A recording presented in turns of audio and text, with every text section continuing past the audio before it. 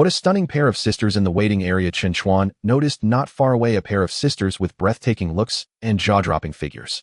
The younger sister's face was like a flower under the moon, pure and aloof. The elder sister's curves were voluptuous and alluring, mature and seductive. In the entire station, countless men's gazes were irresistibly drawn to them. Eyes were practically popping out, that slender waist, those long legs, that full rounded hips. Suddenly, as she was walking, the elder sister bent down to tie her shoelaces. Chen Chuan crashed straight into her. With a cry, the mature sister was hit from behind and pressed to the ground by him. "I'm sorry," he blurted.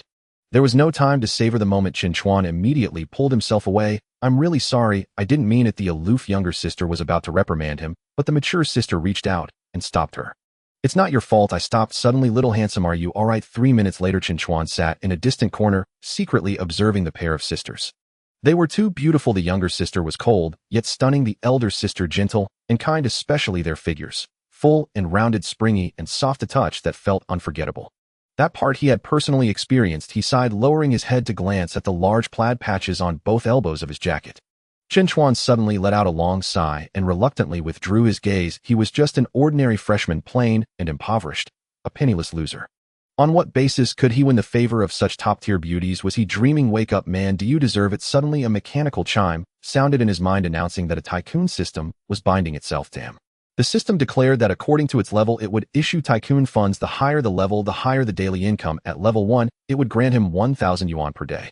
It further stated that upon completing challenge missions, he could receive rewards such as cash items, skills, attribute points, and experience, all legal, compliant, and pre-taxed.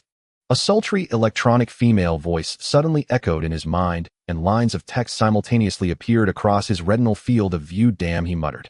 The corners of Chen Chuan's mouth nearly drooled. It was a mature sister voiceover, crisp and clear with subtitles to match. This system was quite something.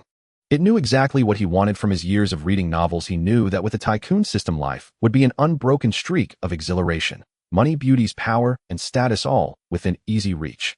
Where did they go? Chen Chuan looked up to find that the pair of sisters had vanished without a trace. What was going on? He had just become a newly minted tycoon and was eager to show his might.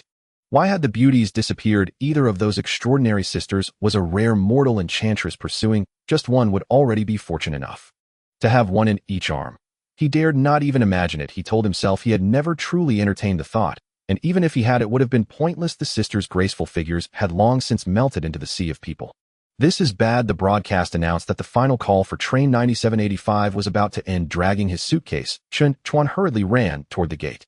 He boarded the high-speed train and found his seat. Suddenly a flash of regained joy lit up his eyes. It was a 3-seat row. Against the window sat a great beauty. The very same mature elder sister. In the middle sat a pretty young woman, the aloof younger sister. The outermost seat, still empty, happened to be his. He suppressed the wild joy surging in his heart. The two beauties had returned to his side. One was like a fresh red cherry, the other like a ripe honeyed peach. Which one should he pick? Chen Chuan stowed his luggage and carefully sat down, making every effort not to brush against their bodies. The aloof young woman cast him a sidelong glance, her brows knitting slightly. Why was it this guy again? Humph, at least he knew to keep his distance. She turned her head back to her conversation with the elder sister, ignoring the stranger beside her. The air grew a bit awkward. Chen Chuan did not insist on forcing conversation, instead immersing himself in the joy of just having obtained his system. 1,000 yuan a day. How many wage slaves could earn that much now? On that point alone, he had already surpassed 99% of losers. What was more, the system could level up and his tycoon funds would only grow. Sudden wealth was right before his eyes. Just then the aloof young woman tapped his side with a pen cap, her voice cool and clear. "Little handsome, is your body up to par?" she asked. "Do you have any muscle? Is this part big?" She tapped a certain place on his body with the pen cap. Chen Chuan was dumbfounded. Had modern beauties become so bold in the middle of a crowded car? She dared to ask such questions. Lowering his head, he saw that her pen cap was pointing at a large pork knuckle. Chen Chuan was speechless. The aloof young woman also realized her question could be easily misunderstood. A blush suddenly spread across her pretty face. She hurriedly handed him a light green glass bottle. "Could you help me open this?" Chen Chuan snapped back to reality. "Oh, sure." He exerted a strong twist, and with a soft pop, the bottle cap came off smoothly. He let out a silent sigh of relief. He had been afraid he might not be able to open it, only for her to ask whether he was even capable. His pride would not have survived that. "Thank you," the aloof young woman said, taking back the cup. After a moment's thought, she added, "Classmate, which university are you from?"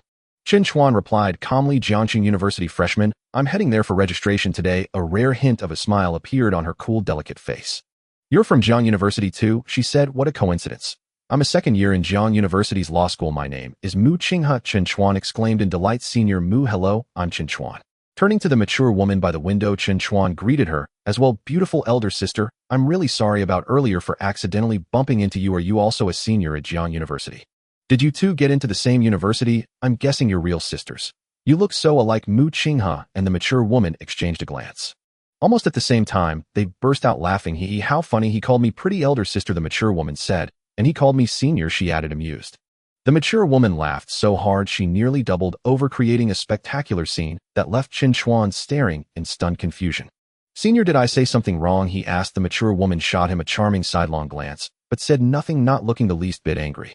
On the contrary, she seemed quite pleased and flattered. Suppressing her laughter, Mu Qinghe reached out her right hand and lightly swatted his shoulder in mock reproach. Silly Junior, what are you calling her? She said. This is my mom, not my sister. Chen Chuan was instantly dumbstruck. What, your mom? How is that possible? Senior Mu, you're not joking, are you? Mu Qinghe's gaze was firm as she nodded emphatically. Chen Chuan turned to stone on the spot. A mother that young? She looked at most 27 or 28. He would have believed it if someone said 25. Her skin was fair and tender, her chest full and hips ample, her waist slender and legs long. She didn't look the slightest bit old. On the contrary, her figure was outstanding, her bearing elegant, and her charm overflowing. She was more beautiful than a movie star. Could such a woman truly be the campus belle's mother? In his impression, mothers, no aunts, were not supposed to look like this. When Ryu laughed for quite a while before she finally stopped, her gaze soft as she looked at Chen Chuan. Young man, do I really look that young? She asked. Chen Chuan's mind was still replaying the earlier magnificent scene, and he nodded subconsciously. Yes, you look at most 5 years older than Senior Mu. When Ryu's gaze grew even gentler, her smile exceptionally warm. Xiao Chuan, I really am Qinghe's mother, she said. Ever since Qinghe was admitted to Jiangxing University, I found a job in Jiang City. This time I happened to be on leave and spent 2 days at home with my daughter. Today, we're heading back to Jiangxing together. You can call me Aunt Wen. She really was his mother. It was the first time he had ever seen an aunt this young and beautiful. Chen Chuan felt so embarrassed he could dig a 3-bedroom apartment with his toes. Aunt Wen, he said, you're the youngest and most beautiful aunt I've ever seen. When Ryu's eyes were full of laughter, little rascal, your tongue is certainly sweet, she replied. She felt a strong fondness for the young man before her. Sunny and handsome, enthusiastic and open. Most importantly, he had excellent taste and knew how to appreciate beauty. Chen Chuan could not help sighing inwardly. These two sisters, no, this mother and daughter, were both devastatingly beautiful. If one of them were to become his girlfriend, which would he choose? Senior Mu was youthfully radiant, her beauty overwhelming. Aunt Wen was mature and enchanting, her figure sinuous. A single glance at her made one's heart itch. Suddenly Chen Chuan slapped his thigh, remembering something very important. Mu Qinghe cried out in surprise. Chen Jr., why are you touching my thigh? What? Your thigh? Chen Chuan lowered his head for a look and was utterly startled. His own hand was still resting on his senior sister's fair bare thigh. It looked so glaringly conspicuous, so brazen. Whoosh. He yanked back the offending hand at the speed of light. Chen Chuan's face burned with embarrassment, wishing he could crawl into a hole. Senior sister Mu, I'm sorry, I just got too excited. If I say it was an accident, would you believe me? Mu Qinghe was both shy and furious. She glared at him fiercely as if she wished she could chop off his wandering hand. Do you think I could possibly believe you? If you're so excited you can slap your own leg. Why did you slap my thigh? You did it on purpose, didn't you? Chen Chuan hurriedly waved his hands. No, senior sister, I really didn't mean to touch you there. Even he himself could hardly believe what he had just said. Humph. Mu Qinghe turned her back to him, fuming, refusing to speak to Chen Chuan any longer. The two fell into a cold war. System bro, are you there? Chen Chuan could not be bothered to coax her, just then hurriedly calling out in his heart. I heard that after binding a system, there's a newbie gift pack. He had just gotten so excited because he suddenly remembered there was still a newbie gift pack he had yet to claim. Such a thing was practically standard. There was no reason everyone else had won while he did not. Newbie gift pack being issued. Gift pack 1, cash 10 million. Gift pack 2, 3 1,000-fold cashback cards, each card's cashback capped at 10 million. Gift pack 3, 15 attribute points. Special reward goddess insight technique. Joy bloomed across Chen Chuan's face. He had asked on a whim and it actually existed. Ding dong. Chen Chuan opened his text messages on his phone. Dragon Nation Industrial and Commercial Bank, your account ending in 1314 received a transfer of 100 Dragon coins on 0901 at 1136. With a current balance of 1001256. Damn, they really sent the money. Chen Chuan's blood boiled with exhilaration. It felt as though his life had just erupted into its climax. In less than 10 seconds, I'm a multimillionaire.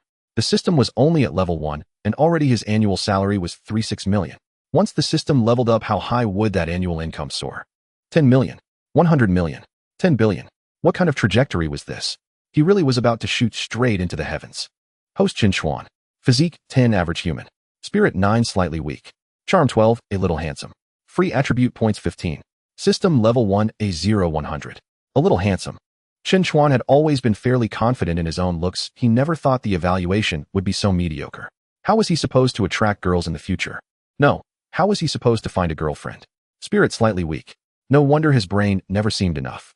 He had once studied painfully hard hoping to get into Qingbei, only to receive an admission letter from Jiangxing University. Physique average. I'm going to be a god-tier tycoon. In the future, there will be campus belles like clouds around me, mature women like rain. Without a strong body, how could that possibly work? 15 free attribute points. Add 5 points to physique, 5 to spirit, and 5 to charm. Ding. Physique 15 Iron Warrior. Spirit 14 Photographic Memory. Charm 17 Handsome. Free attribute points 0. In an instant, Chen Chuan's thoughts became quick and sharp, his energy surging. His strength increased by at least 50 kilograms. His chest muscles filled out, his movements turned lithe and agile. A strong waist, powerful arms, and clearly defined 8-pack abs. His whole body felt hard as iron, brimming with ferocious vigor. His gaze suddenly swept toward the aloof young lady. No one misunderstand. Only his eyes moved. Goddess Insight Technique has scanned a great beauty matching the conditions. Name Muqingha. Age 20. Height 165 centimeters. Looks 95. Figure 91. Favorability 5, almost indifferent. Number of relationships 0. Current status single. Conquest reward 135 equity of Jianghai Group. 250 experience points. Damn. Is this Goddess Insight Technique even serious? After studying it carefully, he could only sigh in awe. This Goddess Insight Technique was outrageously powerful. The favorability score was like a loyalty detector. No matter how sweet one's words, he could see through the truth of their feelings at a glance. Combined with insight into the other party's romantic history and current emotional state, it was a perfect tool to avoid traps. How many poor saps accidentally ended up wearing a green hat over a vast grassland, touring it daily. Some even helped raise another man's child for 20 years. After a lifetime of toil, the fortune they had accumulated ended up in the hands of an unfaithful couple and a bastard child. If that were not enough, the whole family might even plot to send the man to an early grave. Was that not the height of injustice? And there are rewards for conquering goddesses. Chen Chuan's heart began to stir. What counts as success? Standard for successful conquest raised the favorability of a great beauty with looks and figure scores above 90 to at least 80. Damn. Conquer great beauties and haul in tens of billions. That's a win-win. Jianghai Group was a commercial giant in Jiang City valued at over 10 billion. 35% of its shares meant at least 35 billion. As long as he succeeded, he would own such an enormous fortune. Wealth and beauty both in hand. Chen Chuan stole a glance at the aloof young lady. Single. No romantic experience at all, a little lamb. She was the ideal target. Only, was that favorability score of 5 so close to indifference not a bit too low? She truly lived up to the title of aloof campus belle, so unbelievably cold. At the very least, he had helped her open the bottle cap. Ding. Favorability 10. Current favorability 15. Background passerby. Only a passerby after a 10-point increase. Still, with his charm enhanced, he had finally pried open the frozen heart of the aloof young lady by the tiniest crack. Heh.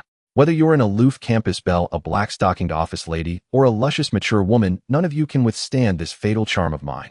The very next second, Chen Chuan's eyes lit up as he swept his gaze toward a ripe, beautiful married woman. Antwon, forgive me. Goddess Insight Technique has scanned a great beauty matching the conditions. Name Ryu. Age 39. Height 168 centimeters.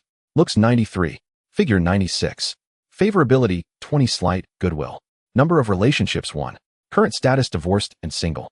Conquest reward 130 equity of Xinzhou real estate. 2 100 experience points. My goodness. It really can scan her, and she qualifies. System, are you sure you're not mistaken? Antwon was Mu Qinghe's mother, his prospective future mother-in-law. Cold sweat began to bead on Chen Chuan's forehead. He patted his right chest and swore. As for Antwon, he truly had no improper thoughts. It was all the system's filthy imagination. It was framing him and had nothing to do with him at all. After drawing a clear line, Chen Chuan studied the scan results carefully and could not help clicking his tongue in secret. Antwon is even more beautiful than senior sister. Her overall score actually surpassed that of Mu Qinghe. Especially her figure, a stunning 96. Those curves, that slender waist, those measurements were simply the pinnacle of the mature woman world. Just imagining it was enough to make one's waist ache. And she had already been married and given birth to a daughter. Yet she had only ever been in one relationship. Now she was divorced and single. What did that signify? It meant that both before and after marriage, she had remained chaste as jade. an utterly proper virtuous wife. Even more astonishing was the conquest reward. Shenzhou Real Estate was a trillion-level conglomerate, a commercial behemoth. A colossal presence that inspired awe. 30% of its shares meant 300 billion. Such an astronomical fortune was enough to make anyone's heart tremble just thinking about it. That 30 stake alone already surpassed countless major companies and enterprises. Chen Chuan suddenly felt that merely raising Wen's favorability to above 80 might not be so unreasonable. Since he was going to conquer Mu Qinghe anyway, getting in good with his future mother-in-law was only natural. At that moment, a young man appeared in the aisle. Wearing gold-rimmed glasses and an Armani suit, he strode over with an air of arrogance. He checked the seat number, then glanced at Mu Qinghe. His expression instantly shifted from aloof to delighted as he sat down on the aisle side. That was his seat. The man in glasses pulled his gaze away from Mu Qinghe. His cold eyes swept over to Chen Chuan, giving him an up and down once-over. At a glance, he noticed the conspicuous checkered patch on Chen Chuan's elbow. He could not help rolling his eyes. TCH. The entire outfit was worth less than 100 yuan. Just a penniless loser. When he saw Chen Chuan's face, a surge of intense disgust suddenly welled up inside him. Damn. A broke nobody was actually better looking than he was. What was worse? This pauper had the gall to sit openly beside a great beauty. Did he deserve to? Just watch how I drive this toad away, he thought. The man in glasses stood up, walked toward the aloof young lady, and proactively extended his right hand. Hello, Mu Qinghe. Mu Qinghe's face tightened in wariness, her expression suddenly tense. Who are you? How do you know my name? The bespectacled man spoke confidently. My name is Gao Pengfei, a senior student from the art department of Jiangchang University. You're the campus belle of Jiangda, of course I recognize you. Mu Qinghe smiled politely. Hello. Yet she did not shake his hand. Instead, she instinctively moved a little behind Chen Chuan. A flicker of annoyance flashed in Gao Pengfei's eyes. What does this mean? Here I am being so enthusiastic and you are as cold as ice, trying to act pure with me. Could it be that she's interested in this poor kid, dressed in cheap clothes? Besides being a bit handsome, what else does he have? I could crush him with money. Gao Pengfei awkwardly withdrew his right hand but did not leave. Instead, he stared at Mu Qinghe, continuing to showcase himself. Mu Campus Belle, I've been in Jiangchang longer than you, and am also the publicity minister of the student union. If you need anything at Jiangda, you can find me. Mu Qinghe suddenly felt that this Gao Pengfei was really a bit annoying. The polite smile on her face had faded. When Ruyu watched coldly, instinctively frowning, Chen Chuan was delighted to see the show.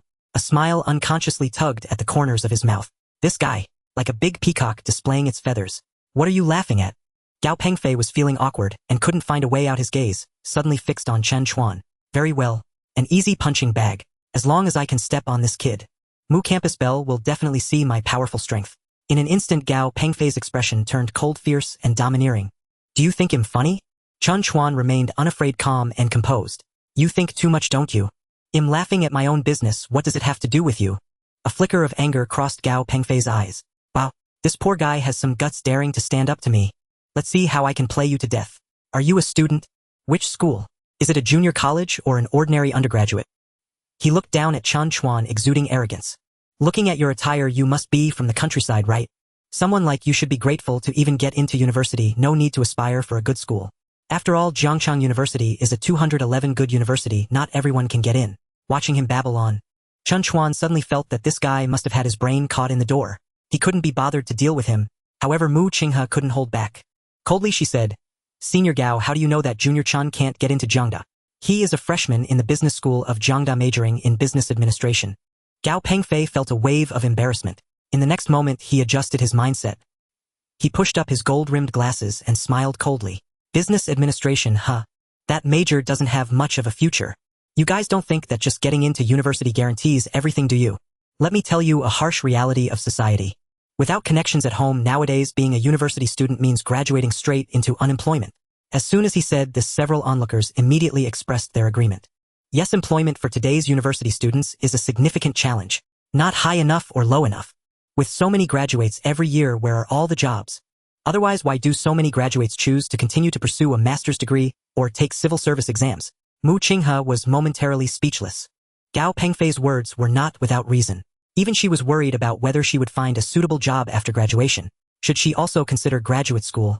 Only Chen Chuan smirked inwardly. What a joke. I'm a distinguished tycoon. Why would I need to look for a job? Gao Pengfei, having the upper hand, naturally wanted to press on. My dad is a big boss. Our family has been in business for 3 generations with branches all over Jiangnan province. In the future, I can choose to work anywhere I want. And I will start as a branch manager. Wow, I didn't expect him to be a rich second generation. The surrounding onlookers looked at him with envy.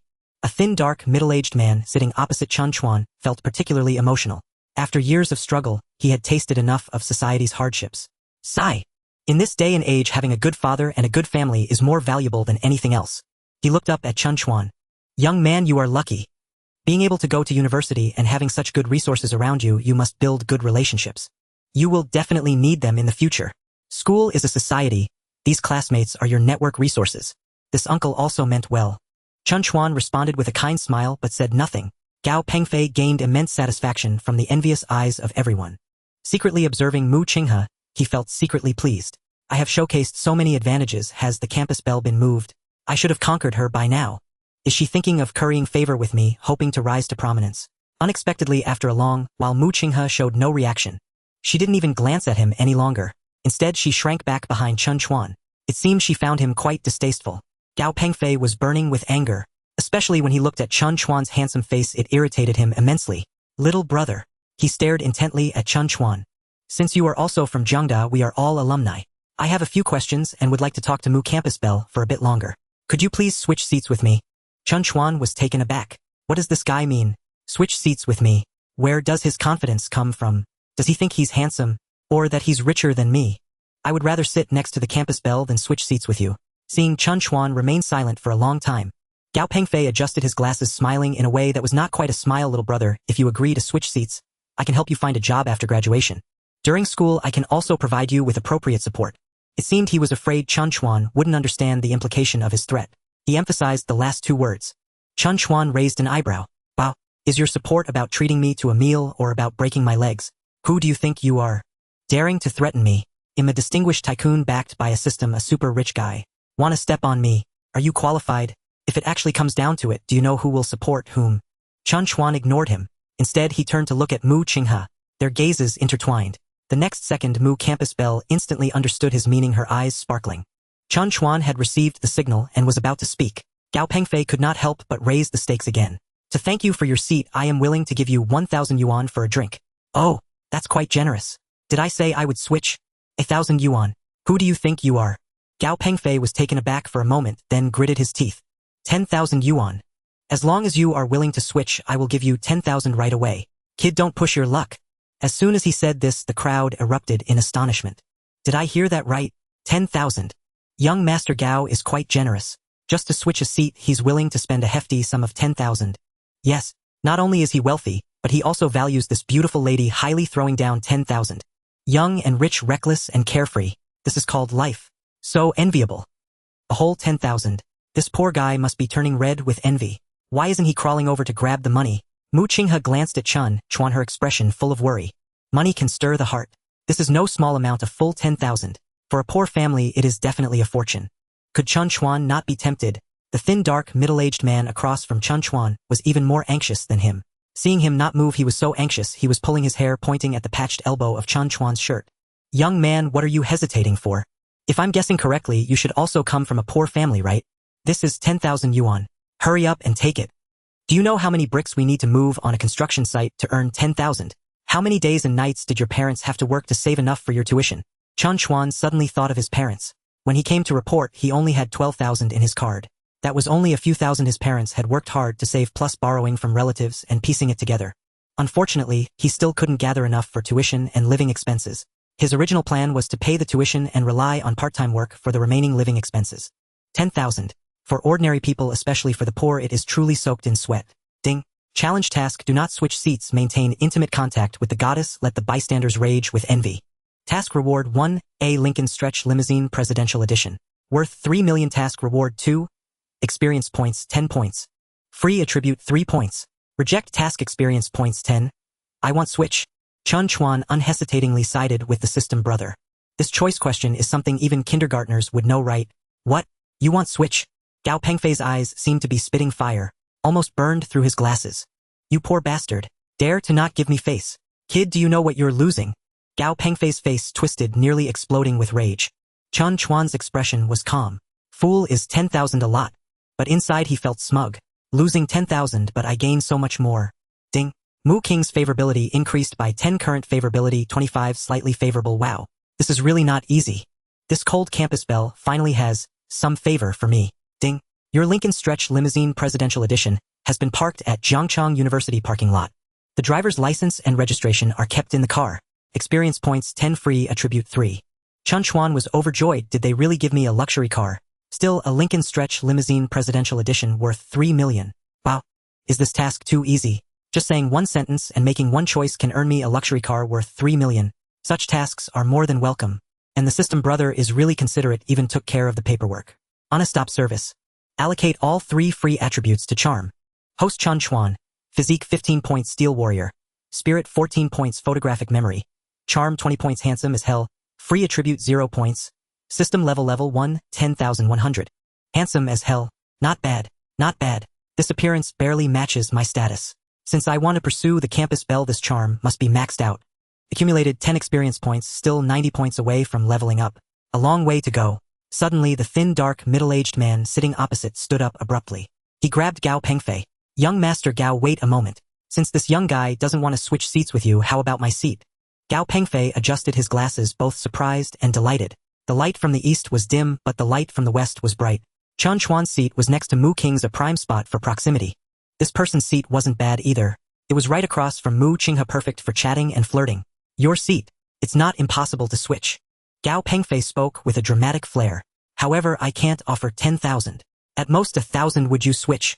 He had called for 10,000 earlier out of desperation, trying to save face. To put it simply, he was putting on a bold front. Although his family was wealthy, his allowance was not unlimited. It was a fixed amount of 1,000,000 each month. Spending 1/10 of that just to change seats was definitely not worth it. Such waste. How could he show off or chase girls in the future? The amount shrank significantly. The thin, dark-skinned, middle-aged man, although reluctant, ultimately agreed to the exchange for the sake of earning that 1,000. 1 minute later, Gao Pengfei sat arrogantly across, crossing his legs. He looked at Chen Chuan with mockery. Kid, how's it going? If you don't want to switch, there are plenty who do. And I only spent 1,000. You're regretting it now, aren't you? Chen Chuan looked at him as if he were a fool. He raised his thumb. Awesome. You're really impressive. Just a mere 1,000 to secure such a big deal. Gao Pengfei was even more pleased, pointing out the way like a seasoned expert. Money can make anything happen.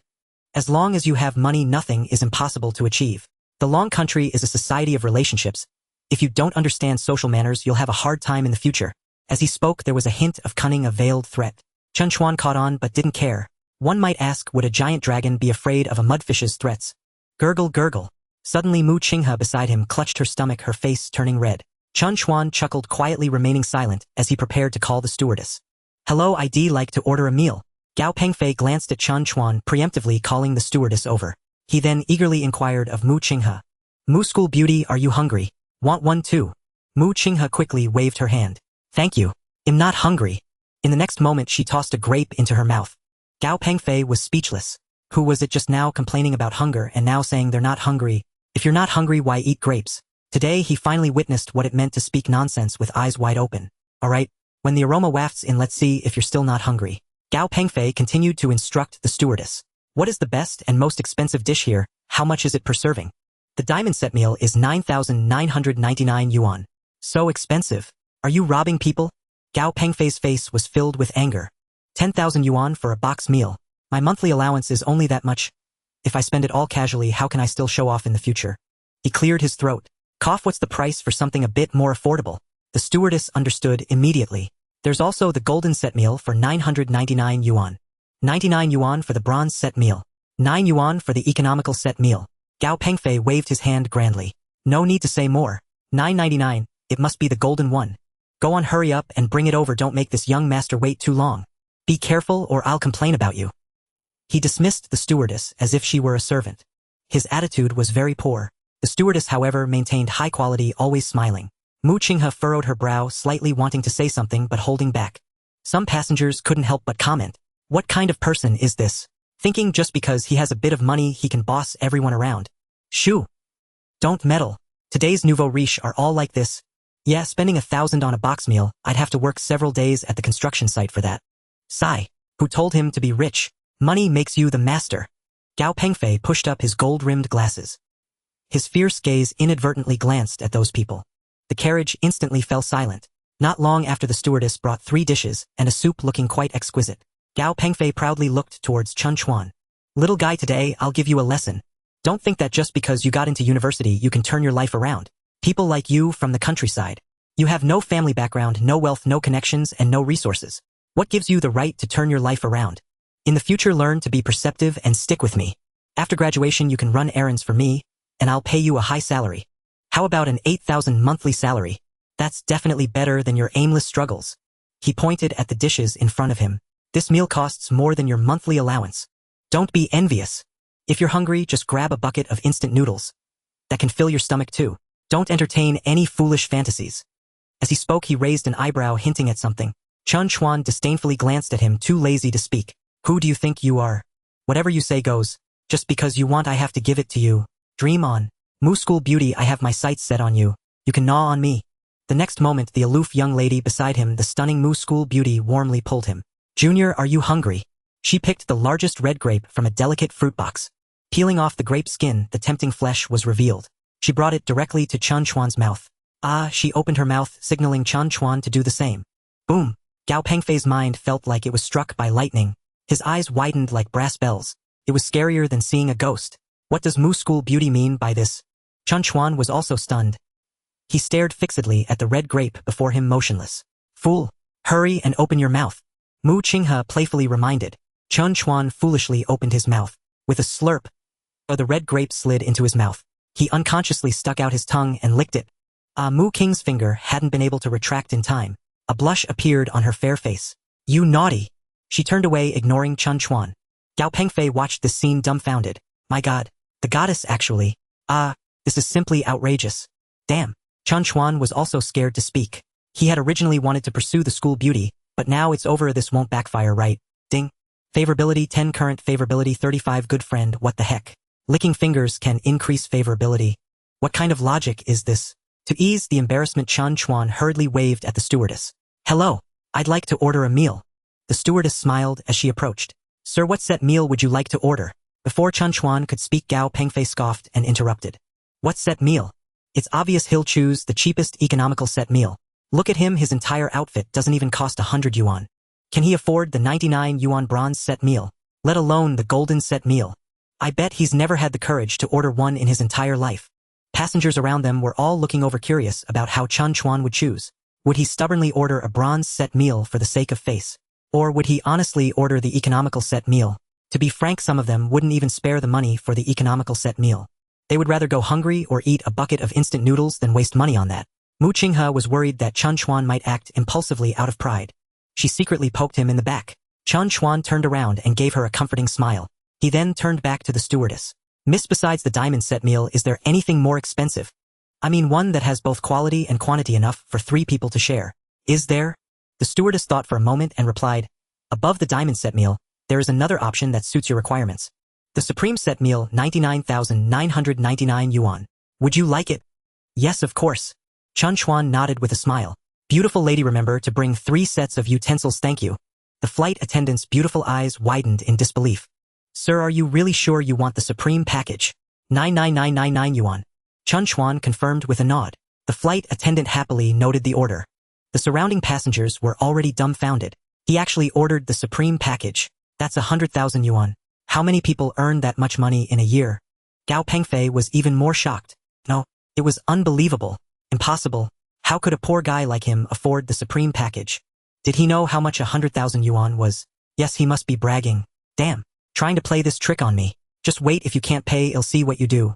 At that time, if you don't want to buy, they'll make you sell your blood and kidney to buy it for me. At this moment, Mu Qinghe was also greatly shocked. She tightly pulled at Chen Chuan's clothes, signaling him not to be impulsive.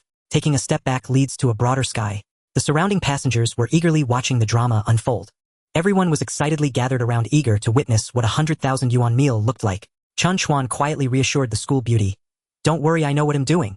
The flight attendant held the payment machine. Sir, please make your payment. Mu Qing's heart suddenly tightened, intently watching Chen Chuan's actions. Gao Pengfei's eyes widened even further, not blinking. He was shouting in his heart. Insufficient funds for payment. Ding. A crisp voice shattered his fantasies. Payment successful. Chen Chuan's actions were smooth, and there was even a hint of charm. There's no denying that being wealthy is attractive. The gazes of those around Chen Chuan changed. Who would have thought that he was the hidden rich young master? Could it be that it was due to different levels, ranks, and realms? I heard that real big shots are generally very low-key. Gao Pengfei couldn't tolerate this. How could Chen Chuan pretend to be one? He suddenly stood up and accused the flight attendant. What's wrong with you? I just asked you which package was the most expensive, why didn't you mention the supreme package? The flight attendant remained calm. Sir, the supreme package is for multiple people. Under normal circumstances for a single passenger, we usually only recommend the diamond package. Besides, she looked Gao Pengfei up and down. You didn't even order the diamond package earlier? You only ordered the golden package. Do you think I need to recommend a more expensive supreme package? Gao Pengfei was left speechless, his face alternating between blue and white. Do you believe he'll complain about you? The flight attendant smiled politely. We welcome your honest feedback regarding our work mistakes. I believe the management will handle it fairly. Seeing Gao Pengfei left without a comeback, she smiled and said, If you have no other requests, I will go prepare the supreme package for this distinguished guest. The flight attendant left, leaving Gao Pengfei alone, confused in the wind. All the passengers were whispering, occasionally pointing at Chen Chuan, Mu Qinghe, and Gao Pengfei. Without a doubt, they were all discussing the exciting story from earlier. Mu Qinghe felt a bit uneasy when Ruyu patted her hand, gently, softly comforting her daughter. She occasionally glanced at Chen Chuan, filled with doubt and curiosity. A seemingly ordinary rural youth, a freshman, not only capable of rejecting a 10,000 yuan temptation but also able to splurge 100,000. Even she, a leader who had worked for many years and reached the upper echelons of a company, could not achieve that. How did he do it? Chen Chuan didn't care, appearing calm and composed. But Gao Pengfei felt as if he were on pins and needles, thinking everyone was laughing at him. Before long, the flight attendant brought over a sumptuous meal of 8 dishes and a soup, and 3 sets of utensils. Thank you. Chen Chuan smiled and nodded at the flight attendant. The flight attendant beamed with joy. Seeing the table still occupied by Gao Pengfei with no place to put the items, he politely looked at him. Sir, are you done eating? If you're done, I will help you clear it away to make room for this young handsome guy. Gao Pengfei was about to refuse when the flight attendant began to clear the dishes, directly throwing his food into the trash. Then she placed Chen Chuan's supreme package in front of him. A wave of aroma wafted around, drawing envious and greedy glances from the passengers. Several couldn't help but swallow. The meal worth 100,000 is indeed different. It smells much better than the 1,000 yuan meal. You really know how to talk. Can a 1,000 yuan meal compare to one worth 100,000? Are they even in the same league? Yeah, I've never eaten such expensive food in my life. Earlier I thought that bespectacled kid was somewhat of a rich man. Now compared to this, he simply pales in comparison. Gao Pengfei's face turned ashen with anger. How dare a bunch of poor folks ridicule me? And that flight attendant, did I agree to this? You just threw it away. Why am I the sir while he is just a young handsome guy? Turning around, he saw the school beauty, who had just rejected his goodwill, now smiling and having lunch with Chen Chuan. Damn, are you blind? You'd rather have a meal with a pretentious poor guy than accompany me. Inside, he felt even more frustrated, feeling a wave of sourness wash over him. Ding! Mu King's favorability 1, current favorability 36, good friends, not bad. Chen Chuan beamed with joy. A meal gained another point of favorability. Pursuing the school beauty, take it slow. There are plenty of days ahead. He would surely win her over. Ding! Consumed 1x 1000x cashback consumption card. Limited to 10 million, remaining 2 cards. This consumption is 99999 yuan cashback 10 million. Ding dong. Chen Chuan's phone received a text message, the last 4 digits of his Bank of China account balance 200100000. What the hell? Eating and drinking, millions flow in. Is there a more comfortable way to make money in this world? The feeling of getting rich is truly amazing. His blood was surging and he felt exhilarated all over. Aunt, when you should eat too, have more. Chen Chuan not only called out to Mu Qinghe but also warmly invited Wen Ruyu. He even proactively served her food, afraid she might feel embarrassed. There was no way he could fail to please his future mother-in-law if he wanted to win her daughter over. Ding! Wen Ruyu's favorability 5, current favorability 25, somewhat favorable, not bad. Feeding the future mother-in-law is more rewarding than the school beauty. Directly increasing by 5 points of favorability. If he puts in a bit more effort, the favorability might rise even faster than with the school beauty. This future mother-in-law I also have my sights set on. The high-speed train was about to arrive. Gao Pengfei racked his brains to regain his face. Suddenly, he felt a car key in his pocket. An idea struck him. This was an Audi A6, fully loaded, close to $1 million luxury car. It was parked in the high-speed train station's parking lot. He had begged his father for it, wanting to show off at school, and used the luxury car to deceive gold-digging girls. Last semester, he had already succeeded 5 times. He sneered at Chen Chuan. This poor kid, in order to show off, spent all his tuition and living expenses, even borrowed high-interest loans. How ridiculous. At that time, he'd be clueless about how he died. Poor is poor. No matter how much you pretend, you can't hide the stench of poverty radiating from you. Gao Pengfei took out the car keys, playing with them in his hand. Intentionally or not, he made sure everyone could see. Some sharp-eyed passengers noticed the rings on the keychain. They secretly clicked their tongues. This nouveau riche was indeed impressive. Young and already driving a $1 million luxury car, their looks were filled with awe and envy. Gao Pengfei was full of himself. He shot a provocative glance at Chen Chuan, smirking confidently. "Mu, the school beauty, why not ride in my car? With your background, why suffer together with a poor guy like him?" At this moment Gao Pengfei was full of himself, his expression extremely arrogant. Chen Chuan felt his anger rising, almost unable to resist giving him a punch. This dog is truly asking for a beating. Chen Chuan suddenly felt a bit regretful. Had he known he would encounter this guy today, he should have brought his luxury car, the Lincoln Stretch Presidential Edition. He wanted to smash it right into his face. How could this guy still show off? Gao Pengfei keenly sensed Chen Chuan's disappointment. His heart couldn't help but bloom with joy. Ha ha ha. Thankfully he had parked his car in the high-speed train parking lot. Otherwise, how could he still show off? How to turn the tables? At this moment Mu Xiaohua should have seen through that guy's impoverished nature, right? There's no reason she would still accompany him to squeeze onto the bus. No need to be polite. Please make yourself comfortable. Mu Qinghe stood up, began packing her luggage, preparing to get off. "We have our own car." "What?" Gao Pengfei was dumbfounded. The scenario he had set up was not like this. However, this wouldn't stump him. When pursuing a girl, one must have thick skin. "Mu Xiaohua, since you all have a car, could I hitch a ride?" Mu Qinghe was momentarily taken aback. This person's thick skin indeed exceeded her imagination. "Sorry, our car is filled with stuff, it's inconvenient to take you along." After a pause of a few seconds, Mu Qinghe retorted, "Don't you have an Audi yourself? Why do you need to hitch a ride with us?" Gao Pengfei, holding the car keys, was momentarily at a loss for words. At this moment Chen Chuan dragged his suitcase, preparing to head outside. But he was called back by Mu Qinghe. "Junior, don't rush to leave. My mom has a car, wait a moment and you can go with us." When Ruyu also warmly beckoned. "Yes, Xiaochuan, let's go together. I'll drive you to school. It's on the way anyway."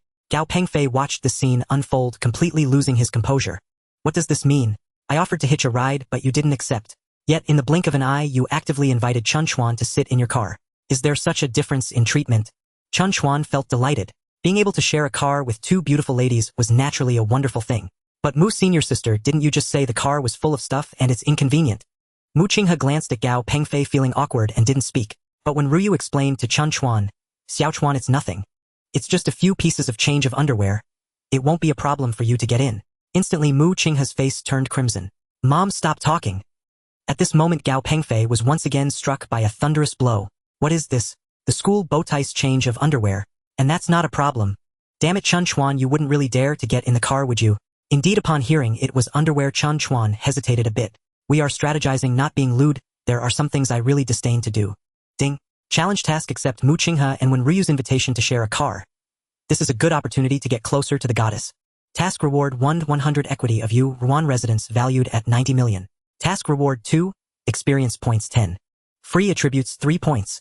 Refusing the task experience points 10. Why does this system brother always challenge my principles? Do you think I am the kind of person who would give up money for principles? Then thank you, senior sister. I'll trouble Aunt One. Chen Chuan reluctantly accepted the invitation from the two beautiful ladies. Gao Pengfei almost spat out a mouthful of old blood, clutching his chest in pain, as he walked towards the parking lot. Chen Chuan pulled his suitcase, while also helping Mu Qinghe drag another suitcase. He even helped when Ryu carry a small shoulder bag. Clang, clang, clang. Under the guidance of the two beautiful ladies, they arrived at the parking lot and unlocked a white BMW.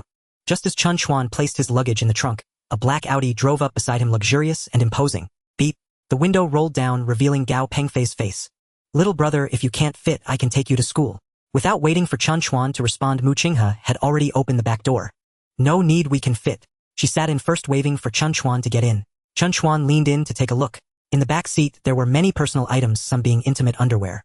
There were white, light green, red, and even black ones. In a hurried glance, he even spotted a thong.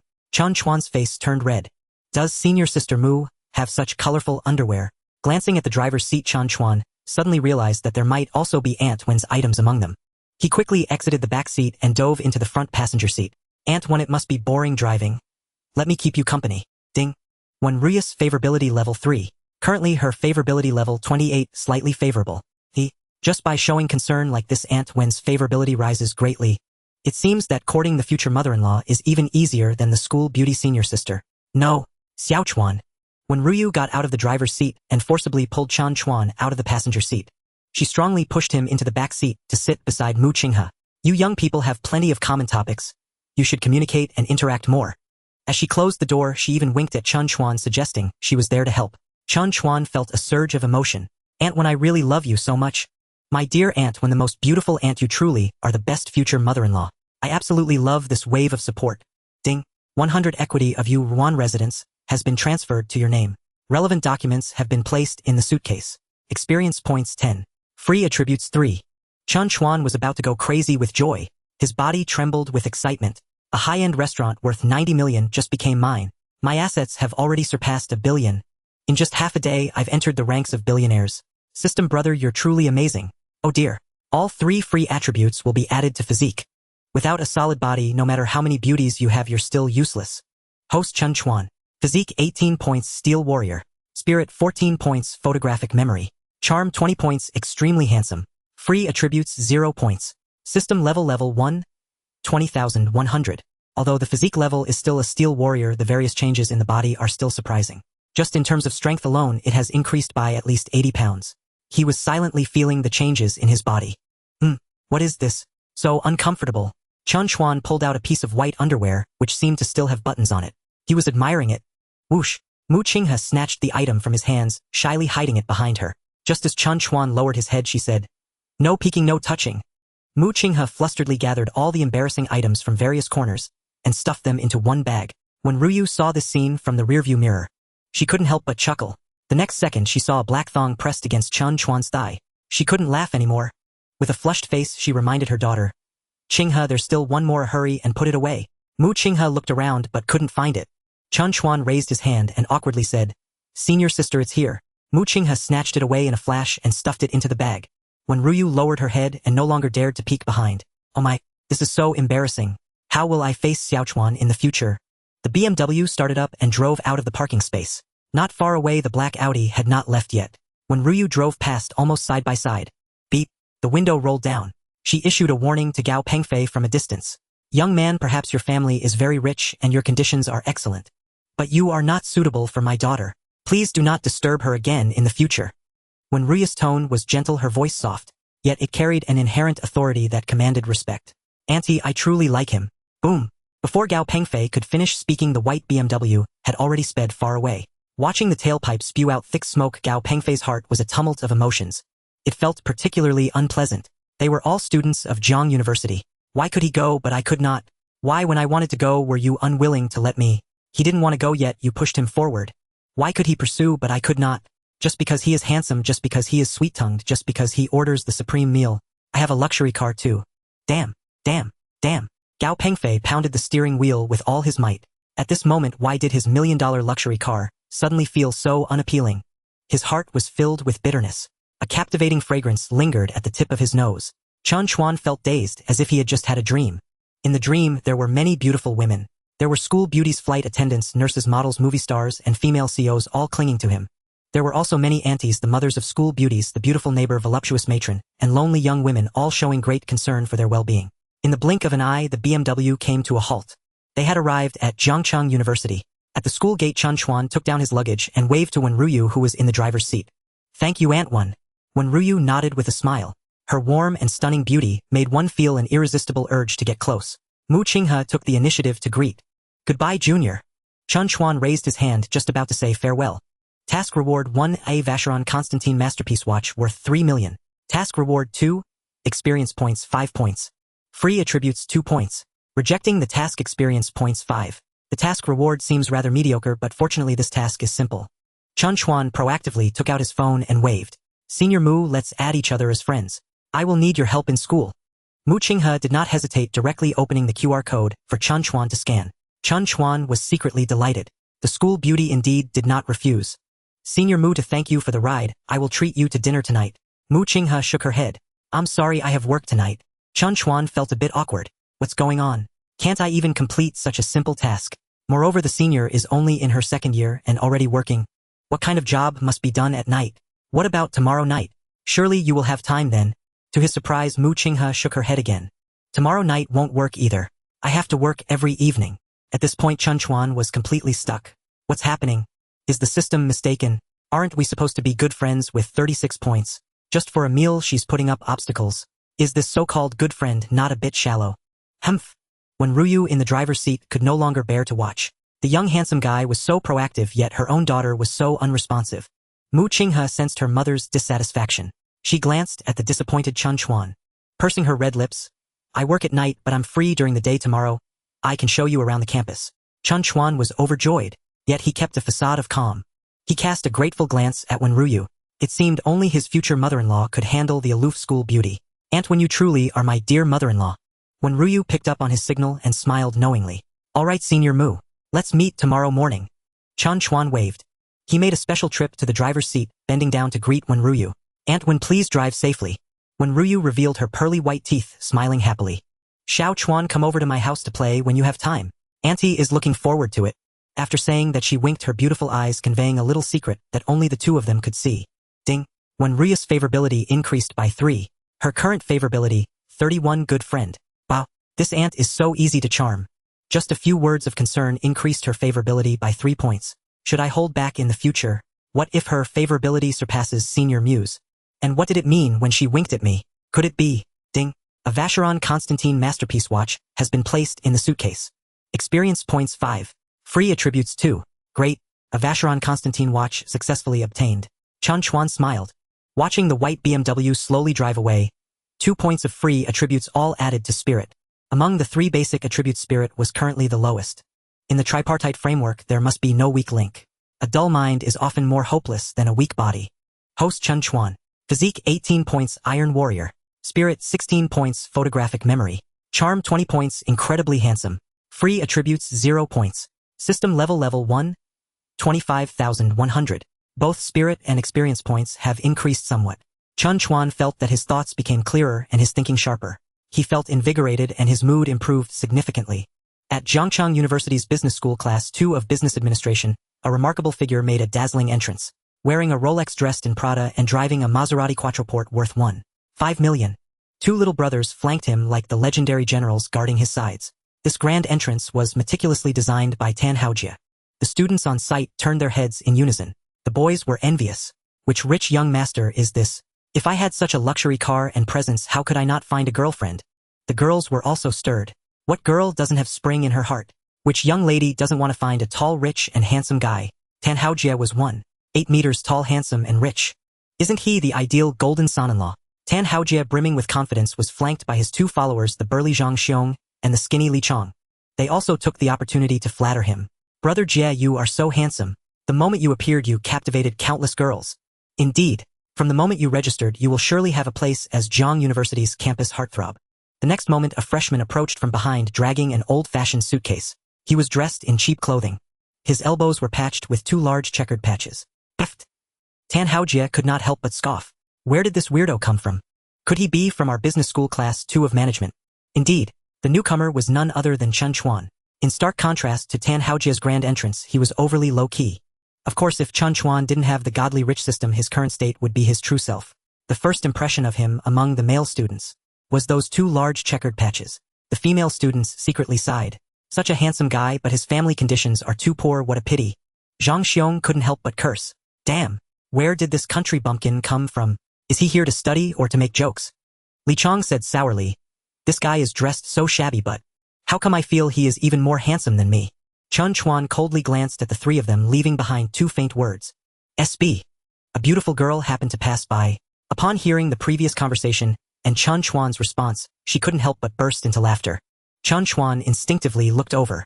He couldn't help but be dazzled by the stunningly beautiful face, a figure that overshadowed all others. Beneath the red t-shirt, a glimpse of a slim snow-white waist was revealed. Her sexy navel and mermaid line were clearly visible. Underneath her black shorts, her long straight legs were dazzlingly white. What? Tan Haojie did not catch what Chen Chuan said. He turned to look at Li Chong. Did you guys hear what that kid said? Zhang Xiong and Li Chong shook their heads simultaneously. Didn't hear clearly. Tan Haojie tilted his head in confusion, looking at Chen Chuan's back. Judging by the bowtie's reaction, that kid probably didn't say anything good. Damn, I must find a chance to get him back. Then he looked again at the stunning beauty from earlier. Long legs and slender waist, full and sweet. He instinctively licked his lips, wearing a lecherous expression. What do you guys think of this beauty? Zhang Xiong and Li Chong almost said in unison. Beautiful, too beautiful. Great figure, pretty face, and on top of that looks sweet. Tan Haojie chuckled. Heroes think alike. This bowtie's looks are definitely at the level of a campus flower. I never expected that our management class too actually has a campus flower level beauty. He rubbed his right hand, showing a lecherous smile. Wait a moment. I must enjoy this properly. At this moment Chen Chuan had already arrived at the new student registration area. There were 3 tables on site. One table on the east side was empty with no one attending. However, in the distance there was a tall beauty in white who was on the phone. She was probably the receptionist. Chen Chuan stood in the remaining 2 queues waiting in line. He glanced around. There were many boys on site and quite a few girls as well. Among them 3 girls stood out like cranes among chickens. He instinctively used his goddess insight technique. Name Li Hui, age 18, height 160 centimeters, appearance 86, figure 88, affection level 3, nearly indifferent, number of relationships 0, current status single. This target does not meet the criteria, no rewards for capture. Damn, the standards of the boss are indeed very high. This beauty has the level of a class flower yet still does not meet the criteria. What's the point of having no rewards for capture? Name Wang Wan, age 20, height 162 centimeters, appearance 91, figure 85, affection level 1, bit, dislike, number of relationships 4, current status 2, timing. This target does not meet the criteria, no rewards for capture. This girl should be a senior from the student union helping with new student orientation. The beauty of the business school. Her looks meet the standards but her figure falls short of 90 points. Both aspects are indispensable. Chen Chuan was curious, did he make such a poor impression on the first meeting? He actually received negative points. A bit disliked. Why? Just because of my 2 patched flower patterns. Gold digger. Even worse, at only 20 years old, she has already played poker with 4 men.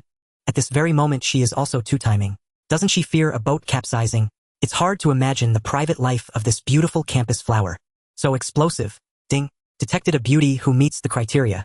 Name Zhang Xidian, age 18, height 162 centimeters, appearance 93, figure 92, affection level 2, nearly indifferent, number of relationships 0, current status single, capture rewards 1, 30 of sparkling media shares. 2. Experience points 50. This female student is very impressive. A campus flower level beauty. Not only is she single but she is also very pure. The capture rewards are quite tempting. Sparkling Media is one of the top 10 large entertainment companies in Long Country, valued at 30 billion with 30 shares. That amounts to 9 billion, just one step away from the 10 billion mark. Since she is a classmate, Chen Chuan must win over Zhang Xidian. At this moment Tan Haojia's gaze was already locked onto Zhang Xidian, scanning her from head to toe, inch by inch. His heart felt like it was being clawed by a cat. As a local tyrant, a rich kid, he has always been reckless. However, Zhang Xiong and Li Chong were cautious. Brother Jia, we are now in university, we can't act recklessly like before. What if things go wrong? We could be expelled or even end up in jail. Tan Haojia didn't want to hear such depressing talk. He pouted and waved his hand. Humph, we'll take advantage of the chaos and who will notice? Even if a few people see it. With my background and presence, do you think anyone would dare to interfere? He glanced at Chen Chuan. Do you think I'm like that patched flower pattern? With no money and no power. He raised his wrist, shaking his shiny Rolex. Who dares to disrespect me? Do you believe I can find someone to deal with him? At that time, even that beauty will have to suffer in silence. Ha ha ha. Zhang Xiong and Li Chong were sure of it. The crowd was dense. Under the cover of his 2 henchmen, Tan Haojia pressed closely behind Zhang Xidian. His right hand stealthily moved towards her curves. Ah! Tan Haojia suddenly let out a strange cry. His whole body was nearly knocked over, and when he turned around to look, his face was contorted with anger. Are you blind? Why did you bump into me?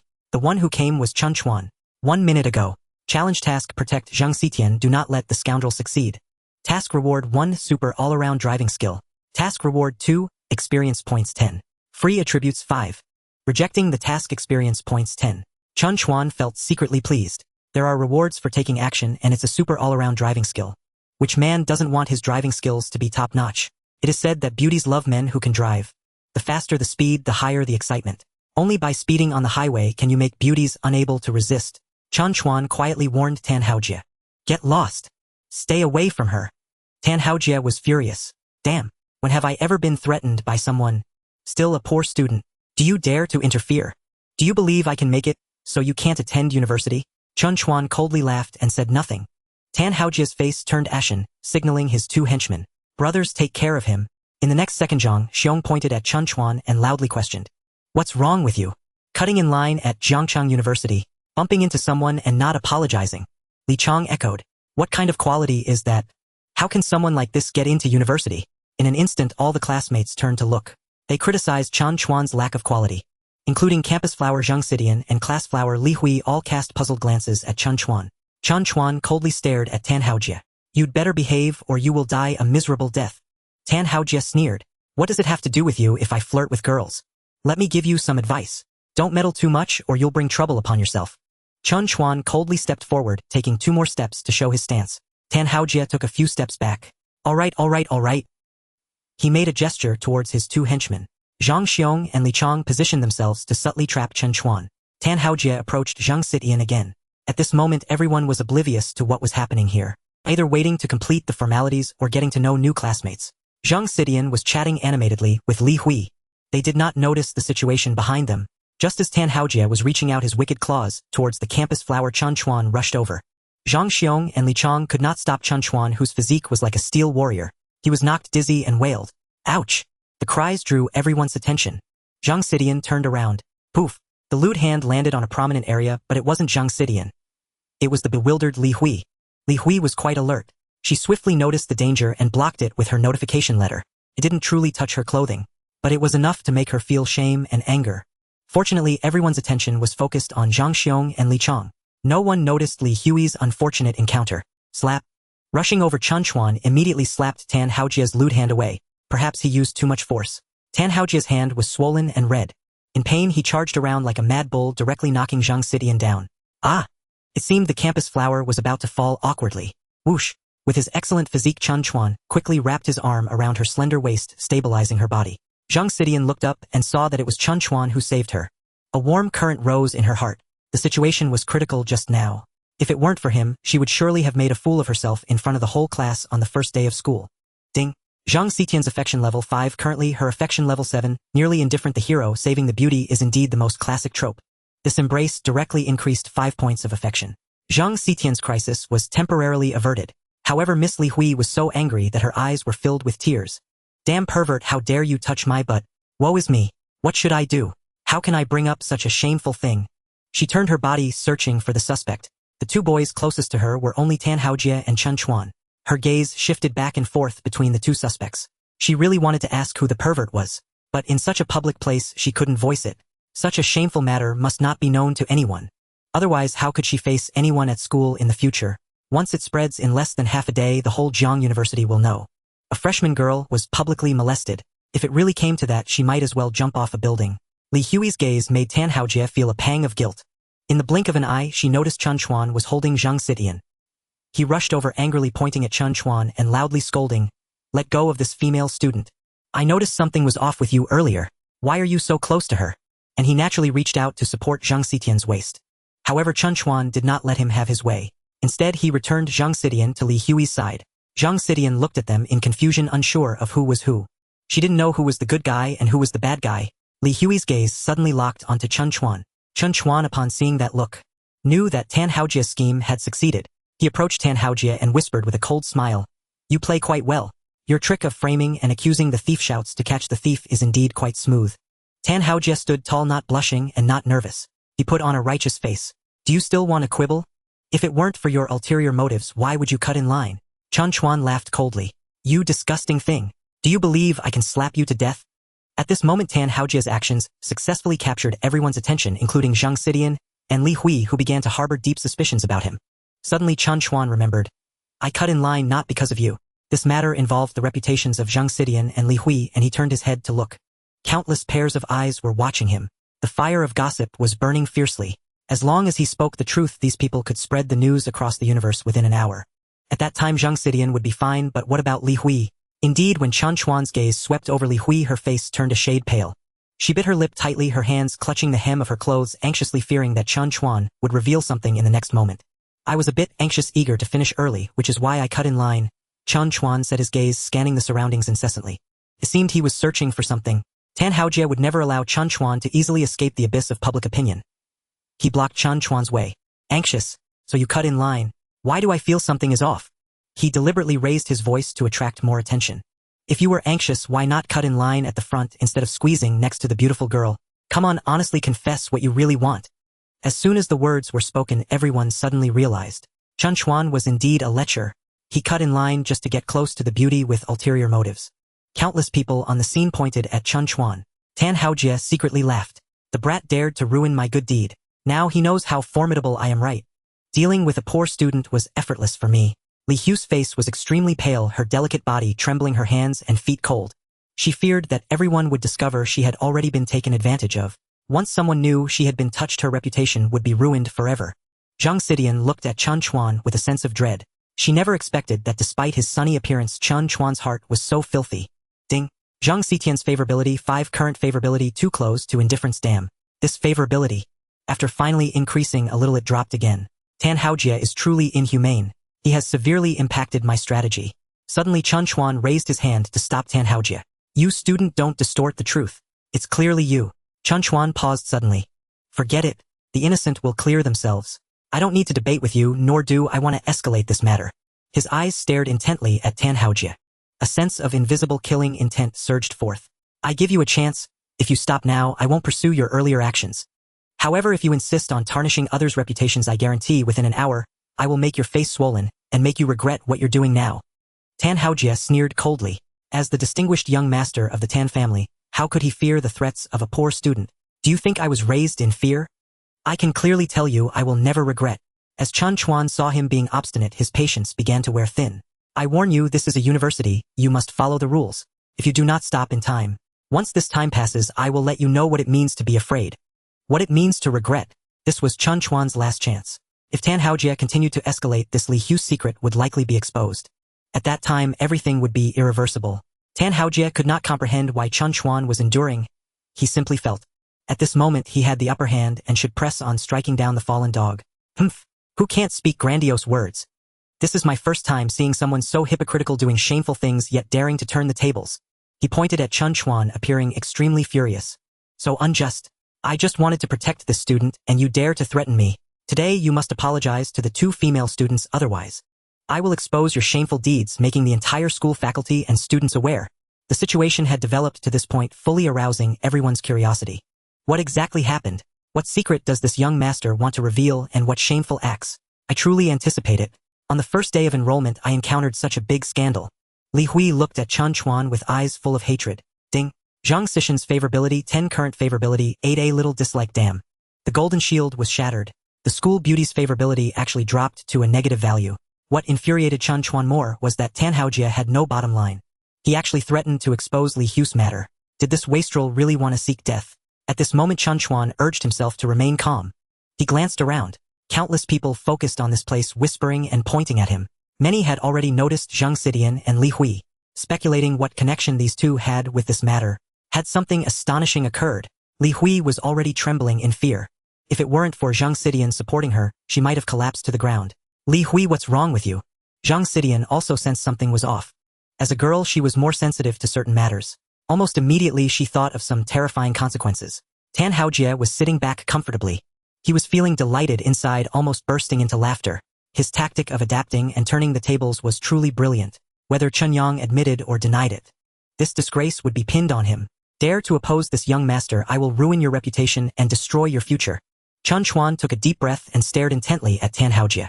You dog, don't be anxious. Within an hour I'll see how you kneel on the ground and beg for mercy. In the next moment Chen Chuan turned to look at Zhang Xitian and Li Hui, his expression extremely complex. I was just anxious and cut in line, causing trouble for both of you. I sincerely apologize. However, he said nothing that would provoke speculation or gossip, merely summarizing the incident as the cutting in line event. The onlooking classmates all turned their gazes to the 2 involved girls, eager to see their reactions. Li Hui felt a sense of relief and Zhang Xitian also sighed in ease. Their hearts were conflicted. They wished for Chen Chuan to face appropriate punishment, yet they did not want to tarnish their own reputations in the slightest. Both forced out a smile, expressing their understanding towards Chen Chuan. It's all right. With that single phrase, the gossip flames of everyone were instantly extinguished. Boring. Everyone's interest suddenly vanished, no longer focusing on this side. However, the instigator Tan Haojie felt very disappointed. Unexpectedly, at the critical moment, Chen Chuan surprisingly held back from revealing the truth. He was not worried at all about Chen Chuan disclosing the reality. He was a rich young master with 2 lackeys possessing both money and manpower. How could a poor student like Chen Chuan possibly turn the tide? In the end, it was still Chen Chuan who had to take the blame. As for Li Hu's reputation, it was beyond his consideration. At this moment, though Li Hui outwardly forgave Chen Chuan, deep inside, she loathed him to the core. She whispered to Zhang Xitian, you must be wary of this guy. Men who are too handsome are never good people. Zhang Xitian nodded repeatedly. Chen Chuan wiped his cold sweat. This challenge task was truly a trap. Encountering Tan Haojie's series of provocations, he almost became the most famous person in the school. Although he had narrowly escaped the crisis, now his plan to win over the goddess faced a significant setback. At this moment Zhang Xitian didn't even have any good feelings towards herself. She directly classified herself as the villain. Her favorability was at a negative value. What kind of strategy is this? However, the system's first skill issuance was still the super versatile driving skill. I suppose that's a minor compensation. At the very least, the speed of the car is fantastic and driving it feels exhilarating. From now on, our car won't be going to kindergarten anymore. It must speed on the highway. No one is allowed to get off my car mid-journey. 5 points of free attributes, adding 2 to physique and 3 to spirit. With slightly improved physique, he could level up. This time it was just right. Spirit was still somewhat weak and needed to keep up with the pace. Host Chen Chuan physique 20 points strong, as an ox spirit 19 points photographic memory charm, 20 points extremely handsome free, attributes 0 points system level 1, 35,100. What kind of physique is this? Especially skilled at plowing. It does feel significantly stronger in that regard. I hope the system isn't deceiving me. With just a little more spirit, he could level up. After apologizing and resolving the crisis, Chen Chuan obediently hid at the back of the line, so as not to scare the two beauties. Tan Haojie had finally driven away the annoying Chen Chuan and was ready to showcase his skills, just as he stood behind Zheng Xidian. A beautiful girl in white walked by and several seniors called her Teacher Bai. Both of you come with me. Teacher Bai directly called Zheng Xidian and Li Hui to the third table. She personally attended to them, handling various procedures. Tan Haojie was greatly disappointed. Just as he was about to succeed, how could someone ruin it? He was about to follow and continue his pursuit, but was sternly rejected by Teacher Bai. This male student, please return to your original line. This is the girl's line. After helping Zheng Xidian and Li Hui with their procedures, Teacher Bai continued to assist the other girls. She turned back to remind the two girls, please wait a moment. Once I finish, I have something to tell you. Soon all the girls completed their procedures. However, Teacher Bai did not immediately speak to the two girls, but waved for Chen Chuan to come over. Chen Chuan was filled with confusion. Did the teacher want to hold him accountable for what had just happened? She wouldn't report it to the school and have me expelled, would she? Or perhaps give me a lecture and make me write a 5,000-word reflection? Tan Haojie stood at a distance, secretly observing, feeling extremely proud. Little did he know, it's over for you now. This female teacher must have zero tolerance for such matters. This guy is in for bad luck. I wonder if he will get expelled. Ha ha ha, how hilarious would it be if he got expelled on his first day of reporting? Li Hui saw Chen Chuan walking over and her hatred surged once more. She clutched the hem of her pants, tense to the extreme. Zheng Xidian instinctively recoiled. Ding. Zheng Xidian's favorability, 5 current favorability, 13 somewhat disliked. As expected, her favorability dropped again, directly plunging below a level. From a little dislike to somewhat disliked. Sigh. This time I didn't do anything, so why is this happening? Chen Chuan felt bitter inside. Goddess insight scanning for suitable candidates among beautiful women. Name by Shurfei, age 25, height 170 centimeters, appearance 92, figure 95, favorability 20, slightly favorable number of romantic encounters 0, current status single strategy, reward 1. Cloud Sea Palace valued at 3 billion. 2. Experience points 100 points. Wow, this Teacher Bai is indeed a stunning beauty. Fair-skinned, beautiful long legs, and an exceptionally hot figure. What's more rare is that at 25 she is not only single but also pure. She's a treasure girl. An excellent teacher, starting with a favorability of 20 points. Could it be that I have conquered her with my damn charm? The strategy reward is a large luxury villa on the mountaintop Cloud Sea Palace valued at 3 billion. Chen Chuan couldn't imagine what kind of villa could be worth 3 billion. An imperial palace. This reward is incredibly tempting. With such a high starting point, succeeding in the strategy shouldn't be too difficult, right? In an instant, Chen Chuan's gaze towards Bai Shurfei became fervent. Hello, Teacher Bai. Bai Shurfei smiled and nodded. I am your counselor and I will accompany you through your university life in the coming years. What do you want us for, teacher? Zheng Xidian bravely asked in a low voice. Bai Shurfei looked around. Most of the students had completed their procedures and were leaving one after another. Only a sparse dozen or so people remained. She waved her hand, signaling Zheng Xidian, Li Hui, and Chen Chuan to come closer. Actually, I saw what happened earlier. Li Hui and Zheng Xidian's expressions changed. After all their efforts to quell the situation, they certainly did not wish for any further disturbances. Rest assured, I will keep it confidential. Bai Shurfei continued, her beautiful eyes gazing at Li Hui and Zheng Xidian. Chen Chuan's expression was calm. Zheng Xidian and Li Hui, however, looked bewildered. Teacher, what do you mean? Bai Shurfei glanced at Chen Chuan with a profound look. I was just on the phone nearby and witnessed everything clearly. From start to finish, it was Tan Haojie and his two lackeys who were causing trouble. And it was Chen Chuan who was actually trying to help you and protect you. Li Hui couldn't believe it and said, Teacher, is what you said really true? Was it really Tan Haojie who was doing bad things? Then was Chen Chuan wronged by us? Bai Shurfei nodded solemnly. Zheng Xidian was also dumbfounded. It was indeed Chen Chuan who had helped her during her most critical moment. But there was one thing that didn't make sense. Since Chen Chuan hadn't done anything wrong, why did he apologize to her and Li Hui in the end? She turned to see the calmness in Chen Chuan's eyes. Zhang Xidian suddenly had an epiphany. Could it be that he had always been protecting us, not only preventing us from being harmed by Tan Haojia, but also doing everything he could to safeguard our innocence and reputation? For that, he even bore the blame. I'm sorry, I misunderstood you. Li Hu's eyes turned slightly red as she bowed her head and apologized to Chen Chuan. Zhang Xidian also immediately expressed her gratitude to Chen Chuan. Thank you very much. The beautiful eyes of the campus belle stared intently at Chen Chuan. They were glistening with emotion. Ding. Zhang Xidian's favorability increased by 30 current favorability 17 bystander A in an instant. Zhang Xidian's favorability surged by 30 points. Startled Chen Chuan. Wow, it can increase so wildly. What a pity. It still hadn't completely changed as she remained at the level of bystander A. At this moment some people at the scene began to notice something was off. The two beautiful women Zhang Xidian and Li Hui who had previously glared at Chen Chuan were now thanking him. What was going on? Could it be that it was all a misunderstanding? Chen Chuan, let me help you with the paperwork. Bai Shifei took the initiative to help with a very friendly attitude. During the process Chen Chuan found that the dormitory assigned to him had 3 other roommates, all of whom were classmates.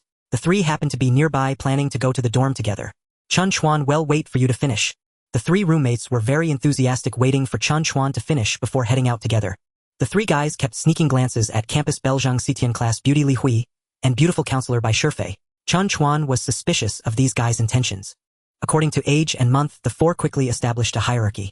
The eldest Feng Yishui was a tall and fair southerner. The second son Yushan was a local and plump. The third Jin Shiho was from the city dressed elegantly looking like a rich second generation. Chen Chuan was the youngest ranking 4th. Communication among men was always particularly straightforward. After their first meeting they quickly felt like old friends. They promised to go out for barbecue and beer tonight to deepen their bond. At that moment Chen Chuan completed his paperwork. Just as he was about to leave, he was called by Shifei. Chen Chuan, I'm very curious. With so many classmates present at that time, why didn't you explain things clearly right away? To clear your name. Aren't you afraid of being misunderstood by all your classmates? Zhang Xidian and Li Hui immediately looked at Chen Chuan. They were also puzzled. Logically, if one was misunderstood, they would definitely want to explain it clearly at the first opportunity. After all, it concerned their reputation, and it couldn't be taken lightly. Chen Chuan smiled lightly. Teacher Bai, you know the situation back then. There were no witnesses at the scene, and it was difficult to clarify things based on just my word. After all, there were 3 of them, and many voices can drown one out. How could my single voice compete with 3? He glanced at Li Hui. The main reason is that, at that moment with so many people watching, I didn't want to escalate the situation and make it common knowledge. That would be very detrimental to the reputations of the 2 female classmates. As for my own reputation, he paused for 2 seconds and shook his head slightly. It's not a big deal. A man should be upright and stand tall. One should bear the weight of the world, gaze at the stars. What is mere honor or disgrace worth? At this moment, not only Zhang Xidian and Li Hui were dumbfounded. Even Bai Shifei stared at him, completely surprised. She never expected that an 18-year-old freshman could possess such broad-mindedness and responsibility. The 3 roommates were even more astonished. Involuntarily, they raised 3 thumbs up. 4th, you really nailed it with this act. All the brothers are impressed. At that moment, Chen Chuan's image grew even taller and more magnificent in Zhang Xidian and Li Hu's hearts. In the eyes of the 2 beauties, there was admiration and emotion. Ding. Zhang Xidian's favorability increased by 10 current favorability 27 a bit favorable. Oh wow. It wasn't easy. The campus belle finally had a bit of good feeling towards him. Bai Shifei also did not hold back her praises. Chen Chuan, you endured humiliation and bore the weight, not caring about your own honor to protect the reputation of the female classmates. The teacher gives you a thumbs up. After saying that, she raised a delicate thumb in front of Chen Chuan, shaking it full of positive energy. Ding. Bai Shifei's favorability increased by 10 current favorability 30 good friends. Wow. What a leap. Chen Chuan was overjoyed. Starting from a high point indeed gives an advantage. Teacher Bai's favorability increased once and directly soared to good friends. Even higher than Zhang Xidian. This beautiful counselor had great potential. No. Teacher Bai, Chen Chuan waved his hand. Please don't put a crown on my head. I'm really not that great. I don't count as someone who endures humiliation and bears weight. To be honest, I can't endure that kind of thing either. He said this very candidly. I just wanted to wait until that moment passed, and then come back to settle the score with him. Since you helped me clarify, then I won't wait any longer. Chen Chuan directly waved at Tan Haojia in the distance. This guy had been lurking far away, wanting to watch Chen Chuan's joke. Upon seeing the wave, he was stunned for a moment, but still walked over slowly. He laughed mockingly and said, "What? Now you want to ask me for help explaining? Too late. People like you, I definitely..." Slap. A crisp sound of a slap suddenly rang out. 5 clear fingerprints appeared on Tan Haojia's left cheek. You dare hit me? You have no right to hit me. Tan Haojia stared at Chen Chuan, his eyes turning red. Everyone at the scene was stunned. Although Tan Haojie was arrogant, he had the capital to be so. It was said that his family was wealthy and influential. Who would dare to provoke an ordinary person like him? Chen Chuan sneered. Why? What do you think? Aren't you the one who deserved it? Tan Haojie exclaimed excitedly. How did I know? Clearly it's you with a twisted mind and improper behavior, yet you want to frame me. He turned to Bai Shifei. Teacher Bai, did you see that? This guy. But Chen Chuan interrupted his defense. Teacher Bai, look over there in the corner. Following the direction pointed by Chen Chuan, Bai Shifei spotted a hidden camera in an inconspicuous corner in the distance. These cameras must be the latest high-definition versions. Although the distance is a bit far, it should still be clear when zoomed in. Could you please find someone to copy the surveillance footage from just now? Chen Chuan remained calm and composed, and Bai Shifei immediately went to arrange it.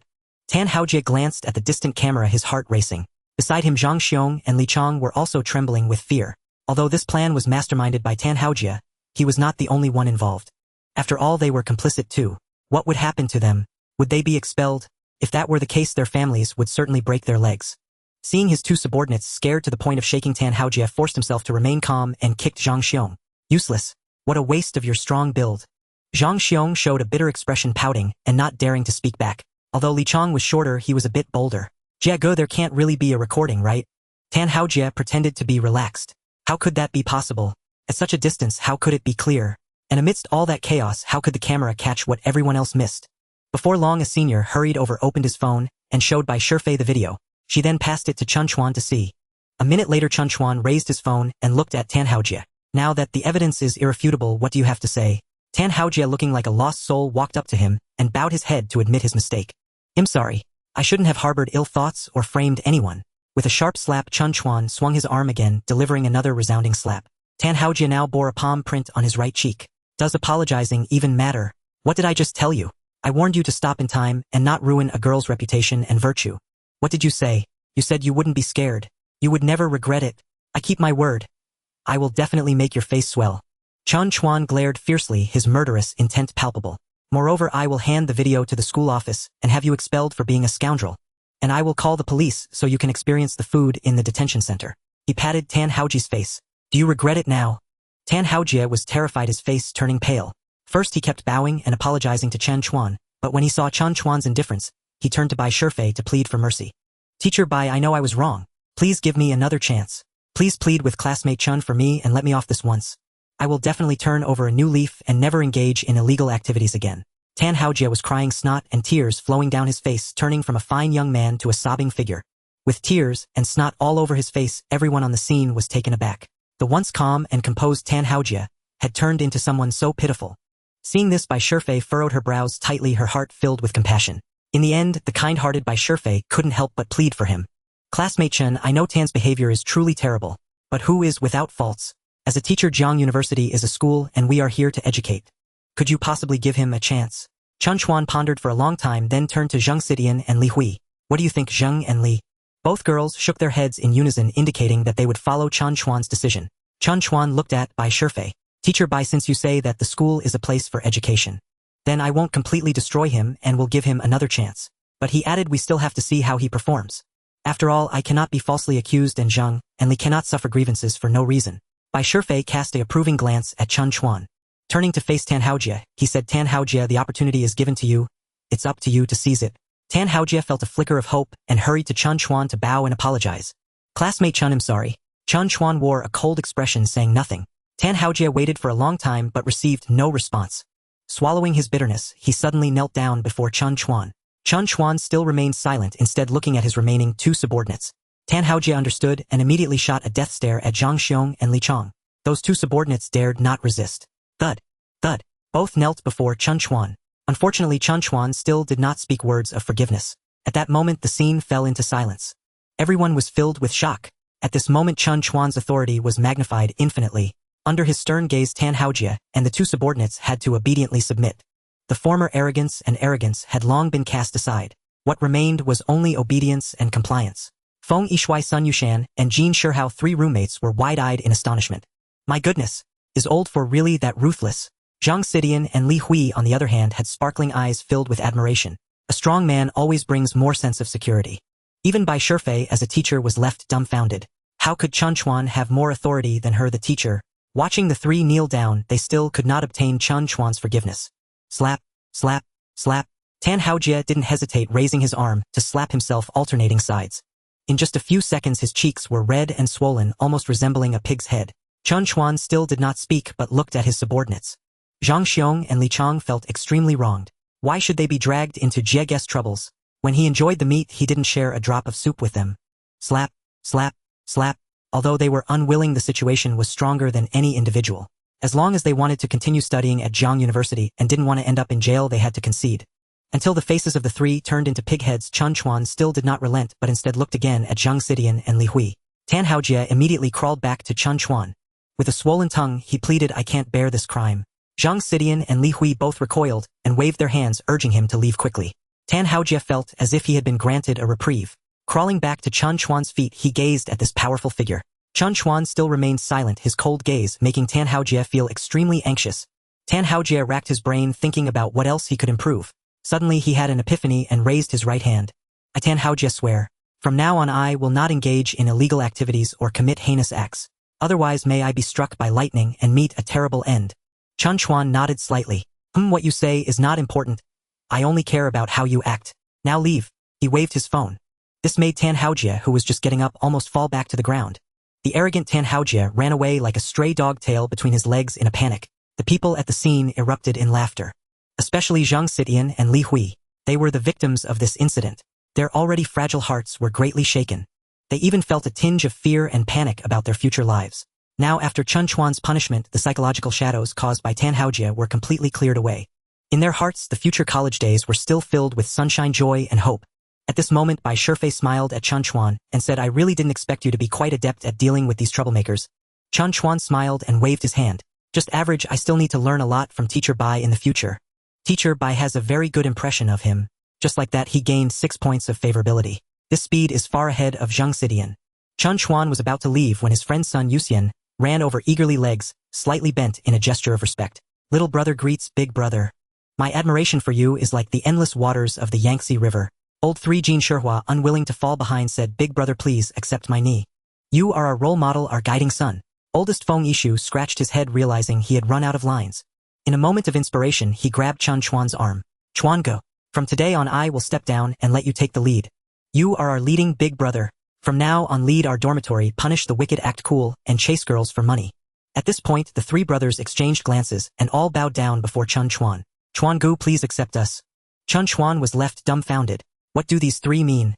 Are they trying to borrow money from me? Or do they want to trick me into going to Myanmar? After some playful banter, they finally decided that the 3 younger brothers would host a banquet. Congratulations to Chuan Gu on his promotion to the leading big brother. Feng Yishu inquired about the beauty Zhang Xidian and the class flower Li Hui. "Would you like to join us?" The 2 girls glanced at Chen Chuan almost simultaneously, then happily agreed. This guy greedy for more also asked the beautiful instructor Bai Shifei. This time he was not so lucky. "Sorry, I have something to do tonight, so I won't join you." It was obvious. Bai Shifei truly had something on her mind, a hint of worry on her brow. It was unclear what difficulties she was facing. Chen Chuan wanted to help but didn't know how to ask. After all, it was their first time together, and he needed to maintain a sense of propriety and distance. Feng Yishu and the other 2 crowded around their newly recognized big brother. They went to find their dormitory near Jiangchang University in a clinic. Tan Haojie and his companions were receiving treatment for their facial injuries. "Hey, be gentle. Are you even a doctor?" The middle-aged doctor was applying medicine to them, but he was quite puzzled.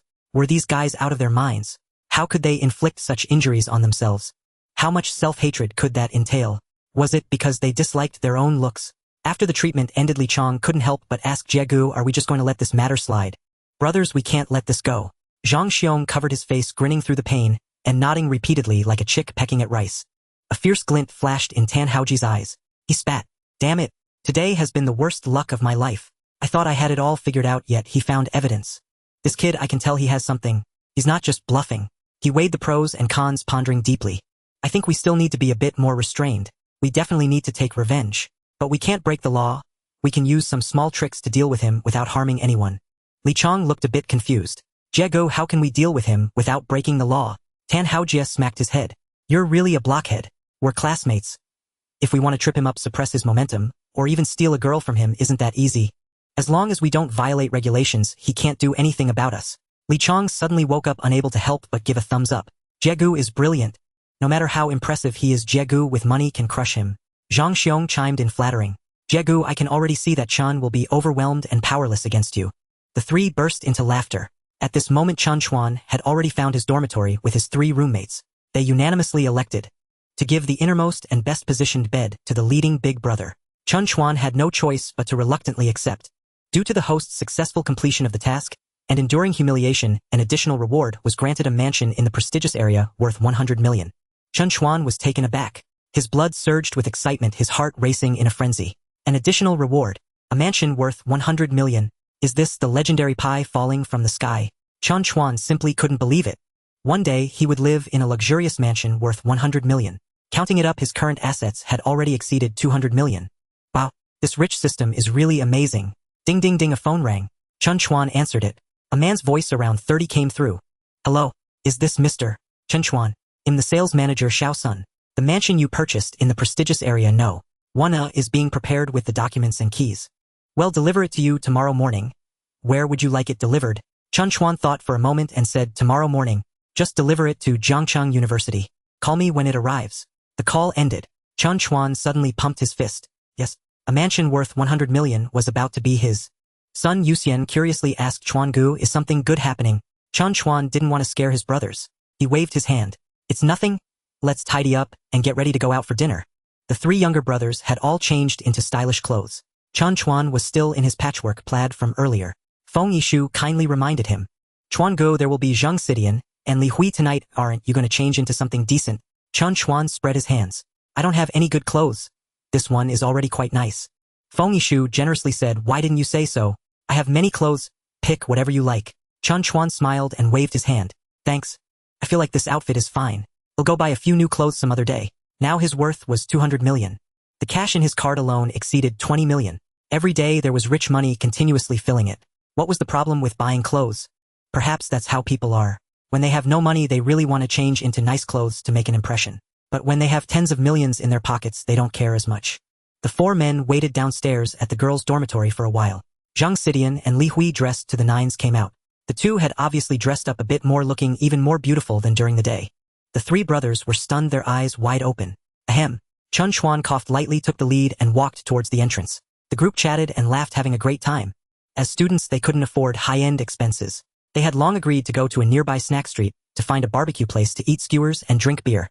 Just as they reached the school gate, teacher Bai, with sharp eyes, Chen Chuan suddenly saw.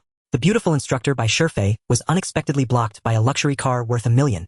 At the entrance of Jiangcheng University, Bai Shifei was getting ready to leave work and head home. Suddenly, a sky-blue BMW X7 screeched to a halt in front of her. Bang!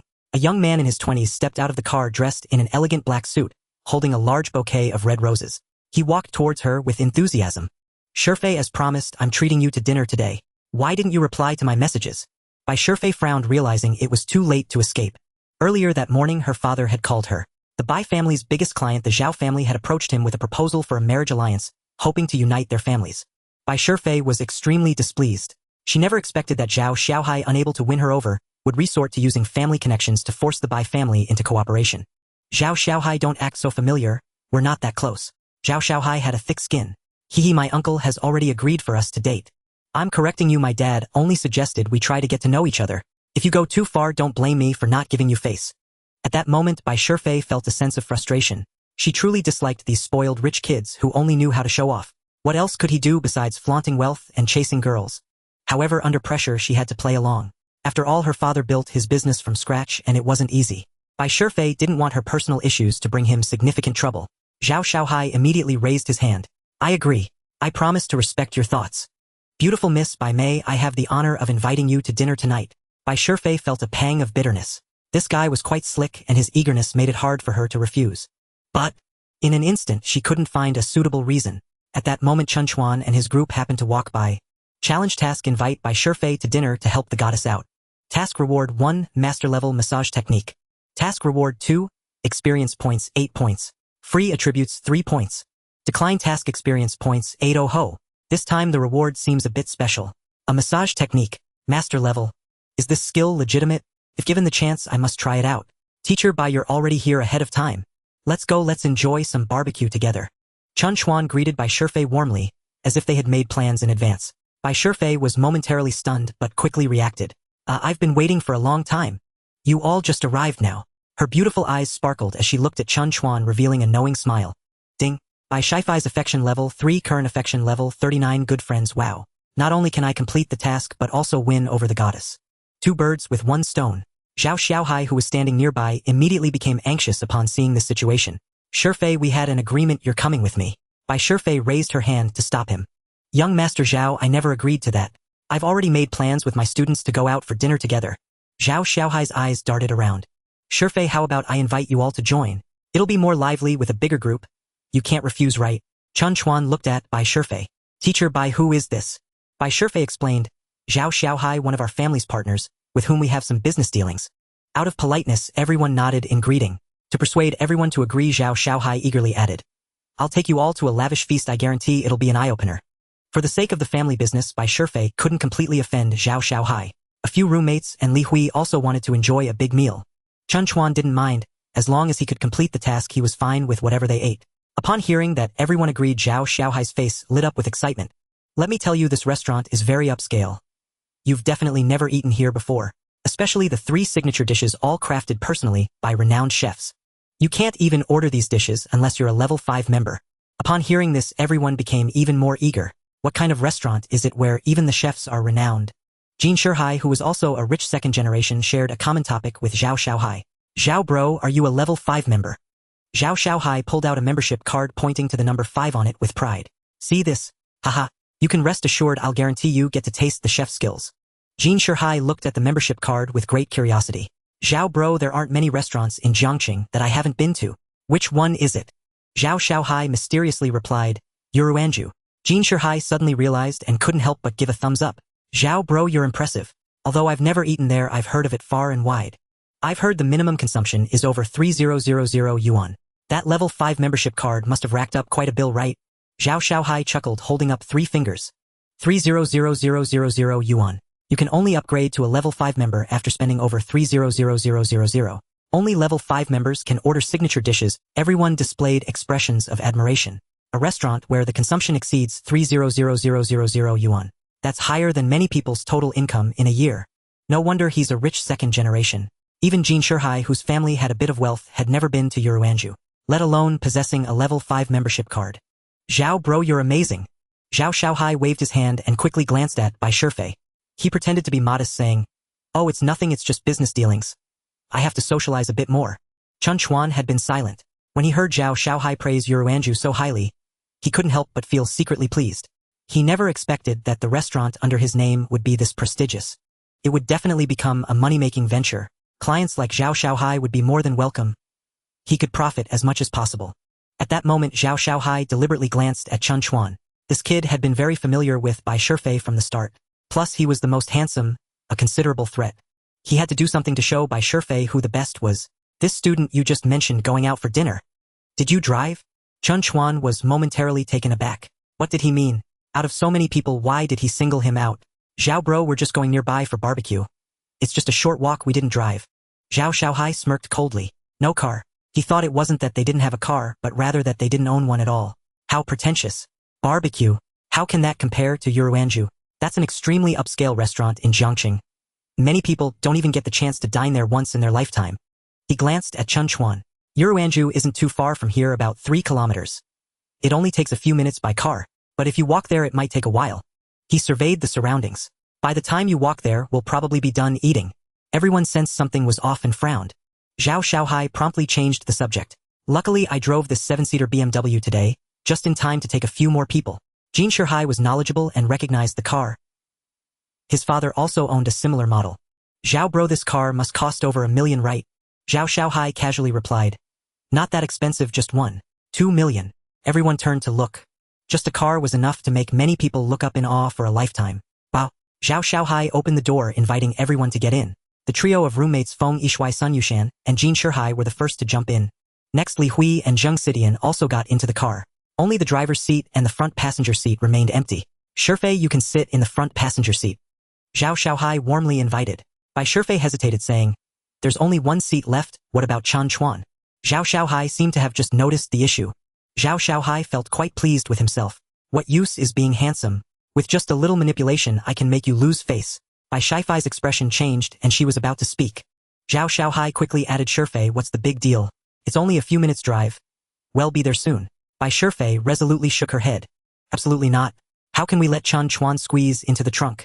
Inside the car, Zhang Xidian and Li Hui immediately wanted to get out upon hearing Zhao Xiaohai's suggestion. Teacher Bai, how about we go for some barbecue instead? It's just a short walk. We don't even need to take the car. Jin Shihao also stood up for his friends. Yeah, although Yurunju is tempting, we absolutely can't let Brother Chuan squeeze into the trunk. Feng Yishu also expressed his desire to get out of the car. Sun Yushan, being the most straightforward, raised his hand and said, how about I squeeze into the trunk and let Brother Chuan sit in front? Zhao Xiaohai noticed this development. He felt quite frustrated. Was it such a big deal to let that kid squeeze into the trunk? It wasn't like it was a major issue.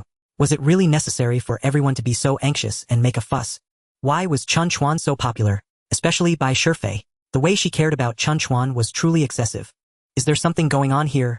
He suddenly felt that Chen Chuan's threat was growing stronger. He had to make a firm decision to completely take him down. Classmates, let me say something. We're all good friends here, and there are no outsiders.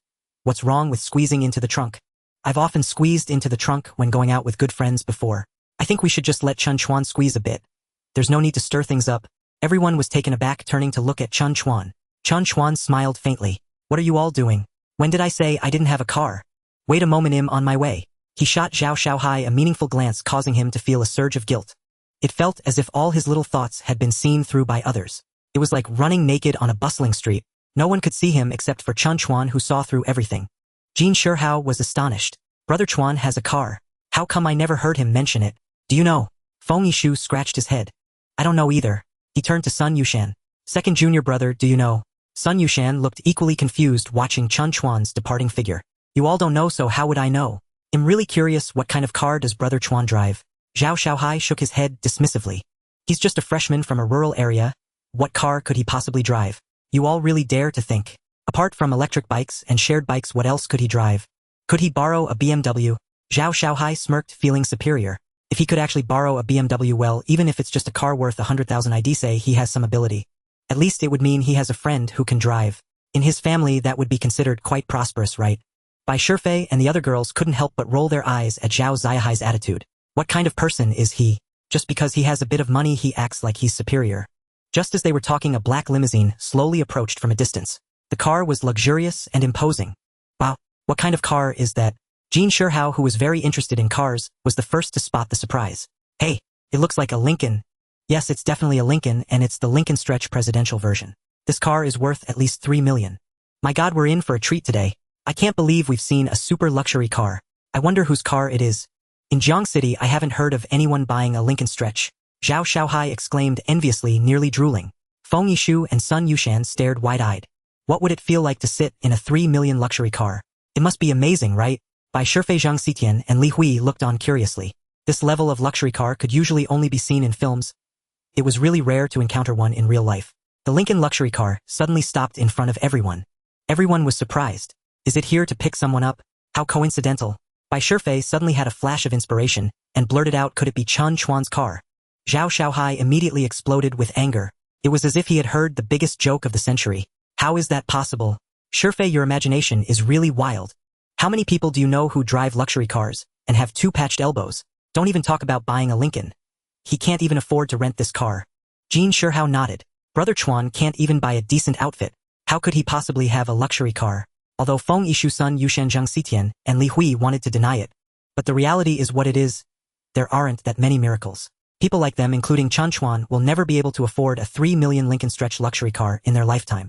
Zhao Xiaohai looked at Bai Shifei with a smug smile. See, they all agree with my viewpoint. Chen Chuan is just a poor kid.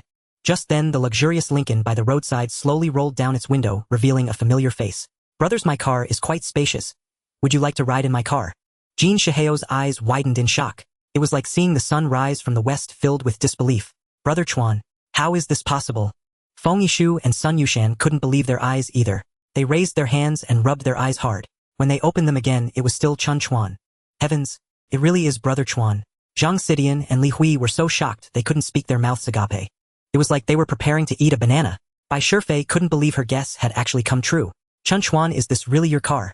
Chen Chuan nodded nonchalantly. It's my car. It's the first time driving it, and I didn't expect it to be quite spacious.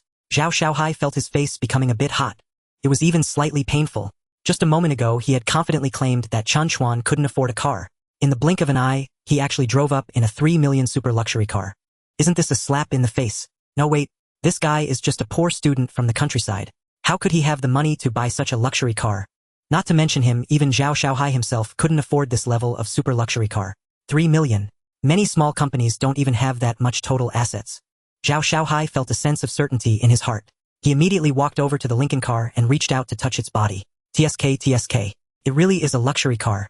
The feel and the craftsmanship are just different. He suddenly looked down at Chen Chuan in the driver's seat. You little brat, you really spent a lot for the sake of face. When it comes to chasing girls, you're quite an expert, aren't you? Chen Chuan frowned slightly. What do you mean? Zhao Xiaohai turned around to reveal Chen Chuan's true nature to everyone. What I mean is, isn't it obvious? Go on. How much did you spend to rent this car? Rented? Upon hearing this, everyone present was instantly dumbfounded. No one expected this car to be rented by Chen Chuan. Is that possible? There is an 8 or 9 out of 10 chance that it is indeed possible. This explains why Chen Chuan from an average family could drive a luxury car worth 3 million. Indeed, this is the only reasonable explanation. Zhang Xidian thought to herself. Should I advise Chen Chuan to return it as soon as possible? Every second of delay costs a fortune. Bai Shifei was equally anxious. Chen Chuan, this foolish student, is truly going all out to help himself. Even the thought of renting a car could occur to him. After it's over, I must transfer this rental fee to him. I can't let him run out of living expenses or even have trouble eating.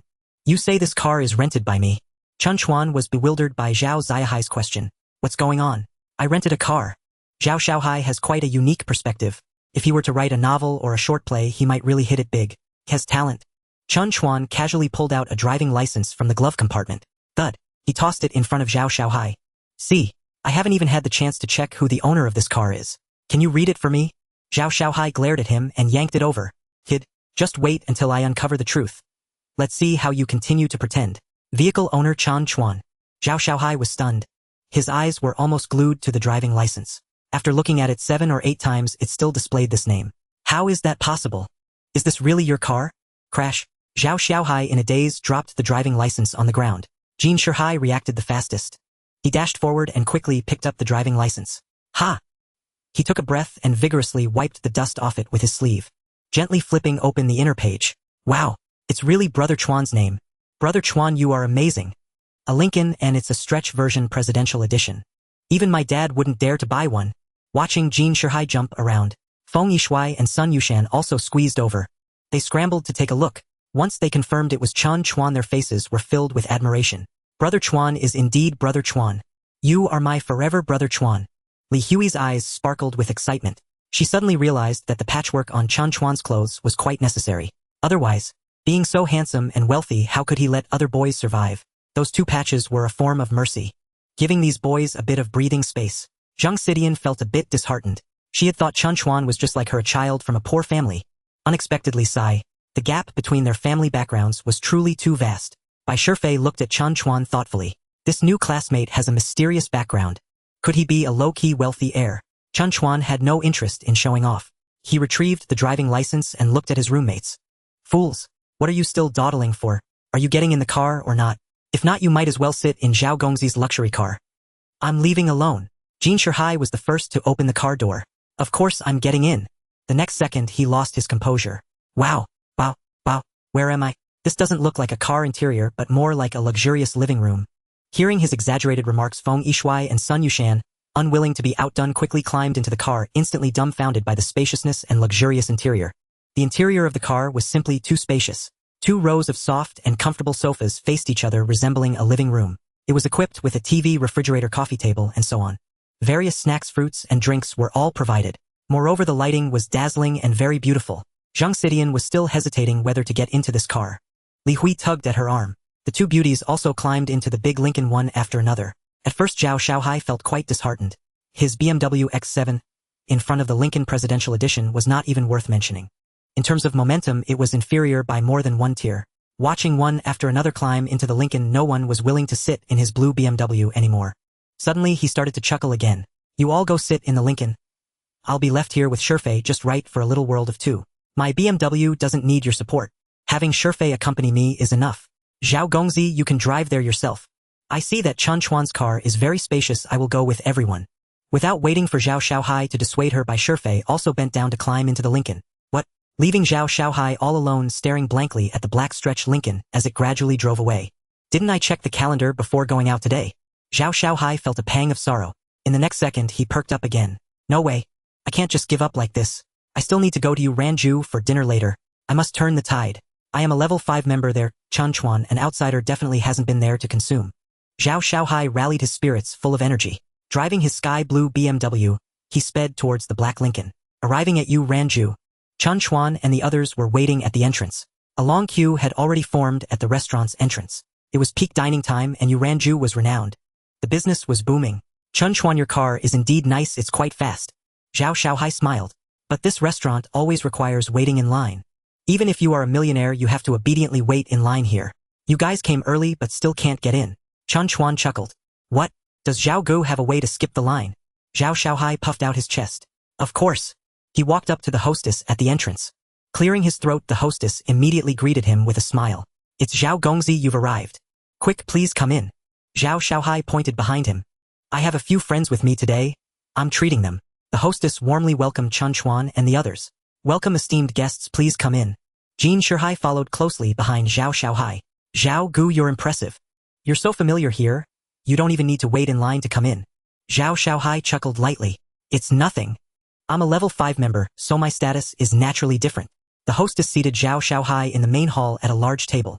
She immediately returned to the entrance to continue receiving guests. Everyone gradually sat down. There were many surrounding guests and it was very noisy. Bai Shifei frowned slightly. Zhao Xiaohai had a sudden idea. How can sitting in the hall showcase his abilities? He immediately waved for a waiter in the hall to come over. Hello, sir, how may I assist you? Zhao Xiaohai frowned and said, It's too noisy in the hall. I want to move to a private room. The ponytail waitress apologetically said, I'm sorry. All the regular private rooms have been fully booked and cannot be switched at the moment. Bang. Zhao Xiaohai, displeased, took out his membership card and slammed it on the table. You don't recognize me, do you? I am a level 5 member. The attitude of the ponytailed waitress became noticeably more enthusiastic. After glancing at the level 5 member, she immediately bowed and said, I am very sorry, I will check if there are any vacancies in the VIP room right away. The waitress hurriedly left. Bai Shifei spoke up, Young Master Zhao, if there are really no private rooms, let's not make it difficult for the waitress. Zhao Xiaohai confidently replied, It's fine, there must be one. I know that Yuranju reserves some VIP rooms for higher level members. They usually reserve some VIP rooms or special boxes. Only members like me, those above level 5, can enjoy such treatment. After saying that, he casually glanced at Chen Chuan, who pretended not to see. Zhao Xiaohai, however, was in high spirits. How about that? Now you see the power of this young master, right? Not long after, the ponytailed waitress returned and respectfully said, Young Master Zhao, I have coordinated a room for you, please follow me to the Furong Hall. Zhao Xiaohai smiled even more joyfully. Sure, Fei, let's go over there. A few people followed the ponytailed waitress into a luxurious box. The atmosphere felt immediately different. It was quieter than the main hall, luxurious, and offered better privacy. Brother Zhao, you really are impressive. I should ask my old man if he has a level 5 membership for Yuranju. Jin Shihao looked at him with envy. Feng Yishuai's son Yushan Li Hui and others also flattered Zhao Xiaohai, making him so happy that he couldn't close his mouth. Today, I finally regained my face, not letting that kid Chen Chuan take the spotlight. He looked at Chen Chuan with an air of superiority. Classmate Chen, how was my arrangement today? If you want to eat again next time, you can contact me, and I will definitely help you. Bang. Just as everyone was talking, the box door was kicked open. Who dares to barge into my box? A young man dressed extravagantly and with an arrogant demeanor barged in, flanked by a group of friends. Zhao Xiaohai jumped up. Who are you? Why did you intrude into my box? The leading young man's arrogant gaze fell on Zhao Xiaohai. Is it you who took my box? Get out, this is reserved for me. Upon hearing this, Zhao Xiaohai knew there must be a misunderstanding. He immediately rushed to the door and called the ponytailed waitress over. Quickly ask these people to leave, don't disturb our meal. The ponytailed waitress looked troubled. Young Master Zhao, I am truly sorry. I'm afraid it is you who must leave. Zhao Xiaohai was furious. What's going on? If you don't give me a satisfactory answer today, I will definitely complain about you. The waitress immediately bowed and apologized. I'm sorry, young Master Zhao. It's all my fault, please forgive me. After some explanation, everyone finally understood what had happened. It turned out that this Furong Hall had indeed been reserved by Li Xiao. However, Li Xiao was delayed due to some urgent matters, and had not arrived by the time of reservation. When Zhao Xiaohai wanted a box, the ponytailed waitress went to confirm. However, she couldn't reach Li Xiao by phone, and reported the matter to Manager Zhu on duty. Manager Zhu casually agreed to reopen the room for others. Only then did the ponytailed waitress arrange Zhao Xiaohai to the Furong Hall. Unexpectedly, not long after everyone had sat down, Li Xiao rushed in with a group of friends, realizing that he indeed occupied someone else's box. In order to maintain his dignity in front of Bai Shifei, Zhao Xiaohai took the initiative to negotiate with the other party. Li Xiao, this matter has been made clear. If anyone is to blame, it's the shop for not arranging properly. You see, my friends are already seated. Could you please let this box go to me, Zhao Xiaohai? You can have them arrange another box for you. From now on, you, Li Xiao, will be a friend of mine, Zhao Xiaohai. Before Zhao Xiaohai could finish, Li Xiao directly shook his head in refusal. No way, Zhao Xiaohai, right? He smiled disdainfully. I think I've heard your name before, but you're not worthy of me giving you face. Li Xiao's family business was much larger than Zhao Xiaohai's, with so many friends around today. If he backed down now, how would he continue to mix in Zhongqing? People would say that Li Xiao was not even as good as a Zhao Xiaohai. In the rich circle, rankings and status also mattered. To back down today would mean admitting defeat. It would make other rich young men look down on him, and even his subordinates would become disloyal. His followers wouldn't be able to stand up for him. If word got out, it would be embarrassing. Zhao Xiaohai was cornered by Li Xiao and felt unable to save face. He gritted his teeth, took out his phone, and made a call. In less than a minute, a slightly plump manager rushed in. Young Master Zhao, hello. How can I assist you? Zhao Xiaohai proudly looked at Li Xiao. Manager Zhu, this box was brought to us by the waitress, and we have already taken our seats. But this Li Xiao insists that it is his box. What do you think we should do? Manager Zhu's eyes flickered. Only then did he notice Li Xiao, who was facing away from him. He immediately rushed over, bending slightly, and said, Li Xiao, I'm really sorry. We take responsibility for this matter. Don't worry, I will definitely give you a satisfactory answer. After saying this, in Zhao Xiaohai's stunned gaze, Manager Zhu looked at Zhao Xiaohai. Young Master Zhao, I'm sorry, please exit this box. The Furong Hall was originally reserved by Li Xiao. It was clear that between Zhao Xiaohai and Li Xiao, Manager Zhu unhesitatingly chose to stand with Li Xiao.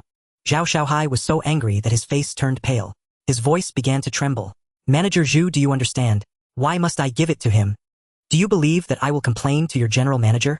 Manager Zhu's face was filled with bitterness. He indeed had a responsibility in this matter. He didn't want to easily offend Zhao Xiaohai, but he couldn't afford to offend Li Xiao either. In the lesser of two evils, he had to choose to offend Zhao Xiaohai. Young Master Zhao, please spare me. I am just an employee, why must you make it difficult for me? Zhao Xiaohai was not going to let it go easily. You must give me an explanation for this matter. Otherwise, I will definitely complain about you. Manager Zhu quickly thought of a solution. To save himself, he could only throw the waitress under the bus. This matter ultimately falls on our employee, who did not verify properly before recklessly reselling the box to you. Rest assured, I will fire this employee later and give you an explanation. The ponytailed waitress, upon hearing the manager's decision, turned pale with fright. Tears immediately welled up in her eyes. Manager, please don't fire me. Bai Shifei felt very sympathetic. She immediately whispered to Zhao Xiaohai, Young Master Zhao, why don't we just let this matter go? Let's not make it difficult for a young girl. Zhao Xiaohai certainly wouldn't go against Bai Shifei's wishes. Since you plead for her, then let it go. But it's our box. Bai Shifei said lightly, it's fine. Where we eat doesn't change the meal. The main hall is the same. Jin Shihao, Feng Yishuai and others felt very reluctant, but could only get up and prepare to leave the Furong Hall. Li Xiao's friends all displayed mocking expressions. Wait a moment. However, Chen Chuan did not move. Instead, he looked at the slightly plump Manager Zhu. He was very dissatisfied with Manager Zhu. Not only did he fail to meet the customer's needs, he also tried to shift the blame at a critical moment. He pushed the responsibility onto a young waitress. A manager like this, both his capability and character were questionable. Manager Zhu, right. Please call your general manager over. Just say that I, Chen Chuan, am looking for him. Chen Chuan's tone was calm, yet it carried a commanding authority that could not be ignored. Manager Zhu was stunned for a moment. After 10 seconds, he finally reacted. His face instantly turned very ugly. Damn, have I been reduced to this in the Jianghu after all these years? Almost scared off by a kid in his 20s. He sneered. You little brat, who do you think you are? Do you know what you are saying? Our general manager is someone you think you can just see. And you want to call him over. You think you're something special. Are you the owner of Yu Ruanju? Manager Zhu looked at him disdainfully. You're young, but your heirs are not small. Hurry and leave the Furong Hall, don't delay Li Xiao's meal. Otherwise, I will call security. Faced with Manager Zhu's mockery, Chen Chuan did not become flustered. Instead, his gaze sharpened. Manager Zhu, I will give you one last chance. Call your general manager to see me. Otherwise, when he arrives, don't say I didn't give you a chance. This time Manager Zhu seemed a bit shaken. Observing Chen Chuan's demeanor and expression, it didn't seem like he was bluffing. Could this kid really be some big shot? A wealthy heir. A super-rich second generation. The son of some influential figure. Zhao Xiaohai couldn't help but speak up. Chen Chuan, just let it go, don't embarrass yourself here. Yao Ran residence is not an ordinary restaurant. To open a high-end restaurant in such a prosperous area of Jiang City with business thriving, and without suffering from competitors' persecution. You can imagine that the background must be quite extraordinary.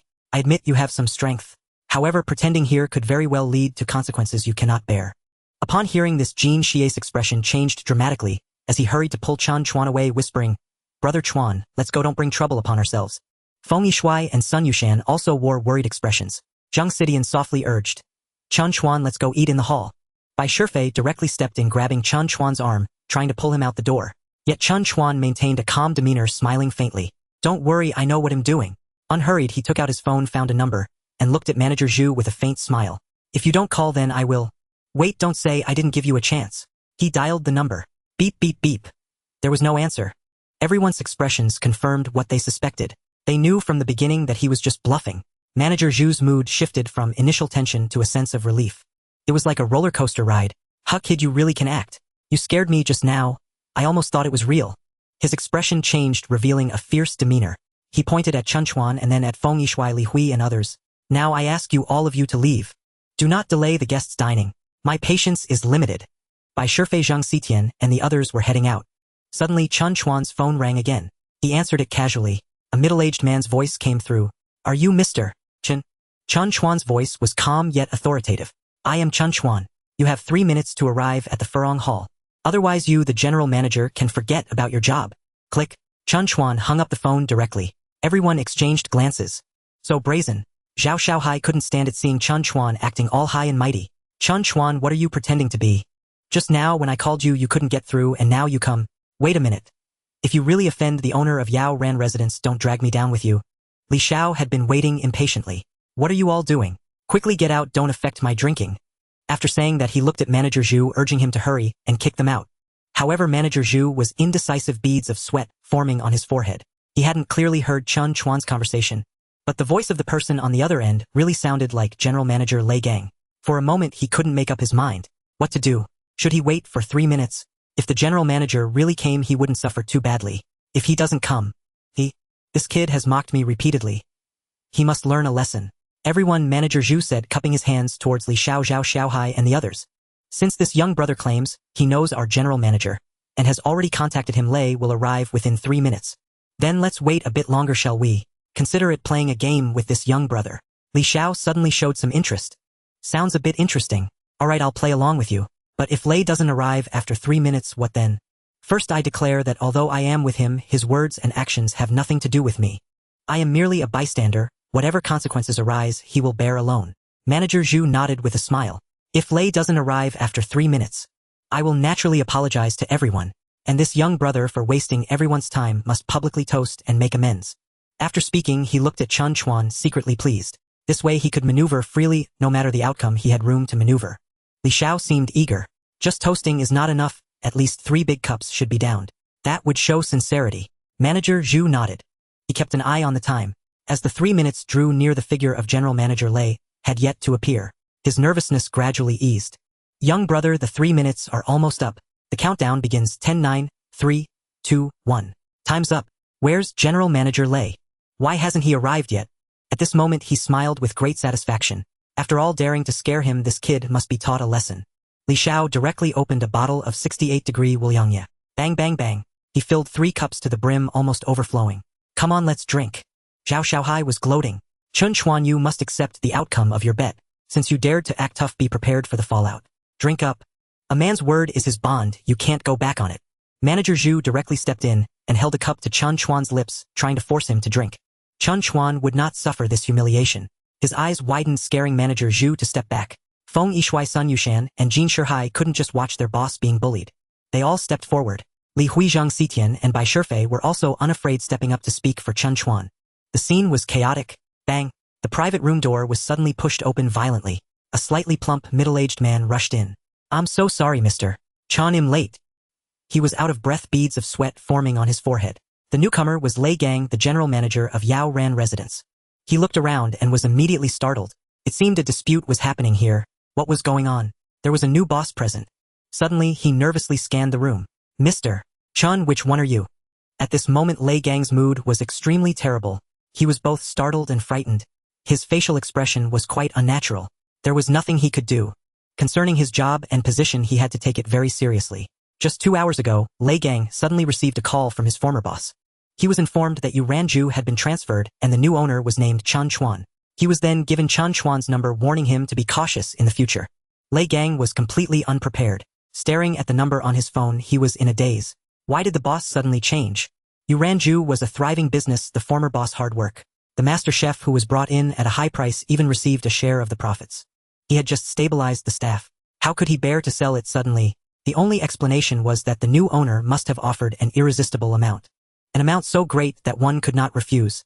This shows that the new owner's financial power was terrifyingly impressive. Lei Gang paced back and forth in the office. He was restless. He wondered if this new boss would be easy to get along with. Would his own position still be secure? Would the new boss have his own candidates and replace the general manager? Looking at the phone number in his hand, Lei Gang was very conflicted. Should he make a call to get acquainted? What should he say? How to approach it?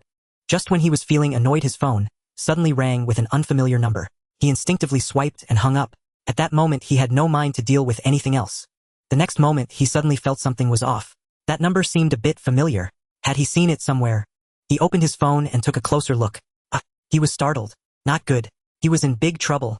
Lei Gang rushed into the Furong Hall in a panic. However, he did not know the new boss and could only cautiously inquire. The atmosphere on site was very strange. Manager Zhu Lishao and Zhao Shaohai all looked confused. How could Lei Gang, who took this so seriously, not know the so-called general manager Chen? What was going on? Everyone exchanged glances, and it seemed there was only one person named Chen present. Chen Chuan smiled faintly. Lei Gang, I am Chen Chuan. Lei Gang immediately ran over and bowed at 90 degrees. Good day, boss. This is your first inspection. On behalf of all the employees of Yu Ranju, we warmly welcome your arrival. He glanced around. Seeing Manager Zhu and the ponytail waitress still foolishly watching, Lei Gang frowned. What are you all standing there for? Don't you come over and meet our new boss? The ponytail waitress and others quickly lined up, respectfully greeting Chen Chuan. Welcome, boss, to guide us. Only Manager Zhu still seemed to be in shock. He looked at Lei Gang with uncertainty. What is going on, Lei Gang? How did Yu Ranju change owners? Lei Gang widened his eyes and scolded, Xiao Zhu, has your brain broken? You a mere manager. Does the change of ownership at Yu Ranju require your approval? Manager Zhu was completely dumbfounded. His gaze towards Chen Chuan lost its arrogance from before. Instead, it was replaced by timidity and trepidation. He didn't dare to say another word. Jin Shihai looked at Chen Chuan with admiration. Brother Chuan, you have given me a huge surprise. Yu Ranju, which is highly regarded in the wealthy circle of Jiangxing, is actually your property. In the future, if I come to Yu Ranju for a meal, will I enjoy the treatment of a level 5 member? Chen Chuan smiled. Of course, no problem. If needed, I can also give you a few more membership cards. You can take them home and let your uncle handle the public relations and socializing. Great. Now I can't wait to see his shocked expression. Feng Yishuang and Sun Yushan also shared in his joy. Truly worthy of being our leader. Without making a sound, he became the owner of Yu Ranju. No wonder he can afford a luxury car worth millions. Isn't this standard? Li Hui looked at Chen Chuan, her mouth agape, forgetting to close it. This classmate of hers truly refreshed everyone's perception time and again. What kind of person is he really? Zhang Sidian secretly smiled wryly. When they first met, she thought he was like herself, coming from a poor background. Unexpectedly, she was truly poor while he was truly low-key. Was experiencing the life of the poor enjoyable? Bai Shifei was equally astonished. She initially thought Chen Chuan was just an ordinary rich second generation. She didn't expect he was actually the owner of Yu Ranju. Such a large business must be worth at least tens of millions, even billions. Her father, after working hard for a lifetime, couldn't even compare. This student is impressive. Zhao Shaohai looked at Chen Chuan with awe. How ridiculous. Just now he was flaunting his $1 million luxury car in front of him. Chen Chuan instantly transformed into a $3 million super luxury car, slapping him in the face. He thought a level 5 membership card could help him regain some face. But Chen Chuan revealed his identity as the owner of Yu Ranju. With assets worth nearly 100 million. He completely overshadowed him by miles. Alas, trying to overshadow him financially was already a wishful thinking. He could only humiliate himself. Suddenly, Li Xiao stood up from his chair. Bang, bang, bang. He picked up the 3 liquor cups that were just filled. Gulp, gulp, gulp. In one breath, he downed all the liquor from the 3 cups. The crowd was left dumbfounded. That liquor was 68-degree Wuliangya. Nearly a pound of high liquor downed in one go. Wouldn't that burn his stomach? However, Li Xiao endured the discomfort and clasped his fists. Boss Chen, I sincerely apologize. I did not recognize the true dragon earlier. I will give up the Furong Hall to your friends. Additionally, our Li family will reduce the prices of all the drinks supplied to Yu Ranju by 10%. This is to compensate for my earlier rashness, and also to offer a congratulatory gift for the first meeting with Boss Chen. I hope Boss Chen will be magnanimous and not hold grudges. Chen Chuan glanced at Lei Gang. Lei Gang immediately leaned in and whispered the Li family is the beverage supplier, and we at Yuranju are their biggest client. Chen Chuan nodded slightly. Are there any private rooms available? Lei Gang immediately replied yes. We have several ultra-luxurious private rooms reserved for billionaires or important guests. In addition, there is a supreme private room on the top floor, the largest and most extravagantly decorated. It's for the boss exclusive use. Chen Chuan turned to Li Xiao. Since you took the initiative to admit your mistake, I want nitpick. We will go by your price. There is no need to give up the private room. You and your friends enjoy your meal. However, I have 2 reminders. First, all drinks must be guaranteed authentic and of good quality at competitive prices. Second, future visits to Yuranju must follow the rules. Li Xiao immediately nodded and bowed. Thank you for the reminder, Boss Chen. I will definitely remember. Subsequently, under Lei Gang's lead, Chen Chuan and his party headed to the supreme private room on the top floor. Zhao Xiaohai stood still for a moment but followed after. He was truly infatuated with Bai Shifei and was unwilling to give up easily. If he couldn't match her financially, he still had other advantages. On the way up, Chen Chuan glanced at Manager Zhu, who was bustling behind him. Manager Lei, what is up with this Xiao Zhu? How did someone like him climb to the position of manager? Lei Gang's heart trembled. Boss Xiao Zhu, is there a problem? Chen Chuan cast a cold glance at him. You are the general manager. Don't you know if he has a problem? Lei Gang was so scared that his tongue got tied. I. Sweat dripped down from his forehead. Chen Chuan snorted coldly. Don't try to fool me. I won't tolerate any sand in my eyes. I will ask you just one question. Why is someone like him able to rise to power? Lei Gang wiped the sweat from his forehead and forced a smile. Xiao Zhu is actually a relative of the former boss. Before the former boss left, he specifically asked me to take care of him. He looked at Chen Chuan sincerely. Boss, let me speak honestly. I also don't think highly of Xiao Zhu. The main reason is that the former boss did me a favor. I was just a manager back then. He sent me to a world-renowned restaurant to learn, and when I returned, he made me the general manager. Before leaving, he reminded me to continue doing well, to be diligent and manage and operate Yuranju properly. Chen Chuan nodded slightly, but said nothing and continued walking forward. Lei Gang felt confused. What exactly did this new boss mean? He neither mentioned punishing Xiao Zhu nor said he could let him go. Would he be heavily punished or lightly let off? Unexpectedly, though he seemed young, he was quite deep-minded. It seemed that, in the future, he must work even harder and be more meticulous. As the boss, Chen Chuan certainly wouldn't let Lei Gang guess his thoughts.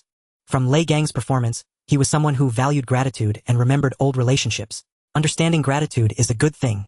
However, Xiaozu's work ability and character were clearly problematic.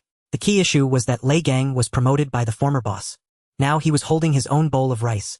Could he correct his attitude, quickly change his mindset, and choose to be loyal to himself? It was still too early to draw conclusions. Human nature is complex. One cannot just look at what he says. It is also necessary to observe what he does, how he chooses, and what he sacrifices. Chen Chuan remained silent. It is both a test of his abilities and a trial of his loyalty. If Lei Gang does not perform well, Chen Chuan would not mind changing to a new general manager. Entering the top-floor VIP room, the enormous space, extravagant lighting, and luxurious decorations left several classmates in awe. Under Lei Gang's deliberate arrangement, it highlighted Chen Chuan's extraordinary presence even more. Zhao Xiaohai felt increasingly uncomfortable. If he couldn't regain his footing today, he would lose all hope in front of Bai Shifei. To make everyone more comfortable, Chen Chuan waved, asking Lei Gang and the waitstaff to exit the room. A class reunion should have the essence of a class reunion. Tonight, everyone eat and drink well. This meal is on me. Hearing this, Jin Shihao and the others were certainly not polite. They could order anything they wanted, especially the 3 signature dishes, specialty dishes, personally cooked by the imperial chef. They ordered everything. Regardless of whether they needed it or not, they ordered a variety of drinks. Soon the banquet began. Zhao Xiaohai finally found an opportunity. Classmates, it's rare for us to gather together today. How about we play a game to liven things up? He deliberately glanced at Chen Chuan. He was a returnee, a top student from a world-renowned university with a master's degree. Compared to financial power, I am not as good as you. In terms of intelligence, you wouldn't even match my shoelaces. Today, I must expose your true colors in front of Bai Shifei. Zhao Xiaohai was very confident. He believed that even if Chen Chuan's mind was normal under his dimensional strike, it would still highlight Chen Chuan's stupidity. Zhao Xiaohai's eyes betrayed his intentions. No doubt his target was Chen Chuan. Everyone kept saying they didn't want to play games and that it was good to just eat and drink. However, Zhao Xiaohai was confident. He made his attitude clear. It was a move of open strategy. As a man, knowing someone is challenging him, could Chen Chuan shrink back? Especially with 3 beautiful women present. Which man could resist? Sure enough, Chen Chuan looked over with a half smile. Oh, Zhao, good, you have any brilliant ideas? Zhao Xiaohai was overjoyed. This kid really took the bait. The game is simple. It's a competition of who reacts faster, and whose mind is more agile, Zhao Xiaohai explained excitedly. However, he did not notice the faint smile on the corner of Chen Chuan's mouth.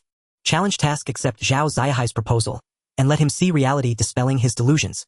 Task reward 1: a Berlin Sound BC 350 top flagship speaker, worth 3 million.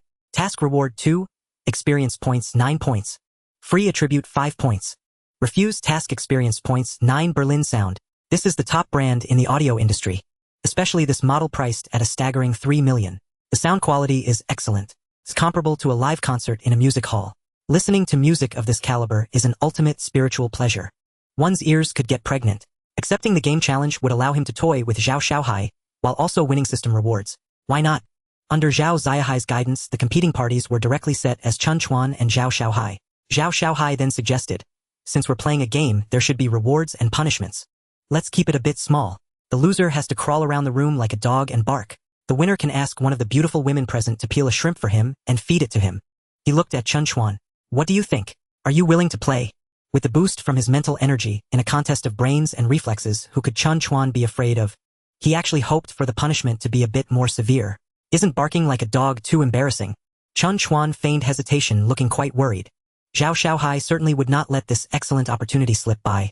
It's not embarrassing. Everyone here are classmates, there are no outsiders. What's there to fear? Besides, if you lack confidence, does that mean you are certain that the loser will be you? He pondered for a moment. In my opinion, the punishment should be even harsher. The loser not only has to crawl and bark like a dog, but also has to wear a dog collar. That's what it takes to be a dog. Zhao Xiaohai quickly pulled out a black leather belt from his waist. Let's use this as a dog collar, how about that? Everyone's faces changed. They all wanted to persuade Chen Chuan not to accept this game challenge. Chen Yang hesitated for a long time but eventually nodded in agreement. Alright then. Since Zhao Ge wants to play, I'll accompany you to entertain everyone. Zhao Xiaohai was overjoyed. Good. He secretly glanced at Chen Chuan. Kid, even though you have some money, when it comes to brains you definitely can't compare to me. I am a top student from a world-renowned university with a master's degree. You are just an ordinary university student who just started your first year. How could you compare with me? Today, if I don't wipe the floor with your brain, I won't be surnamed Zhao. Next, the game officially began. Chen Chuan was anxious, careful, and cautious. Zhao Xiaohai was full of confidence, bold and unconstrained. 3 minutes later, Zhao Xiaohai's face turned ashen, as if he had eaten a fly. How is this possible? How could you be so good at this game? Chen Chuan smiled lightly. Just luck. Zhao Ge, it's time for you to accept your punishment, right? Zhao Xiaohai exclaimed excitedly. This is just the first round. We are playing best of 3. Let's go again. 3 minutes later, Zhao Xiaohai looked utterly shocked. As if he had seen a ghost, he stared at Chen Chuan. Why? Why did you win again? How could my reflexes and mind possibly be worse than yours? Zhao Xiaohai was cornered with nowhere to retreat. His complexion changed continuously. This time for him it was a dead end. He conceded. In front of Bai Shifei he had completely lost face. From now on he had lost the chance to pursue her. He refused to concede. He was just a treacherous little man. He was not a man of great stature. Such a person was unworthy of pursuing Bai Shifei. Suddenly he slammed his hand on the table. Bang! Chen, you may have some dirty money, but I'm not afraid of you. Our Zhao family has a good reputation in Jiang City. I just won't concede. Oh, what can you do about it? Chen Chuan sneered. Zhao Xiaohai, I truly look down on you. If you can't play, then don't. What's the point of acting shamelessly now? Are you even a man? Give me a straight answer. Zhao Xiaohai suddenly stood up, his attitude incredibly arrogant. I'm just being shameless, or what can you do about it? Kid, who are you calling not a man? You'd better take back your words immediately or else. Knock, knock, knock. Someone knocked on the private room door. In the next second, Lei Gang pushed the door open. Behind him was a middle-aged man with an imposing demeanor, a square face, and slicked back hair. He exuded the aura of a successful person. Mr. Chen, I apologize for interrupting your meal. Lei, I heard you were here. He pointed at the middle-aged man beside him. This is Zhao Dajiang, the chairman of Zhao's catering. Chairman Zhao heard you were here and begged me to bring him over to pay his respects. Chen Chuan's gaze shifted to Zhao Dajiang. Zhao Dajiang perked up. This new owner of Yuranju was quite young. However, regardless of whether he was 18 or 8A, he was still the owner of Yuranju, worth far more than himself. Although Zhao's catering had several restaurants, in terms of class revenue and reputation it was far inferior to Yuranju. This time he shamelessly sought to meet the new owner to seek cooperation and try to establish a connection with Yuranju. By leveraging Yuranju's brand influence, he aimed to elevate Zhao's catering status and seek new development. Zhao Dajiang approached with a beaming smile. He extended both hands, his attitude humble. Mr. Chen, you are truly accomplished at a young age. It's astonishing. When I was your age I had achieved nothing. How embarrassing. Chen Chuan extended one hand with a light smile saying, Chairman Zhao, you flatter me. Zhao Ziyahai's eyes widened like copper bells. It was simply unbelievable. His father, the dignified helm of Zhao's, catering a man of age, was extending both hands to shake. Yet Chen Chuan, a young man barely 20, stood, still only extending one hand. What did that mean? Was he looking down on people? This was simply outrageous. Chen Chuan, what do you mean? Do you dare to disrespect my father? Do you believe I will kill you? As soon as he spoke, he immediately attracted everyone's attention, especially Zhao Dajiang, who frowned and shouted, Brat, what are you doing here? What nonsense are you spouting? He was afraid of provoking Chen Chuan's displeasure. This troublesome child. He quickly waved for Zhao Xiaohai to come over. Come here. He grabbed his son's neck and bent down to greet Chen Chuan. I've met you, Uncle Chen. Everyone present was dumbfounded. This relationship. Chen Chuan glanced at the stunned Zhao Xiaohai, a faint smile appearing at the corner of his mouth. What a good nephew. Zhao Xiaohai stubbornly refused to bow. Dad, why should I call him uncle? He's just a kid younger than me. Zhao Dajiang was so anxious that he nearly exploded. I'm in the middle of seeking cooperation. What's wrong with you calling him uncle? He kicked his son at the back of the knee. Thud. Zhao Xiaohai fell to the ground. He was forced down by Zhao Dajiang. Hurry up and call him. Zhao Xiaohai felt both angry and wronged, but he did not dare to truly resist his father. His eyes turned red. Uncle. Chen Chuan seemed to smile but did not reply. Zhao Dajiang grew anxious and quickly said, Mr. Chen, my son was rude. Please feel free to discipline him. I hope you can take care of him in the future. Chen Chuan waved his hand. Chairman Zhao, I dare not accept being called uncle. Immediately after he recounted the bet Zhao Xiaohai had made with him earlier, Zhao Dajiang felt his head grow heavy. Breach of trust. Bai Shifei, Zheng Xituan and others stood up to testify. It was indeed Zhao Xiaohai who had made the suggestion, yet he failed to fulfill his promise after losing the game. You little rascal. Zhao Dajiang fumed, his face turning red. In business, the most important thing is integrity. A bet must be honored. Get down on all fours and bark like a dog. Zhao Xiaohai, instead of getting up, got on all fours and crawled like a dog. Chen Chuan said, wait a minute. He pulled out Zhao Ziyahai's belt, fashioned it into a dog collar, and placed it around Zhao Ziyahai's neck, nodding in satisfaction. Not bad. This is the image that young Master Zhao strives for. Zhao Xiaohai crawled on all fours, glancing up at his father. Zhao Dajiang looked at him encouragingly. Son, for the sake of our family business, you must make this sacrifice. Go for it. Zhao Xiaohai turned to look at Bai Shifei. In her eyes there was shock, sympathy, and pity. But there was no pity for him. At that moment Zhao Ziyahai's heart died. He knew he could no longer face his goddess. His gaze shifted back to Chen Chuan. In Chen Chuan's eyes there was no mockery or disdain. There was only a subtle authority and a faint smile. Zhao Xiaohai sighed helplessly. Yes, we were never on the same level. He was a person who even had to curry favor with his own father, while I was merely a second-generation rich kid relying on my father. Woof, woof, woof. Zhao Xiaohai clumsily crawled, barking like a dog. Everyone present was dumbfounded. Having lived this long, it was the first time seeing someone truly crawl on the ground and bark like a dog. Jin Shihua glanced at Zhao Xiaohai, then at Chen Chuan. He increasingly felt that his boss was truly unfathomable. The dignified son of the Zhao family could only bow his head in submission in front of him. Feng Yishuai and Sun Yushan were speechless. They didn't know what to say. Li Hui found it quite amusing. Following Chen Chuan, one could witness such entertaining scenes.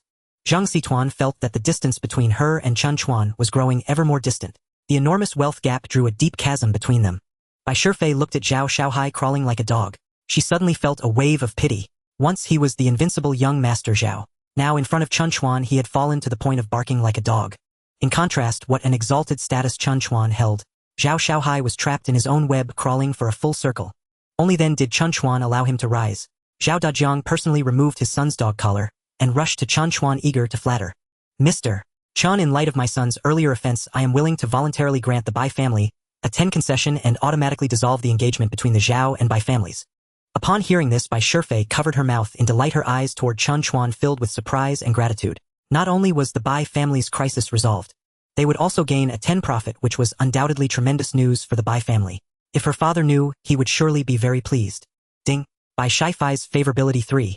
Currently her favorability 42. Close friend. What? Bai teacher's favorability has increased again. What a pleasant surprise. Who would have thought Zhao Dajiang had this effect? What surprised Chen Chuan even more was that the first person to break through the 40 favorability barrier was actually Bai teacher. Close friend. What kind of relationship is this? Chen Chuan was quite satisfied and nodded slightly. Zhao Dajiang's heart swelled with joy as he handed over a bank card.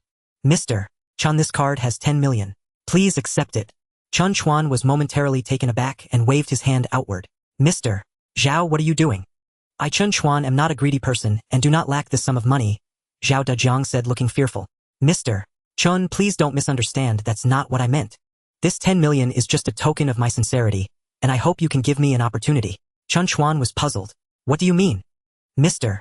Chen, I apologize for intruding today, but I have only one purpose in mind. I sincerely hope that Yuran residents can cooperate with Zhao's catering. From now on, our high-end customers at Zhao's catering can be sent to Yuran residents. Meanwhile, Yuran residents' low-end customers, or those who have to wait too long, can be recommended to Zhao's catering. Rest assured, we will definitely treat them with the standards of VIPs. What do you think? Chen Chuan pondered for a moment. He was well aware that Zhao Dajiang was being humble and had come to him for a reason. There might even be some hidden concerns. However, Yuran residence was merely one of his properties. It was also a good opportunity to test Lei Gang's abilities and loyalty. He turned to look at Lei Gang. Manager Lei, what do you think about this matter?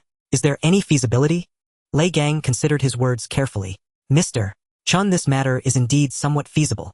A strong alliance between the two companies would bring mutual benefits. Moreover, Mr. Zhao has also expressed his sincerity. It's worth a try. Chen Chuan made a decision on the spot. All right, he'll accept this card. As for the details of the subsequent cooperation, Lei Gang will handle it. During the actual operation, make sure to manage the scale well and control the risks. As he spoke, he cast a meaningful glance at Lei Gang. Lei Gang instantly understood his leader's intentions and could only nod silently. The new boss was quite clever. He took the benefits while leaving the risks to Chen Chuan.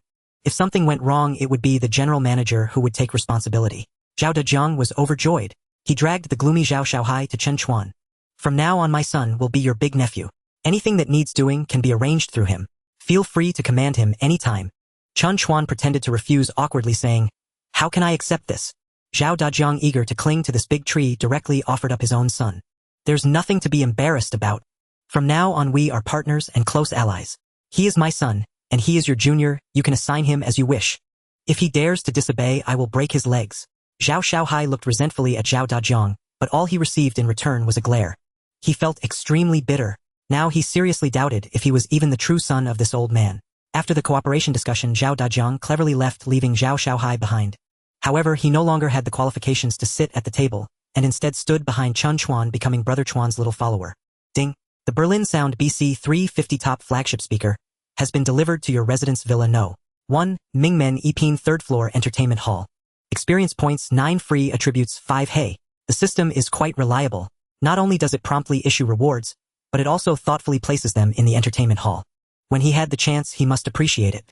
What kind of enchanting sound quality could a top-tier speaker deliver?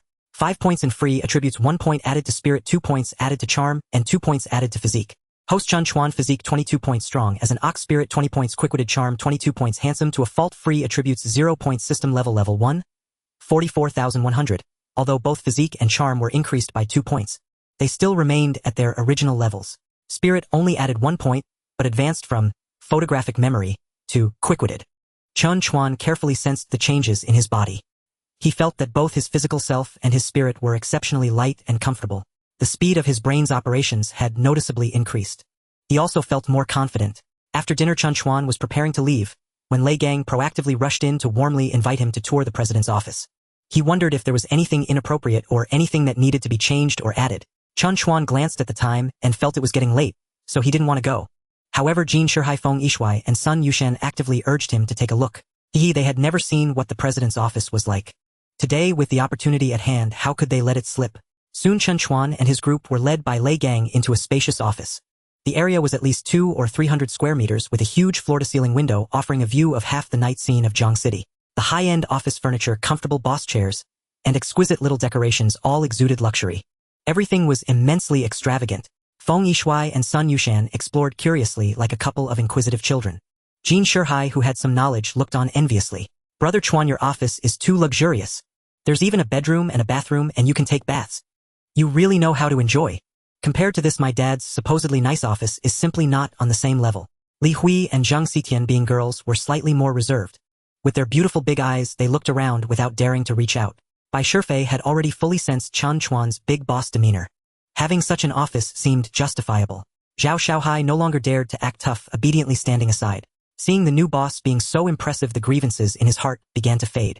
It seemed that following such an impressive boss was not a disgraceful matter after all. At this moment, Lei Gang called Manager Zhu over. Xiao Zhu, here's an opportunity for you. Immediately arrange for the most outstanding and beautiful waitress to serve tea to the boss. Originally worried Manager Zhu's eyes lit up as he saw hope. Mr. Lei, rest assured I will arrange it right away. Half an hour ago, upon learning that Chen Chuan was the new boss of Yuran residence, Manager Zhu was terrified. He had accidentally offended the new boss and had wanted to force him to drink white liquor. Now he was definitely finished. Upon reflection, it was all the fault of that ponytail girl. If she hadn't made a mistake with the private room, the subsequent series of issues wouldn't have occurred. Immediately, he called the ponytail girl to the manager's office and gave her a stern reprimand. He also made a stern warning saying that if she couldn't handle it, she would be the first to be fired. After that, Manager Zhu called in the duty supervisor for that night. Mu Qinghe, how are you managing this? Manager Zhu sat in his chair, looking down at Mu Qinghe with an imposing demeanor. You've caused a great disaster. Do you know who the distinguished guest is that your subordinate Xiao Qin offended due to her work mistake today? That is the new owner of our Ran Zhu. As her direct supervisor, you bear an undeniable responsibility. Mu Qinghe felt extremely wronged and tried to argue. Regarding the box issue tonight, Xiao Qin already consulted you, and only with your approval did she give it to young Master Zhao. I was completely unaware of this matter from beginning to end. How can it be considered my responsibility? Manager Zhu's expression darkened. Hey, are you still daring to talk back? What do you mean? Want to pin this on me?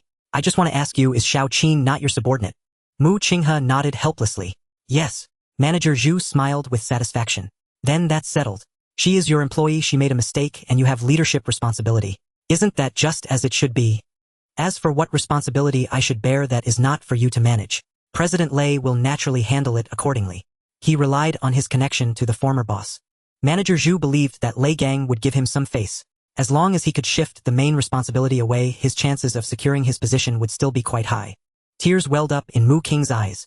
Years ago, her father was addicted to gambling and lost the family's house. He also had a penchant for alcohol. When drunk, he often beat his wife and daughter. Once he nearly injured Mu Qinghe severely. Her mother, Wen Ruyu, in a fit of anger filed for divorce and raised Mu Qinghe alone. Since then, the mother and daughter depended on each other. Wen Ruyu worked hard to provide a better life for her daughter, which Mu Wanqing observed. To relieve her mother's burden, she learned to be sensible and frugal from a young age. As soon as she entered university, she insisted on working in a restaurant every night. Due to her diligence and good performance, she was promoted to the position of dining supervisor. This job was extremely important to her. Manager Zhu, of course, did not care about any of it. Mu Qinghe, considering your negligence, I have decided to deduct half of your salary this month and cancel your year-end bonus. And within a year, you are not allowed to be promoted. Mu Qing's tears finally broke free, pouring out in a surge. Why? Even if I have some leadership responsibility in this matter, I am not the main one responsible. Why are you deducting my salary, my year-end bonus, and not allowing me to be promoted? I refuse to accept this. Manager Zhu sneered. You refuse to accept? On what grounds? What I say is your responsibility is your responsibility. Pausing for a moment, he sized up Mu Qinghe, his gaze lingering on her graceful figure, revealing a knowing smile. Mu Qinghe, if you still want to be promoted, it's not impossible. As long as you... He scanned her beautiful body with a blatant gaze. You understand. Mu Qinghe took a large step back, crossing her arms over her chest. Impossible you wish. Manager Zhu chuckled. Don't be in such a hurry to refuse. I can let you think it over for a night and give me an answer tomorrow. Mu Qinghe shook her head firmly. Manager Zhu wanted to continue tempting her when his phone suddenly rang. It was President Lei calling him over. He instructed to find the most outstanding and beautiful waitress to serve tea to the new owner. Manager Zhu was secretly pleased. The most beautiful one must be Mu Qinghe. This girl had both looks and figure. She was fresh and beautiful. Having her do this might bring unexpected benefits. He immediately returned to the office and called Mu Qinghe again. There is now an opportunity to recover the losses. Do you want to seize this opportunity? Mu Qinghe shook her head. I would never sell myself. Manager Zhu glared at her. Don't be ungrateful. Just now President Lei arranged for us to send the most outstanding and beautiful waitress to serve tea to the new owner. I think this is an opportunity. As long as you serve the new owner well, maybe he will be pleased and we can avoid punishment. Mu Qinghe hesitated. Is it really just serving tea? If I complete the task, you really want to deduct my pay and will allow me to be promoted? Manager Zhu patted his chest in assurance. Of course, no problem. The premise is that you must satisfy the new owner. He had his own selfish motives. The biggest responsibility for this incident lay with him. If he could ease the new owner's dissatisfaction through Mu Qing's performance, he might just be able to escape unscathed. Mu Qinghe felt very uneasy. What kind of person is this new owner? How old is he? Will he, like Manager Zhu, be an old lecher? Under Manager Zhu's lead, Mu Qinghe entered the president's office holding the tea set. Seeing many people inside, they all seemed to be students. She was slightly surprised. Lei Gang quickly introduced. Xiaomu, come over. This is our new owner, President Chen Chuan. Mu Qinghe raised her eyes to look. It turned out to be her acquaintance Chen Chuan. Her beautiful eyes instantly widened, frozen on the spot. Manager Zhu was taken aback. It's over. This girl messed up at a crucial moment. She must have been intimidated by the new owner's authority, since she has never seen such an occasion. Supervisor Mu, are you not serving tea to the boss yet? His loud shout startled Mu Qinghe awake. Flustered, she hurriedly approached Chen Chuan with the teacup. Oh no! Carelessly, the teacup slipped from her tray. A large half-cup of hot tea spilled onto Chen Chuan's wrist. Fortunately, Chen Chuan reacted quickly and pulled his arm away in time. Just a little splashed on his wrist, and due to his special physique, he only had a few red spots on his wrist and back of his hand. However, Mu King's blunder directly terrified Lei Gang and Manager Zhu to the core. It's over. This time it was completely finished. Mu Qinghe was already scared silly, standing frozen in place. The others on the scene were also caught off guard by the sudden turn of events, with a few students just staring blankly. It was Bai Shifei who had experience immediately instructing the waiters to bring cold water and ice to apply to him. Manager Zhu originally wanted to use Mu Qinghe to please the new owner and make amends. Unexpectedly, the plan backfired. Not only did he fail to please, but he also caused a major disaster. No way. He had to clear his responsibility. Without hesitation, he rushed up and slapped Mu Qinghe across the face. Slap. Mu Qinghe, are you crazy? How dare you spill hot tea on President Chen? Was it intentional? It seems I have discovered some secret. I know that your previous work mistake led to the box mix-up. The store is going to punish you and you hold a grudge. Did you want to take revenge on President Chen? Mu Qinghe, what a venomous thought you have. Lei Gang, not understanding the situation, stood to the side with a pale face looking at Mu Qinghe. As a manager, he certainly bore responsibility for the mistakes of his subordinates. At the very least, he could not escape being accused of poor management and work negligence. The others present were all freshmen, and naturally did not recognize Mu Qinghe, the campus beauty of the second year. Bai Shifei, a beautiful teacher, did not pay much attention to the beauty rankings. In a moment, they also did not recognize Mu Qinghe. Isolated and helpless, she wanted to argue, but did not know what to say. Her pretty face flushed with anxiety as tears streamed down. Drip drip. Seeing Mu Qinghe in tears, unable to say a word, Manager Zhu secretly felt pleased. You little girl, you won't agree to my request. Just right to be my scapegoat. With this, I've successfully passed the ordeal. With a loud slap, Chen Chuan stood up and gave Manager Zhu a hard slap. He knocked him to the ground. Lei Gang was startled. What is Chen Zong doing? Mu Qinghe made a mistake and he directly hit the superior. If that little Zhu made a mistake, does it mean I should be hit? Jin Shiho, Zhang Xitian, and Bai Shifei were also confused about why Chen Chuan suddenly acted. Could it be that Mu Qinghe is too beautiful, making it hard to strike? Going for Zhu as the substitute. Manager Zhu lay on the ground, completely bewildered. Chen Zong, why did you hit me? The one who made a mistake is Mu Qinghe, not me.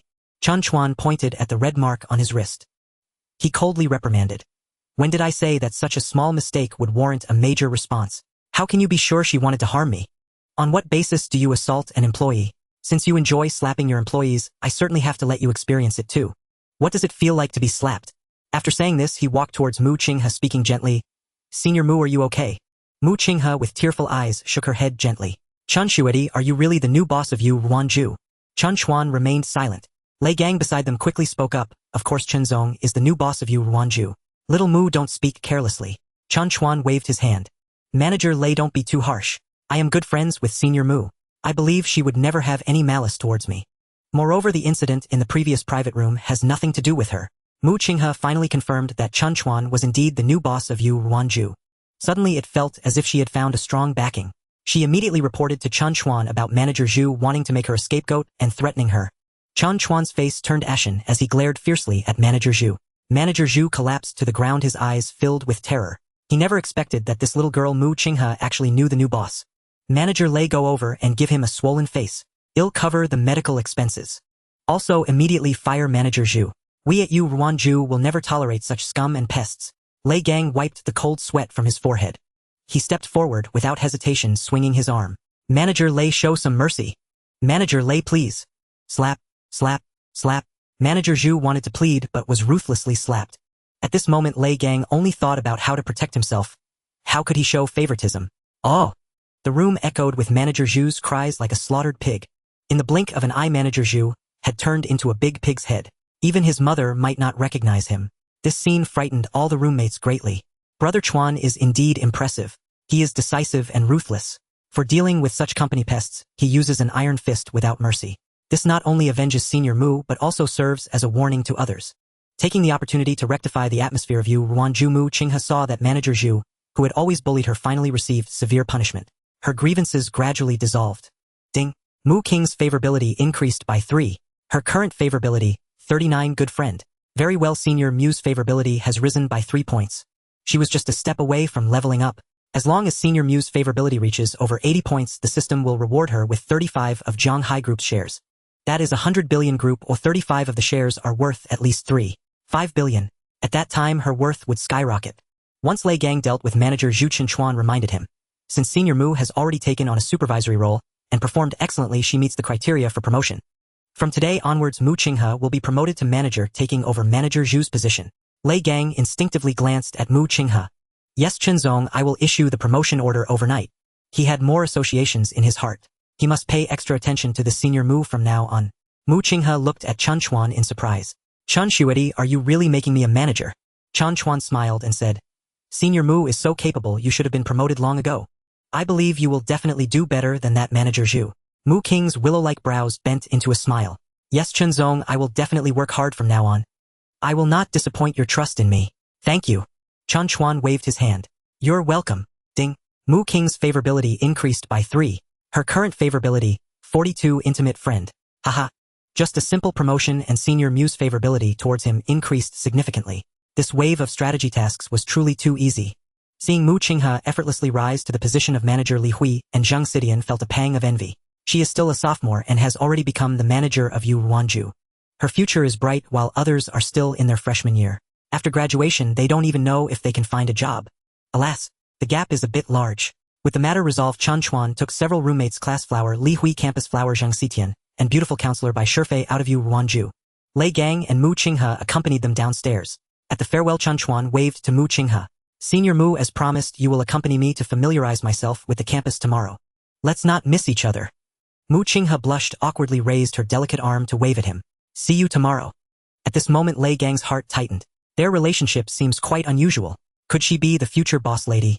His regard for Mu Qinghe increased a level. In the Lincoln car, Feng Yishuai, Sun Yushan, Jin Shiho, and others were still enthusiastically recounting Brother Chuan's domineering CEO demeanor. The few beauties, however, appeared dazed. Especially campus flower Zhang Xidian, still reminiscing about the agreement between Chen Chuan and Mu Qinghe. Could they have already confirmed their romantic relationship? Or are they trying to get closer? The next day was the last day for school registration. Chen Chuan and the others slept in. Ah! In bed, Feng Yishuai cried out, waking everyone up. Sun Yushan complained. Big Schweiby, why are you making such a noise so early in the morning?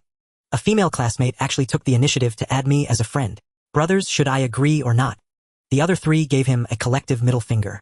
Feng Yishuai, surrounded by peach blossoms, indeed draws envy. This guy always loves to show off, and it truly attracts little bees and butterflies. Haha, I'm getting up too. Jin Shihao suddenly shouted excitedly. Sun Yushan was very curious.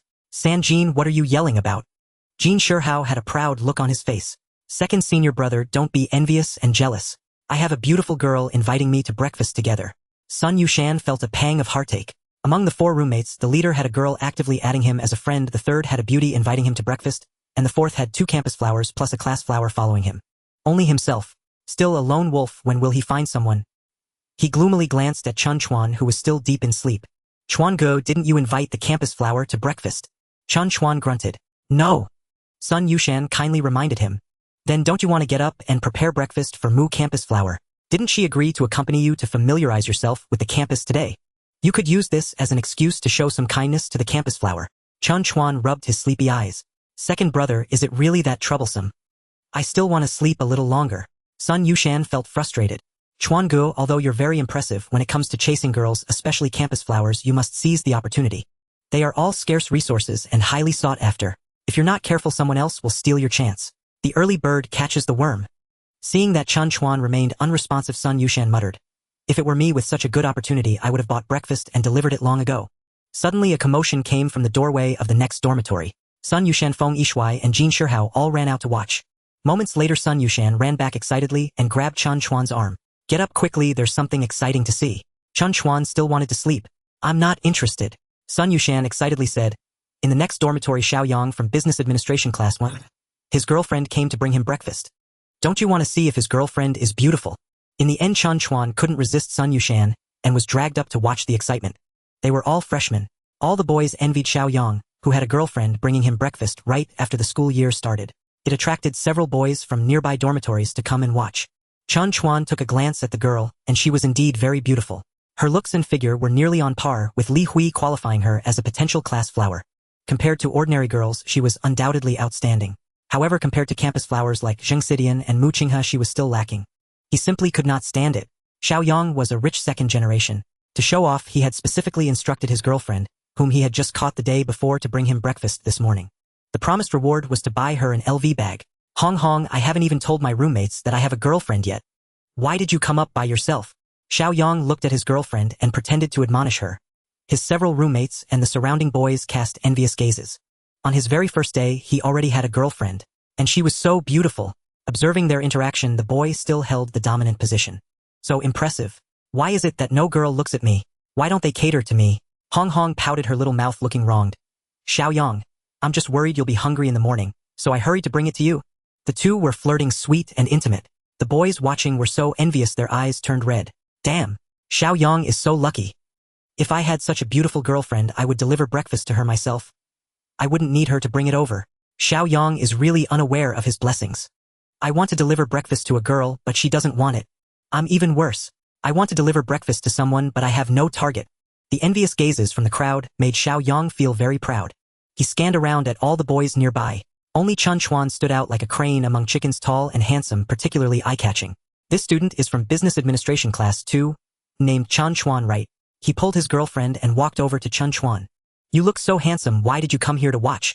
You don't have a girlfriend, do you? He deliberately pinched his girlfriend's delicate little face. His gaze towards Chen Chuan was filled with pride. Could it be that you really don't have one? No way. Why are girls so realistic now?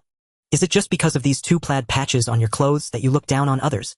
30 years in the East and 30 years in the West, don't bully the poor youth. He had an exaggerated demeanor, seemingly expressing deep sympathy. Then, from a superior position, he patted Chen Chuan on the shoulder. Who says our classmate Chen Chuan can't turn his life around in the future? One leap to become a wealthy person above others. Chen Chuan's roommate's son Yushan Jin Shihao and others flashed angry expressions and could not help but want to speak up, but they were stopped by Chen Chuan. This guy is rather interesting, and Chen Chuan intended to have some fun with him. Xiao Yang again held his girlfriend's hand, happily reminiscing. Fortunately, our Hong is not so realistic. She never cares whether I have money or not. Xiao Yang's dormitory roommate also noticed that Xiao Yang was trying to step on Chen Chuan. One of the boys with a dark face immediately said sarcastically, "For some, finding a girlfriend isn't impossible. At least you have to tidy yourself up first to have hope. With two big patches on your clothes every day, no matter how handsome you are, you probably won't find a girlfriend." Another boy with a fair complexion dressed luxuriously was probably also someone who wasn't short on money. Chen Chuan, you don't really believe in the saying about 30 years in the East and 30 years in the West, do you? Don't be naive. Xiao Yang is just comforting you. With your family background, you'll never have hope of turning your life around. However, if you're willing to be Xiao Yang's little brother, maybe you can change your fate and live a moderately comfortable life. With the identity of Xiao Yang's little brother, perhaps some girls will like you and become your girlfriend. Just don't expect to find a stunning beauty. We know our own conditions. It's fine to have a woman, even if she's a bit plump, dark, or ugly. Don't be picky. We really don't have the conditions to be choosy. After saying a lot, he looked at Xiao Yang fawningly, asking, Xiao Yang, would you be willing to take in another little brother?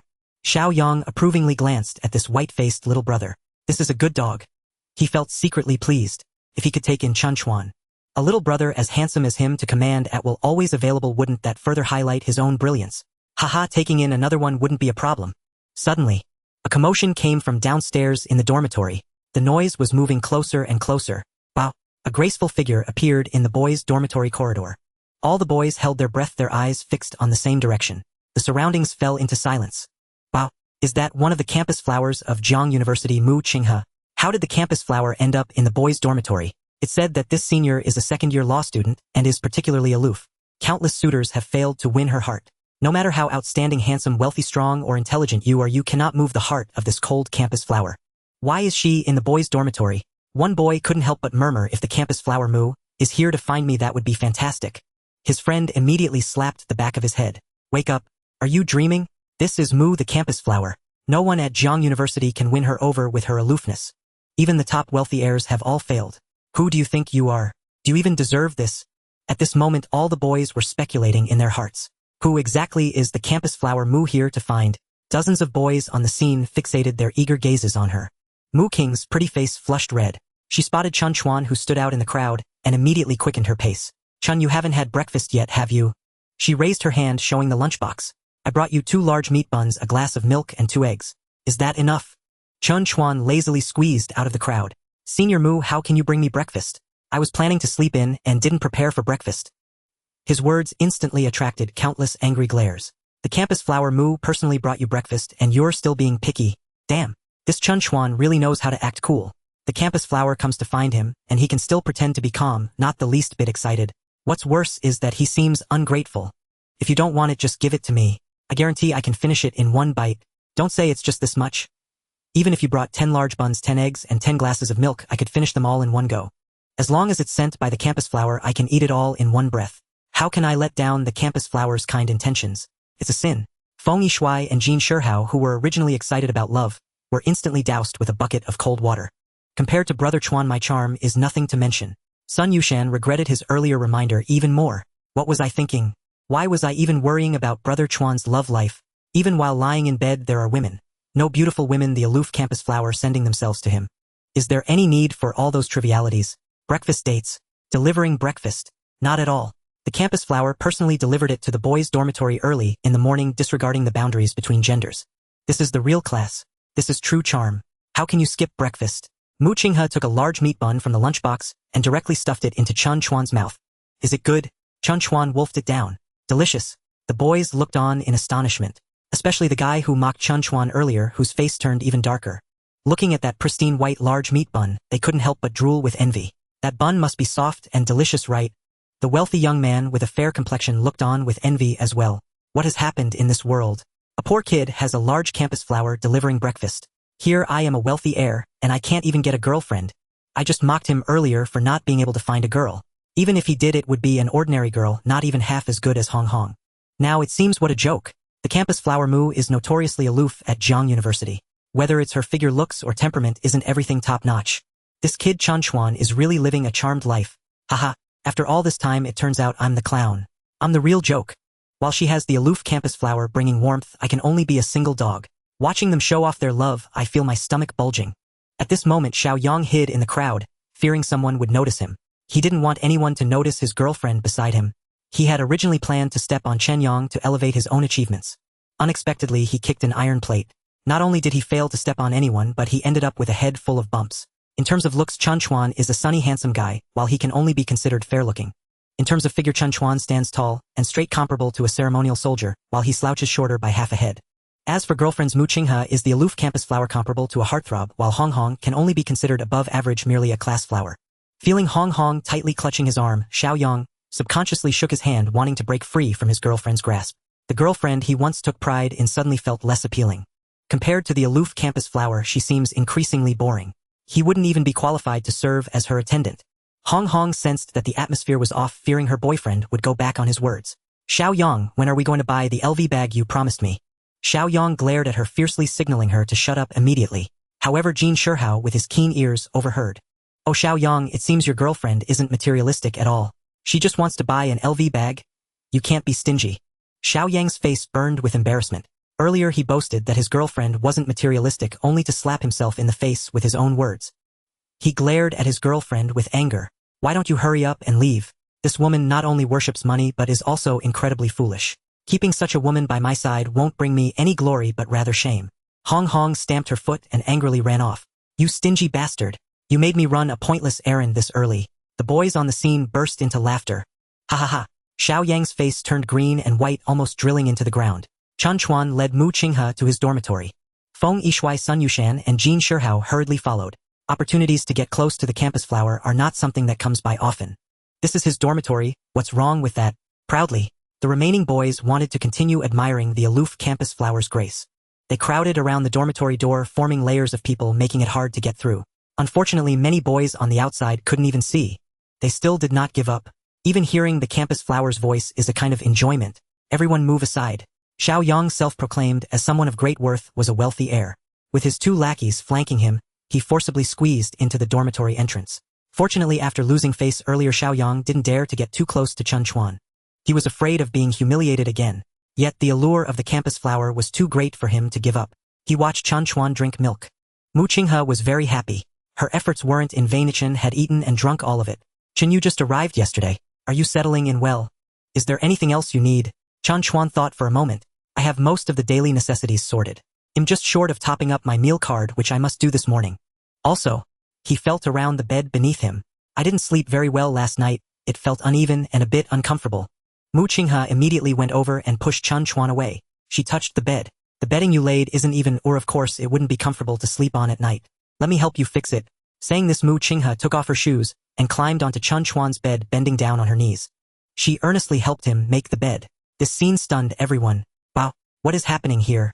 The aloof campus flower is climbing onto a freshman's bed on the first day of school. Is this appropriate? Is it reasonable? Is it legal? Moreover, that posture is quite stimulating. Feng Yishui, Sun Yushan, and Jin Shihao were all held back by Chen Chuan's face. This unique and beautiful scene. They wanted to look but felt embarrassed. Despite their itching curiosity, they could only steal a glance. Meanwhile, the crowd at the entrance showed no restraint. Those long legs, that slim waist, that round backside, thud, thud. This time it wasn't just a near drool. There were indeed fools staring blankly, unconsciously drooling, with a pig-like expression. At this moment, all the boys' envy for Chen Chuan had reached a peak. They wished they could take his place. Among them, Xiao Yang was particularly green with envy and jealousy. Damn, a poor kid. Why should he gain the favor of the campus flower? He actually had the aloof campus flower climb onto his bed to make it for him. This is utterly absurd. Wait, I must demonstrate my powerful abilities later, making the campus flower turn to my embrace. In other aspects, Xiao Yang might not win. But in terms of wealth, he was certain Chen Chuan would lose. That kid on his first day at school couldn't even afford a decent piece of clothing. Wearing patched-up ragged clothes. How could he even have the face to attend university? It's utterly ridiculous. Today, I must use money to crush him, pressing him down hard, rubbing his face in it. Otherwise, how could he regain his face? How could he alter his image in the campus flower's heart? Xiao Yang deliberately coughed to attract everyone's attention. Ahem. There are still many things to do today. Time is quite tight. Shall we prepare to head back? He turned to his pale-faced roommate, subtly indicating his wrist. The pale-faced younger brother was very perceptive, instantly understanding his brother's intention. Xiao Gu, what time is it? My phone is in the dorm, you can check the watch. Xiao Yang pretended to roll up his sleeves, revealing a shiny golden watch. He shook his wrist and the gold watch made a clattering sound. It's 8:35 and I still need to recharge my meal card. Everyone can disperse. He pretended to leave but was grabbed by his pale-faced younger brother. A pair of eyes were fixed on that shiny watch with a very exaggerated expression. Xiao Gu, your watch looks really nice. What brand is it? How much? Xiao Yang glanced at Chen Chuan, smiling confidently and calmly. Hehe, it's quite ordinary, a Rolex gold watch. Just a bit over 150000. Without needing his pale-faced younger brother to chime in, the nearby boys' gazes all focused in. At once exclamations erupted. Ah! Rolex! Over 150000. This watch is really beautiful, sparkling gold. When will I be able to wear such a famous watch? You wish. Can an ordinary person afford such a watch? What does 150000 mean? Can you earn that much in a year after graduation? Xiao Gu is indeed from a wealthy family, truly impressive. To him, a 150000 Rolex was merely an ordinary watch. What others could easily obtain was something we could only dream of. In an instant, everyone's attention shifted from the campus flower to the Rolex watch. The allure of money was indeed powerful. Xiao Yang was enjoying the worshipful gazes of the crowd, when he suddenly found that Chen Chuan was utterly unaffected. Humph! What are you pretending for? You think pretending to be indifferent can cover up your identity as a poor kid? I won't let you have it your way. Chen Chuan, do you usually wear watches? When he looked up, he caught a glimpse of the fleeting pride in Xiao Yang's eyes. Chen Chuan's expression remained calm, his tone indifferent. I generally don't like wearing watches, I find it a bit uncomfortable. Using a phone to check the time is just fine for me. I also don't know much about Rolex, that glimmering gold, don't you find it blinding? He directed his last words towards the classmates beside him. The pale-faced younger brother was full of derision. You, a poor loser, naturally haven't seen a Rolex. That's a world-renowned watch. Do you think wearing a watch is just for telling the time? A watch is a staple for a successful man. Owning a famous watch further showcases a man's identity and status. You, a poor loser, naturally don't understand these principles. The onlooking boys were all laughing. In terms of flirting, they were utterly defeated by Chen Chuan. In terms of money, being able to suppress Chen Chuan was also a sense of satisfaction. Xiao Yang laughed the loudest. Ha ha ha. This was his success and his confidence. Believing that seeing his substantial strength, the aloof campus flower would surely regard him with new eyes. Brother Chuan, what is this? Suddenly Sun Yushan discovered an exquisite box on Chen Chuan's table. It looked quite high-end. Chen Chuan casually replied, nothing much, it should be a watch. Sun Yushan was very curious. For someone like Brother Chuan, the watches he owned must be extraordinary. Even if it's not as expensive as a Rolex gold watch, as long as it's a famous watch, it can somewhat salvage his reputation. To check. He opened the box, revealing a beautiful watch. Brother Chuan, what brand is this watch? Why do I feel it's even prettier than that Rolex? Upon hearing this, Xiao Yang immediately took offense. However, he held back due to his status, so he didn't directly intervene. But the pale-faced younger brother was very self-aware and immediately jumped out. Don't say nonsense. A broken watch wanting to surpass Xiao Guess Rolex. Sun Yushan didn't understand watches, feeling a bit uncertain. Jin Shihao, more knowledgeable, leaned in to take a closer look. Wow! What brand is this? Could it be Vacheron Constantin? Although he liked watches, he only had a superficial understanding and wasn't very certain. The pale-faced younger brother scoffed. How could that be? Do you think someone whose entire outfit costs less than 100 can own a Vacheron Constantin that's worth a fortune? That's a world-renowned watch, even more impressive than a Rolex. I'm afraid the entirety of Chen Chuan's family's fortune wouldn't be enough to buy one. Jin Shihao, more and more convinced, said, This is Vacheron Constantin, I recognize that logo. Xiao Yang scoffed, not believing it was genuine at all. What's so strange about that? There are plenty of fakes and knockoffs online. What brand do you want? I can buy you one for just a few dozen. Suddenly someone in the crowd stepped forward. He took the watch from Jin Shihao's hand and examined it closely. After a moment he said seriously, My mom is the manager of a high-end luxury store. I've been exposed to these famous bags and watches since I was young. I can tell what's genuine and what's fake just by looking. This watch is indeed Vacheron Constantin. Moreover, it's one of the masterpiece series valued at least over 3 million. After saying this, he reluctantly and very carefully handed it back to Jin Shihao with both hands. Be careful, don't drop it. Jin Shihao was also startled, his hands trembling a bit.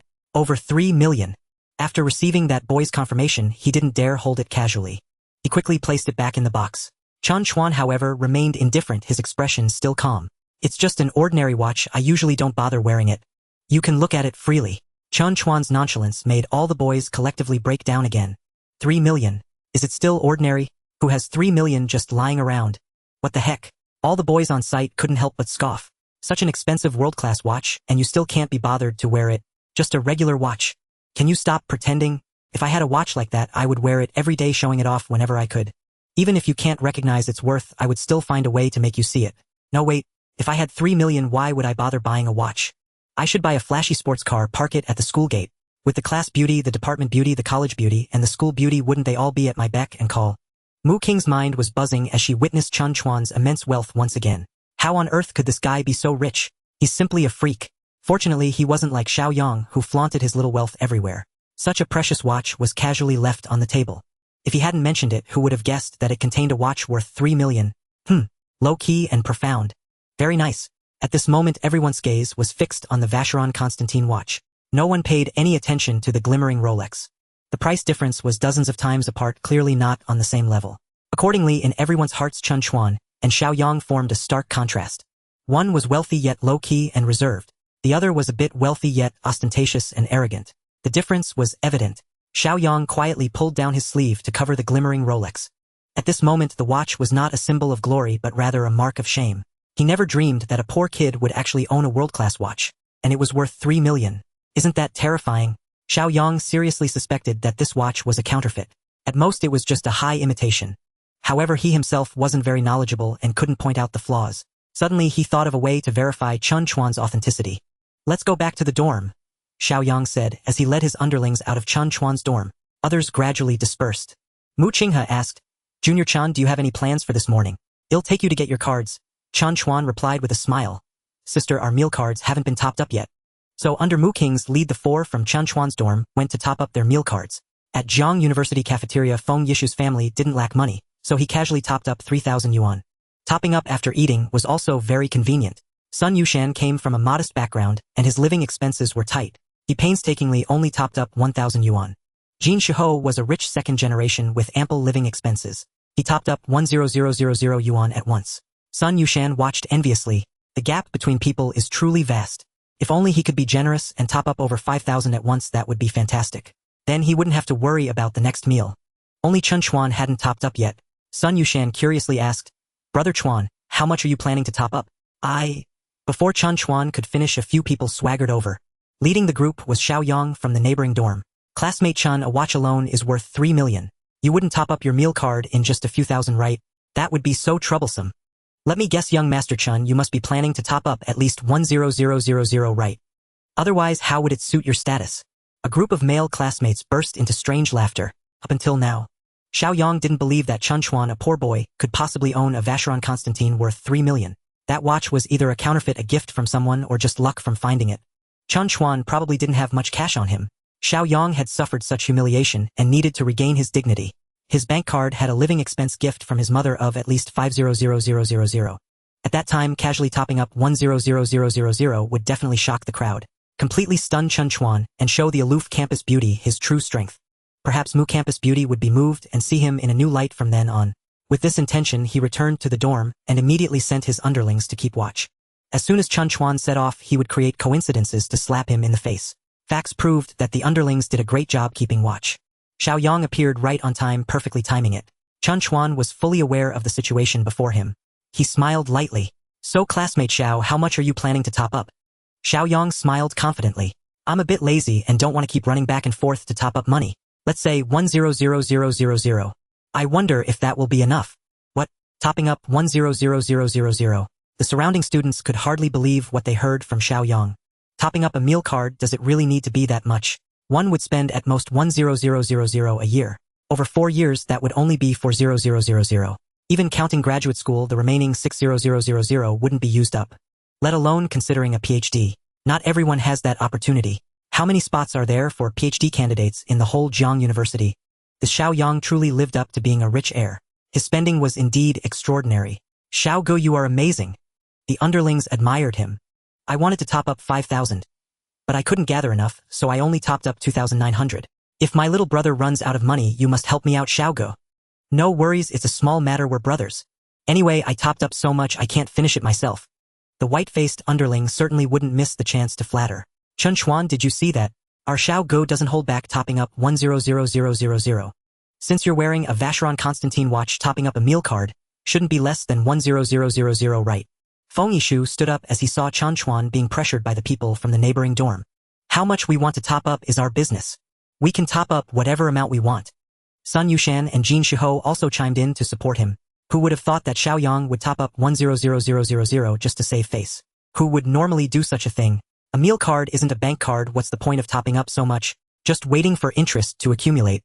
Even though Chen Chuan was wealthy, he had no need to follow his foolishness. Mu Qinghe was also startled by Xiao Yang's extravagance. She was usually quite frugal and ate little. Each semester she only topped up 3,000 yuan, which she barely finished. This guy actually topped up 100,000 at once. The behavior of the wealthy is truly hard to understand. Xiao Yang was very satisfied with the effect before him. Topping up 100,000 at once left the people around him stunned. Many people combined their 4 years of tuition and living expenses and wouldn't even reach 100,000. He topped up 100,000 for a meal card. What does it mean to be wealthy? What does it mean to be extraordinarily rich? He secretly observed Mu campus beauty. Now she should know who the real rich person is. Who she should follow. 100,000. Isn't that a bit too little? Chen Chuan smiled coldly looking at Xiao Yang. "Classmate Xiao, what a coincidence. I don't like trouble either and I might want to treat someone to a meal. Is 100,000 enough? I'll top up 1 million, do you want to join?"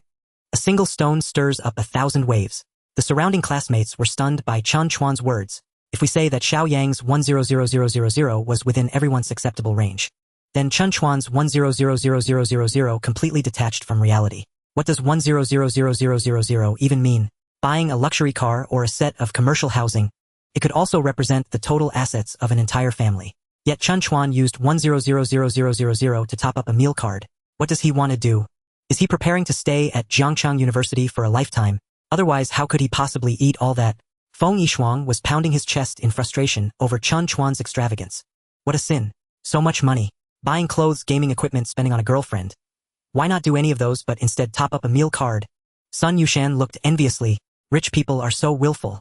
Brother Chuan is the big boss of the leisurely residence, he doesn't lack money. Spending 100,000 might be as casual to him as spending 100. No, it might even be more casual than spending 100 for himself. It's nothing compared to a small fraction of his wealth.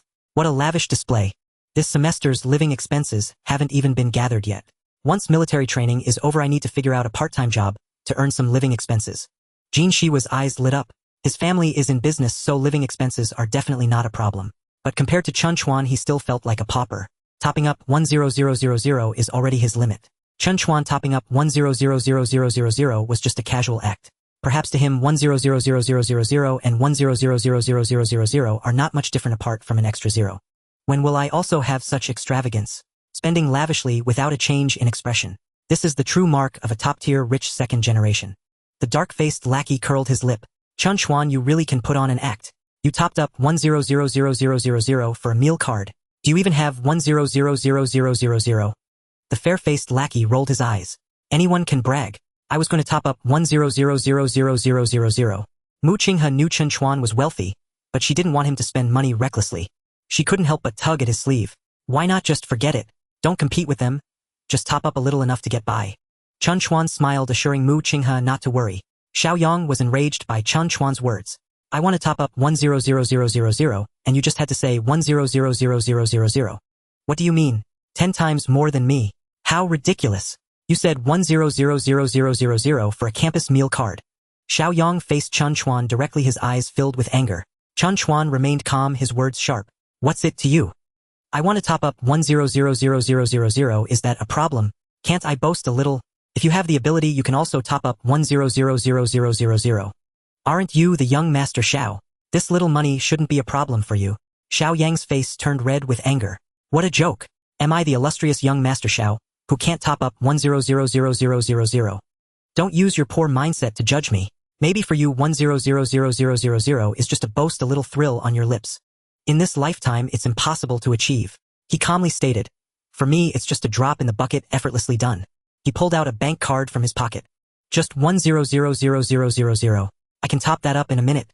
This card has 500,000. Chen Chuan glanced at it. Just 500,000 more, that's half the amount. Xiaoyang was filled with confidence. Just 500,000 more, it's just a phone call away. He took out his phone, found a number, and dialed it. What's happening? No one answered the phone after a long time. What is mom doing? Why isn't she picking up? What? It seems like this can't be done in a minute. Jean Shihua snorted. Xiaoyang was sweating nervously. At a critical moment, how could things fall apart? Since mom's number doesn't work, then let's call dad. He pulled out another number and dialed. This time it connected quickly. Brad, it's rare. What made you think to call me today?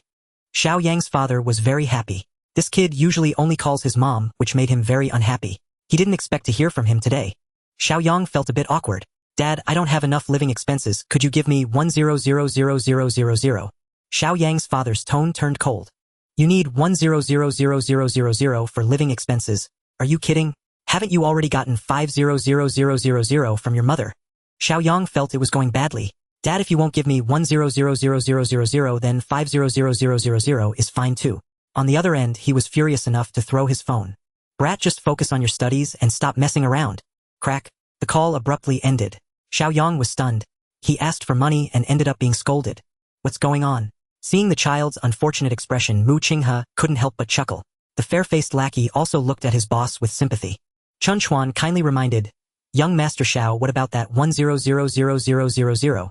You wouldn't be just boasting, would you? Xiaoyang looked around. He noticed everyone was watching him with strange eyes. His face turned red with anger. Chen Chuan, aren't you being too smug too soon?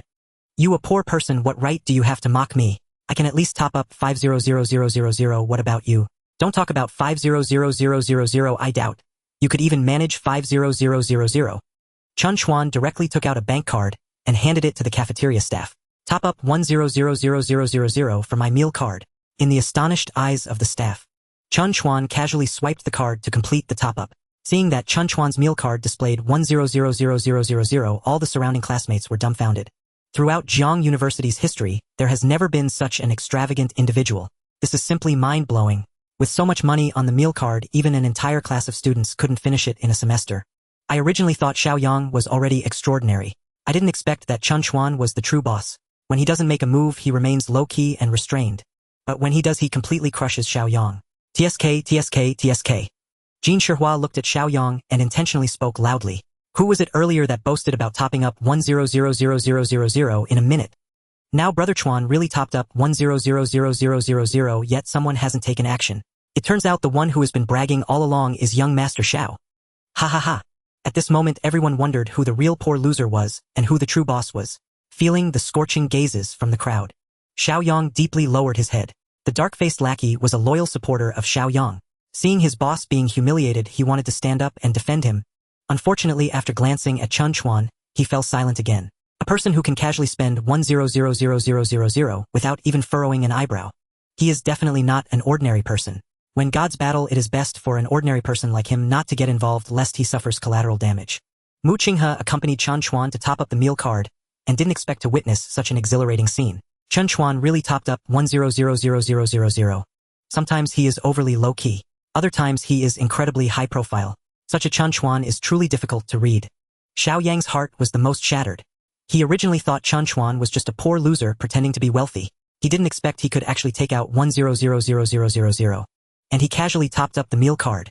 Meanwhile, he who thought he was guaranteed to succeed couldn't even get through to his mother's number and was inexplicably scolded by his father. Is this Chen Chuan my nemesis? Otherwise it makes no sense. Clearly I have the ability to top up 1,000,000. Yet the final outcome is that he successfully acted cool while I became the laughingstock. Why is this happening? At this moment Chen Chuan didn't mind Xiao Yang's shattered heart, but rather discovered a new situation. Ding! A consumption card for 1,000 times cashback has been used, limited to 10 million, leaving 1 remaining. This consumption amounts to 1 million with a cashback of 10 million. Ding dong! In the next second Chen Chuan's phone notification chimed. The account number ending in 1314 from Longhua Industrial and Commercial Bank received 10 million with a balance of 29.01 million. Just now, when recharging the meal card, Chen Chuan had used 1,000 times cashback card.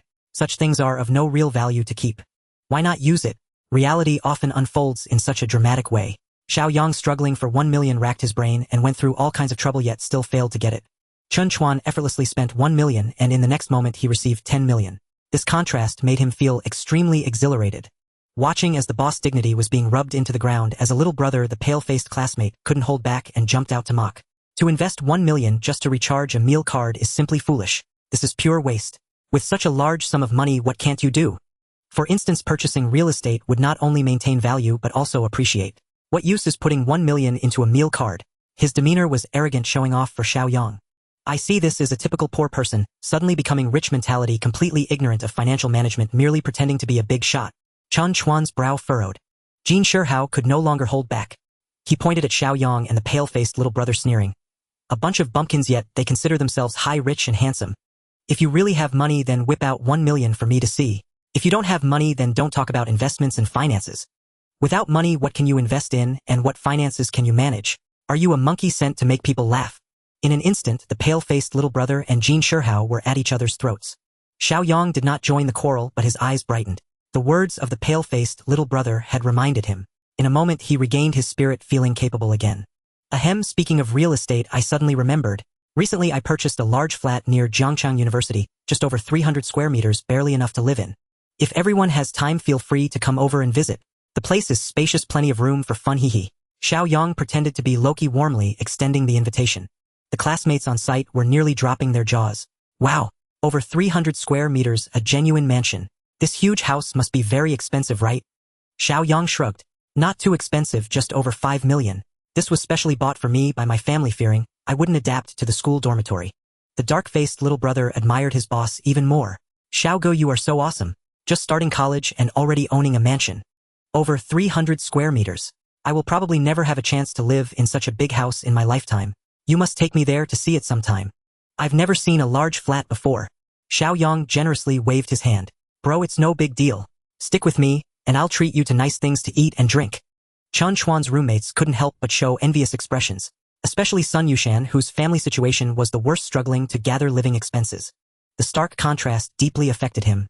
300 square meters, 5 million. For such a house, not to mention an ordinary college student. Even among social elites and the middle class, wanting to buy one would probably require immense effort.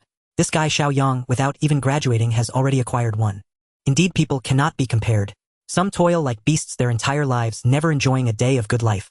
Others are born into wealth, living in luxury with mansions and supercars, money and beauty. Sigh. Mu Qinghe comes from a single-parent family, although her mother Wen Ruyu is quite capable, and the family is not short of money. Yet it is also through hard work and frugality that they earned it. To buy a house in Jiangxing, Wen Ruyu worked diligently, while Mu Qinghe took on a night shift. They exerted tremendous effort. She could not help but sigh. This guy Xiao Yang was truly born with a silver spoon, making others envious. Tsk tisk. Did you see that? The pale-faced little brother looked at Chen Chuan. Now you see the gap, right? Spending 1 million on a meal card is utterly useless. But But our Xiaogu just bought a flat over 300 square meters which can be lived in and can appreciate in value. This is the mindset of the wealthy. Unlike you, a nouveau riche who doesn't even know how to spend money. Would your dad beat you up if he knew how recklessly you spend? Oh, he suddenly paused, feigning a mischievous demeanor. Your dad probably won't hit you. He might even praise you. After all, he is also a nouveau riche. Ha ha ha, slap. Chen Chuan slapped the pale-faced little brother, sending him crashing to the ground. The pale-faced little brother was stunned. You dare hit me? Chen Chuan's face was as cold as frost, his gaze sharp as a knife. I am hitting you. Since your dad didn't teach you how to behave, he'll teach you a lesson. He made to advance for a few more hard hits but was stopped by Xiao Yang. Chen Chuan, this is a university campus. Just talk it out, no need for violence. Besides, spending money recklessly is inherently wrong. If you invested in real estate like me. Suddenly, Chen Chuan's phone rang. Upon answering, a familiar voice came through. Hello, Mr.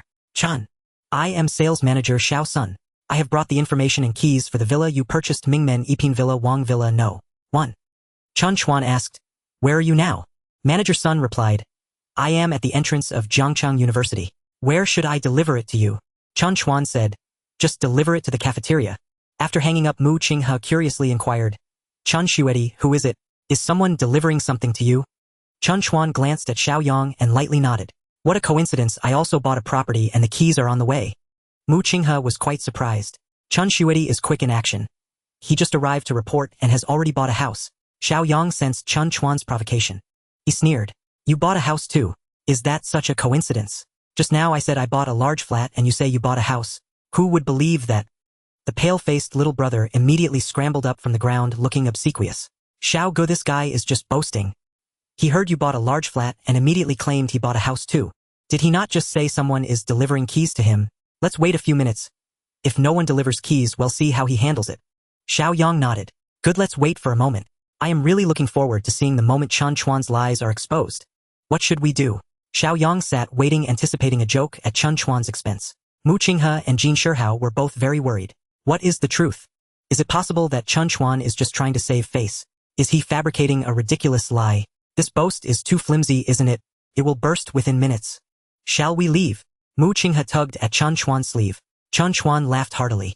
It's just a villa. Do I really need to brag? Besides, you all know my strength and I can afford it. Just wait patiently. Mu Qinghe, Feng Yishuai, Jin Shihao and the others felt somewhat reassured. They were aware of Chen Chuan's strength. He drove a multimillion-dollar Lincoln limousine and wore a multimillion-dollar Vacheron Constantine watch. More importantly, he was the big boss of Yu Ruanju. Buying a villa to live in should be quite reasonable, right? However, Xiao Yang and the others simply did not believe it. Have you ever seen a rich second-generation heir dressed so poorly? Is he so poor that he can only wear patched clothes? Chen Chuan is just a hypocrite pretending to be wealthy. His watch is a knockoff and his credit card is borrowed money or perhaps a loan. Nowadays, online loans are everywhere. As long as you're willing to borrow, they're willing to lend. By then, at the ends of the earth, they would come to collect debts. They would feast on your flesh and drain your blood. This guy Chen Chuan will surely meet a miserable end. How ridiculous. He is still boasting about having bought a house. No one believes that he has bought an ordinary commercial apartment. Now it gets even more outrageous. He actually claims that he bought a villa. This guy really dares to say anything. When it comes to bragging, he has reached an extraordinary level. Wait a moment. We must expose his lies and slap him hard in the face. Tear off his facade completely, so that he can no longer boast or pretend. Both sides sat leisurely waiting for the show to begin. About 5 minutes later, a man in a suit around 30 years old walked in from the entrance. He looked around and saw many people inside. Unable to distinguish who Chen Chuan was, he could only dial his number.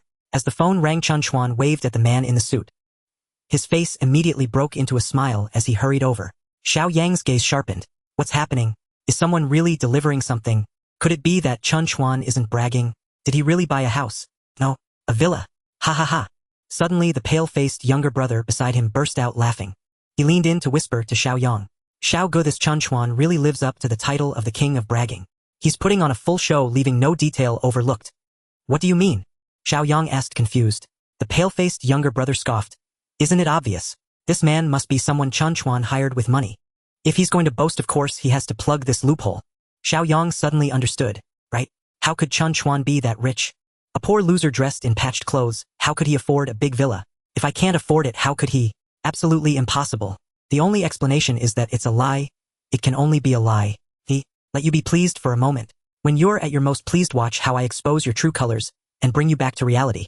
Let you lose face in front of Mu Xiaohua, completely losing your chance. Mr. Chen, hello. Manager Sun greeted warmly, extending his hands from a distance. Chen Chuan wore a faint smile on his face. Thank you, Manager Sun. Manager Sun quickly shook his head. Not at all, it's my honor to serve you. He opened his briefcase, taking out a leather document bag. Here is the purchase contract, property certificate, and keys for Villa No. 1 in the Mingmen Ipin high-end villa area. Please check. Chen Chuan casually glanced at it and nodded slightly. No problem, I trust your professional ability. Manager Sun felt encouraged and joyfully said, Thank you for your trust, Mr. Chen. If you have any issues in the future, feel free to call me. I will do my utmost to serve you. He waved goodbye. Feng Yishui, Sun Yushan, Jin Shihao, and the others all gathered around. They looked at Chen Chuan with envy. Brother Chuan, did you really buy a house? Is it really Mingmen Ipin? That's one of the most high-end villa areas in Jiangcheng. You didn't really buy Villa No. 1, did you? The Villa King. So many wealthy people dream of it, yet they are financially strapped. I can't even imagine how much such a big villa would cost. Everyone was passionately discussing it. A cold voice rang out from behind. Everyone, you don't really believe Chen Chuan's nonsense, do you? Everyone turned around. Xiao Yang was looking at Chen Chuan with a mocking expression. Don't think that I can't see through your tricks. Anyone could pretend to be a sales manager. Your preparations are quite thorough. Chen Chuan shook the document bag in his hand. Are you saying my villa is fake? Xiao Yang disdainfully shook his head. Isn't it? Jin Shihao couldn't bear to watch any longer. Brother Chuan, the big boss of you, Ruanju, does he need to lie? Xiao Yang, don't use your petty mind to speculate about our brother Chuan. You say his villa is fake, what evidence do you have? The pale-faced younger brother immediately supported his brother. Xiao Gu, I'll help you check those materials. Perhaps there's nothing in the document bag, just a pile of worthless paper. Xiao Yang nodded. Well, since they don't learn without seeing the coffin, let's allow them to continue. The pale-faced younger brother reached out aggressively to take the document bag. Jin Shihao tried to stop him, but Chen Chuan did not dodge, and directly handed it to the pale-faced younger brother. The truth can't be concealed. Falsehood can't be real. Open your eyes wide and see clearly whether my villa is real or fake. The pale-faced younger brother excitedly opened the document bag. In an instant, his expression changed, his eyes widened. Flipping through the documents rapidly until he finished the last page, the expression on his face was no longer excitement, replaced by shock, fear, and daze. Xiao Yang, seeing that the younger brother hadn't spoken for a long time, kicked him. What's going on? Are you stupid? Why aren't you speaking? The pale-faced younger brother stumbled, almost falling. Only then did he wake up from his dream. He secretly glanced at Chen Chuan, bewildered and slightly fearful. Stuttering, he said, Xiao Gu, all these materials are real. Chen Chuan really bought a villa, or rather the Villa King of Mingmen Ipin. Xiao Yang's body swayed. What? Really? How is this possible? He immediately snatched the documents from the younger brother's hand, flipping through them page by page, his eyes nearly popping out of his sockets. Mingmen Ipin Villa No. 1. Xiao Yang tightly gripped the documents, wishing he could tear them to shreds. But he didn't dare. This villa is unimaginable in value. If the documents are ruined, he can't afford to compensate. The black-faced younger brother saw the two wealthy youngsters with expressions of horror. He hesitantly asked, Xiao Gu, should we go verify the truth? We can't let Chen Chuan fool us again. Yes, it must be verified. The pale-faced subordinate nodded repeatedly like a chick pecking at rice, showing deep agreement. Xiao Yang's eyes brightened as he caught a glimmer of hope. He gathered his thoughts and arranged his appearance, trying his best to maintain the demeanor of a wealthy young master. Chun, although this information looks somewhat plausible. However, hearing is but a rumor, seeing is believing. I would like to visit your mansion, may I? Chen Chuan's expression remained impassive, showing no signs of being moved. Who do you think you are? You want to visit and I should just let you? Does whether I have a mansion require your approval? Sorry, I'm busy right now. Chen Chuan took back the folder, tidied it up briefly, and prepared to leave. However, his companions Sun Yushan and Jin Shihao looked at him eagerly. What do you mean? Why are you all staring at me? Jin Shihao blinked, forcing a smile, but said nothing.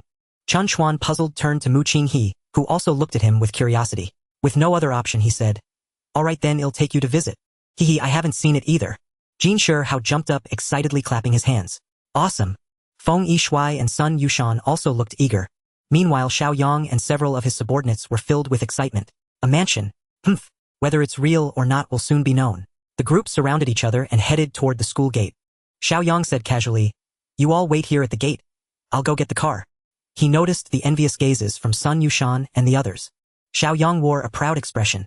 When they see my luxury car worth millions, they will definitely be even more amazed. Whether Chen Chuan has a mansion, I do not know. But my luxury car worth $1 million and my $500,000 apartment are quite real. We are the genuine rich second generation. Looking at the number of people, Xiao Yang realized one car would definitely not fit them all. Chen Chuan also walked toward the parking lot. The pale-faced subordinate curiously glanced at Jin Hao. What is he doing at the parking lot? Does he have a car too? Jin Hao mocked. Is it only allowed for you Xiaogu to have a car? Can't our Chuangu have one? Having a car is useless. What good car could he possibly have? Our Xiaogu has a luxury car worth 1 million. What brand is Chen Chuan's car?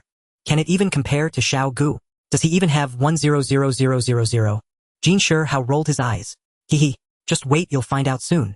Moments later, a Cadillac SUV stopped in front of everyone. The window rolled down, revealing Xiao Yang's confident face. What do you think? Is my car all right? Get in? I'll take you all along. The dark-faced subordinate excitedly approached, touching this and that. Filled with envy. Xiaogu, this car is really impressive. Following Xiaogu, we can also ride in a luxury car worth millions.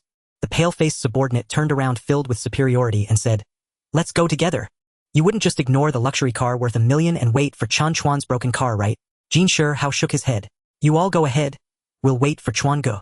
The main thing is Xiao Yang's car is too small and the level is not enough. The pale-faced subordinate's expression changed drastically, angrily saying, Don't be ungrateful. I kindly invited you to get in the car, and you complain that Xiao Guest's car is too small and not classy enough. He pointed towards Chen Chuan's direction, and then pointed at Xiao Yang's car. Open your eyes and see whose car is truly lacking. Do you have any common sense? Our Xiao Guest car is a Cadillac luxury SUV worth over 1 million, known for its spaciousness and imposing presence. And you say this car is too small and not classy enough. Do you think you are the president? Or do you believe Chen Chuan can drive a luxury car worth over 1 million? Jin Hao disdainfully refused to argue with him. I said just wait. You'll see soon what's the rush. Xiao Yang, however, looked displeased and called to the pale-faced subordinate. You get in the car or don't mind them. Since they want to ride in Chen Chuan's broken car, let them wait. We're leaving. The pale-faced subordinate was about to get in the car. As he turned around, he saw a monstrous vehicle coming from a distance. With its super long body and imposing design, what kind of car is this? Jin Hao and the others all rushed over. The extended car came to a stop and the window rolled down. Chen Chuan smiled and said, Get in, we are going to see the mansion. Mu Qing, Jin Hao and the others all crowded into the Lincoln stretch limousine. The 3 roommates were familiar with it for the second time, and while envious, they skillfully opened the fridge to take out drinks and snacks, thoroughly enjoying themselves. However, it was Mu Qing's first time. She was shocked, speechless. She never expected the car's configuration to be so good. It was spacious and luxurious inside, just like a large living room. Not only can it be used for business discussions, but it also allows for sleeping and working. The features are incredibly powerful. One must admit that poverty limits our imagination. At the same time, she felt that Chen Chuan was even more mysterious. What kind of person is he? So young yet with such achievements. As Chen Chuan's car whizzed by inside the Cadillac, Xiao Yang and the 2 subordinates were still in shock. Their mouths hung open. Xiaogu, what kind of car is that? I've never seen one like it before. The pale-faced subordinate asked, trembling. Xiao Yang rubbed his eyes.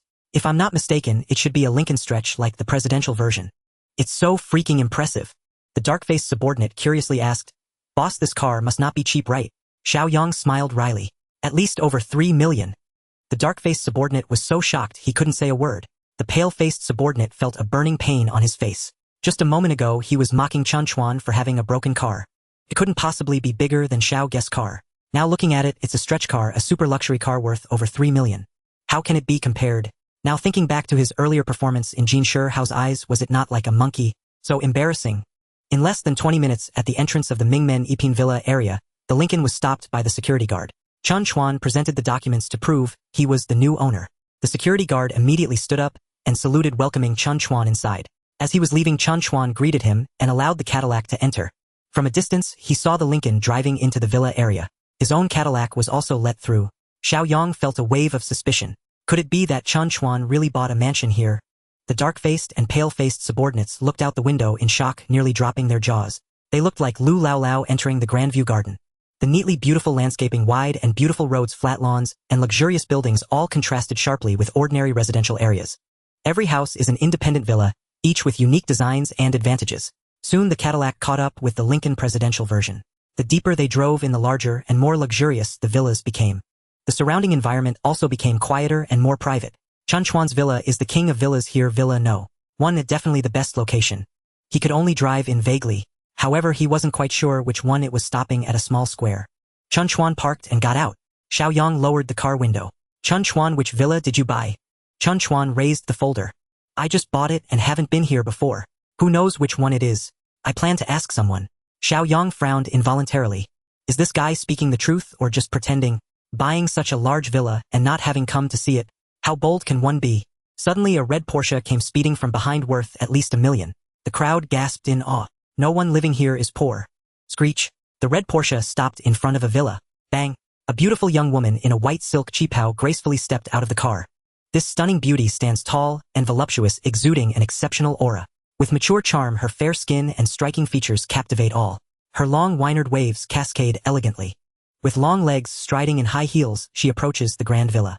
Beautiful Chen Chuan opens his mouth to call out, but is halted by Xiao Yang's outstretched hand. Let me ask for you. He exudes confidence, relying on his high, rich, and handsome charm. Asking for directions is nothing, right? It's just a trivial matter. Then go ahead and ask. With someone doing the work, Chen Chuan is more than happy to relax. Xiao Yang adjusts his collar, presenting his most handsome side. He raises his chin and walks toward the red Porsche, confidently waving. The envious brothers in black admire him. Xiao Gu is truly impressive. If I encountered such a beautiful woman, I probably wouldn't be able to say a word. The pale-faced brother pats him on the shoulder. It's not just you. Even I lack confidence. This beauty drives a luxury car and lives in a villa, clearly a wealthy lady. What kind of man hasn't she seen before? Only someone like Xiao Gu, handsome and rich, would dare to approach her. I definitely wouldn't stand a chance. Beside them, Feng Yishui, Sun Yushan, and Jin Shihao share the same feelings of envy and jealousy. With money comes confidence. Such a beauty, such a wealthy lady is beyond their reach. Chen Chuan chuckled. These guys are still too young. Faced with a rich and beautiful woman, they naturally feel a sense of inferiority.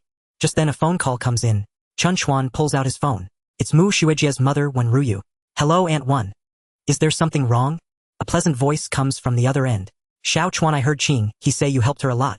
Auntie is treating you to a meal today at noon. Please come to my house. Just wait a bit and come over. Facing Aunt Wen's warm invitation, Chen Chuan feels unworthy. The issues at Yuranju were, strictly speaking, still his responsibility. As the boss, it's his duty to ensure his subordinates are treated fairly. Isn't it only right to advocate for her? Aunt Wen is even treating him to a meal. Is this appropriate? Challenge task: accept Wen Ria's invitation to her home for dinner, beneficial for completing the goddess strategy plan. Task reward 1, top-notch culinary skills, chef abilities. Task reward 2, experience points 7. Free attributes 4. Rejecting the task, experience points 7, chef. What use is this skill? Feels useless. Chen Chuan generally dislikes cooking. What good is having top-notch culinary skills? However, considering the experience points and free attribute rewards along with advancing the strategy plan, he accepted the challenge. Thank you, Aunt Wen. After I finish here, I will go back with Mu Xuejie. When Ryu replies with curiosity, are you with Qing He now? Chen Chuan feels a bit guilty and awkward. Auntie, this morning Mu Xuejie took me to familiarize myself with the campus. We'll finish soon. When Ryu smiles knowingly. No worries, you two continue. There's no rush for dinner. It's great to come back together. After hanging up, Chen Chuan secretly wipes cold sweat from his brow. Why does this future mother-in-law seem so eager for me to be with Mu Xuejie? Is there really no need to hurry to send her daughter back? Pursuing the campus beauty also comes with such a good future mother-in-law. What a bargain. Ding. Top-notch culinary skills, chef abilities have been granted. Experience points 7, free. Attributes 4. A mysterious substance flows into Chen Chuan's body and mind, filling him with a wealth of culinary knowledge intuitively. His bodus, bones, muscles, nerves, skin, taste, and smell. All functions related to cooking have been enhanced. It feels as if he was born for culinary arts. Moreover, he has mastered various cooking techniques for delicacies, surpassing even top chefs and international culinary masters. Haha. This reward came swiftly. I haven't even gone to the appointment yet, just agreeing, and the rewards are immediately granted. The system is impressive. Let me think. How should I allocate the new 4 free attribute points? 2 points to spirit, 2 points to charm. Host Chen Chuan, physique 22 points, strong as an ox, spirit 22 points, quick-witted, charm 24 points, incredibly handsome, free attributes 0 points, system level 1, 51,100. Both physique and spirit are on par. The charm index still leads by a wide margin. At any time in Chen Chuan's eyes, being handsome is the most important. After tallying his gains, Chen Chuan is about to tell Mu Qing he about lunch, but notices that Mu Qing he and the others are looking strangely ahead. Upon closer inspection, Xiao Yang's expression is even more peculiar, as if he's flattered but has stepped on the horse's leg, or confidently stumbled into an embarrassing situation. 2 minutes earlier, Xiao Yang confidently approached, waving a greeting. Beautiful lady, please hold on. The lady in a white cheongsam stopped and turned to look. Her expression is neither happy nor sad. Is there something? Xiao Yang beams and strides forward, stopping just under a meter away from the beauty. Miss, you are truly exceptional and I wish to. To his surprise, the beauty expressionlessly takes 2 steps back, a layer of frost appearing on her face. Please respect yourself. A flicker of disgust and disdain flashes in her eyes. I didn't expect you, a little punk, to be so rude. Please leave my doorstep. Though the beauty appears delicate, she carries an air of authority, especially with her stern face and sharp gaze. It instinctively invokes a sense of fear. Clearly, she must be a person of stature accustomed to giving orders. Xiao Yang, an ordinary university student and rich second generation, cannot withstand her intimidation. He steps back in fright, feeling embarrassed and regretful. Had he known this beauty was so formidable, he certainly would not have made such a fool of himself. No matter what, he wouldn't seek his own humiliation by provoking this bad luck. Seeing the handsome Xiao Yang falter, getting his face covered in dirt, the other boys instinctively shrink back. This beauty has an incredibly strong aura. Whoever approaches will meet misfortune, especially the pale-faced brother who just praised the boss. He secretly feels fortunate. Thank goodness I didn't act tough, otherwise my situation would certainly be worse than Xiao Ji's. The dark-faced brother is similarly fearful. If even the handsome Xiao Gu can't handle her, then going up would be like serving himself on a platter. He might not even get a word out before being shot down by just a glare from the beauty. Feng Yishui and the others see Xiao Yang's embarrassment. Each feels a secret delight. However, if asked to step up, they wouldn't dare take a single step forward, even if their lives depended on it. Boys can sometimes be this cowardly. When it comes to fighting, they will charge in for their brothers, even to the battlefield, risking their lives. Without hesitation, they'll shout one word, go. That's called bravery. But when it comes to confessing or flirting with a stranger beauty, they shrink back immediately. Challenge task: discover the goddess, proactively approach, and flirt. Initiate the strategy task. Task reward 1, top-tier Mercedes G-Class valued at 6 million. Task reward 2, experience points 8. Free attributes 5. Rejecting the task experience points 8, Chen Chuan is taken aback. Another top-tier beauty that can be pursued, and a wealthy lady at that. Not every beautiful woman catches Chen Chuan's interest. However, if she is of his preferred type, it is a different matter altogether. He will seize the opportunity when the time is right. At that moment, he would never back down. He focused his gaze on the beauty. Name: Suyun. Age 42. Height 168 centimeters. Attractiveness 91. Figure 95. Affection level 0, no feelings. Number of relationships 1. Current status: relationship broken, separated. Reward for pursuing 1. 30 shares of Kyushu Airlines. Suyun. What a pleasant name. I just didn't expect her to look so youthful and graceful. She is already 42 years old. Comparable to Ant when yet another naturally beautiful woman who takes good care of herself. Mature and elegant, her charm still intact. Her figure is voluptuous, perfectly curved. I really can't understand why her husband doesn't cherish such a beautiful wife, yet they are separated. What a waste of resources. But the system is a bit unethical. The lady is still married and you want me to pursue her? Is that appropriate? Moreover, the rewards are quite generous. Kyushu Airlines is a giant valued at least 80 billion. 30 of the shares amounts to 24 billion. If I manage to win her over, my wealth will soar by 24 billion instantly. This temptation. Can you resist it? At this moment, I should first complete the challenge task. Chen Chuan really wants to own a top-tier Mercedes-Benz G-Class. Right now, he only has a stretched Lincoln, which is sometimes not very convenient. He must secure the Mercedes-Benz G-Class. Ahem. Chen Chuan coughed lightly and stepped forward. As he passed by Jin Shihua, he instinctively wanted to grab Chen Chuan. This beauty is obviously very desirable. Whoever approaches will hit a wall. He doesn't want to embarrass himself in front of Xiao Yang and the others. Moreover, Mu Xiaohua is still nearby. Is it appropriate for Brother Chuan to flirt with another beauty in front of her? This kind of thing should be avoided, right? Chen Chuan didn't care what his roommates thought, nor did he feel the need to explain anything to Mu Qinghe. He thought, why should I explain myself to others? Xiao Yang, don't be reckless. He first pulled Xiao Yang back, positioning himself directly opposite Suyun. About 2 meters apart, neither too close nor too far, maintaining a safe distance. A flash of anger crossed Xiao Yang's eyes. He wanted to explode. This Chen Chuan is so damn despicable. He is losing face in front of the beauty and the school goddess. This is intolerable. But then he thought just now he had embarrassed himself in front of the beauty. If he continued, it would only get worse. This pull provided him with a way out. If not now, then when? After much hesitation, he quietly retreated back to his group's side. The white-faced younger brother sighed. Xiao Gu, this beauty has such a strong aura. The black-faced younger brother quickly comforted him. Yes, Xiao Gu, don't be discouraged. In front of such a noble and beautiful woman, it's not embarrassing. I believe that soon Chen Chuan will be in an even worse situation. Xiao Yang's mood slightly improved. Yes, this woman clearly isn't an ordinary person. Driving a luxury car, living in a big villa, and looking stunning. Her identity must be extraordinary. Failing to flirt with her is only natural. He was now even more eager to see Chen Chuan's downfall. Perhaps this kid can't compare to him after all. At this moment, facing Suyun, Chen Chuan displayed a sunny smile. Beautiful sister, I sincerely apologize. We are students from Jiangchang University, and we would like to inquire about the location of Villa No. 1. I apologize for the rudeness of the previous student. As he spoke, he slightly bowed, being polite. Su-yoon's frostbitten expression softened slightly. Students from Jiangda. Chen Chuan nodded and smiled. Yes, beautiful sister, please forgive us. Su-yoon nodded slightly. You look much better than that previous guy. I'm much older than you, so calling me sister is not appropriate. You should call me auntie. Are you asking for directions? Villa no. 1. Are you looking for someone? Ding. Su-yoon's affection level increased by 5. Her current affection level 5 closed to indifference. Chen Chuan felt a sigh of relief. Finally, the ice was broken, which is the crucial first step. Beautiful auntie, I'm not looking for anyone. I actually live in Villa no. 1. Su-yoon rolled her eyes at him. Auntie is auntie, but does it need to be prefixed with beautiful? However, it sounded nice and she didn't correct him. She just looked at Chen Chuan in surprise. You live in Villa no. 1. Then why don't you know the way? Chen Chuan awkwardly pinched his fingers. I just bought this villa and haven't visited it yet, so. Su-yoon understood. Seeing the two engaged in pleasant conversation, the classmates in the distance were all wide-eyed, their faces filled with disbelief. Damn, is this a ghost? The black-faced younger brother dropped his jaw in shock. Is this for real? The beauty is actually paying attention to him. The white-faced younger brother was racking his brain, unable to comprehend. What exactly does Chen Chuan have to win the favor of this beauty?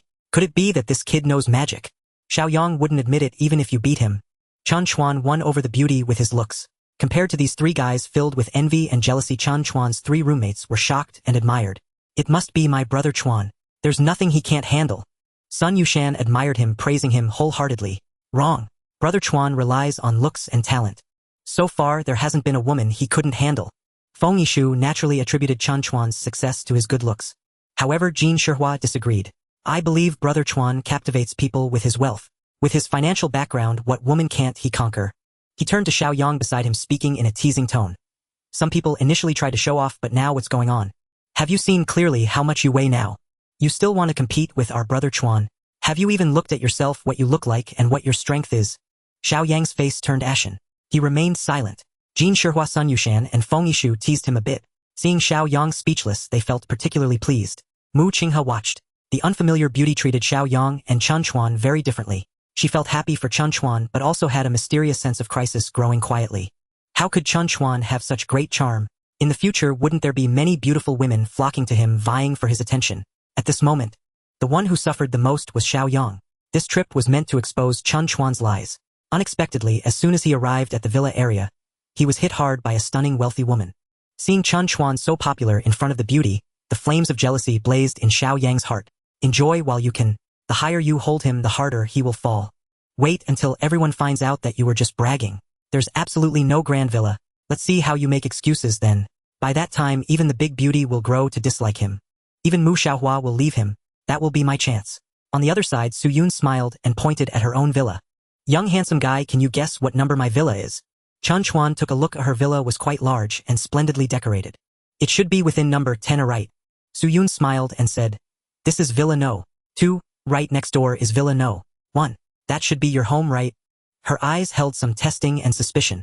Clearly up to this point, she still didn't believe that Chen Chuan at such a young age could afford such an expensive villa. The prestigious villa of Mingmen Yipin.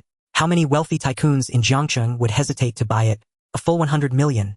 How many people in the entire Jiangcheng have the ability and willingness to buy it? After all, he is a young man. No matter how mature and calm he pretends to be, there is still a hint of boastfulness. Chen Chuan could certainly tell. This beautiful lady did not believe that he owned Villa no. 1. However, as neighbors she would eventually know over time. There was no need for further explanation. Following the direction pointed by Su-yoon, Chen Chuan saw not far ahead a more luxurious standalone villa standing tall. Thank you, beautiful aunt.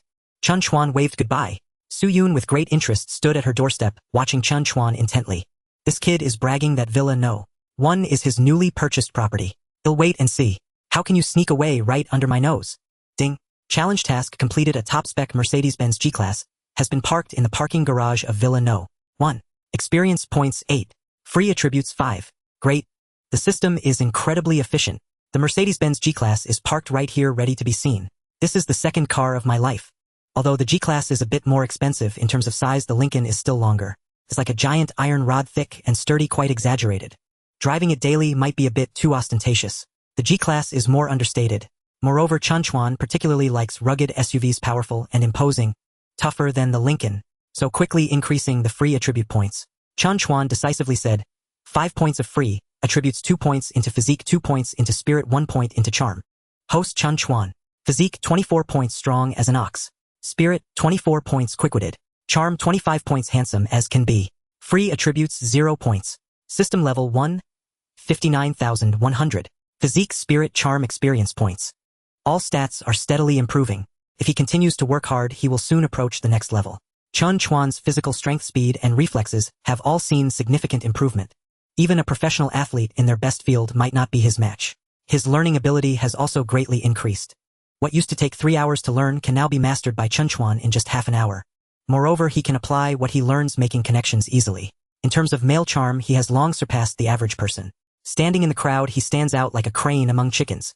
He can instantly leave a deep impression, garnering goodwill. Especially towards the opposite sex, the effect is even more pronounced. Mu Qinghe looked at Chen Chuan, always feeling a sense of unreality. It seems that Junior Chen becomes more pleasing to the eye the more you look at him, making one unable to help but fall deeper. Chen Chuan walked up to his classmates. Everyone follow me, the one next door is Villa No. 1. He took the lead, heading straight for the luxurious villa. Mu Qinghe, Jin Shihai, and others were all excited and full of anticipation, closely following behind him. Xiao Yang and the others, however, were skeptical. The truth was about to be revealed. Why was Chen Chuan not worried at all? Could it be that he really bought the villa? Impossible. The three of them had almost the same thought. He must be pretending to be calm. Wait, he might find an excuse like the door lock is broken and his key can't open the door. Or he might suddenly have something else to attend to and not go see the villa. In any case, he would definitely avoid it and wouldn't dare to actually enter the villa. They were about to reach the front door. Chen Chuan suddenly remembered one ruinous reminder. Senior Mu Aunt Wen just called me asking us to come back for lunch. Mu Qinghe was taken aback. Why didn't she call me to come back for lunch? Chen Chuan smiled and said, at first she didn't know we were together. She said it was to thank me for helping you at Yuran residence. Later, when I told Aunt Wen that you were with me, she didn't call you. Mu Qinghe responded with an oh. Feng Yishuang, Sun Yushan, and Jin Shihai all wore mischievous smiles. Brother Chuan, you are quite something. When did you manage to win over the school bowtie's mom? You two have progressed to meeting the parents already. Chen Chuan pretended to kick Jin Shihai lightly. San Jinzi, don't talk nonsense. You all know about what happened last night, right? Senior Mu's mom just wanted to thank me for helping her. Jin Shihai cleverly dodged and continued to tease Chen Chuan with Feng Yishuang and Sun Yushan. Behind them, Xiao Yang and the others exchanged glances. As expected, Chen Yang wanted to use the excuse of lunch to escape. No way. We can't let him find a reason to run away. Chen Chuan, we've already reached the door of the villa. You don't want to run away, do you? Xiao Yang pressed on. Chen Chuan was taken aback. Run away? Why would I escape? He strode forward towards the villa's main entrance. Xiao Yang and the others smiled triumphantly. Run away. We will never give you the chance. The three quickly followed, eager to see what tricks Chen Chuan would pull next. The group arrived at the entrance of the villa. A tall wall and a heavy alloy door blocked their way. They looked at the complex door lock. Xiao Yang sneered coldly. Chen Chuan, what are you dawdling for? Hurry and open the door with the key. Don't say you forgot to bring it. I saw that the key was in the document bag. Chen Chuan shot him a glance.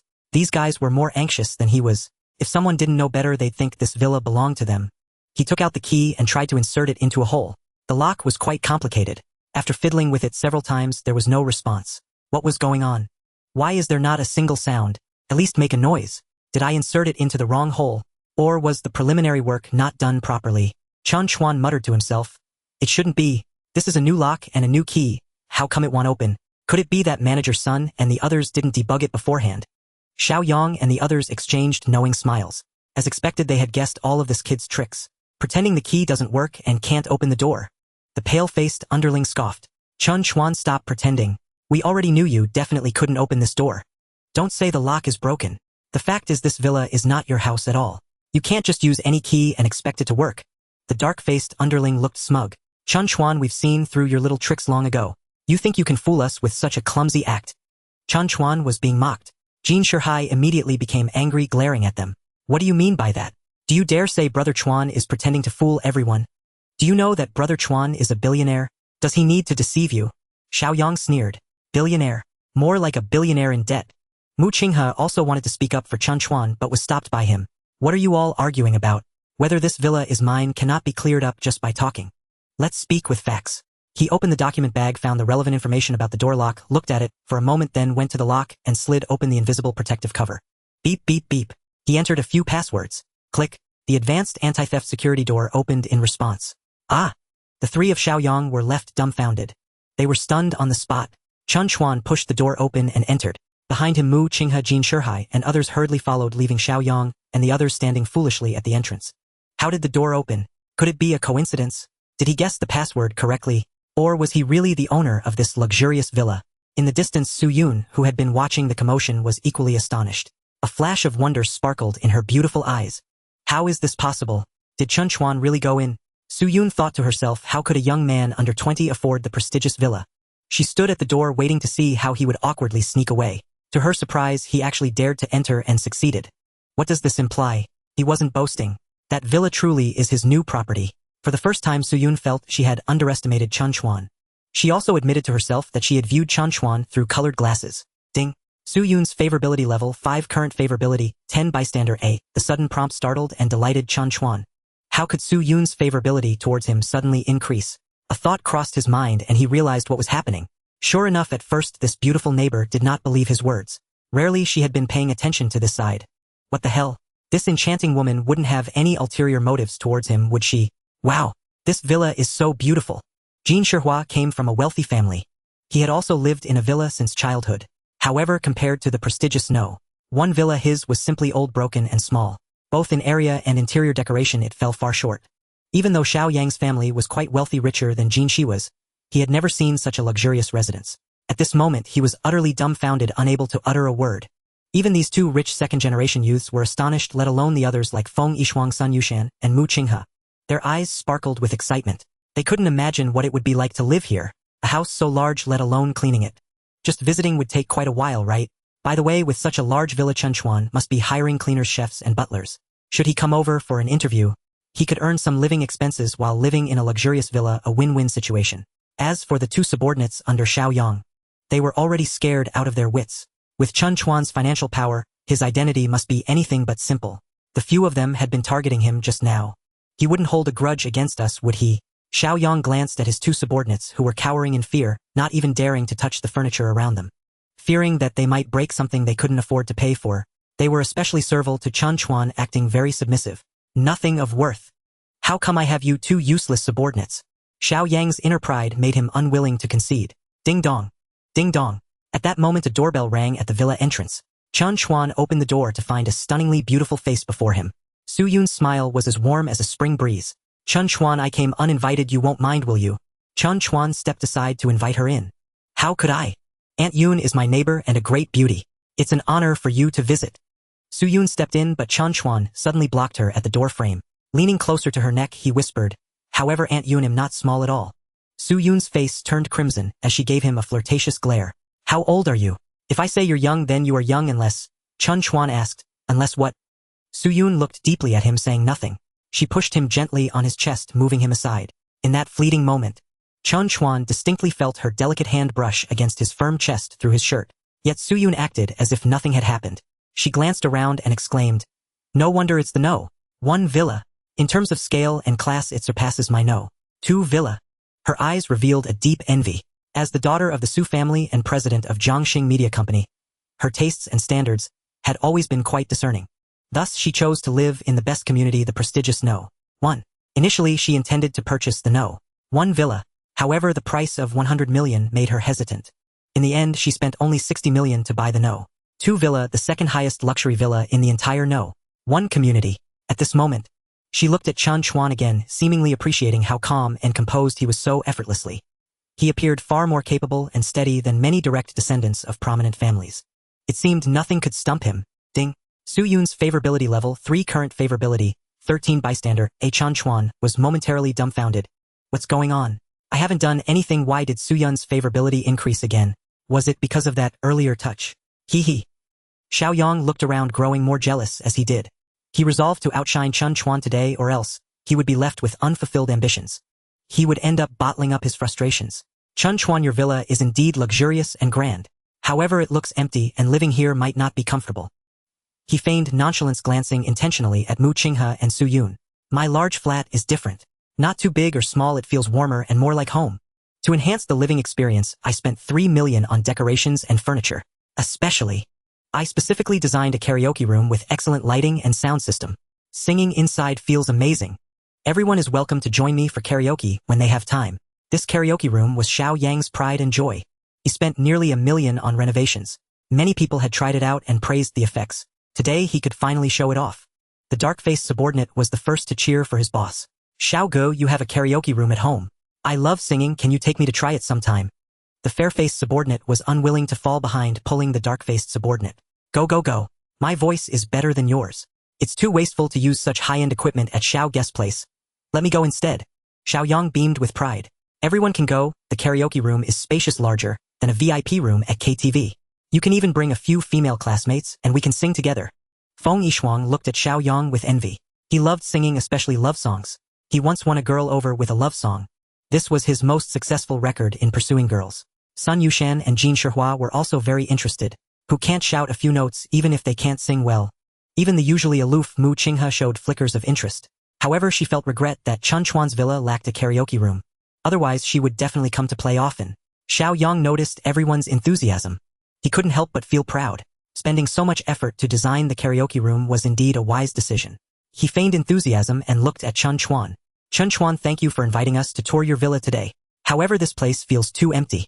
Why don't we go to my large flat to take a look? My karaoke room is beautifully designed and the sound effects are excellent. Even if you sing average.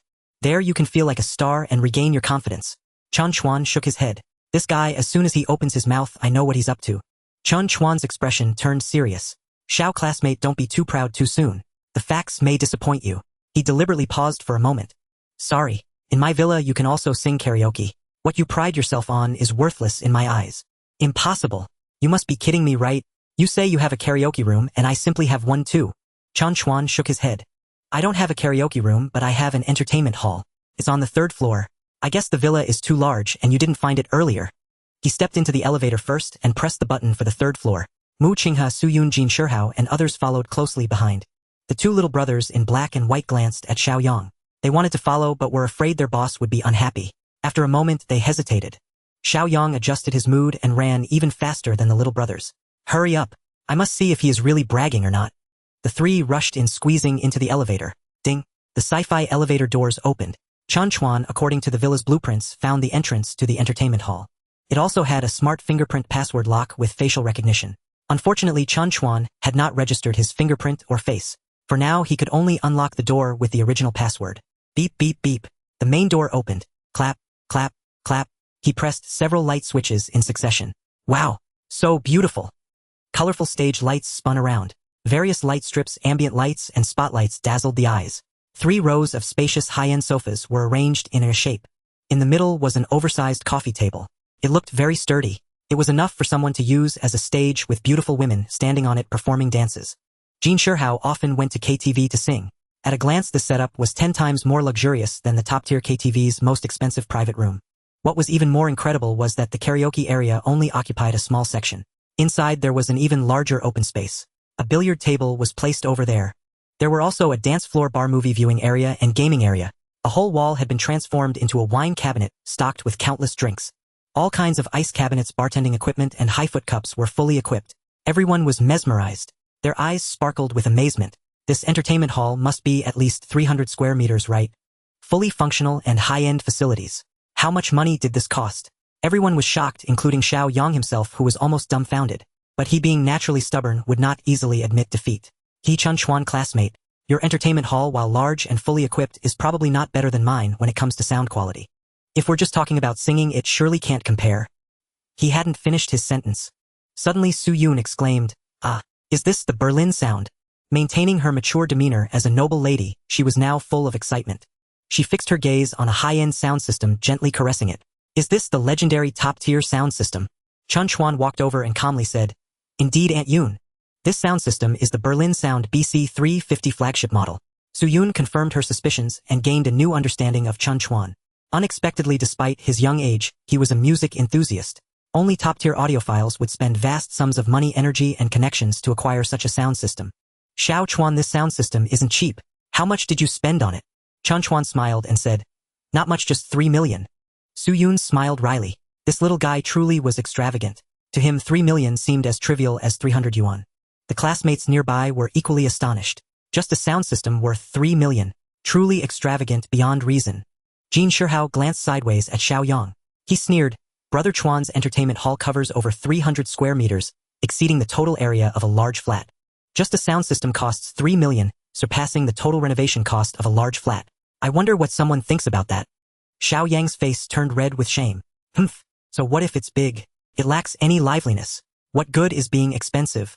Don't you know that what's suitable is the best? Maybe its sound quality isn't as good as my karaoke room. Just then Su Yun, already itching with anticipation, asked, Xiao Chuan, can I listen to the sound quality? Chen Chuan nodded. Of course. Without needing Chen Chuan to do anything, Su Yun skillfully connected the power supply and turned on the switch. She closed her eyes and quietly enjoyed. Boom, boom, boom. A soul-stirring piece of music resonated, instantly piercing into everyone's ears and seeping into their bones, merging with their souls. It cleansed their spirits. Heavenly sound. After a long time, Su Yun opened her eyes, exclaiming in fervor and obsession. She was the eldest daughter of the Su family. Having received a good education since childhood, she especially loved music. In her villa, she also purchased a high-end sound system. Unfortunately, it lacked professional tuning personnel. The music quality was far from comparable to Chen Chuan's. At that moment, Feng Yishuai, Sun Yushan, Jin Shihao, and others were all entranced by the wonderful music. They could not extricate themselves. Mu Qinghe also slightly closed her eyes, immersing her consciousness in the spiritual world, enjoying the beauty of music. Even Xiao Yang and his two friends were deeply affected. Unable to help themselves, they became addicted to the beautiful music. This was a rare soul journey, a moment of cleansing. They were deeply moved. When everyone finally came to their senses, Xiao Yang no longer dared to claim that his sound system could rival Chen Chuan's Berlin sound. The way he looked at Chen Chuan had turned from shock to unfamiliarity. Who exactly was this Chen Chuan? Why was he so mysterious, so unattainable? No matter how hard I tried, I couldn't even compare to 1/10 or even 1/100th of him. The two little brothers in black and white felt even worse. They looked at Chen Chuan with fear and awe. Such a mysterious big shot must not be offended. Anything he casually owned was high-end goods that they could never possess in their lifetimes. A complete crushing defeat. In such a situation, the best attitude is to submit. 100% humility. In front of Chen Chuan, they didn't even dare to get too close to Xiao Yang, fearing they would be implicated and bear the brunt of his anger. These two useless fellows. Xiao Yang was well aware of the little brother's caution. He could only silently endure and suppress the urge to beat them up. Only Su Yun remained immersed in the music, infatuated with the heavenly sound. Xiao Chuan, can I listen for a while longer?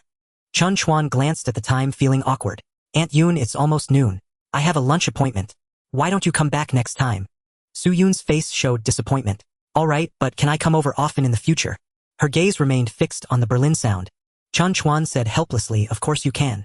Su Yun hugged Chen Chuan's arm tightly, pressing her body close. Great. It's a deal. You can't dislike Auntie for often coming to bother you in the future. Chen Chuan clearly felt her fullness and size. Suddenly a gaze from Mu Xuejie behind him pierced him like a thorn in his back. Chen Chuan struggled, reluctant to break free. Aunt Yun, let go of me. Isn't it fine that I promised you? Really? Su Yun deliberately twisted her voluptuous body. Great. I'll definitely come every day from now on. Chen Chuan's face turned red. If it weren't in front of everyone, he couldn't guarantee he wouldn't turn into a beast on the spot. Can Aunt Yun let go now? Su Yun released his arm and playfully tapped his forehead with a finger. Why are you so easily embarrassed, child? Aunt is much older, what do you have to be shy about? Chen Chuan forced a smile, glancing subconsciously at her impressive figure. Oh, my Aunt Yun, do you really not know how captivating you are? Or are you intentionally testing me? Su Yun was completely unembarrassed. Xiao Chuan, do you know, listening to high-quality music frequently can cleanse the soul and cultivate one's character. There are many benefits. Chen Chuan smiled and said, then I'll listen more often from now on. Wash away the rustic air and the petty vibe, ha ha ha. Jin Shihai, Feng Yishuai, and others quickly joined in the teasing. Brother Chuan, can we come often too? This music is so beautiful. Chen Chuan nodded. Of course. Only Xiao Yang and the others wanted to, but felt embarrassed to speak up. Such heavenly music, how often can a mere mortal like them hear it? How could they casually enjoy it? Looking at the time, Chen Chuan took the initiative to say, it's almost noon. Let me show you the garage. Everyone's hearts stirred. This villa has just been bought and Brother Chuan has already purchased a new car. On the way to the garage, Sun Yushan reminded Chen Chuan that the counselor by Shifei had a meeting at 3:30. To make sure he didn't forget the time, Chen Chuan nodded. This is the beautiful counselor's first-class meeting. Brother Chuan, do you think there will be class officer elections this time? Sun Yushan asked curiously. Chen Chuan replied, not for now. Everyone is unfamiliar. I heard it's after military training, when everyone is familiar, that they will elect class committee members. Sun Yushan murmured, then what's the purpose of this meeting? To get to know each other. Chen Chuan winked and teased, don't you want to get to know them? Sun Yushan's eyes lit up. I really want to meet the campus belle, the college belle, the department belle, and the class belle. He paused and began to gossip again. I heard Tan Haojie is quite unhappy with you, saying you're poor. What gives you the right to be so arrogant? This time he'll probably try to show off. Chen Chuan shook his head disdainfully. What's there to show off about? Is there candy to distribute, or is there a prize to win? Sun Yushan leaned closer, speaking mysteriously. His goal is obviously to gain the attention and favor of beautiful women. The main thing is he has his eyes set on the class president position, wanting to secure that spot. From now on he needs to prepare and try to get ahead of you. Chen Chuan felt bewildered. What the hell? What does it have to do with me if he wants to be class president? I don't want to be class president. Sun Yushan shook his head. That's your thinking, but he doesn't see it that way. Brother Chuan, you must secure this class president position. It's an honor for the brothers. At critical moments you can't let us down. Chen Chuan feigned a punch at him. What the hell? How do you know if I can or not? Do you want me to prove it to you? Sun Yushan darted ahead. Reaching the lower level, they saw the spacious and luxurious garage. Feng Yishuai exclaimed in admiration. This garage alone is bigger and prettier than my home. Jin Shihai immediately spotted the black Mercedes-Benz G-Class, parked in the corner of the garage. He walked around the G-Class. Truly is the top configuration. In terms of both design and quality, it far exceeds the ordinary version. He opened the door. The interior and features inside were incredibly impressive. Jin Shihai couldn't take his eyes off it. If he had a luxurious off-road vehicle like this, how cool would that be? I would definitely take the girls out for a spin, exploring the beautiful landscapes of our country. The black-faced younger brother comes from an average family and has never seen such an expensive luxury car. So he didn't even dare to touch it. He could only watch from afar. In his heart, Chen Chuan was already a person from another world, someone he had to look up to. Now he just hopes that Chen Chuan is magnanimous enough to consider him as a minor character, completely forgetting about him. The white-faced younger brother had a bit more understanding. However, precisely because he had some understanding, he was even more afraid of Chen Chuan. He understood just how terrifying he was. Such a wealthy individual is not someone they can offend. He hoped Chen Chuan would only remember his big brother Xiao Yang. After all, the two of them were merely Xiao Yang's younger brothers. Everything they did was merely at their big brother's behest. Even if there was no directive as a big brother, shouldn't he also bear the responsibility of leadership? Xiao Yang was feeling the most miserable. Chen Chuan's Lincoln had already outclassed his $1,000,000 luxury car. Now there's an even more expensive Mercedes-Benz G-Class. How can he live? The two are clearly not on the same level. Thinking back, just now in Chen Chuan's eyes he was simply a clown, a big fool. The more he did, the more he spoke, the more foolish he seemed. Suddenly Xiao Yang took the initiative to walk in front of Chen Chuan. He lowered his proud head, bowing at a 90-degree angle. Young Master Chen, I'm sorry. Please forgive my recklessness and foolishness. His roommates were all very surprised. They didn't expect the lofty Xiao Yang would also have a moment of humility. The white-faced younger brother and the black-faced younger brother were both astonished and impressed. Truly, he was their big brother. His decisive ability far exceeded that of ordinary people. Witnessing the strength of an opponent, he immediately bowed his head in submission. Is this the demeanor of being a big brother? Mu Qinghe was seeing for the first time what it feels like to have wealth and power. Even a rich second generation like Xiao Yang had to admit his mistakes. Su Yun watched with great interest, gaining new respect for Chen Chuan's capability and charisma. Under everyone's gaze, Chen Chuan did not let him off easily, but let out a cold snort. Do you think just an apology will satisfy me? Xiao Yang's forehead was dripping with cold sweat. The next second, slap, slap, slap, he slapped both sides of his cheeks 3 times. He turned to look at the two younger brothers. What are you waiting for? Are you waiting for young Master Chen to throw you into the river to feed the fish? The black and white younger brothers awakened from their stupor. Terrified, their faces turned pale. Slap, slap. They hurriedly raised their palms and slapped their own cheeks, fiercely fearing they might not hit hard enough to satisfy young Master Chen. The two put all their strength into it. The slaps echoed, watching their cheeks turn red and swollen, yet still gritting their teeth and continuing to slap. Chen Chuan waved his hand. Enough. Remember this for the future. Get lost. Xiao Yang and the others felt as if they had been pardoned. With their tails between their legs, they rushed to the villa's main door and fled in embarrassment. Ha ha ha, the roommates behind laughed heartily. Getting rid of the annoying guys not only pleased the roommates, but even Mu Qinghe felt much clearer in front of her. Junior Chen, it's getting late. Come home with me for dinner. Chen Chuan nodded. He took out a set of car keys from his pocket and tossed them to Jin Shihai. I'm in a hurry and don't have time to take you back to school. You drive my Lincoln and take everyone back. He then pulled Mu Qinghe and boarded the imposing Mercedes-Benz G-Class. Usually driving this car is more convenient than the Lincoln. At least the parking space doesn't need to be that long. Jin Shihai looked at the Lincoln key in his hand, his face full of bitterness. Damn, can I dare to drive a 3 million luxury car? Feng Yishuai pointed at Chen Chuan, loudly complaining. You ungrateful guy, forgetting your friends when there's a woman around. I thought I could sit in a 6 million super luxury car for once. In the end, Jin Shihai didn't dare to move the Lincoln. He asked Aunt Su Yun to help drive the Lincoln into Chen Chuan's villa garage. The 3 roommates had a miserable taxi ride back to school. Chen Chuan drove his newly bought Mercedes-Benz G-Class at breakneck speed. Damn. Driving this car is exhilarating. The space is large, the view is broad, and beside him sits a beautiful campus belle. Beep. Chen Chuan rolled down the window, feeling the wind, looking cool. So exhilarating. I feel like my life has reached a peak. Upon entering Mu Qinghe's home, the wonderful scene before his eyes caught Chen Chuan by surprise. Aunt Wen's outfit, hehe. This trip was definitely not in vain. Xiao Chuan, you're here. When Ruyu cheerfully ran over and pulled Chen Chuan into the house. Come in quickly, what would you like to drink? Auntie will prepare it for you. She pressed Chen Chuan onto the sofa. When Ruyu immediately prepared to pour water, Chen Chuan's gaze drifted, not daring to look directly at the school flower's mother. Aunt Wen was dressed in a short top and shorts with a cute little white apron tied around her chest. 2 slender straps hung from her fair neck. This outfit seemed to indicate that it was just the two of them at home. She had always dressed like this. It looked very comfortable. But today, with the presence of Chen Chuan, the strong young man, he found it a bit hard to bear. The key was that Aunt Wen was truly beautiful. She had a tall figure with curves in all the right places. Her skin was fair and tender, almost as if it could be squeezed to produce water. Aunt Wen, I will have tea. Chen Chuan tried his best to appear natural. Behind him, Mu Qinghe followed in with a puffed-up mouth. Who exactly is your daughter? Seeing Chen Shuedi so enthusiastic, it was as if she didn't even notice me. Sigh. If Chen Chuan becomes part of the family in the future, what will happen to my family status? When Ruyu brought the hot tea to Chen Chuan, Xiao Chuan Qinghe told me about last night. Thank you for helping her out and promoting her to manager. When we first met, Auntie never expected you to be so young and accomplished. The big boss of Yuran residence. Tsk tisk, our Xiao Chuan is truly amazing. Chen Chuan humbly shook his head. Aunt, when you flatter me, it's just a small achievement. When Ruyu shook her head, she was the assistant manager of the Kyushu International Hotel. After spending over a decade and countless efforts, she had climbed to this position. She was well aware of the difficulties of starting a business. From the bottom of her heart, she felt admiration and pride for Chen Chuan's achievements. Xiao Chuan, I know you are humble and low-key, but Auntie also knows the challenges in the workplace very well. If you weren't a rich second generation who inherited from your family to have such an industry, you must have endured a lot of hardships and endured many trials to achieve this situation. Chen Chuan hurriedly waved his hand. Aunt, when my family is just an ordinary rural family. My dad and mom are both ordinary farmers.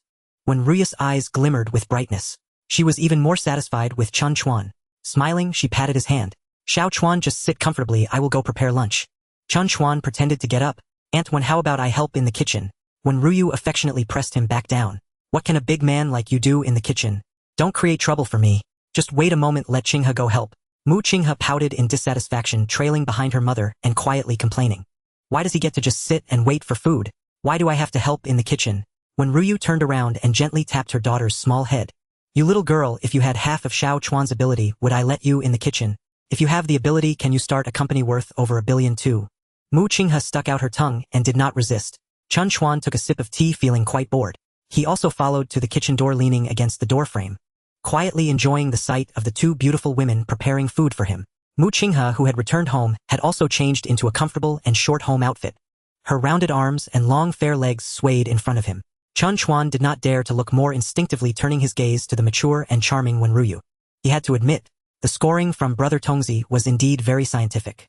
Wen Ruyu's figure was indeed more impressive and eye-catching than Mu Shuejia. Both of them had their backs to the kitchen door. Chen Chuan could enjoy the sight of the 2 beautiful women's backs to his heart's content. Wen Ruyu had a slender waist, yet her hips were very full. The huge contrast between her waist and hips formed an astonishing curve.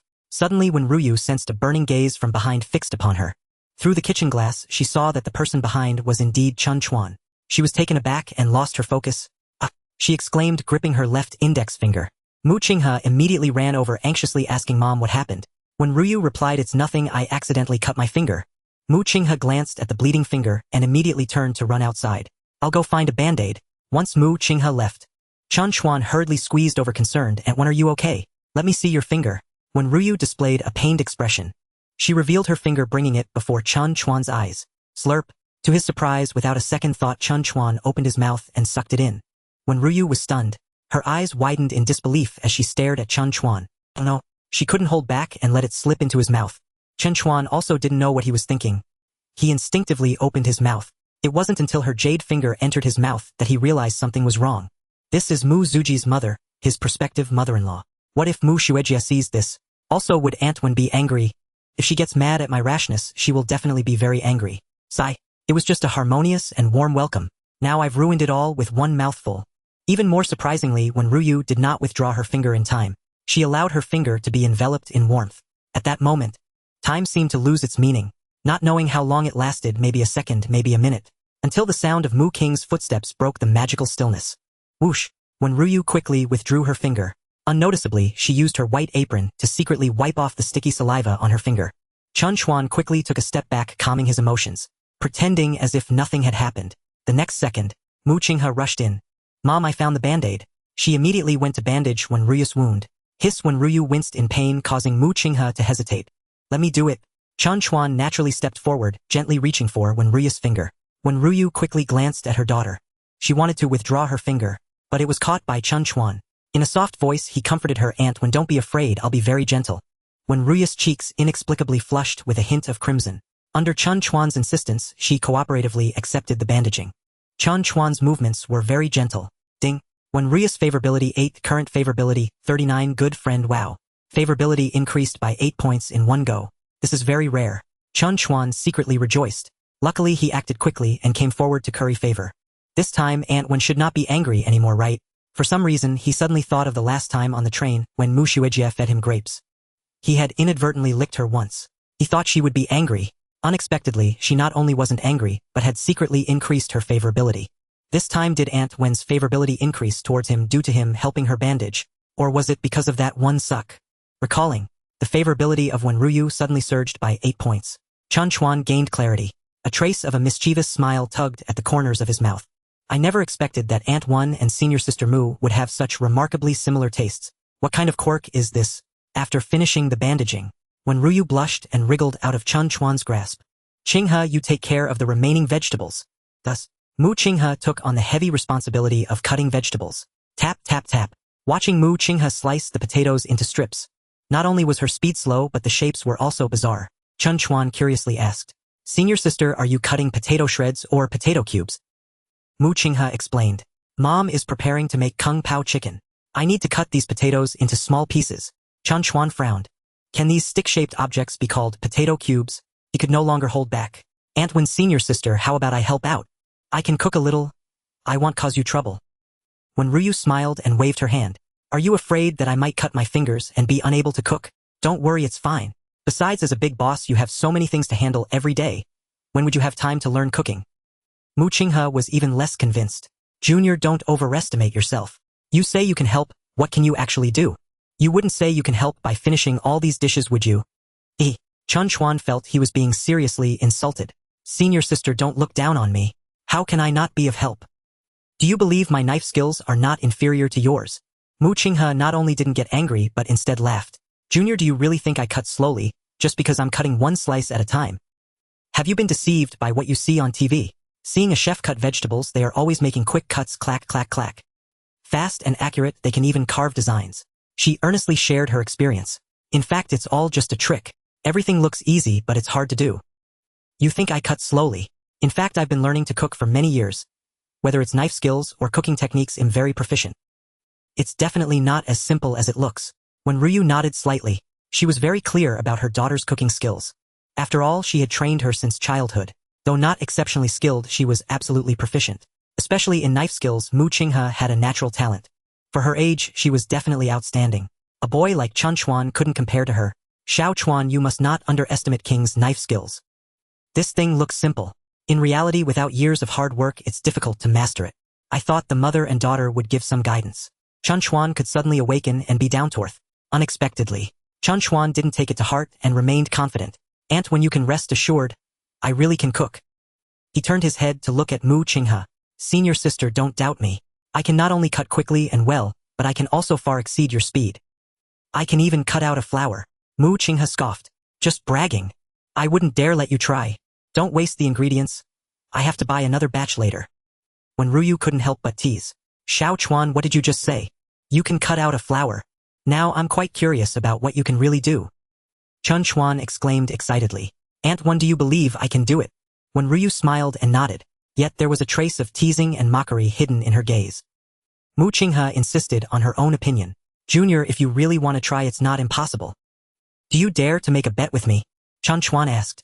"What bet?" A mischievous glint flashed in Mu Qing's eyes. "If you lose, you have to wash all the dishes at lunch today," Chen Chuan casually replied. "And if I win?" Mu Qinghe replied without hesitation. "You can't possibly win. If you really win, feel free to propose any condition. I will agree to anything. Chen Chuan clapped his hands decisively. All right, I'm betting. Mu Qinghe secretly laughed. Junior Chun, you'll definitely wash those dishes today. On ordinary days, after finishing a meal, washing the dishes was always her task. Today, she finally found a scapegoat. When Ruyu couldn't help but shake her head. Xiao Chuan, don't worry. I can help you wash them together. Mu Qinghe immediately complained. Mom, are you being too biased? Who exactly is your daughter? Why do you always support him? When Ruyu wasn't angry but retorted. Xiao Chuan is smart and sensible, handsome and capable. I don't like him, who do I like then? If you had half his talent, I would help you wash the dishes. Mu Qinghe was left speechless by the retort. She could only grit her teeth, vowing to regain her dignity from Chen Chuan. Chen Chuan felt warm inside but waved his hands with a smile. Aunt, when your fingers are injured, I definitely can't let you wash. Besides, I won't lose. I don't need your help. Mu Qinghe teased. Oh, Xiao Chuan, you're quite confident, huh? She immediately set down the kitchen knife in her hand. All right, you go ahead. Let us appreciate Chef Chen's superb knife skills. When Ryu, standing nearby, also paused her work, she looked over seriously. Chen Chuan took the kitchen knife, closed his eyes, and took a deep breath. His fingers gently glided over the blade inch by inch, carefully assessing the knife's specifications. Size, weight, sharpness. Cut. Pretending to be mysterious, Mu Qinghe was unimpressed with Chen Chuan's display. After about 10 seconds, Chen Chuan suddenly opened his eyes and put down the kitchen knife. He picked out the clean potatoes one by one and arranged them in a row according to size, like soldiers awaiting inspection. Mu Qinghe burst out laughing. Junior, what on earth are you doing? I asked you to cut potatoes, not to stage a potato inspection. When Ryu found it very interesting to watch, not knowing what kind of tricks Chen Chuan was up to, Chen Chuan smiled faintly. Senior sister, sharpening the knife does not hinder the work of chopping wood. A well-prepared groundwork can definitely increase efficiency significantly. Mu Qinghe joked. Junior, just keep pretending. Keep pretending. In the next second, Chen Chuan pressed down on the potato with his left hand and held the kitchen knife in his right hand. Tap, tap, tap, tap, tap. The sound went from slow to fast, becoming increasingly dense. In the blink of an eye, a big potato was sliced into several pieces. Immediately, his left hand casually flipped. All the potato slices stacked together. The kitchen knife in his right hand trembled like the tip of a sewing machine needle. Tap, tap, tap. After a series of rain-like dense cutting sounds, all the potato slices turned into evenly thick, uniformly sized potato strips. Swish. With a grab of his left hand, countless potato strips were compressed into a pile. Another round of dense flashes from the knife. The potato strips all transformed into potato cubes piled up into a small mountain. Ah! Mu Qinghe was dumbfounded. This was her first time closely witnessing a master at work. Even more exaggerated than the culinary gods in films. After all, witnessing it firsthand made it feel more real with more visual impact. When Ryu remained relatively composed. Though surprised, she managed to stay calm. She observed very carefully and suddenly noticed a remarkable phenomenon. Filled with doubt when Ryu approached for a closer look, and indeed the diced potatoes on the cutting board were all uniformly sized cubes. The discrepancies were so minuscule that they were indistinguishable to the naked eye. How is that possible? When Ryu was utterly astonished, her beautiful eyes fixed on each perfect cube. It seemed as if those weren't mere potato cubes, but rather scientific marvels. My goodness, what kind of knife skills are these? It was simply otherworldly. Not even an ordinary college student, let alone the world's top chefs, could achieve such results. Each potato cube was so precisely cut it appeared to be a product of a mold. Each cube presented a perfectly symmetrical six-sided form. Such ability could hardly be described as a mere skill. It resembled a scientific method. Next, Chen Chuan continued to create miracles. A kitchen knife in his hand transformed into a wondrous magic wand as he sliced the white and tender tofu. It became a layer as thin as a cicada's wing. Then it transformed into strands resembling fine white hair. The next moment, an ordinary carrot appeared. With just a few simple strokes, it morphed into a blooming red rose, lifelike and vivid. After a while, Mu Qinghe, he finally emerged from her daze. She still couldn't believe that Chen Chuan's knife skills were truly this miraculous. Whoosh! She rushed forward, her eyes nearly glued to the cutting board, scrutinizing Chen Chuan's masterpiece. The cube-shaped potato, the hair-like tofu, and the rose-shaped carrot were examined repeatedly, and Mu Qinghe, he finally confirmed that everything before her was indeed real. Chen Chuan's knife skills were indeed astonishing. Junior, how can your knife skills be so incredible? Have you trained at New Oriental? Chen Chuan nearly stumbled, almost falling to the ground. Senior sister, I haven't learned anywhere. It's just pure talent. When Ryu was both surprised and delighted. With pride, she exclaimed, Our Xiao Chuan is amazing. Not only can he start a business, but his culinary skills are also top-notch. I initially thought he was among the best young chefs around. But compared to you, she's simply unimpressive. Mu Qinghe, he stomped her foot in dissatisfaction. Mom, you can praise him, but why do you have to put me down? When Ruyu smiled without responding, Chen Chuan then picked up the carrot rose and presented it to Mu Qinghe. Dang dang dang, do you like it? Mu Qinghe blushed, fidgeting, and nodded slightly. Oh no, what does it mean that Chun, my junior, gave me a rose? Is he trying to confess in front of my mother? Should I accept it or not? Mu Qinghe was deeply conflicted when Chen Chuan with a swift motion took the rose from before her. He turned to Wen Ruyu. Aunt Wen, this flower is for you. Thank you for your hard work and silent dedication all this time. Mu Qinghe was stunned. This rose shouldn't be for me. Why has it turned into Mom's? Am I still dreaming? Or is this world just too crazy? Wen Ruyu, however, was excitedly flustered. Is this rose really for me? Chen Chuan nodded. Wen Ruyu, trembling, accepted the carrot rose. It was her first time receiving such a unique and exquisite gift. Though it was a carving of a carrot, it was even more beautiful and enchanting than a real red rose. Ding. Wen Ru, yes, favorability, 5 current favorability, 44 close friend. A single red rose had caused Aunt Wen's favorability to surpass that of Senior Mu. Isn't that a bit inappropriate? Suddenly Chen Chuan thought of a saying. The more a mother-in-law sees her son-in-law, the more she delights in him. So could it be that Aunt Wen's favorability exceeding Senior Mu's was actually normal? Humph. Mu Qinghe was extremely disappointed and stomped her foot in anger. Ignoring Chen Chuan, he, however, was not willing to let her off easily. Senior sister, what do you mean? Are you trying to play tricks? We have a bet after all. Mu Qinghe felt wronged but had no choice but to swallow the bitter fruit she had sown. Who's playing tricks? Quickly say, what do you want as a condition? I promise I won't frown at all. Chen Chuan rubbed his hands together deep in thought. His eyes wandered over Mu Qinghe, front protruding, back curving, long legs. Mu Qinghe was so frightened that she retreated 2 large steps. Crossing her arms protectively, she said, What do you want? I warn you, don't even think about it. Chen Chuan chuckled. Senior sister, I haven't made any demands. How can you say no? Who was it that said with absolute confidence that I could propose any condition and you'd agree? Who was it that pounded their chest and guaranteed they wouldn't frown? Mu Qinghe blushed. You have such dirty thoughts. Chen Chuan cried out in protest. Senior sister, you can't falsely accuse a good person. How am I dirty? I haven't proposed any conditions at all.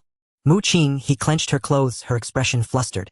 Then tell me, what condition do you want to propose?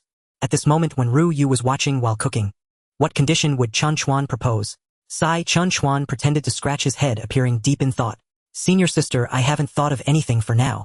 Just wait a moment and I'll let you know once I've thought of something. Mu Qinghe was tense for a long time but only waited for such a result.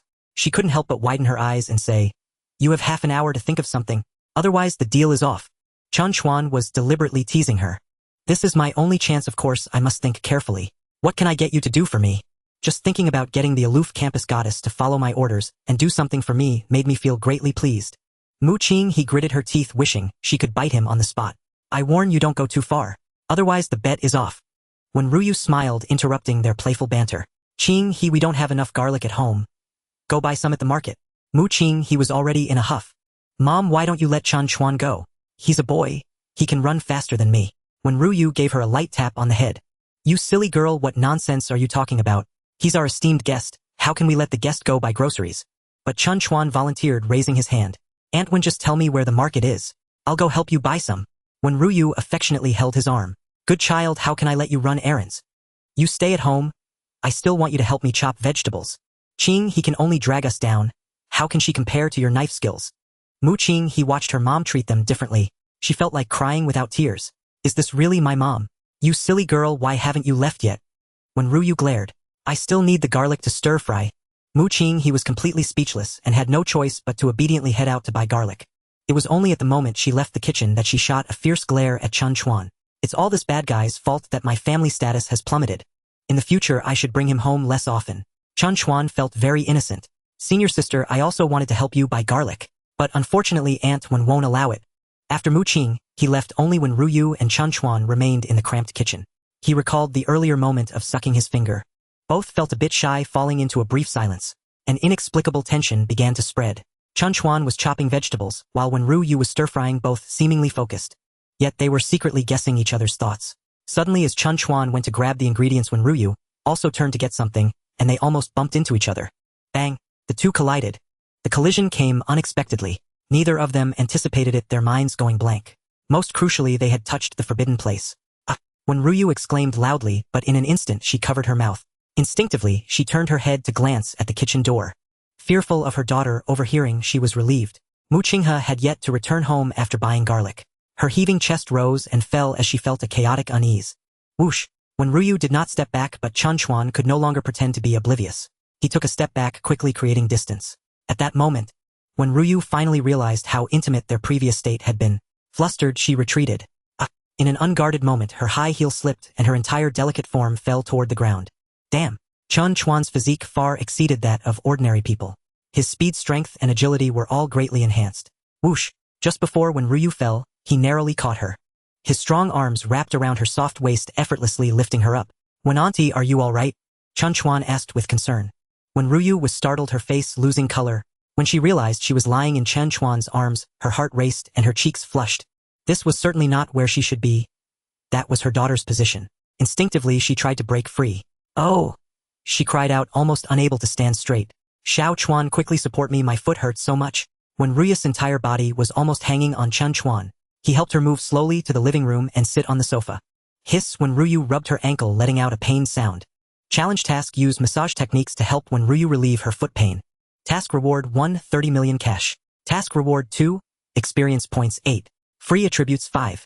Decline task, experience points 8. Chen Chuan felt a surge of joy. Could his massage techniques really relieve foot pain? It seemed he had misunderstood. A massage was indeed a form of healing. It was certainly not some improper skill. 30 million in cash was quite a generous reward. It didn't compare to the luxury of Yu Ranju or Mingmen E Pin Villa. However, it was significantly more than a Lincoln or a Benz G-Class.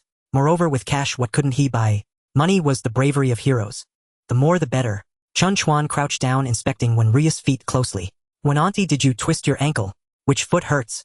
When Ryu's delicate brows furrowed slightly as she pointed to her right foot, Chen Chuan gently lifted her right foot and looked up at her. From a lower angle, what came into view were her long, fair, and straight legs. Her shorts were so short they could not be any shorter. "When auntie, I know a bit of massage techniques that work wonders for treating twisted ankles. How about I help you with a massage?" When Ryu gazed intently at Chen Chuan, seemingly trying to glean something from his expression.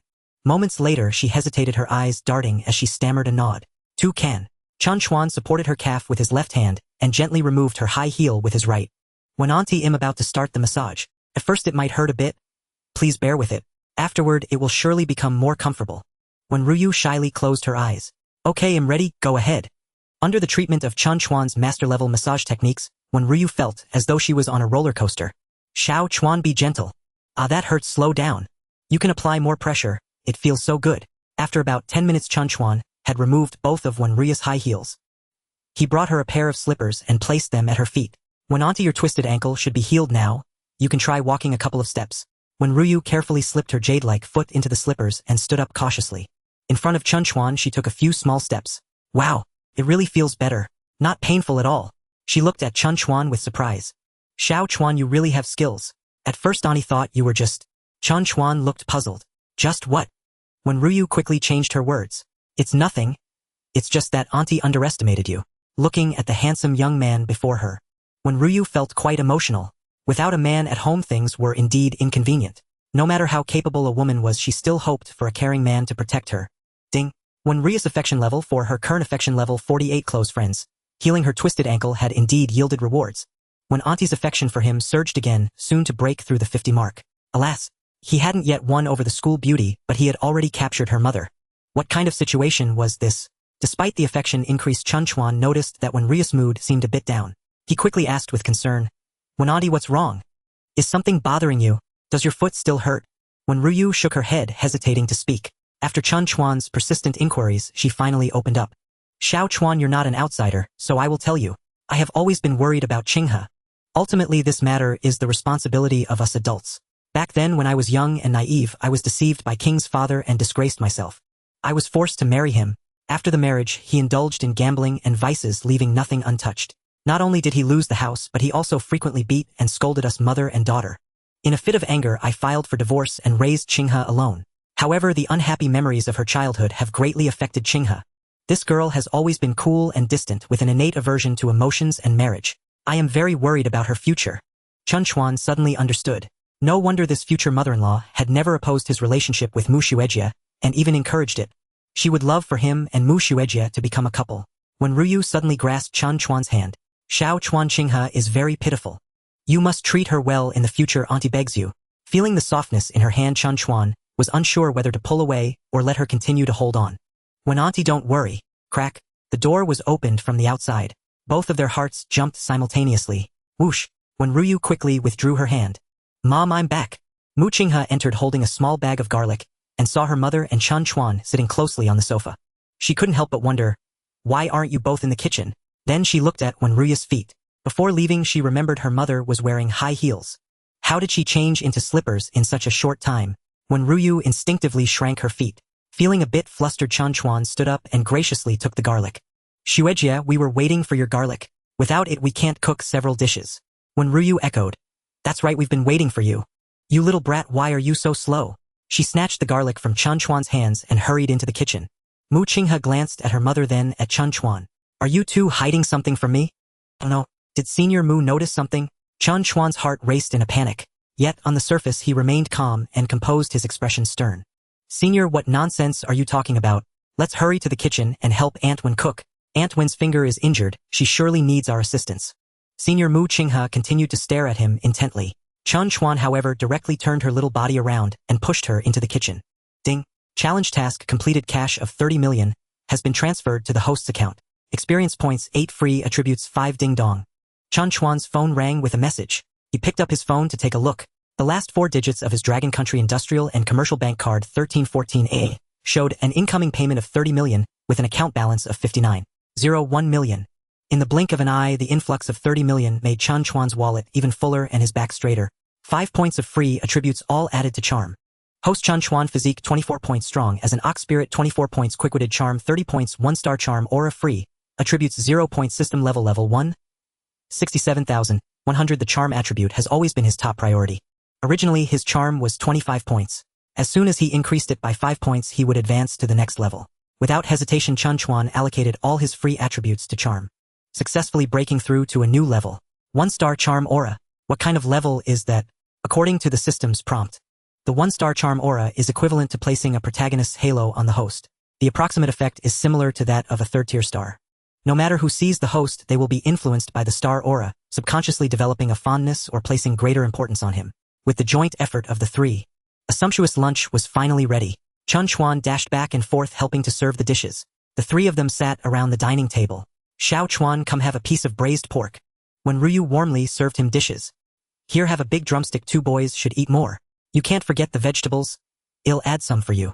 Chen Chuan's speed of eating couldn't keep up with Wen Ruyu's serving speed. He felt quite awkward.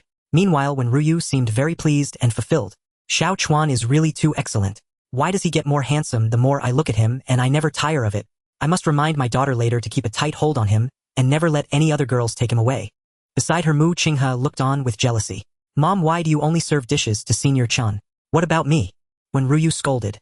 You little brat, you're already so grown up and you still want me to serve you. If you want to eat something, serve yourself. Mu Qinghe puffed up her cheeks, feeling sulky. Challenge task: care for Mu Qinghe, serve her food and feed it to her. Task reward 1. Master level musical instrument performance skill. Task reward 2. Experience points 6. Free attributes 3. Refusing the task, experience points 6. Chen Chuan secretly complained.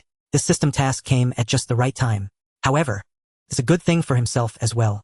Just by feeding her a piece of food, he could obtain a master-level performance skill along with experience points and free attribute rewards. This deal, no matter how you calculate it, is a significant profit. Senior. Chen Chuan turned to look at Mu Qinghe, his eyes filled with affection. You worked hard buying garlic today, have a piece of braised pork. As he spoke, he picked up a small piece of braised pork with his chopsticks and brought it to Mu Qing's lips. When Ruyu watched, nodding continuously, her face filled with satisfaction. A glimmer of surprise flashed in Mu Qing's eyes. Her fair face turned slightly red. How shy. Mom was watching from the side. Wasn't this guy too bold? Suddenly an unpleasant memory flashed through her mind. That magical rose carved from a carrot. It was originally meant for her, yet it was given by Chen Chuan to her mother. Would he not use the same trick again this time? Her mouth, which had been opened, quickly shut. Chen Chuan's expression froze. What was going on? Just a moment ago she was beaming with joy and shy. Why was she rejecting him now? If she refused, how would he complete this challenge task? Senior, don't you like eating braised pork? Mu Qinghe did not respond. Instead, she blinked her beautiful big eyes at Chen Chuan. It seemed to say, you wouldn't be trying to trick me again, would you? You little brat, why aren't you opening your mouth? A mother knows her daughter best. When Ruyu could instantly tell what Mu Qinghe was concerned about. Since Xiao Chuan was so proactive, if you don't open your mouth, you'll put him in an awkward position. Would you expect him to be proactive next time? Under her mother's stern gaze, Mu Qinghe had no choice but to open her mouth. With a plop, Chen Chuan took the opportunity to shove the braised pork into Mu King's mouth. Ding. Challenge task completed. Master-level musical instrument performance skill has been granted. Experience points 6 free. Attributes 3. Chen Chuan felt a wave of dizziness. Countless profound musical theory knowledge surged into his mind. His physical bones, muscles, nerves, skin, etc. were also synchronously transformed, making him capable of adapting to the operation and performance of various musical instruments. Moreover, he was born with muscle memory, allowing him to play various pieces with exceptional skill and proficiency. If it weren't for the inappropriate setting, Chen Chuan would have an impulse to bring over various instruments to try out to see how the performance would turn out. Would it reach a master-level standard? 3 points of free attributes with 2 points added to physique and 1 point to spirit. Host Chen Chuan physique 26 points strong as an ox, spirit 25 points, quick-witted charm 30 points, 1-star charm, aura free. Attributes 0 points, system level 1, 73,100. The increase in attribute points was not significant. Experience points, however, were approaching the 100 mark. Just 27 more points would meet the upgrade requirement. Once the system upgraded to level 2, the daily godly income would increase tenfold, reaching an astonishing 100,000 yuan. Which job can earn this much? It could basically allow him to lay back without worries about food and clothing. Even if he spent all the money on him relying solely on the daily godly income, he could still live a rich and fulfilling life. Ding. Mu King's favorability level 3. Currently her favorability level 45. Close friends. Chen Chuan felt a surge of joy. It really wasn't easy. The aloof senior Mu's favorability toward him had finally increased a little. A piece of braised pork managed to win her over. Should he play with her less in the future? Should he hurry and raise her favorability? As Mu Qinghe ate the braised pork, she suddenly saw Chen Chuan using his chopsticks to pick up a piece of food and put it into his own mouth. She was instantly dumbfounded. Oh my, did he just use the chopsticks he ate with to serve me the braised pork? Doesn't that mean it's like an indirect kiss? She puffed up her little mouth, holding the braised pork, unable to make a move, for quite some time, not knowing whether to swallow it or spit it out. A table laden with delicious dishes and pleasing to the eye, Chen Chuan was in high spirits. His chopsticks moved swiftly, devouring the food with great delight. "Aunt, when your cooking is truly exquisite." Chen Chuan's praise brought warmth to Wenruyu's heart, who eagerly served him more dishes. Suddenly Chen Chuan paused and turned to Mu Qinghe. "Senior sister, I just remembered you still owe me a bet. Isn't it time to fulfill your promise?" Mu Qinghe hesitated, debating whether to swallow. Startled by Chen Chuan's words, her throat moved reflexively. With a gulp, the large piece of braised pork slid down her throat. Mu Qinghe felt both embarrassed and annoyed, yet helpless. She comforted herself, thinking that since it was already in her mouth, swallowing it wouldn't make much difference. Hearing Chen Chuan mention the bet, she was filled with frustration. She had hoped that, with time, the junior would forget about it. Alas, how could his memory be so sharp? "Speak then, what terms do you want?" Mu Qinghe put on a stern face, feigning seriousness. "I warn you, no excessive or indecent requests." Chen Chuan looked at Wenruyu with a wronged expression. "Aunt Wenxi, senior sister always bullies me. I haven't even said anything yet she accuses me. When have I ever taken advantage of her?" Wenruyu smiled, silently watching the two youngsters bicker. Mu Qinghe, recalling the braised pork just now, muttered quietly, "You took advantage of me just now." Chen Chuan pretended not to hear. "What?" "I said." Mu Qinghe worried her mother would notice her embarrassment and quickly stopped herself. Unbeknownst to them, Wenruyu's heart was far from calm. Her beautiful eyes secretly glanced at Chen Chuan. This rascal, though he hadn't taken advantage of Qinghe, he certainly took advantage of me. Of course, she would never admit such a thing. Mu Qinghe hurriedly changed the subject. "Speak, what request do you have?" Chen Chuan pointed at a plate of mantis shrimp on the table. "Aunt Wen's shrimp smells so fragrant. But I don't know how to peel them. Why don't you peel one for me?" Mu Qinghe hesitated for a moment, then huffed. "Fine, I agree." But Chen Chuan interrupted. "Don't be so hasty. I haven't finished." Chen Chuan looked at Mu Qinghe with a mischievous grin. "I want you to feed it to me. Just like how I fed you the braised pork earlier." Mu Qinghe gritted her teeth. "Don't be too overbearing. No wonder you were so attentive earlier, waiting here for me." Chen Chuan waved his hand. "Senior sister, I don't agree with that. If I hadn't fed you the braised pork, would you have agreed? Feeding you braised pork was my care for you. Feeding you mantis shrimp is the bet. You lost to me. They are not to be confused." Mu Qinghe was cornered into silence. "Fine, fine. I agree to your condition." She carefully picked the largest shrimp from the plate. A gentle smile appeared. "Humph, big enough. I'll choke you later." Chen Chuan noticed this detail. He chuckled. "Good senior sister, you care so much that you specially picked the biggest one for me." Wenruyu couldn't help but laugh aloud. Chen Chuan looked at her. "Aunt Wen, why are you laughing? Jealous that senior sister treats me so well?" Wenruyu blushed and quickly waved her hand. "Nonsense. I'm happy you two get along so well. How could I be jealous?" Chen Chuan pressed on. Then what were you laughing at just now? When Ryu held back laughter. Nothing as long as you're happy. Now enjoy Chingha's big shrimp. The mother and daughter shared a knowing smile. Chen Chuan was left puzzled. Junior, don't rush, it's almost ready. Mu Chingha used both hands to peel the shrimp for Chen Chuan. Moments later, a plump piece of shrimp meat was brought to Chen Chuan's lips. Mu Chingha smiled sweetly. Open your mouth. I'm feeding you. Chen Chuan opened wide. Mu Chingha shook her head disapprovingly. Too small, make it bigger. Chen Chuan had to open his mouth wider again. Mu Chingha exchanged a sly glance with Wen Ruyu. With a sudden grin, she shoved the entire piece of shrimp meat into Chen Chuan's mouth. Ugh! Chen Chuan felt his mouth stuffed full, extremely uncomfortable. How could one piece of shrimp be this big? He tried to bite it. Mu Chingha was startled, nearly bitten. Only then did Chen Chuan realize something was wrong. As his teeth released, Mu Chingha tried to withdraw her finger. Chen Chuan instinctively licked the shrimp meat in his mouth. Mu Chingha shuddered and froze instantly. When Ryu watched in bewilderment, Chen Chuan and her daughter remained in the feeding pose motionless for 10 seconds. What was going on? Moreover, why did they put fingers into the shrimp meat? And why didn't they pull them out for so long? Finally, Chen Chuan took a step back voluntarily. They finally broke close contact. Cough, cough. Chen Chuan feigned discomfort. Senior sister, what are you trying to do? Attempt to kill me. Mu Chingha's finger was licked, but she could only lower her head and accept Chen Chuan's reproach in silence. I'm sorry. Chen Chuan felt secretly delighted. You little rascal, daring to tease me. Now you know my strength. When Ryu puzzled scolded Mu Chingha a few more times, leaving the girl deeply vexed. Ding. Mu Chingha's favorability 5, current favorability 50, ambiguous relationship. Wow. Chen Chuan almost leapt up in excitement. Senior sister's favorability had broken through the 50-point threshold, ascending to the ambiguous relationship level. Who would have thought the seemingly wronged Mu Chingha actually enjoyed the process? This mentality was somewhat perverse. Ambiguous relationship. Does this mean small flirtations and intimacy are allowed in the future? This lunch was quite a harvest. Not only did he gain 30 million cash and master-level musical instrument skills, but also greatly increased Aunt 1 and Senior Sister's favorability, especially Senior Sister surpassing the 50-point mark and entering a new stage. The conquest plan had made significant progress. Once favorability reaches over 80 points, the conquest mission will be complete. The rewards would be substantial. Chen Chuan's heart burned with eagerness, wishing to complete the conquest mission and claim the rewards immediately. After lunch, the dishwashing was naturally assigned to the diligent Senior Sister. Chen Chuan was pulled by Wen Ruyu to the living room to drink tea. Xiao Chuan, come to our home often when you have time. When Ryu warmly invited, Chen Chuan pretended to hesitate. Aunt, when I'm afraid Senior Sister won't be happy to bring me back. When Ryu's phoenix eyes glared toward the kitchen. Would she dare? Don't worry, she definitely will bring you back. When Ryu patted Chen Chuan's hand, Chen Chuan felt deeply grateful.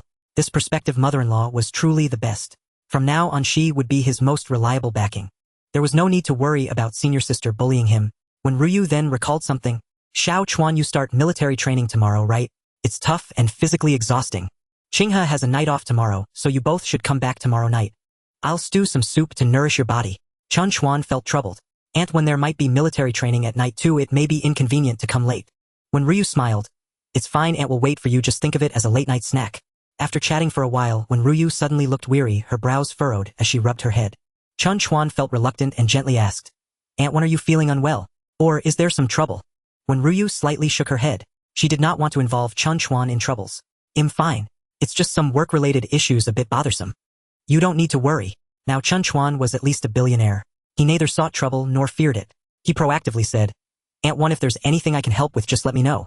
Perhaps I can be of assistance. When Ryu still shook her head, the organization she worked for was one of the top 5-star hotels in Jiangqing. With a market value of several billion, Chen Chuan's leisurely residence was certainly not comparable. She did not want to bring any major troubles to Chen Chuan. Forget it, it's not a big deal. During this time, you should seize the opportunity to interact more with Chingha. This girl has a cool temperament. Sometimes you can take the initiative. Chen Chuan was taken aback. A big question mark lingered above his head as he looked into Wen Ryu's eyes. Sometimes, when exactly, taking the initiative? How should he take the initiative? When Ryu raised her delicate brows, her cheeks slightly flushed, with a knowing expression that adults could understand. At that moment, Mu Chingha happened to walk out of the kitchen. Mom, what do you mean by taking the initiative? It's nothing, just casual chatting. This afternoon Mu Chingha had classes and Chen Chuan also had a class meeting. Aunt Wen, goodbye. When Ryu leaned at the door to see them off, Chen Chuan drove Mu Chingha back to Jiangcheng University in a Mercedes-Benz G-Class. He dropped the senior sister off at the girls' dormitory. Chen Chuan returned to the dormitory to meet up with his 3 roommates, preparing to head to class together. Before leaving, Feng Yishu stood in front of the mirror, checking himself from side to side, changing clothes and arranging his hairstyle. This left Chen Chuan baffled. What's up with him? Jin Shihao teased. Aren't we having a class meeting today? Wait a moment, he will definitely go on stage for his first self-introduction. He wants to leave a good impression on the female classmates. Chen Chuan shook his head. What the hell? Is it really necessary to be so grand for a self-introduction? Feng Yishu looked over. Brother Chuan, you have two major school beauties in your grasp, of course you don't care. But we're not the same brothers. None of us are single, so the first impression is very important. As he spoke, he pointed at Chen Chuan's clothes. I think you should change into a better outfit. Although Zheng Xiaohua knows you're wealthy, if you dress handsomely, perhaps other beauties will notice you as well. I can lend you my most expensive suit, do you want it? Chen Chuan waved his hand. Not necessary. Jin Shihao examined Chen Chuan closely. Something's off. Brother Chuan, you still look the same and your clothes are the same. But why do I feel like you've become more handsome? Is this the confidence of a wealthy person? Chen Chuan deliberately shook his worn-out clothes. With great confidence he said, what do you know? This is called the charm of confidence. It's 1,000 times more powerful than any clothing, jewelry, or cosmetics. Jin Shihao looked skeptical. Is it really that impressive? Feng Yishu also stared at Chen Chuan intently, seemingly trying to imitate Chen Chuan's confident demeanor. Unfortunately, no matter how he posed, he couldn't find any feeling. He couldn't evoke the so-called charm of confidence. Sun Yushan was a little chubby. In terms of dressing, height, and build, he didn't measure up. Hearing Chen Chuan's absurd reasoning, it felt like he had found the only lifeline. He secretly vowed to steal Brother Chuan's skills. If he could pick up school beauties while wearing shabby clothes. If he mastered his skills, he could definitely attract school beauties. Even if it's not a school beauty, getting a college flower or class flower would still be a big win. Let's say even if it's a chubby girl, it's better than nothing. It's still better than being completely alone. He didn't want to spend the rest of his life with a five-fingered girl. Jin Shihao urged. Let's go, the class meeting is about to start. Just thinking about it, he was excited to see the beautiful Zheng Xiaohua and the knowledgeable teacher Bai. I'm getting all fired up. Slap. He received a harsh hit on his head. Don't you dare have thoughts about my sister-in-law. Be careful or I'll take you down. Chen Chuan threatened fiercely. Jin Shihao shrank his neck. Brother Chuan, aren't you going too far? Are both of them your sisters-in-law? Couldn't you leave a little fantasy for your brothers? Chen Chuan said casually. Look at you guys, what kind of virtue do you have? Do Zheng Xiaohua and teacher Bai even look at you? His three mischievous friends felt ashamed when comparing their looks and wealth to Chen Chuan. They drooped their heads. Chen Chuan quickly comforted. Don't be discouraged. Later I will have my sisters-in-law introduce some partners to you all. What roommates, fellow villagers, or class flowers? Do you guys want them? Instantly the three of them revived. Yes, of course we want them. Chen Chuan threw his arm around Feng Yishu's shoulder and directly dragged him out of the dormitory. Hey! My hairstyle isn't ready yet. Feng Yishu struggled, trying to escape the grip, but Chen Chuan was too strong. All his struggles were in vain. Hey, who is that in front? His hair looks like it was licked by a dog. Following Feng Yishu's reminder, everyone turned their heads. They saw a guy dressed in Prada wearing a Rolex with slicked back hair, walking towards the classroom. He was accompanied by his two lackeys Zhang Xiong and Li Chong. Today Tan Haojie had specially taken a shower and used half a bottle of hair gel. It was the first time he was making an appearance in front of the entire class, and he had to make a stunning entrance. He wanted to overshadow all the other boys in the class. TCH, Jin Shihao couldn't stand the guy's arrogant demeanor. Just because he has a bit of family wealth, he's acting so high and mighty. People who don't know might think his old man is the richest in Jiangqing. Sun Yushan said quietly, I heard this guy claims he wants to take the class monitor position. If he succeeds, won't we be even less in his eyes? Feng Yishu tugged at Chen Chuan's clothes. Brother Chuan, say something. We can't let this kid succeed. Chen Chuan smiled. Why are you all in such a hurry? Right now they're laughing so joyfully. Just wait, soon they will be crying terribly. On the other side, Tan Haojie and his group laughed all the way. Brother Jie, your outfit today is well prepared. With your dress and your strong family background, you'll definitely make a remarkable impression. Zhang Xiong actively flattered him. Li Chong also chimed in. Brother Jie, we brothers fully support you in vying for the class monitor position. However, this class meeting is just a meet and greet. The election for class officers should be after military training is completed. Tan Haojie patted Li Chong on the shoulder. Brother, you're mistaken. Although the class officer election is still a while away. But the preparatory work is of utmost importance. Otherwise, do you think that just going on stage and giving a random speech will win everyone's favor? Work needs to be done in advance. On the day of the election, everything will naturally fall into place. Li Chong's shoulders sagged. Looks like Brother Jie is already well prepared. Tan Haojie laughed proudly. Of course, this meet and greet I'm fully prepared for. I'm definitely going to make a great first impression. The three laughed heartily. Meanwhile, Chen Chuan's three roommates overheard Tan Haojie's laughter. They all felt something was off. Following Tan Haojie and the others, Chen Chuan and his 3 friends also stepped through the classroom door. At this moment, Tan Haojie stood tall and proud, surrounded by Zhang Xiong and Li Chong. Many male classmates, seeing him in branded clothing, approached him to greet him. "Brother Jie, hello? Brother Jie, you look really handsome today." Many female classmates also frequently paid attention to him. In an instant, Tan Haojie became the center of attention in the class. Everyone flocked to him. Chen Chuan watched with amusement. This fellow was so ostentatious now. He suddenly wanted to see what expression he would have when his plans fell apart and he was left embarrassed. Wait a moment. Tan Haojie suddenly stretched out his hand, blocking the 4 in front of him. Chen Chuan's expression turned cold, his eyes narrowed slightly. "Is there something you want?" Tan Haojie's gaze met Chen Chuan's. Instinctively, he flinched. Yet he didn't want to lose face in front of everyone. "I just wanted to ask. Chen Chuan, where do you plan to sit?" Chen Chuan glanced at him indifferently. He had heard from Jin Shihao. This guy had healed the swelling on his face. After returning to school, his behavior had become much more restrained. Though still arrogant and domineering, he dared not make major mistakes again. He had indeed maintained his principles and bottom line. "Oh, what does that have to do with you?" Chen Chuan's tone was neither warm nor cold. Tan Haojie was trying to cover up his earlier weakness. His expression was exaggerated. He deliberately cast a glance at the 2 large patches on Chen Chuan's body and pretended to fan the air with his hand, as if the air had been polluted. "You are so imposing, I dare not get too close to you. Once you choose your seat, I will certainly pick one further away." His words and actions were extremely rude. Even a fool could hear the sarcasm in them. "Tan Haojie, what do you think you are?" Chen Chuan had yet to speak. Beside him, Jin Shihao was the first to lose patience. Daring to act tough in front of Brother Chuan. "Have you forgotten what Brother Chuan has on his phone?" Thinking of his own incriminating evidence still in Chen Chuan's hands, Tan Haojie's expression changed dramatically in an instant. The next moment, he forced a smile, his face full of flattery. "Brother Chuan, it's all a misunderstanding. I just didn't want to offend you, so I thought I'd avoid showing off in front of you." Chen Chuan waved his hand. "Forget it." He ignored Tan Haojie and turned to Jin Shihao and the others. "Let's sit in the back." He took the lead and sat in the last row. Feng Yishui, Sun Yushan, and Jin Shihao, his 3 mischievous friends, also sat beside him. Throughout, Chen Chuan remained very low-key. Tan Haojie looked thoroughly frustrated. Unable to show off, he became a clown. Damn it. He took Zhang Xiong and Li Chong and directly sat in the first row right in the middle. The next moment, his mood improved again. "Hey, this position is great. Closest to the podium, also convenient for admiring Teacher Bei's exceptional beauty from close range." Turning his head, he saw Zhang Sidian and Li Hui, the 2 most beautiful girls in the class, sitting in the back row.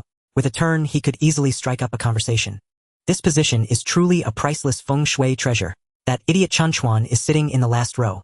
He won't even catch a whiff of anything.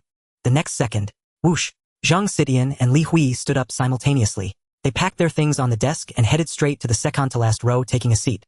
Not sure whether it was intentional or unintentional, their seats were directly in front of Chen Chuan. Just a turn of the head and they could talk to Chen Chuan. "Zhang Li, what are you doing?" Chen Chuan couldn't help but speak. Zhang Sidian revealed a sweet smile. Li Hui directly responded, "What's the matter? Are we affecting the great boss Chen by sitting here?" Chen Chuan laughed self-deprecatingly. "Li, we are in school right now. We are classmates. There's no great boss here.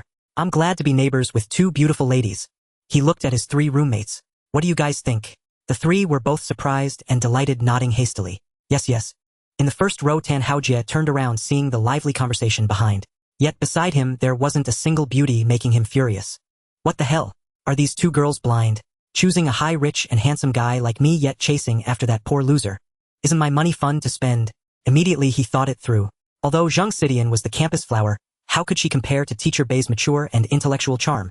Not only is she beautiful, but her figure is also stunning. Since you guys have gone to the back, the front is my territory. When Teacher Bei arrives, I can admire her up close.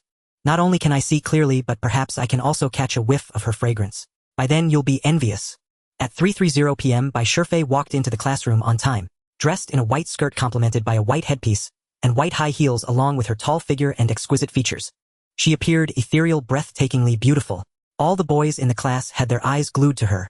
Even the girls felt ashamed of themselves. Whether it was her looks, figure, or temperament, intelligence, there wasn't a single aspect that Bai Shifei did not overshadow. Studying in this class was a blessing for the boys and a calamity for the girls. "Good afternoon, everyone.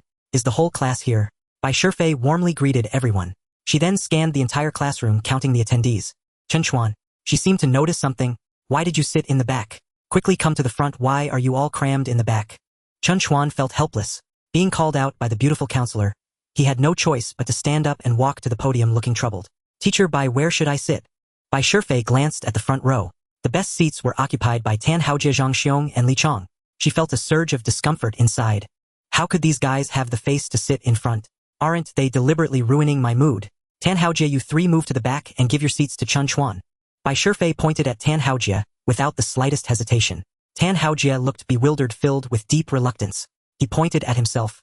Teacher Bai, are you asking us to move? Why can't we sit in the front? Bai Shifei coldly replied, you guys are taller. Sitting in the front blocks the view of other students. Tan Haojie and the others except for Li Chong, who was slightly shorter.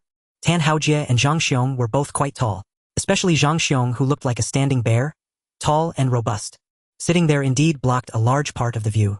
The three had no choice but to get up and find seats in the back. Under Bai Shifei's gaze, Chen Chuan had to sit in the front row, the best position. A faint, enticing fragrance drifted by his nose. It was very pleasant, very alluring. Bai Shifei's face broke into a satisfied smile. The next second Tan Haojie felt something was off. His stomach churned. If he was tall, then wasn't Chen Chuan also tall? That guy's height surpassed mine. Why doesn't he block the view? This is blatant discrimination. Without waiting for Bai Shifei to arrange for others to sit in front. Whoosh! A large group of people from the back. Jin Shihao, Feng Yishuai, Sun Yushan, Zhang Xitian, Li Hui, and others were all rushing forward. Zhang Xitian had planned this in advance and was the first to grab a seat. She felt shy about sitting at the same table as Chen Chuan, so she chose to sit right behind him. With just a stretch of her hand and a pen, she could poke Chen Chuan in the lower back. She could tease him at any time. Eventually, Li Hui sat beside Zhang Xitian. Feng Yishuai sat to Chen Chuan's left while Jin Shihao and Sun Yushan sat to his right. A few beauties also followed Zhang Xitian, sitting in the second and third rows. Seeing a large crowd gathered around Chen Chuan, Tan Haojie felt even more disgruntled. Why should it be like this? He was just a poor loser. What charm did he possess to attract so many classmates to follow him? Not only were there boys, but also Zhang the campus flower, Li the class flower, and several potential class flowers. No way.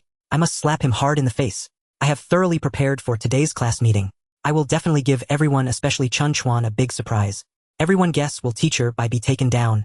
When will she be taken down? This book features multiple female leads adept at showing off and slapping faces. Feel free to leave comments on the beautiful characters and impressive scenes you want to see. Thank you.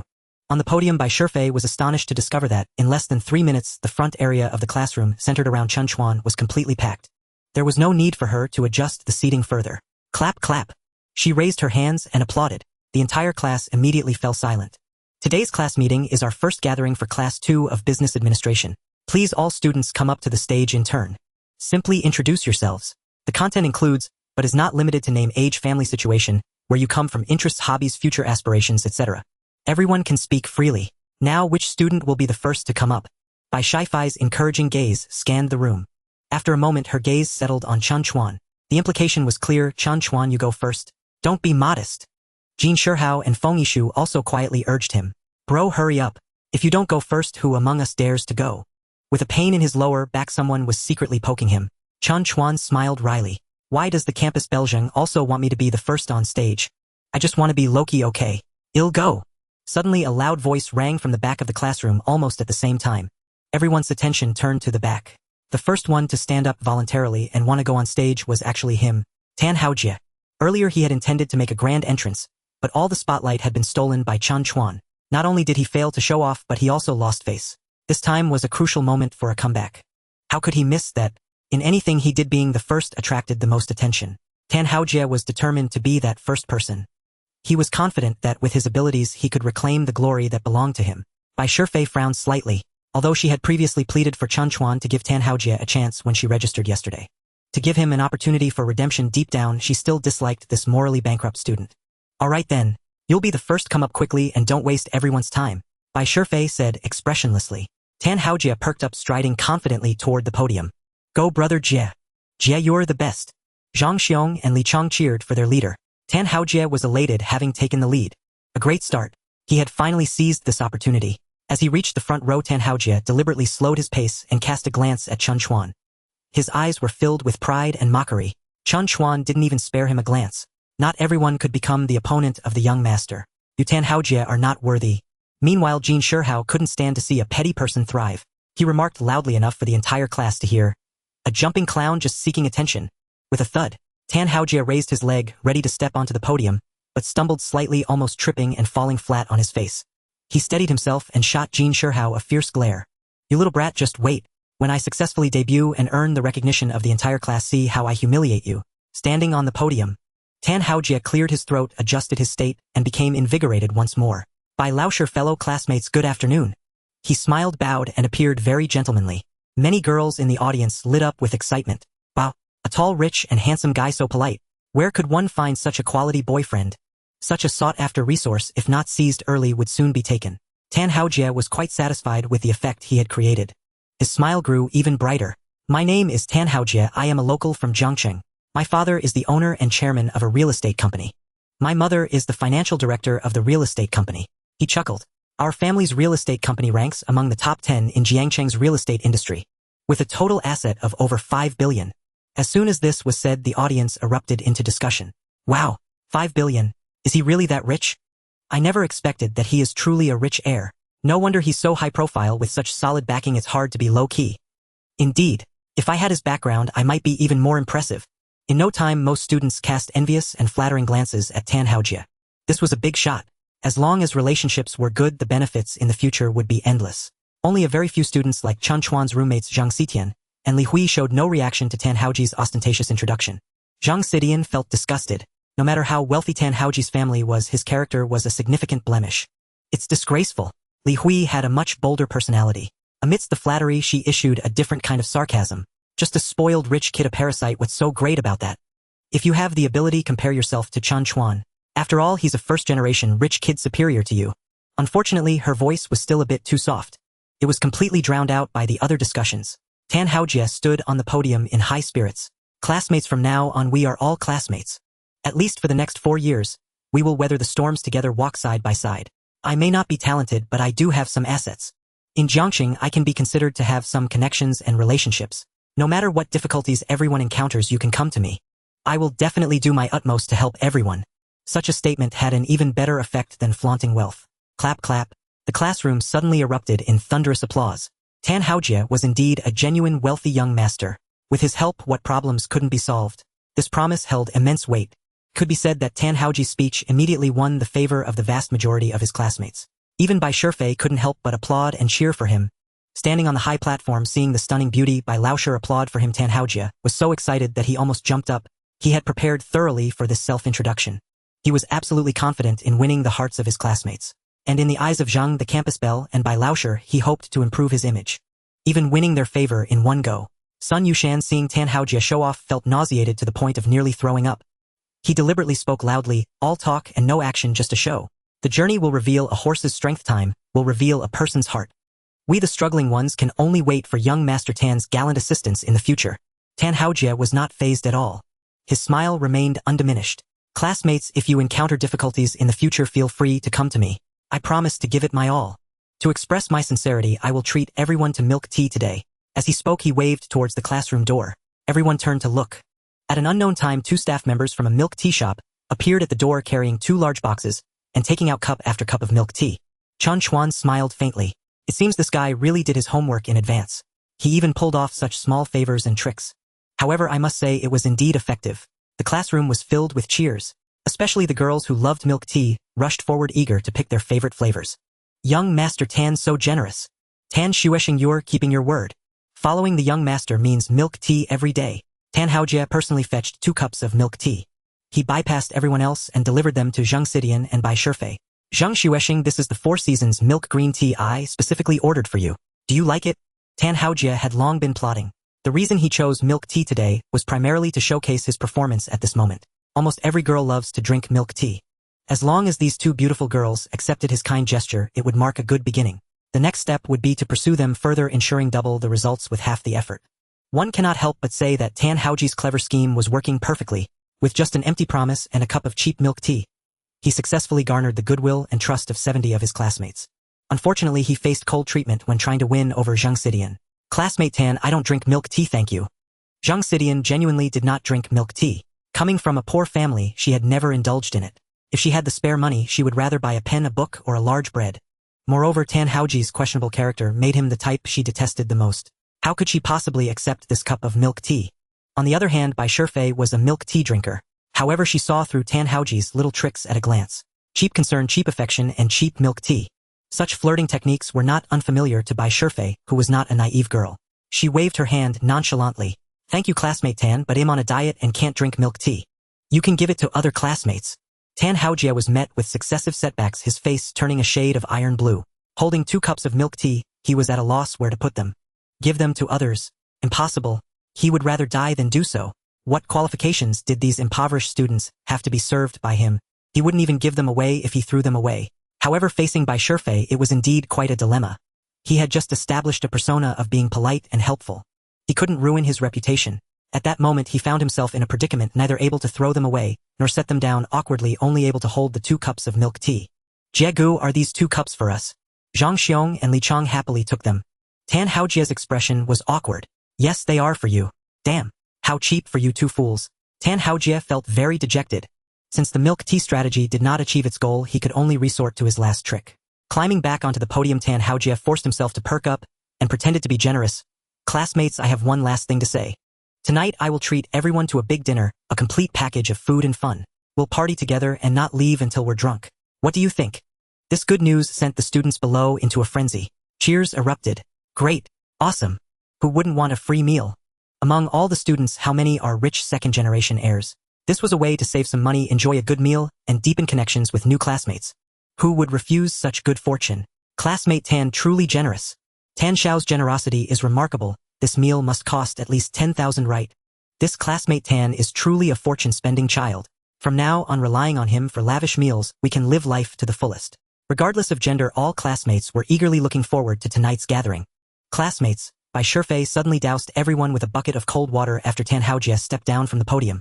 Tomorrow is the first day of military training. Discipline takes precedence over everything. Tonight's dinner is cancelled to prevent anyone from getting drunk and delaying tomorrow's training. What? There was a chorus of wails from below. The grand feast was gone, the good food and drinks were gone, and the opportunity to be close to handsome guys and beautiful girls was also lost. Tan Haojie was utterly bewildered. The grand plan he had devised for so long was thwarted by a single light remark from teacher Bai. Bai Shifei noticed the disappointment in everyone's faces. Turning to Tan Haojie, she smiled and said, "If classmate Tan truly wants to treat everyone to a grand dinner, you can find an opportunity after military training. I believe everyone will enthusiastically participate." The students below became excited again. Great, I wholeheartedly agree with this proposal. Whether it's early or late, it's still a meal. As long as there's something to eat, I'm in. My grand feast is back. Everyone was cheering and celebrating. Yet Tan Haojie wore a bitter expression. His intention for treating everyone was to win their favor before the class committee election. He hoped to sway their votes in his direction. Now that it was postponed until after military training, who knows when that would be? What if it was after the election? What meaning would this meal have then? Wasn't his money just wasted? During the self-introduction segment, thanks to Tan Haojie's opening, the subsequent students were very eager to participate. One by one, they took the stage to showcase themselves. Especially Feng Yishu, who flamboyantly delivered a lengthy speech trying to attract attention. This guy looked decent and knew how to dress himself. After a bit of showcasing, he truly gained a number of female fans. After stepping down, several girls actively added him as a friend. He was so happy that he was almost lost. An hour later, only Chen Chuan remained yet to take the stage amidst everyone's anticipation. Chen Chuan casually walked up to the podium, dressed in bargain bin clothes. He looked impoverished, especially the 2 glaring patches on his checkered shirt. Jin Shihai tilted his head and whispered to Sun Yushan, "Second brother, I'm increasingly impressed by Chuan Go. You say he's so wealthy at such a young age. How does he maintain such a calm demeanor? How can he be so low-key? Perhaps this is the difference between us and Chuan Gu. He's already reached a different height. His level of thought is on a different plane than ours." Jin Shihai tilted his head. "Are we not in the same world?" In the back row, Zhang Xidian quietly watched Chen Chuan, equally curious about who he truly was and how strong his resolve was. How could he manage to be both youthful without being rash and wealthy without flaunting it? "Hello, classmates." On the podium, Chen Chuan spoke confidently. "My name is Chen Chuan and I come from a rural background. My parents are also down-to-earth farmers. I don't have any particularly lofty ideals. I'm sorry, but my abilities are limited. In the future, I might not be able to help much with class matters. My time is limited. I have to study hard and work to earn my living expenses. I really don't have any spare time to participate in class activities. I hope everyone can understand." He bowed slightly and nodded at Bai Shifei. Chen Chuan strolled back to his seat. Throughout, his demeanor was so calm and peaceful, completely devoid of the youthful impulsiveness and vanity. If Tan Haojie's self-introduction was the loudest, then Chen Chuan's was the most understated and unusual. The classmates whispered among themselves, wondering what was up with this new student. All of them were freshmen arriving in a new environment and seeing countless beauties. Who wouldn't want to show off a bit and attract more attention? Who wouldn't want to present their best side to everyone? Even if it meant putting on an act, they would strive to be positive, unite with classmates, and be helpful. But this guy completely disregarded the norm. He started off by saying he was poor and needed to earn living expenses, even stating he didn't want to participate in group activities or contribute. How could he say that? Tan Haojie felt an instant surge of happiness watching Chen Chuan being pointed and whispered about by the entire class. Ha ha ha, is this guy out of his mind? Well, if you're poor, that's one thing. But do you really have to make it so obvious? Zhang Xiong chuckled. Brother Jie, I've always thought my brain isn't functioning well. Now I've finally realized there's someone even more foolish than I am. Ha ha ha. Li Chong had a different perspective. Brother Jie, maybe he's not foolish, just simply poor. You've grown up in luxury, never experiencing the hardships of living in destitution, where you eat one meal and worry about the next. This kid wears patched old clothes even in college. How many have you seen that are this poor? Li Chong was increasingly adamant about his viewpoint. Chen Chuan is just too poor. He has no time or energy to pay attention to anything else in his world.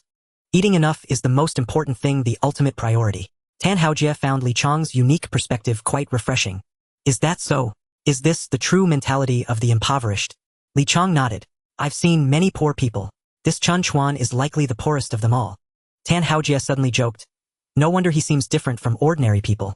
Turns out he's been driven to the edge of poverty madness from destitution. Now that you've mentioned it, I almost feel a bit sorry for this guy. Always having to worry about filling his stomach, it's impressive. He could even get into Jiang University. However, I am very curious. How does this poor fellow have the guts to oppose me? Bai Shifei took the stage for the final summary. Everyone performed well in today's self-introduction. Let's keep it up in the future. In college life, we must not only learn knowledge but also develop our abilities. Starting tomorrow, military training begins and everyone must take it seriously. Additionally, class responsibilities require everyone's joint effort. Students with capabilities should contribute more. Suddenly Chen Chuan felt Bai Shifei's gaze intentionally or unintentionally directed at him, seemingly disapproving of his reluctance to participate in class activities. Many classmates noticed this phenomenon. Unfamiliar students mostly watched with a sense of curiosity, while Chen Chuan's roommates and Zheng Xitian, Li Hui, and others worried for him. It was not a good thing to upset the counselor right at the beginning of the semester. Tan Haojie and others, of course, felt secretly pleased. Reveling in misfortune, they even wished that from now on Bai Shifei would dislike Chen Chuan and make things difficult for him. Fortunately, the glance from Bai Shifei was fleeting. Lastly, there's one more thing. Some students have yet to pay their tuition fees. You can go and pay now. Bai Shifei paused at this point.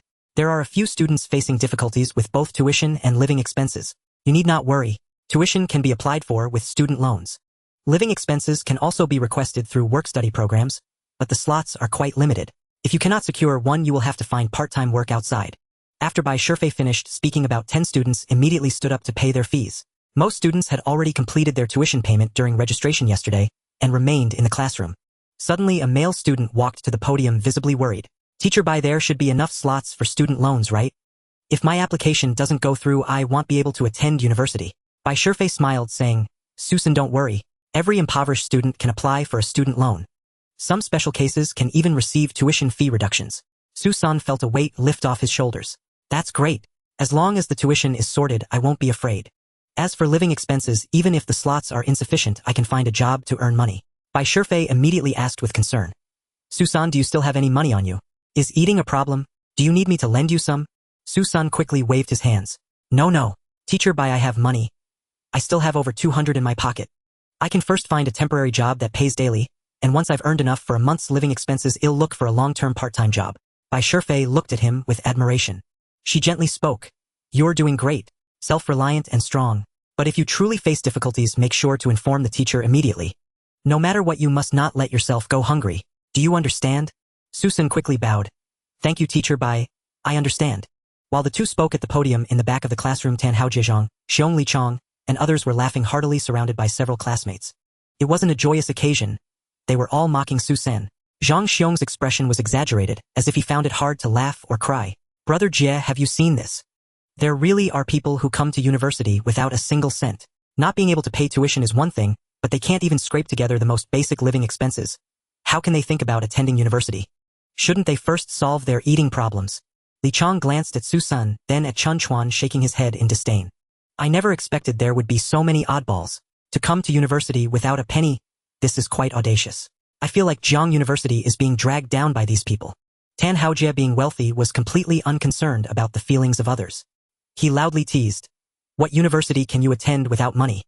Some people come empty-handed, purely taking advantage of the system, trying to get something for nothing. It's a waste of national resources. Susan had just returned to his seat when he heard their mocking remarks. He immediately stood up to argue. What do you mean? What's wrong with being broke? Do children from poor families not deserve an education? Tan Haojie did not expect this impoverished guy to dare to resist. He scoffed and gave a thumbs up, then slowly leaned back, his gaze full of provocation. Do you even know what kind of person you are? A good university isn't meant for people like you. As a person from the lower class, you deserve to be trampled underfoot, and you'll never get back up. Su Sen's chest heaved with anger. Sun Yushan's family background was also quite poor. He stood up abruptly, facing Tan Haojie directly. Tan Haojie, don't go too far. Is being rich really that impressive? Just now on stage you were all generous and kind-hearted, looking like a person with a warm heart. Now that Su has difficulties, not only do you refuse to help, but you also kick him when he's down. Jin Shihao immediately stood up to support his good friend. I just said that some people talk one way but act another. On the surface everything looks beautiful, but inside it's all filthy. Those so-called promises are just empty words, a beautiful lie. Tan Haojie was furious, his finger trembling. What does it have to do with you? Are you intentionally opposing me? He pointed at Susan. You should take a look at whether he is worthy. He's nothing but rags. Not even 300 in his pocket, and he expects to attend Jiang University. He glanced knowingly at Chen Chuan before fixing his gaze on Susan. I only extend my help to normal people. Those dressed in tatters do not deserve a single cent from me. Begging is what beggars should do. How can you even dream of attending university and changing your fate? Dream on. He publicly humiliated him. This was a blatant insult to his character. Susan felt his dignity being ruthlessly trampled upon, causing his breath to quicken and his face to flush. Tears welled up in his eyes, but he stubbornly held back, refusing to let them fall. Suddenly a suppressed sob broke out in the classroom. Who is crying? The classroom instantly fell silent. Everyone was curious. Who could it be crying so sorrowfully? Why are they crying? Following the sound of crying, the classmates soon realized it was Zhang Xiyan, her face buried in her arms on the desk, her delicate frame trembling as she sobbed uncontrollably. How pitiful. Chen Chuan's gaze turned to Zhang Xishan's deskmate. Li Hui, what happened to Xiyan? Why is she crying? Li Hui leaned closer and whispered. Xishan's family is in dire straits. She hasn't paid her tuition and is currently applying for a student loan. Chen Chuan suddenly understood. Zhang Xishan's family situation was similar to Su Sen's. They both came from impoverished backgrounds. It was entirely normal for them to struggle with tuition. Tan Haojie spoke so harshly that Zhang Xiyan naturally couldn't bear it. Li Hui had some traits of a tough girl. She was capable and fierce. She pointed at Tan Haojie's nose and began to scold him. Look at the good deeds you've done. You've made Xiyan cry. What are you so proud of? Just because you have a little money, what is there to flaunt? There are people who are more capable, more talented, and wealthier than you. I haven't seen them flaunting themselves, waving their tails in the air. Her eyes burned with fury. You're just a spoiled rich kid. How dare you look down on others? Without a wealthy father, what are you worth? Damn it. How did I end up in the same class as you? What terrible luck. Li Hui unleashed a barrage of insults, leaving everyone in shock. The whole class was dumbfounded. The girls admired her, secretly giving her a thumbs up. What a fierce girl. The boys both admired and feared her. This little firecracker appeared petite and cute, yet unexpectedly, she was also a tough girl. If she were to be pursued, who would be on top and who would be on the bottom? As the sole bearer of powerful force, Tan Haojie was the most deeply wounded. He was so furious that he saw stars and nearly fainted. Shaking his hand, he angrily retaliated. You're nothing but a shrew. Being in the same class as you poor losers is my disgrace. My money is better spent on feeding dogs than ever giving you a dime. The expenses for my 2 big wolves at home are more than what his family spends in a year. You want me to sympathize with him and help him? Go eat shit. Tan Haojie, now furious, stopped pretending and completely revealed his ugly side. The classmates could only shake their heads in disbelief. Who would have thought that this well-dressed rich heir was actually such a character? Sigh, it was a misjudgment. Just a moment ago, everyone was filled with anticipation for Tan Haojie's promises. Now they realized it was all a lie.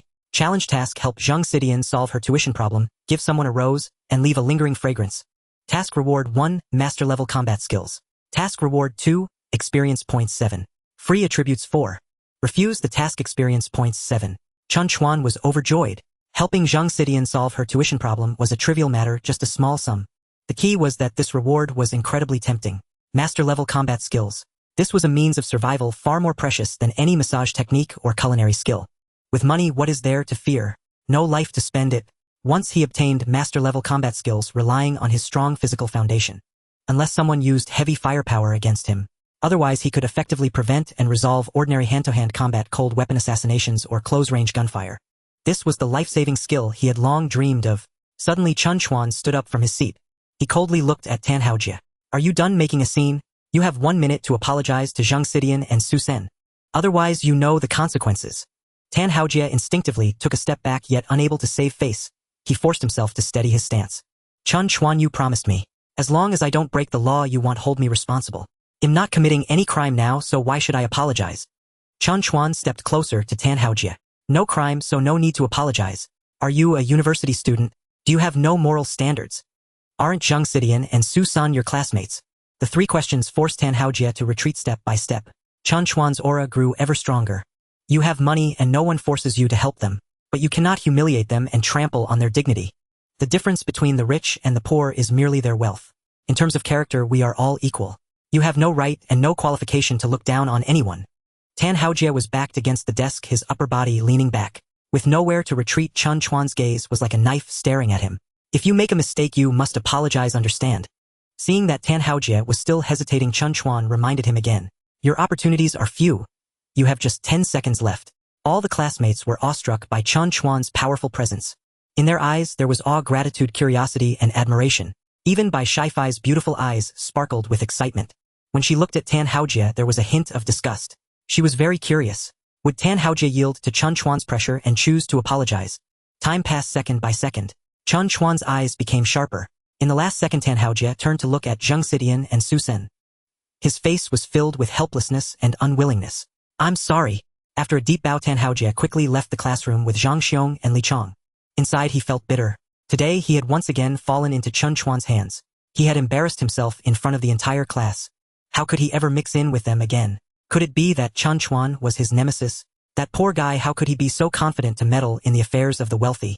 Weren't they supposed to just focus on making money and earning living expenses? Why meddle in class matters? Why target him? Zhang Xiong and Li Chong, his 2 subordinates, also felt humiliated. They had hoped to follow their brother to gain some recognition. Perhaps they could even charm a female classmate into being their girlfriend. Unexpectedly, they had once again suffered a crushing defeat. Was this big brother even reliable? In the classroom, after cleaning up the scum, Chen Chuan gently rubbed Zhang Xishan's small head. Xitian, stop crying. That annoying Tan Haojie has been dealt with. I've already paid your tuition. You don't have to worry about not being able to attend school anymore. Zhang Xidian lifted her head, wiped her tears, and looked at him with a pitiful expression. How can this be? How can you pay my tuition? Chen Chuan smiled and said, Is there a problem? You know I'm not short on money, consider it me sponsoring a needy student. Seeing Zhang Xidian still wanting to refuse, Chen Chuan changed his tone. Or you can think of this money as a loan from me. After you graduate, whenever you earn money, you can pay me back, it doesn't matter. Zhang Xidian, with a determined look, shook her head again. No way. I cannot accept such a large favor from you for nothing. Chen Chuan's heart tightened. Why was this girl so stubborn? If you don't accept my help, how can I complete the challenge task? How can I obtain the master-level combat skills? Unexpectedly, Zhang Xidian suddenly changed her mind. A hint of barely noticeable smugness flashed in her eyes like a sly little fox disguised as a beautiful sheep. Brother Chuan, accepting your help is not impossible. But you must agree to one condition. Chen Chuan's heart stirred. What trick is this girl playing? What condition? You tell me. Chen Chuan was unaware of any malicious schemes from Zhang Xidian. In order to complete the task and acquire the precious master-level fighting skills, he decided to meet her challenge. Zhang Xidian blinked her big eyes and smiled sweetly. After graduation, I want to work at your company to pay off my debt. So do you agree? Chen Chuan felt relieved. So this was the condition. No problem. If you want to work for me, how could I refuse? Zhang Xidian waved her small fist excitedly. Her smile was exceptionally radiant. Chen Chuan felt a bit confused. Is it really worth being so happy about working for someone? Unexpectedly, Zhang Xidian hugged his arm, affectionately smiling brightly. That's great. Brother Chuan, from now on I am yours. Chen Chuan almost twisted his waist. What? It's just a job. How did it turn into mine? Xidian, clarify what you mean by mine. Zhang Xidian was serious. I am your employee, isn't that the same as being yours? Chen Chuan was speechless.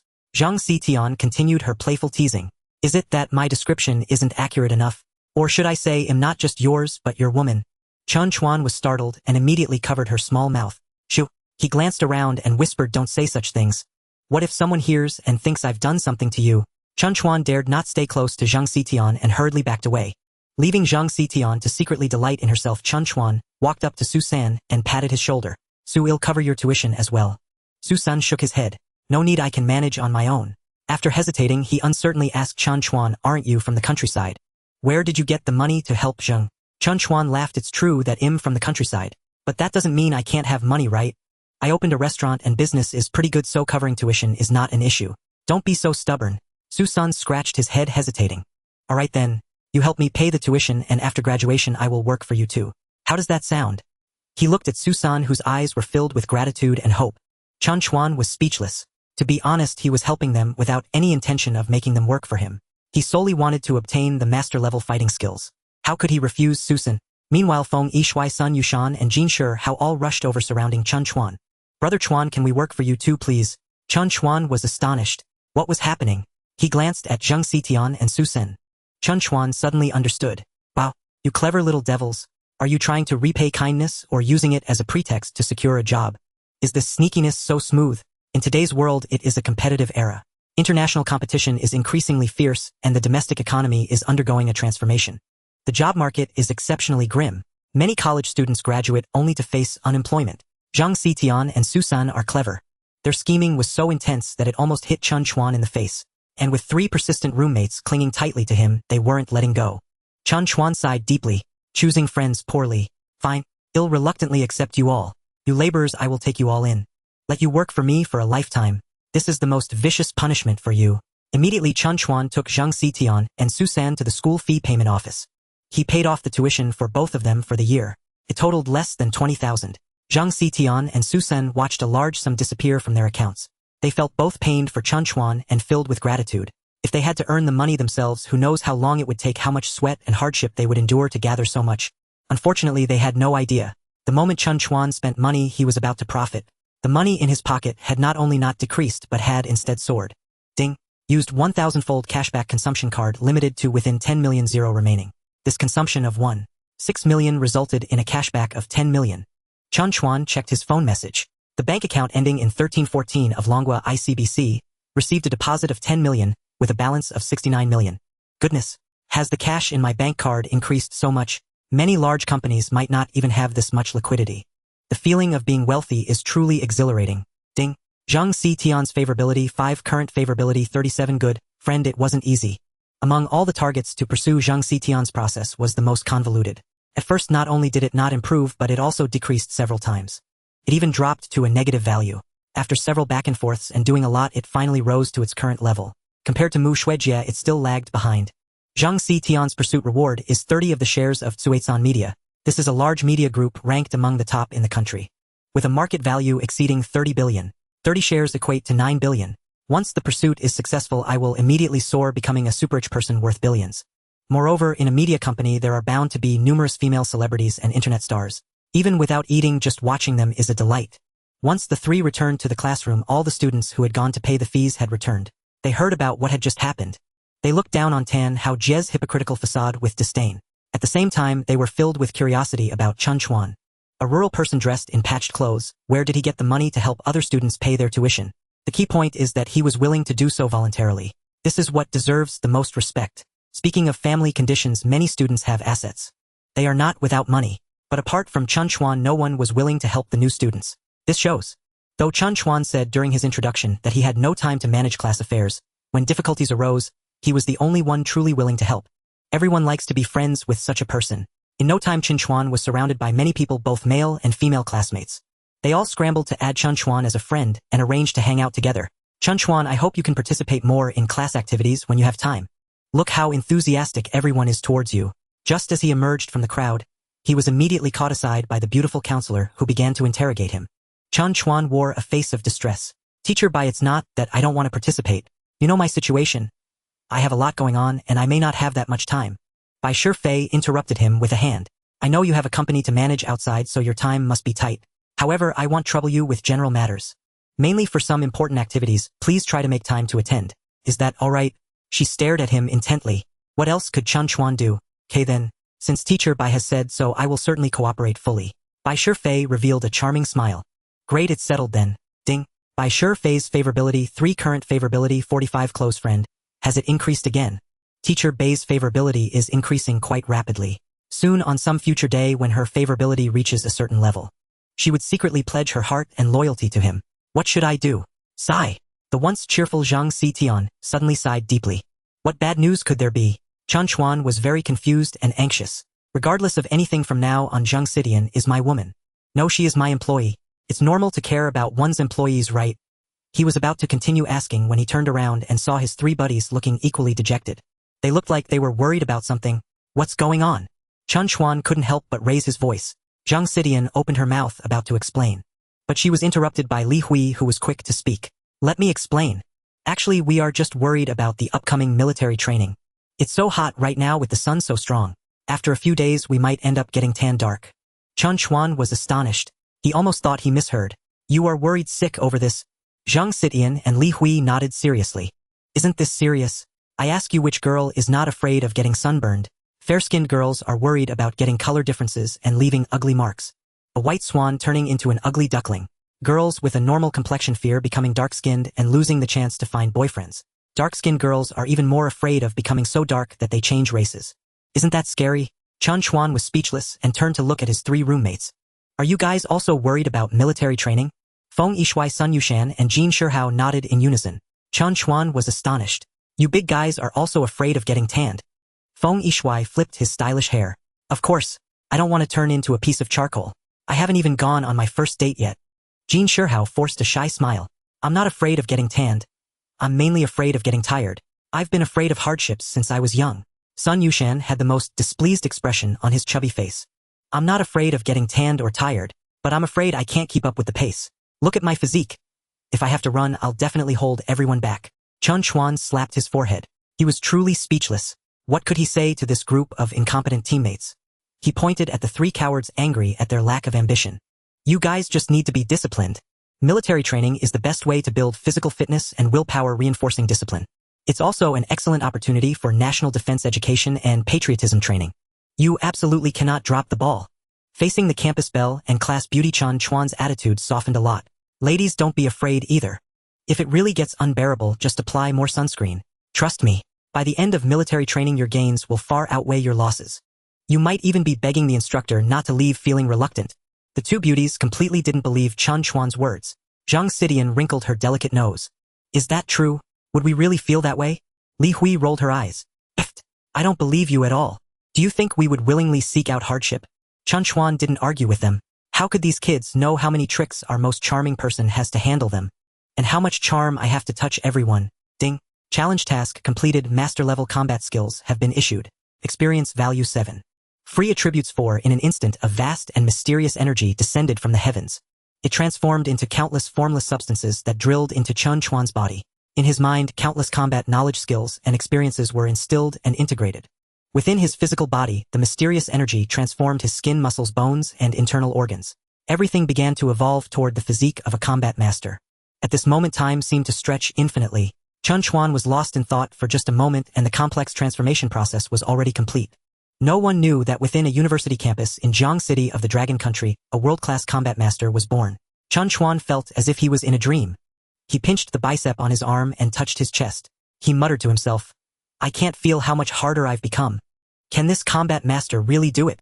He instinctively swung his palm toward the empty space in front of him. Boom! A dull thunderclap echoed. His three roommates were startled, jumping half a meter high. Jin Shihao exclaimed, What the hell? What was that sound? Feng Yishui looked up at the sky. Did it just thunder? Sun Yushan, however, stared intently at Chen Chuan. Brother Chuan, do you know what's going on? Chen Chuan hurriedly waved his hands. I don't know, it has nothing to do with me. Sun Yushan still looked at him suspiciously. But why do I feel like you just threw a punch? And then the thunder sounded. Chen Chuan intentionally laughed loudly. Ha ha ha, second brother, you are too funny. I throw a punch and the heavens thunder. Do I look like Thor to you? He deliberately struck a cool pose pretending to be Thor. Sun Yushan gave him a middle finger. Pfft. Seeing that the three no longer mentioned the thunder, Chen Chuan secretly breathed a sigh of relief. That was close. I almost exposed myself. In the next second, Chen Chuan became excited again. How powerful is this master-level combat skill? Can I create a sonic boom with a casual punch? If this hit someone, what effect would it have? Would it turn them to dust? Should I find some unlucky soul to practice my skills on later? Hehe, I still have free attribute points that I haven't used. Let me think about how to allocate them. Got it? 4 points of free attributes, 2 points to physique and 2 points to spirit.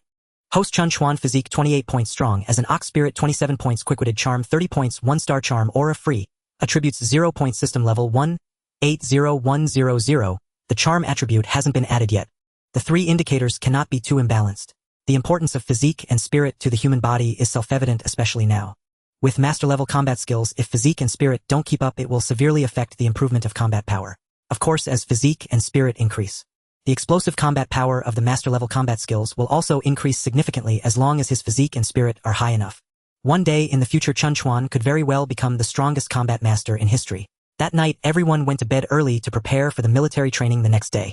The next morning, everyone put on their camouflage training uniforms, all spirited and lively. Luckily, the weather today was very favorable.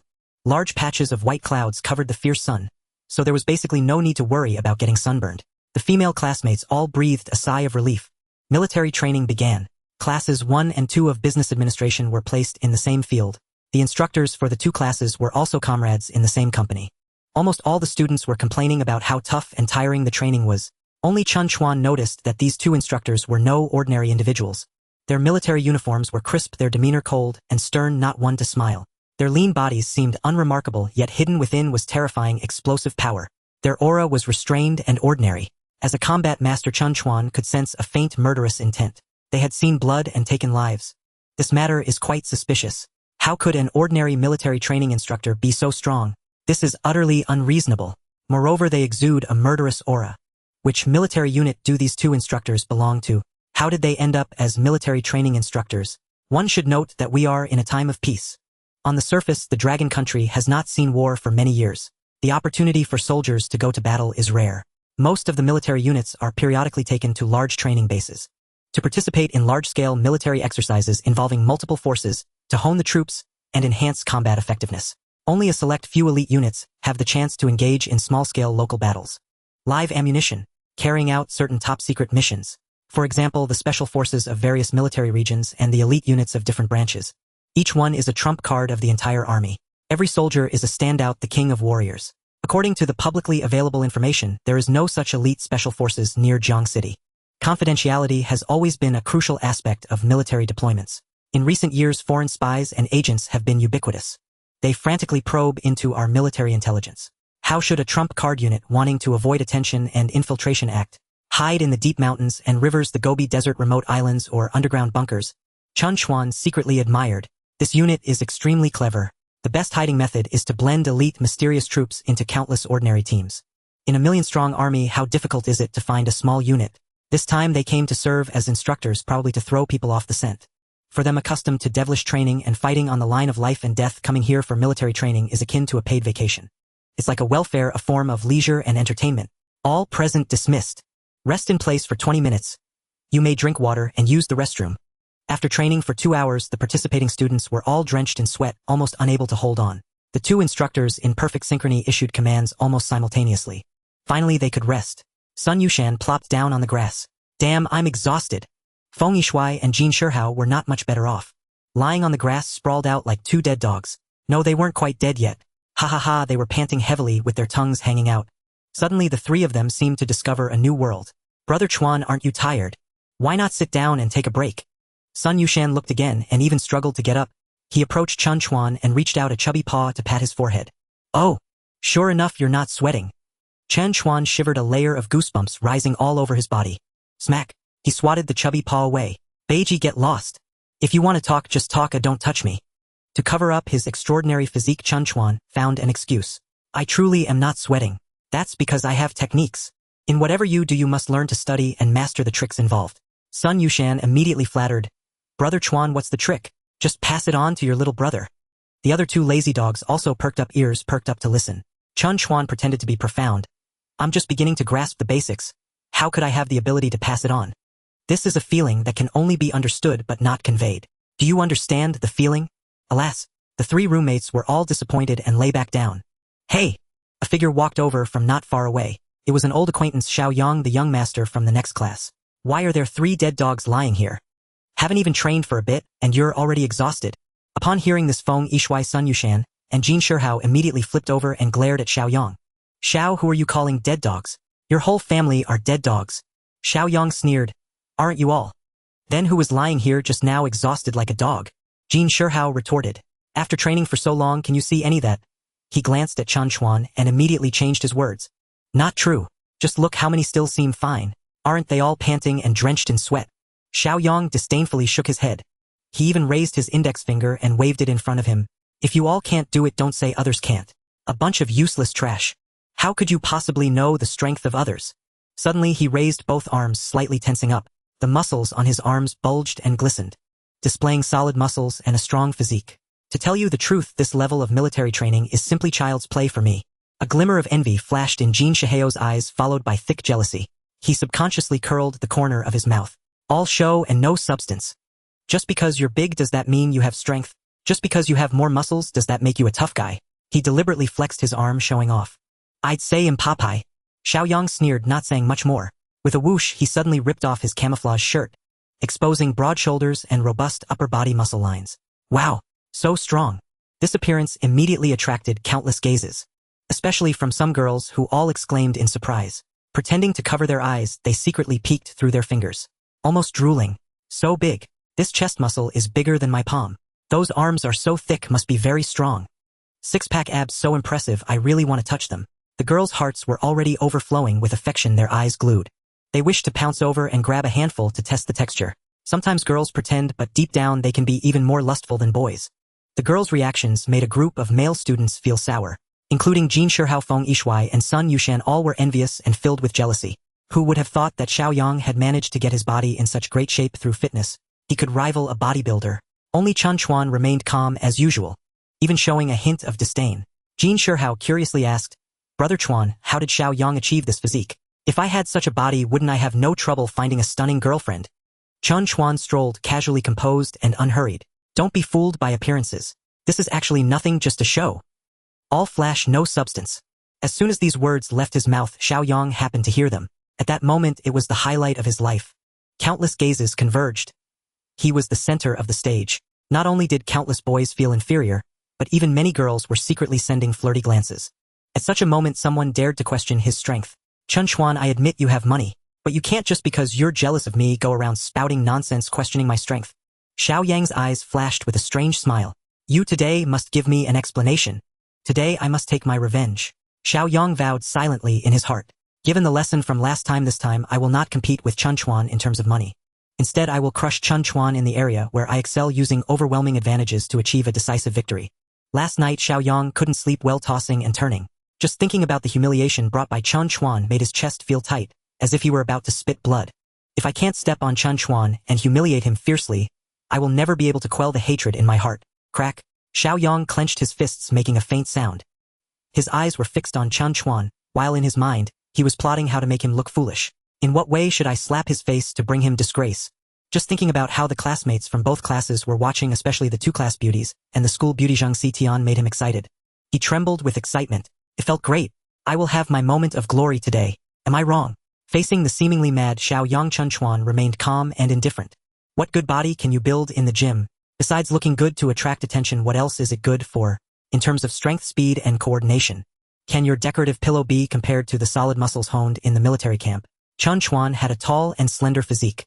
While he could be described as tall and straight, he definitely couldn't be considered robust. Compared to Xiaoyang's bear-like physique, Chen Chuan appeared quite slim. Yet this slender person dared to comment on someone with a bear-like body, calling them a mere decoration, all show with no substance. What was most infuriating was that the other party spoke calmly with an air of nonchalance, revealing not the slightest hint of arrogance or ostentation, yet one could sense it deep down. He looks down on you, as if you are simply unworthy of being his opponent. Can I tolerate this? Who is Xiaoyang? He is the young master of a wealthy family. From childhood to adulthood, when has anyone ever mocked him like this? Ever since Chen Chuan overshadowed him, he has been holding back his anger. If I am suppressed again this time, I will definitely suffer a breakdown. Good. Xiaoyang suddenly roared, his face flushed, trembling all over with intense emotion. Since you say my strength is lacking, then I will prove it to you. Am I really just a decorative piece? With a sudden motion, he dropped to the ground. In perfect form, he began to do push-ups. 1, 2, 3, 4, 5. Xiaoyang's movements were quick and rhythmic. It was quite impressive. The crowd watched in awe, clapping and cheering for him. Good. What a perfect form. Look at the muscles on his arms, so solid. He really has strength. Go for it. How many do you think he can do in total? Only 30. You're underestimating him. A conservative estimate would be at least 50. No way. Is he that impressive? I struggled to do 10. Amidst the murmurs, Xiaoyang continued to do push-ups, completing 80 in total. Finally, unable to continue, he struggled to rise. His face was already red from exertion, gasping for breath. Yet he didn't take a moment to rest, directly glaring at Chen Chuan with reddened eyes. How about that? Do you still say I'm just a decorative piece? Do I have strength or not? If you have the ability, do 80 push-ups for me to see. Don't just talk nonsense. Chen Chuan, however, remained unfazed. He shook his head, exuding a nonchalant demeanor. Why should I do push-ups? I haven't bragged about being as strong as an ox or having immense strength. In reality, he was secretly delighted. Fool, exhausted for nothing but a hollow reputation, a little face. Is it worth it? You deserve to be exhausted. You like to act like a monkey, but I want play along. Xiaoyang was confused. What's going on? You aren't going to do it? Did I work hard for nothing? Didn't you say I was all show and no substance? Isn't my doing 80 push-ups enough to prove my point? Chen Chuan rolled his eyes. Prove what? That you are foolish or that you are dumb? Xiaoyang was left reeling, nearly unable to catch his breath. With trembling hands, he pointed at Chen Chuan. If it weren't for the university campus and the instructor's watchful eyes, he would really want to go up and give Chen Chuan a beating. This guy is so wicked, cursing without foul language, treating me like a monkey. Fine, since you won't budge, I'll go after your roommates. They can't be that hard to deal with, right? Aren't you all close friends? If I slap them in the face, let's see how you stay out of it. Xiaoyang pointed at Feng Yishuan, Sun Yushan, and Jin Shihai. He arrogantly said, you guys are all weaklings. Do you dare to compete with me in push-ups? I can let you do 10 or even 20. Do you have the guts to take the challenge? At this moment, many resting classmates noticed the commotion and began to gather around. Pointing at the 4 from Chen Chuan's dorm, they mocked all a bunch of useless brats daring to provoke the muscular Xiaoyang. Look at how developed Xiaoyang's muscles are. I definitely can't withstand even one of his punches. I heard his hobby is fitness. With a body like this, girls must really like him, right? With no ability, daring to challenge Xiaoyang.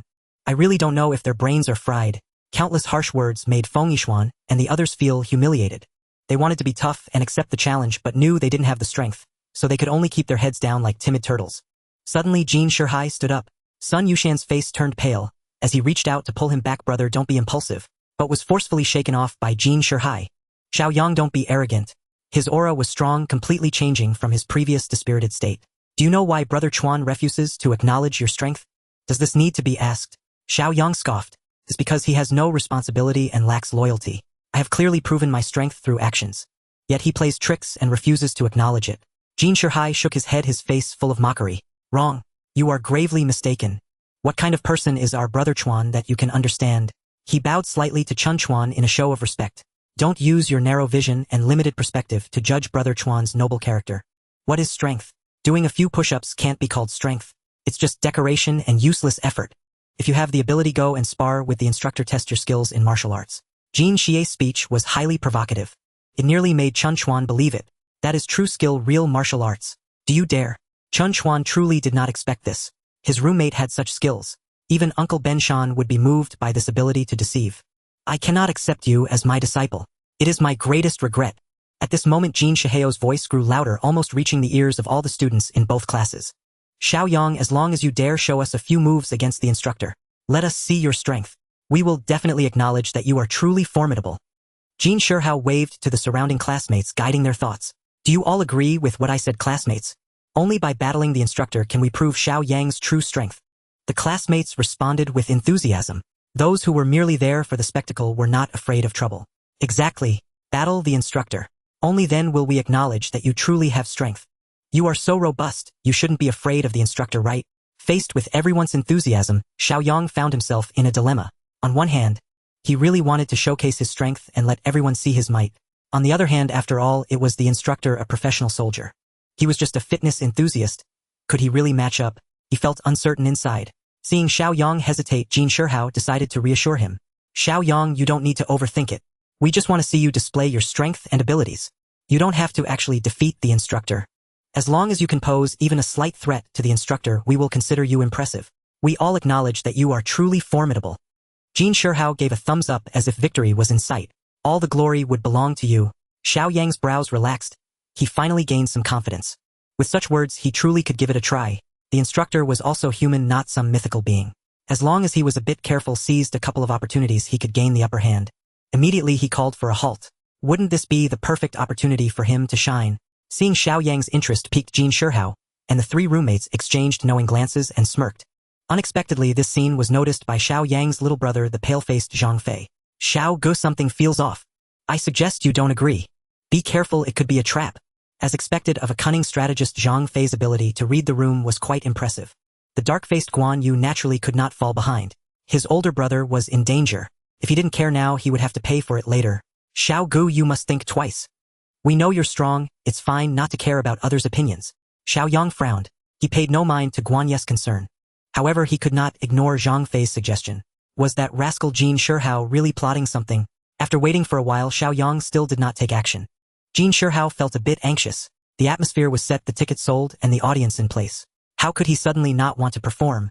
Xiao Yang, are you hesitating because you're scared? Could it be that you are a coward? Ha ha ha, Xiao Yang was furious. Who is the coward? Why should I listen to you? You say I should challenge, so I must challenge. Instructors are iron-blooded soldiers. How could we as ordinary university students possibly be their match? I won't fall for your tricks. Jin Shihao frowned. What's happening? Is the big fish slipping away? He had to drop a heavy bait to lure him back. Xiao Yang, are you a man or not? Is all this muscle just for show? Could it be that within your mighty body resides a timid girl? Are you really that timid? Jin Shihao relentlessly provoked him. He even raised his pinky finger and gestured a few times. Shortly after, he suddenly clapped his hands as if discovering some truth. Oh, I understand. The reason you don't dare to challenge is because you can't last 3 minutes. As soon as these words left his mouth, the surrounding classmates burst into laughter. Ha ha ha. So well-built, yet you're a quick draw. No wonder you dare not challenge. Xiao Yang's face turned red from anger. Ah, stop talking.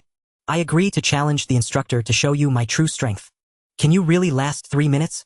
Jin Shihao was overjoyed. He immediately transformed his pinky into a thumbs up. Good.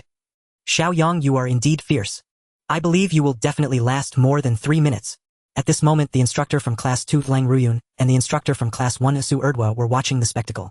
Even the beautiful counselor by Shifei stood with her arms crossed watching with great interest. Little did she know her posture caused many boys to swallow hard. During the military training breaks, engaging in some entertainment activities was a way to liven up the atmosphere and balance work with leisure. The instructors were pleased with this. They were surprised to see someone daring enough to challenge them. Lang Ruyun was quite impressed. These little rascals really were fearless. I've killed more people than you've seen pigs. You dare to challenge me? It would be quite enjoyable to teach a lesson to these ignorant youths. Instructor Lang, will you accept my challenge? Sure enough, Xiao Yang went straight for Lang Ruyun. Why did he choose Lang Ruyun over the other instructor? It was because Lang Ruyun was a bit more handsome and looked cooler. Xiao Yang could not stand anyone being more handsome or cooler than him. He really wanted to take the opportunity to diminish the instructor's prestige. It must be said Xiao Yang was quite ambitious and courageous. Good. Lang Ruyun was as cool and aloof as ever. I accept your challenge. The two stood 3 meters apart on the lawn facing each other, surrounded by classmates eager to watch, forming a large circle. Everyone was guessing whether Xiao Yang could win. If he couldn't win, how long could he last? Chen Chuan and his 3 friends sat in the inner circle as spectators. Sun Yushan asked curiously, Brother Chuan, what do you think the outcome will be? Xiao Yang is so strong. He might really knock the instructor down. Chen Chuan smiled without replying. Jin Shihao's insight, however, was far superior. Second brother, you also don't need to use your pig brain to think carefully. I've put in a lot of effort to persuade Xiao Yang to challenge the instructor. Isn't it to make a name for himself? Sun Yushan teased. Then he is surely destined to lose. I really want to see how he gets ruthlessly beaten and slapped in the face. At this moment, the 3 had developed a bit of fondness for Xiao Yang's strength. The stronger he was, the longer he could endure. The more chances he would have to be beaten repeatedly. Many believed that despite Xiao Yang's muscular build, even if he couldn't defeat the instructor, he could at least hold his own for a few minutes. Even a stalemate was possible, especially among girls who liked muscular men. Their confidence in Xiao Yang was through the roof. They were all guessing how many moves Xiao Yang would need to defeat the instructor. In the center of the lawn, Lang Ruyun waved his hand. You can strike first. Xiao Yang initially wanted to show humility, but then thought about it. This was a crucial moment for honor and recognition. There was no room for carelessness. He had to go all out. All that false modesty and humility could go to hell. I'm coming. He shouted and charged forward. He seemed like a tyrant, unstoppable. He exuded the aura of a mighty general. In the next second, bang, a blurred figure flew out at an incredible speed. One must admit the figure that flew out had quite a sense of humor. It directly performed on the grass, demonstrating what it means to be a dog eating shit. Unfortunately, it did not earn a single round of applause. Swish. The vast expanse of lawn was filled with heads, yet it was eerily silent. Everyone stared wide-eyed, dumbfounded. In an instant, no one reacted. What was happening? How did a person fly out in less than a second? Who exactly had won? And who was it that was thrown out like a dead dog? Plop. Oh no! A wail echoed, reminiscent of a film scene's abrupt switch and delay. The delayed sound of landing and the scream emerged. Xiaoyang. The one who flew out was Xiaoyang, and standing tall in the center of the lawn was someone resembling a spear. Naturally, it was the cold instructor Lung Ruofeng. One strike and it was over. How could this be possible? Xiaoyang's muscular build was nearly comparable to a Western bodybuilding champion. He was as strong as a bull, no a pig. How could he have been defeated so quickly? Even if it were a pig, it wouldn't be that easy to deal with or kill. But the reality was that Xiaoyang was beaten in just a second. Swish. The battle was over. The speed was astonishingly fast. No one had seen clearly what had happened. The man had already flown away. Fortunately, Lung Ruofeng had been very measured in his actions. Xiaoyang struggled to get up, realizing he had not sustained serious injuries. It was just a scrape. Feeling relieved, he quickly tucked his tail and shrank his neck, trying to blend into the crowd. However, Jin Shihua kept his eyes on him. Xiaoyang, where do you think you're going? Xiaoyang froze immediately, his expression painfully awkward. Inside, he had already cursed Jin Shihua's entire family multiple times. Jin Shihua didn't care about his feelings at all. Xiaoyang, now you understand why Chuango said, you are just a showpiece. Facts speak louder than words. You truly are no match for a single blow. They were mercilessly kicking a drowning dog. Jin Shihua, Feng Yishuai, and Sun Yushan would never miss such a great opportunity. Who told this guy to always seek trouble? Not only did he show off, but he also wanted to step on others. Such a person deserves a good slap in the face. Xiaoyang's face turned a shade of green, then pale. In front of so many people, he was humiliated like this. His pitiful pride took a heavy blow. In the next second, Xiaoyang suddenly became fierce, his eyes reddening. He strode forward to face Chen Chuan and the others, his aura menacing. Since you four say I am nothing but a showpiece, then today, in front of all our classmates, I formally challenge your dormitory to a duel. Just me against any of you four. Whoever wants to come can step up. I will accept whatever comes. At that moment, Xiaoyang had regained his confidence. His tone was bold. He felt he had the upper hand over these four weaklings. So what do you say? Which one of you four dares to fight me?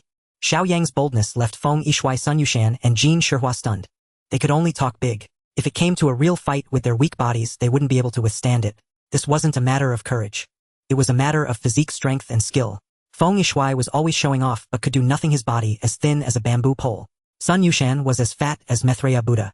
He certainly wouldn't manage in a fight unless he turned into a stone roller, which might cause Xiaoyang some harm. Jin Shihua's physique looked the most normal. Unfortunately, he had been pampered since childhood and had never faced hardship.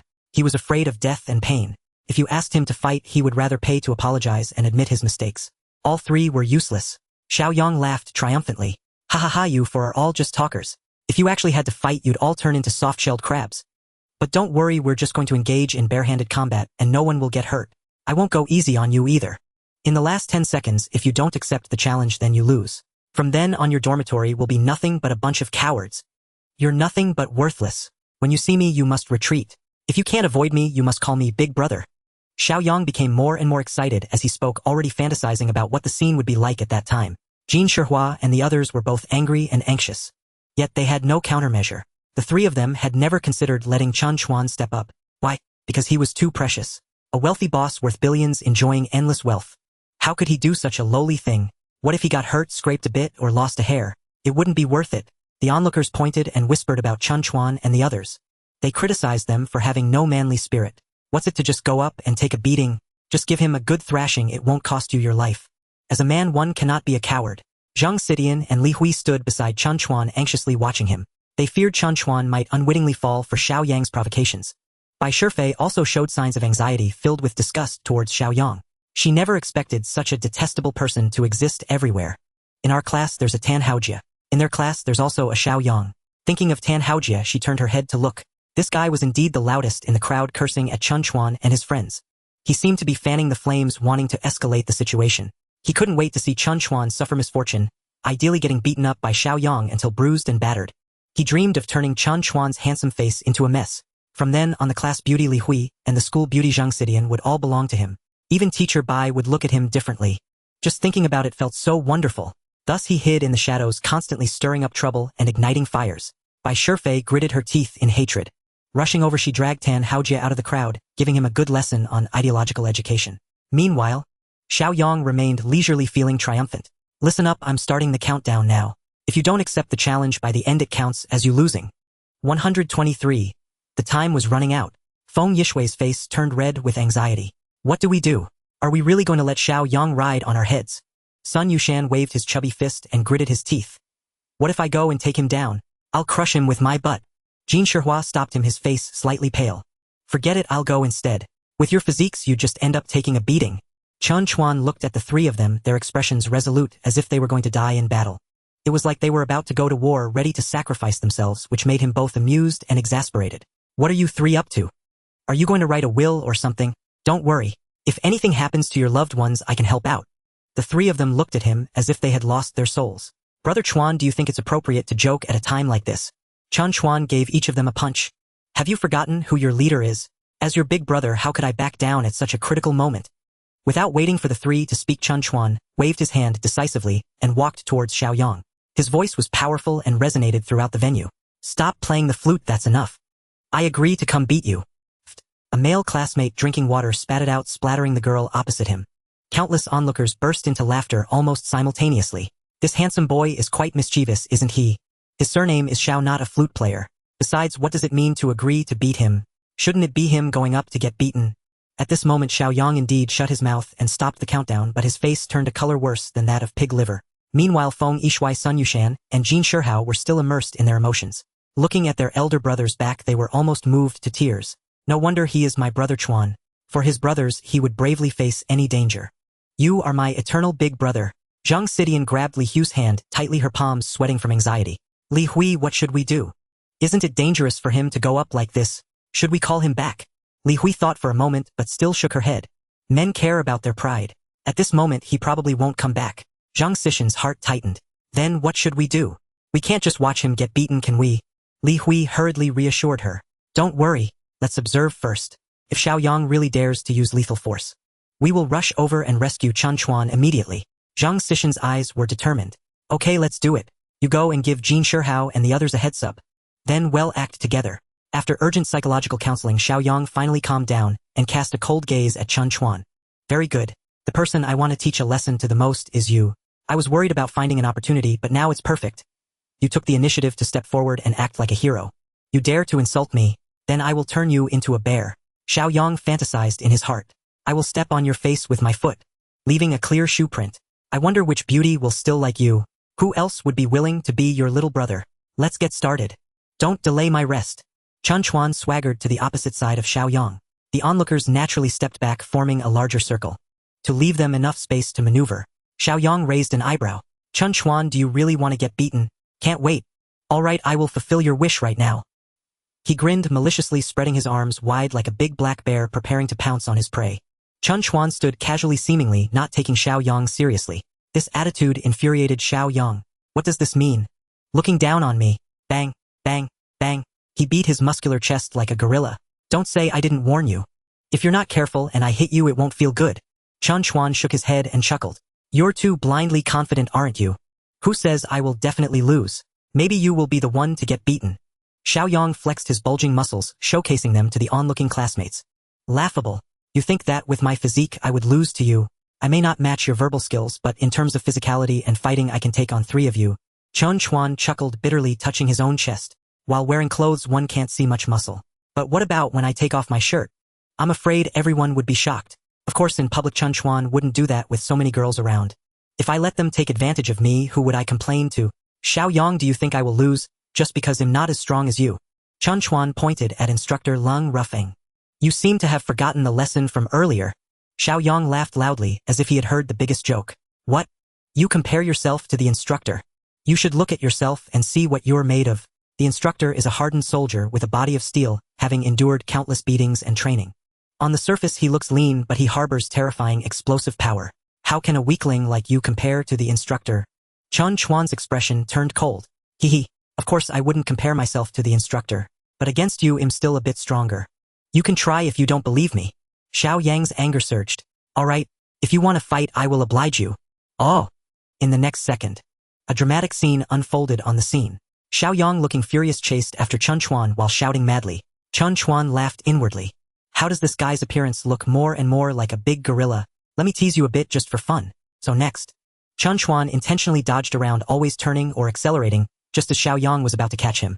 Not only did this make the furious Xiaoyang miss repeatedly, but he often tripped and fell flat due to his untimely turns or uncoordinated steps, displaying various clumsy antics.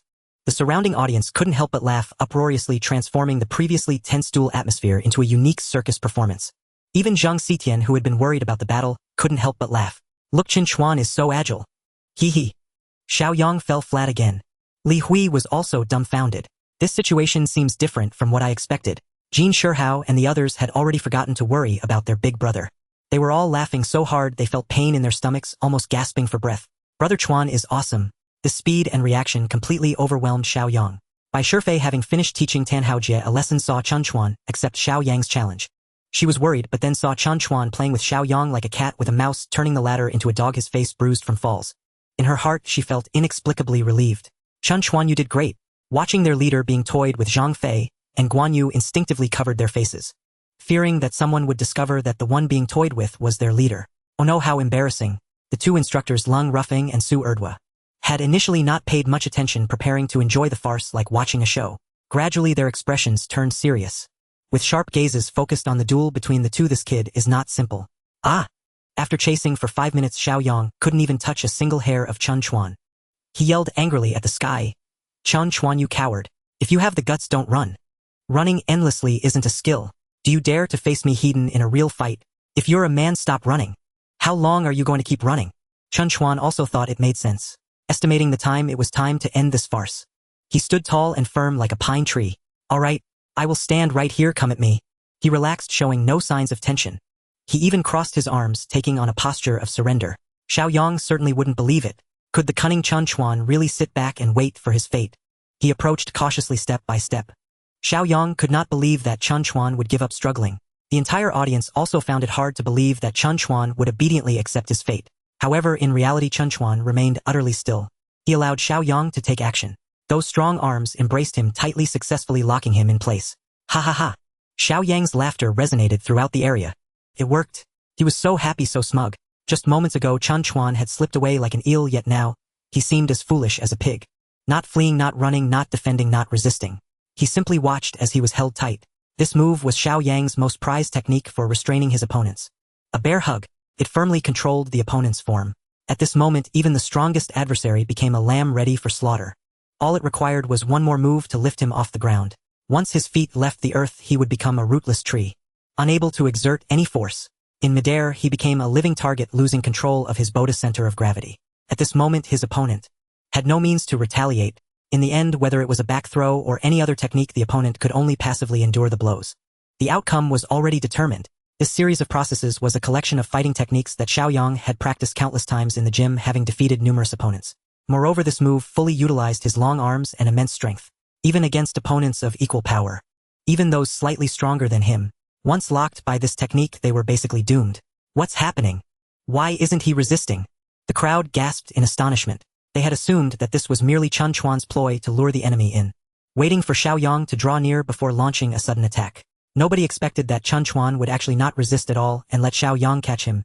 Wasn't this akin to an old man eating arsenic, looking for death? Jin Shihua and the others had already closed their eyes, unable to bear seeing Chen Chuan being ravaged by Xiao Yang. Li Hui also turned away. She simply could not watch the unfolding scene. Bai Shifei instinctively clutched her own clothing, silently cheering for Chen Chuan, praying he could muster the strength to break free from Xiao Yang's grasp. Tan Haojie watched with delight. Whenever Chen Chuan was in trouble, he felt particularly pleased. Tonight, they could go out to eat and enjoy a few bottles of cold beer, a proper celebration. Zhang Fei and Guan Yu, who had originally looked down on their leader, now felt a sense of pride. Indeed, Xiao Yang was tremendously powerful. Brother Niu Bai, even the two instructors who had been closely monitoring the battle situation, could only shake their heads in disbelief. How could such a great hand be played so poorly? He was still too overconfident, lacking combat experience. If Chen Chuan had persisted with his previous tactics and continued to leverage his advantages, with his rapid speed and agile movements, he could have exhausted Xiao Yang's stamina, wearing him down. Ultimately, he could seize the moment for a thunderous strike. There was certainly a chance to achieve final victory. Now, however, the situation had reversed, completely restrained. There was no longer any opportunity. Alas, only Zhang Xituan suddenly remembered, rushing to save him. If he delayed any longer, Chen Chuan would be in danger. Hurry up! Call Jin Shihua and the others too. She abruptly slapped Li Hui's backside, waking her from her stupor. What? The situation seems to have changed. In the fighting arena, Xiao Yang was preparing to decisively bring Chen Chuan to the ground. His arms tightened as he exerted force. Lift for me! Lift for me! Lift! He exerted himself 3 times in quick succession, nearly using all his strength. Yet he still could not budge Chen Chuan. Yay! What's going on? Why can't I lift him? Xiao Yang was both surprised and puzzled. It felt as if he was not holding a person, but a golden Buddha weighing 10,000 pounds. Chen Chuan's feet seemed welded to the ground. No matter how he pulled, yanked, or lifted, he remained utterly unmoved. As everyone was puzzled and Xiao Yang was astonished, Chen Chuan revealed a smile. Xiao Yang, have you run out of tricks? It's my turn to shine now. He pushed against the ground. Snap.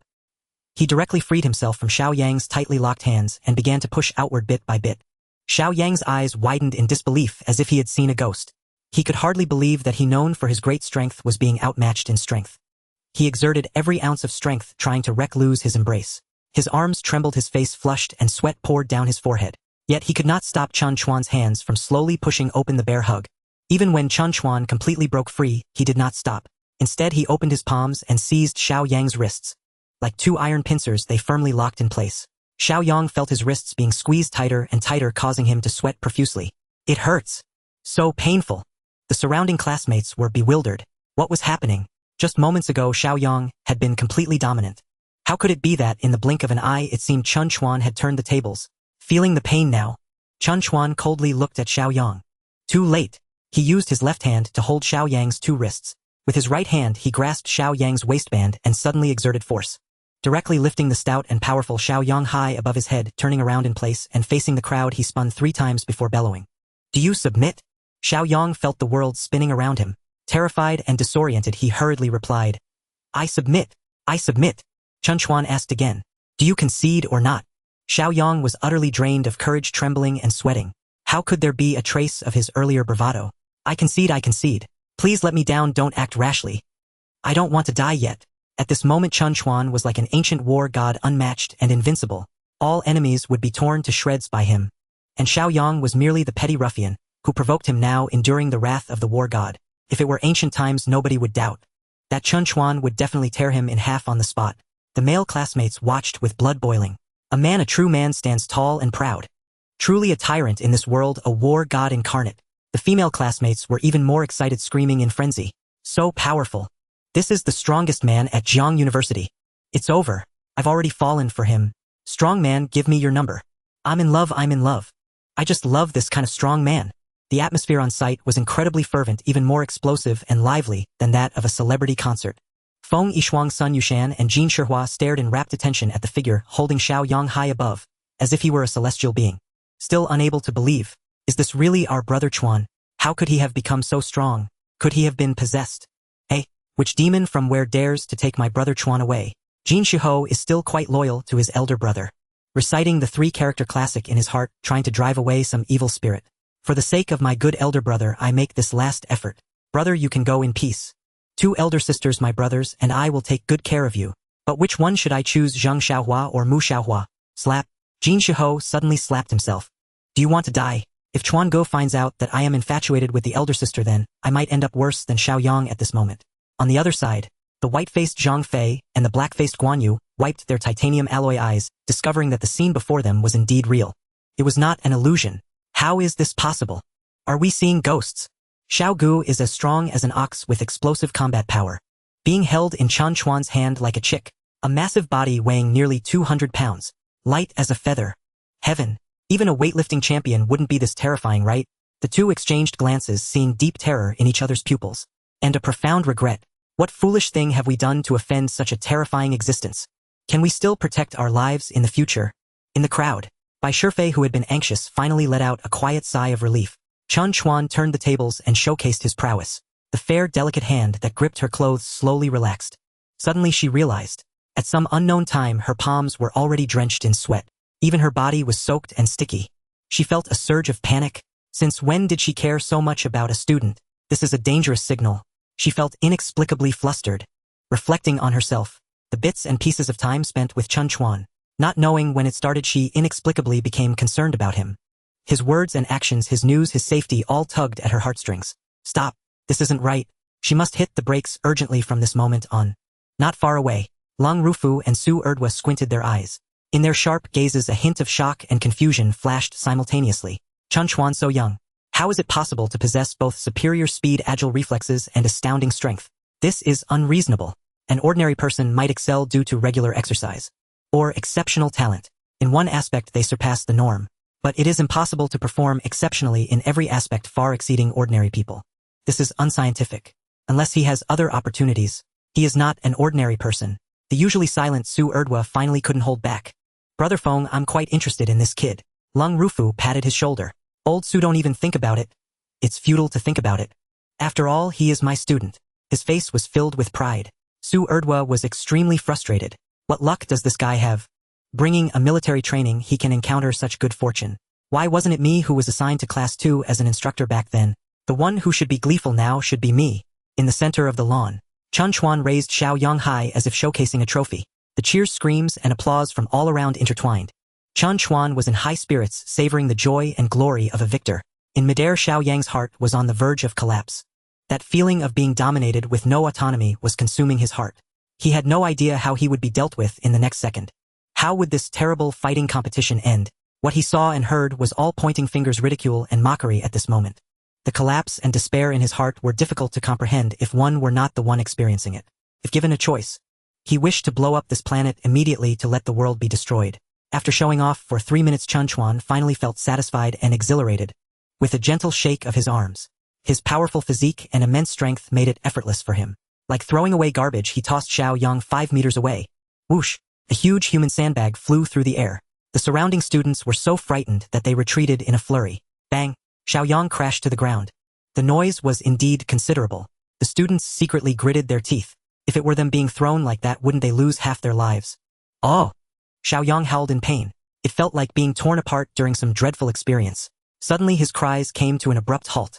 He no longer screamed and scrambled to get up, patting but he found that aside from his sore but aching back, wrist, waist, and elbow, everything else felt fine. Clearly, with Chen Chuan's mastery in combat, unless he wanted to seriously injure Xiao Yang or directly cause his demise, it would be difficult for him to suffer greatly. Throwing away the trash in his hands, Chen Chuan clapped his hands, his heart steady, breath unhurried. Calm and composed, he was unruffled. With a faint smile on his face, he bent slightly to salute the crowd. That demeanor was as if he were an experienced performer. After showing a set of monkey tricks, he was now officially taking a bow, thanking the audience for their support. Many female classmates secretly chuckled. This guy is really quite interesting. Just a second ago he was using Xiao Yang as a monkey. In the next second, he displayed the demeanor of a modest gentleman. This contrast was simply unparalleled. So amusing. The male students looked at Xiao Yang with eyes full of disdain and mockery, and a trace of sympathy. Even when Xiao Yang approached them, they all quietly retreated, creating distance, unwilling to associate with him. This guy, he is undoubtedly a jinx. Whoever gets close to him will have bad luck. Clearly powerful and capable of wreaking havoc. Yet he encountered Chen Chuan, a towering presence like a war god, always slightly stronger than him. What else could it be if not his misfortune? Why does everyone avoid such encounters, yet he faces them repeatedly? Each time Xiao Yang could only lower his head in dejection like a clown, becoming a green leaf that complements Chen Chuan. His heart was in extreme pain. His Tao heart shattered, he found life unbearable. The more he suffered, the more intense his hatred for Chen Chuan became. In a short time it escalated to a new peak. This grudge must be repaid. I cannot swallow my last breath. He wished he could give Chen Chuan a profound and fierce lesson immediately right now, to retaliate for all the humiliation he suffered at his hands. Unfortunately, his abilities were limited, whether in wealth or martial strength.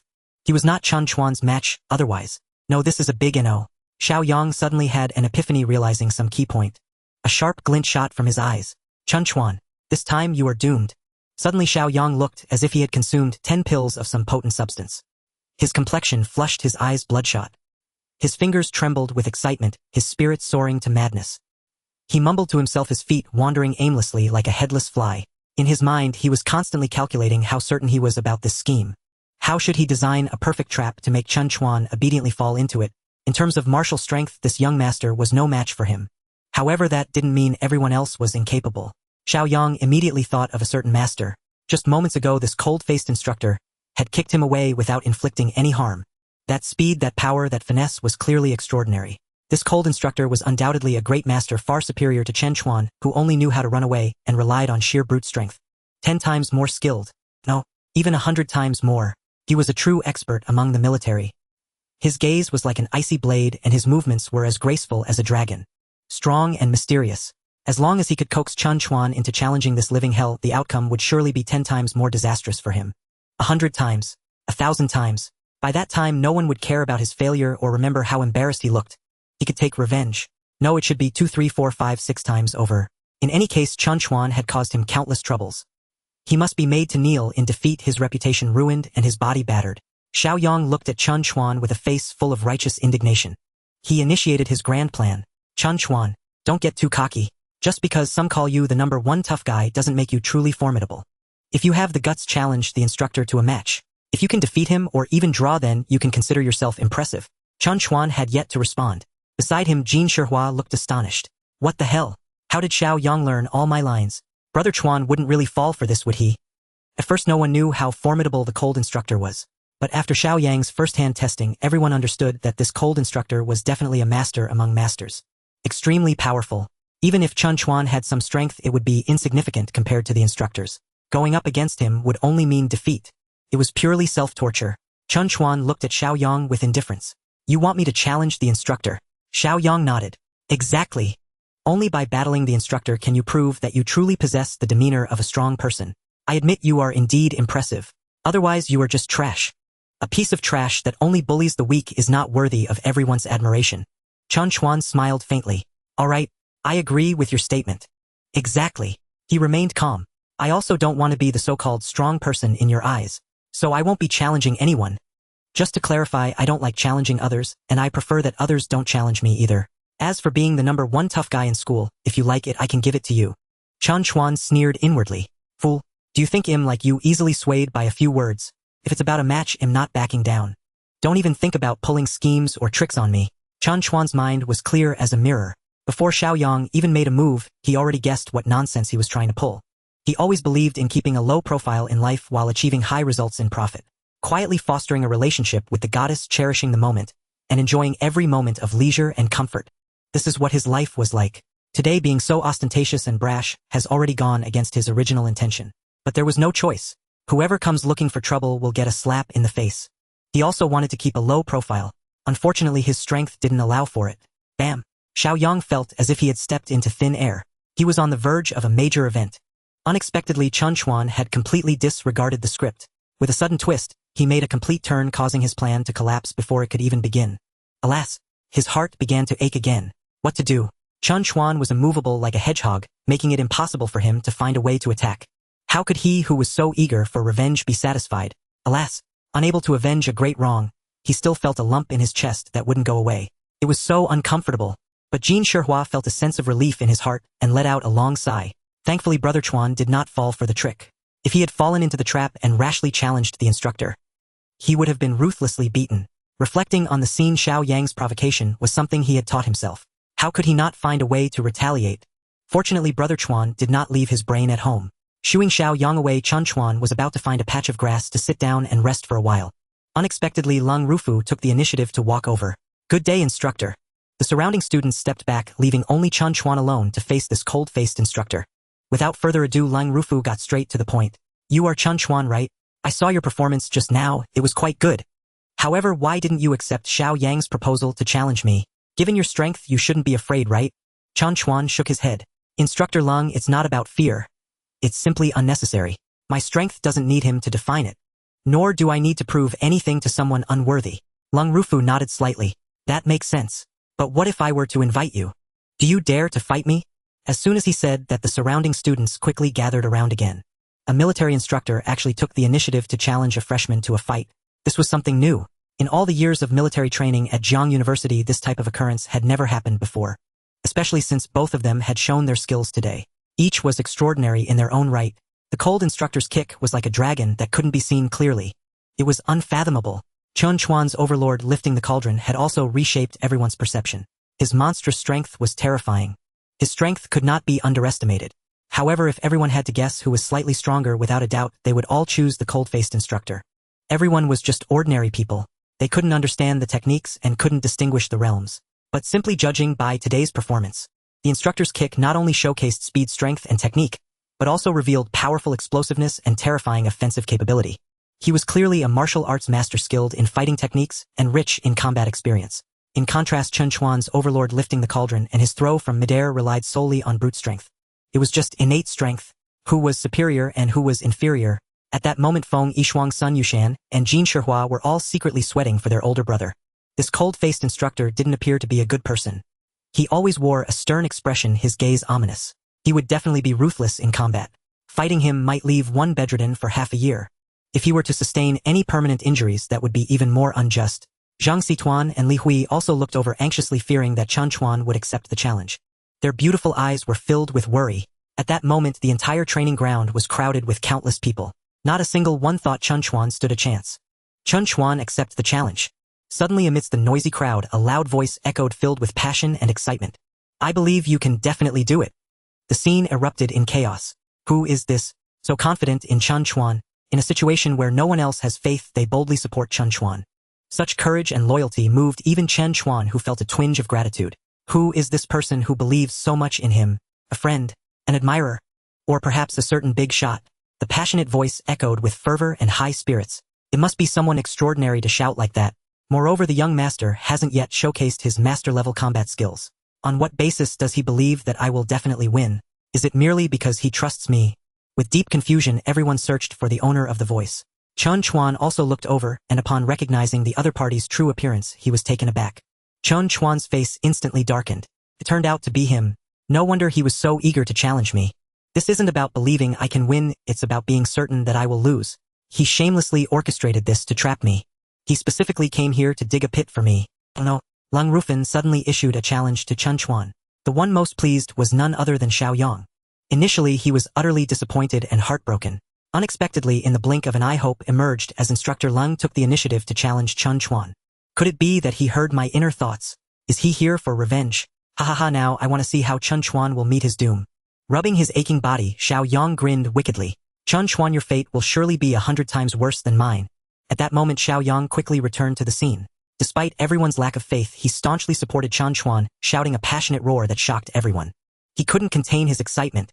Even he couldn't help but give a hearty thumbs up for this brilliant move. It felt like watching Chen Chuan being roasted over a fire. Truly exhilarating. On the other side, Tan Haojie also laughed heartily.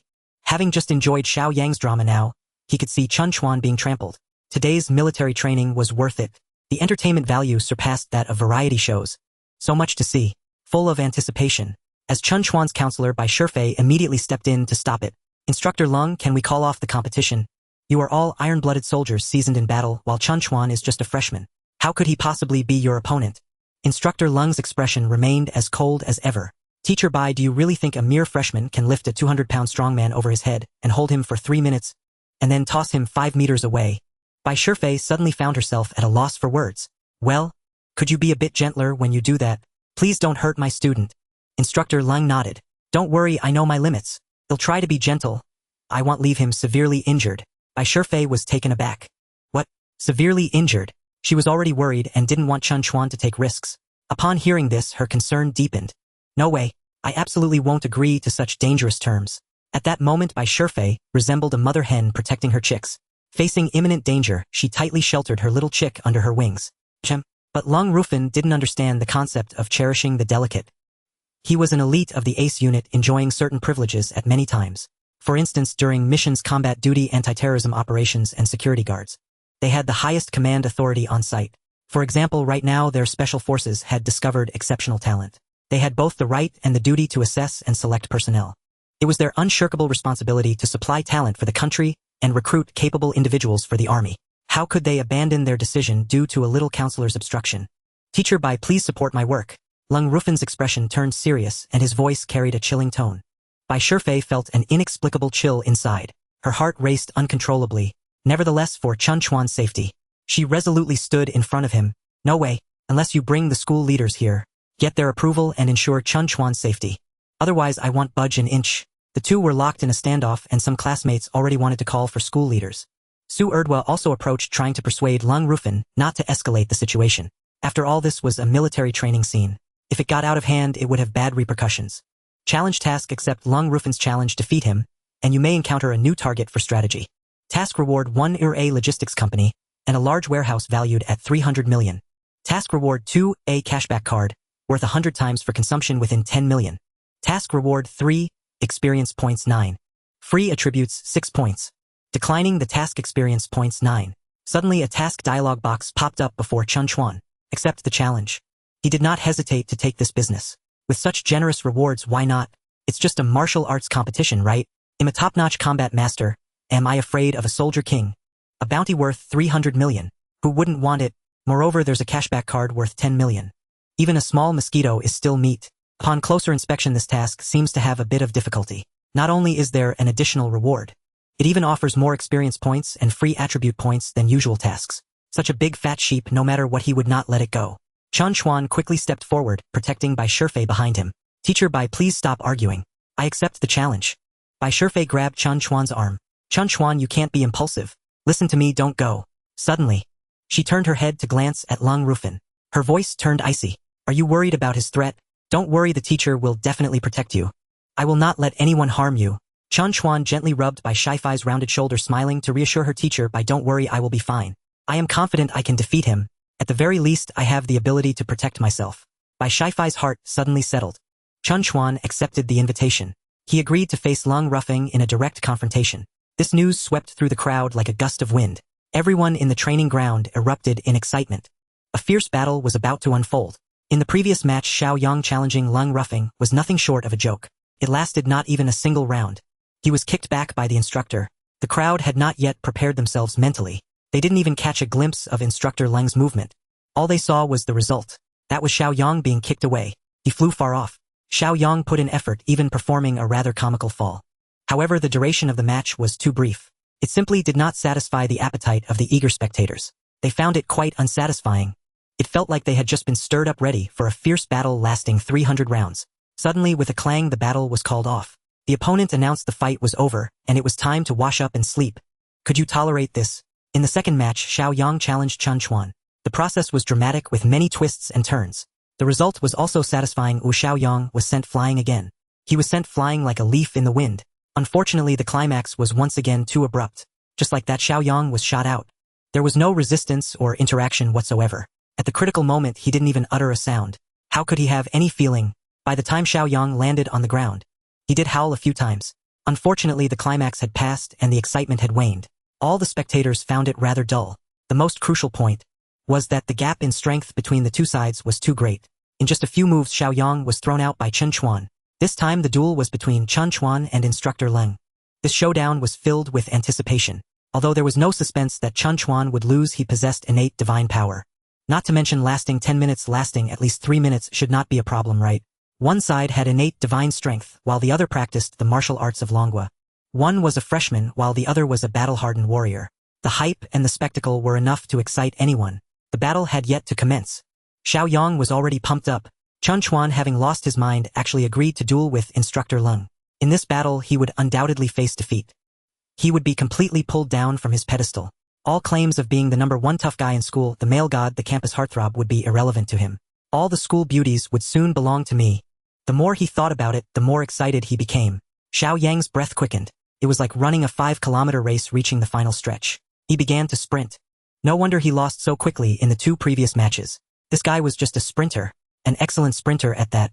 Other world champions take about 10 seconds for the 100 meters. He takes only 5 seconds or even 3 seconds. Alas, poor kid, it's best if he doesn't get married in the future. He couldn't drag others down.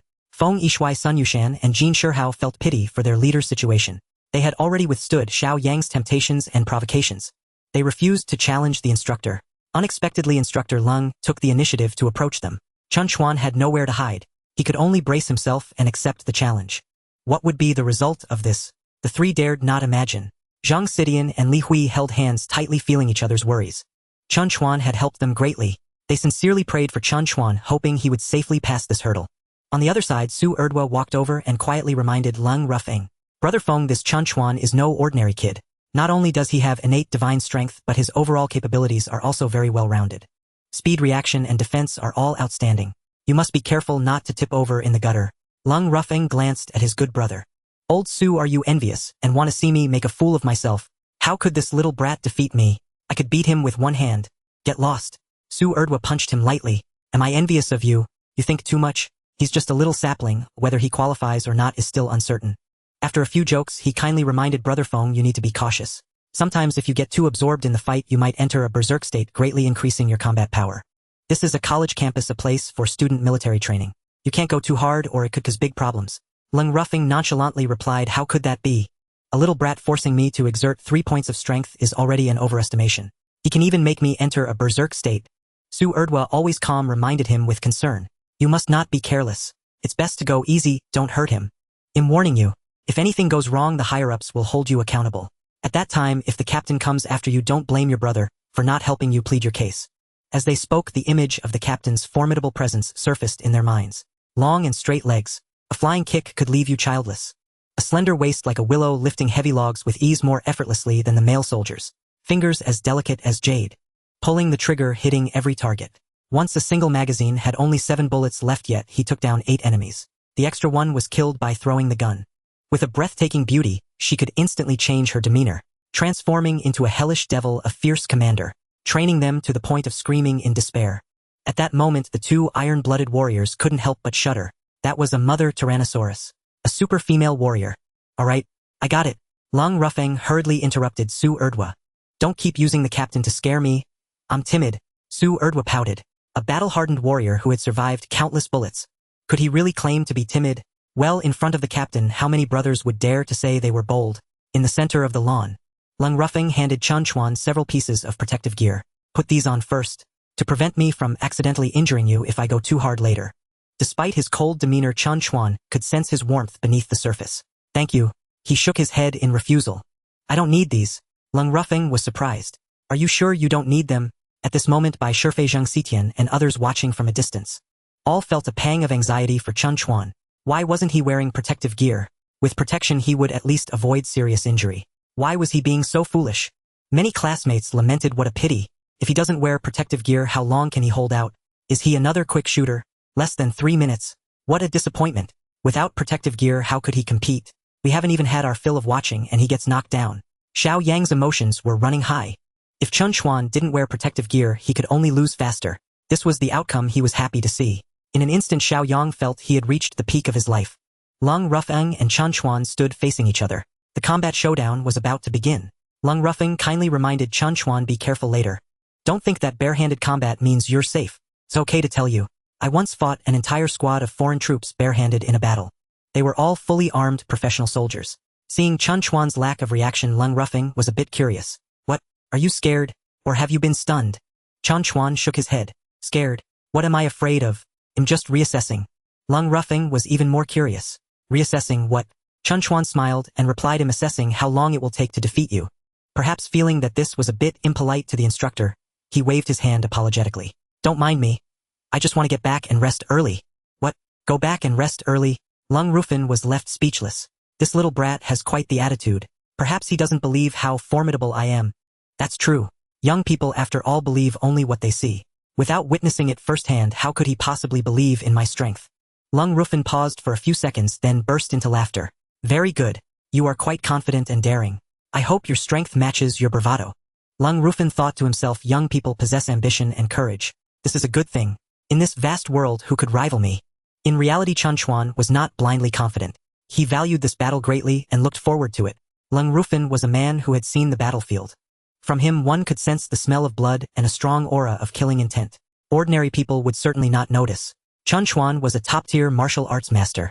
Not only did he possess skills, but he also had rich combat experience. Facing Lung Rufeng, a seasoned warrior tempered by battle, Chen Chuan would not be the slightest bit careless.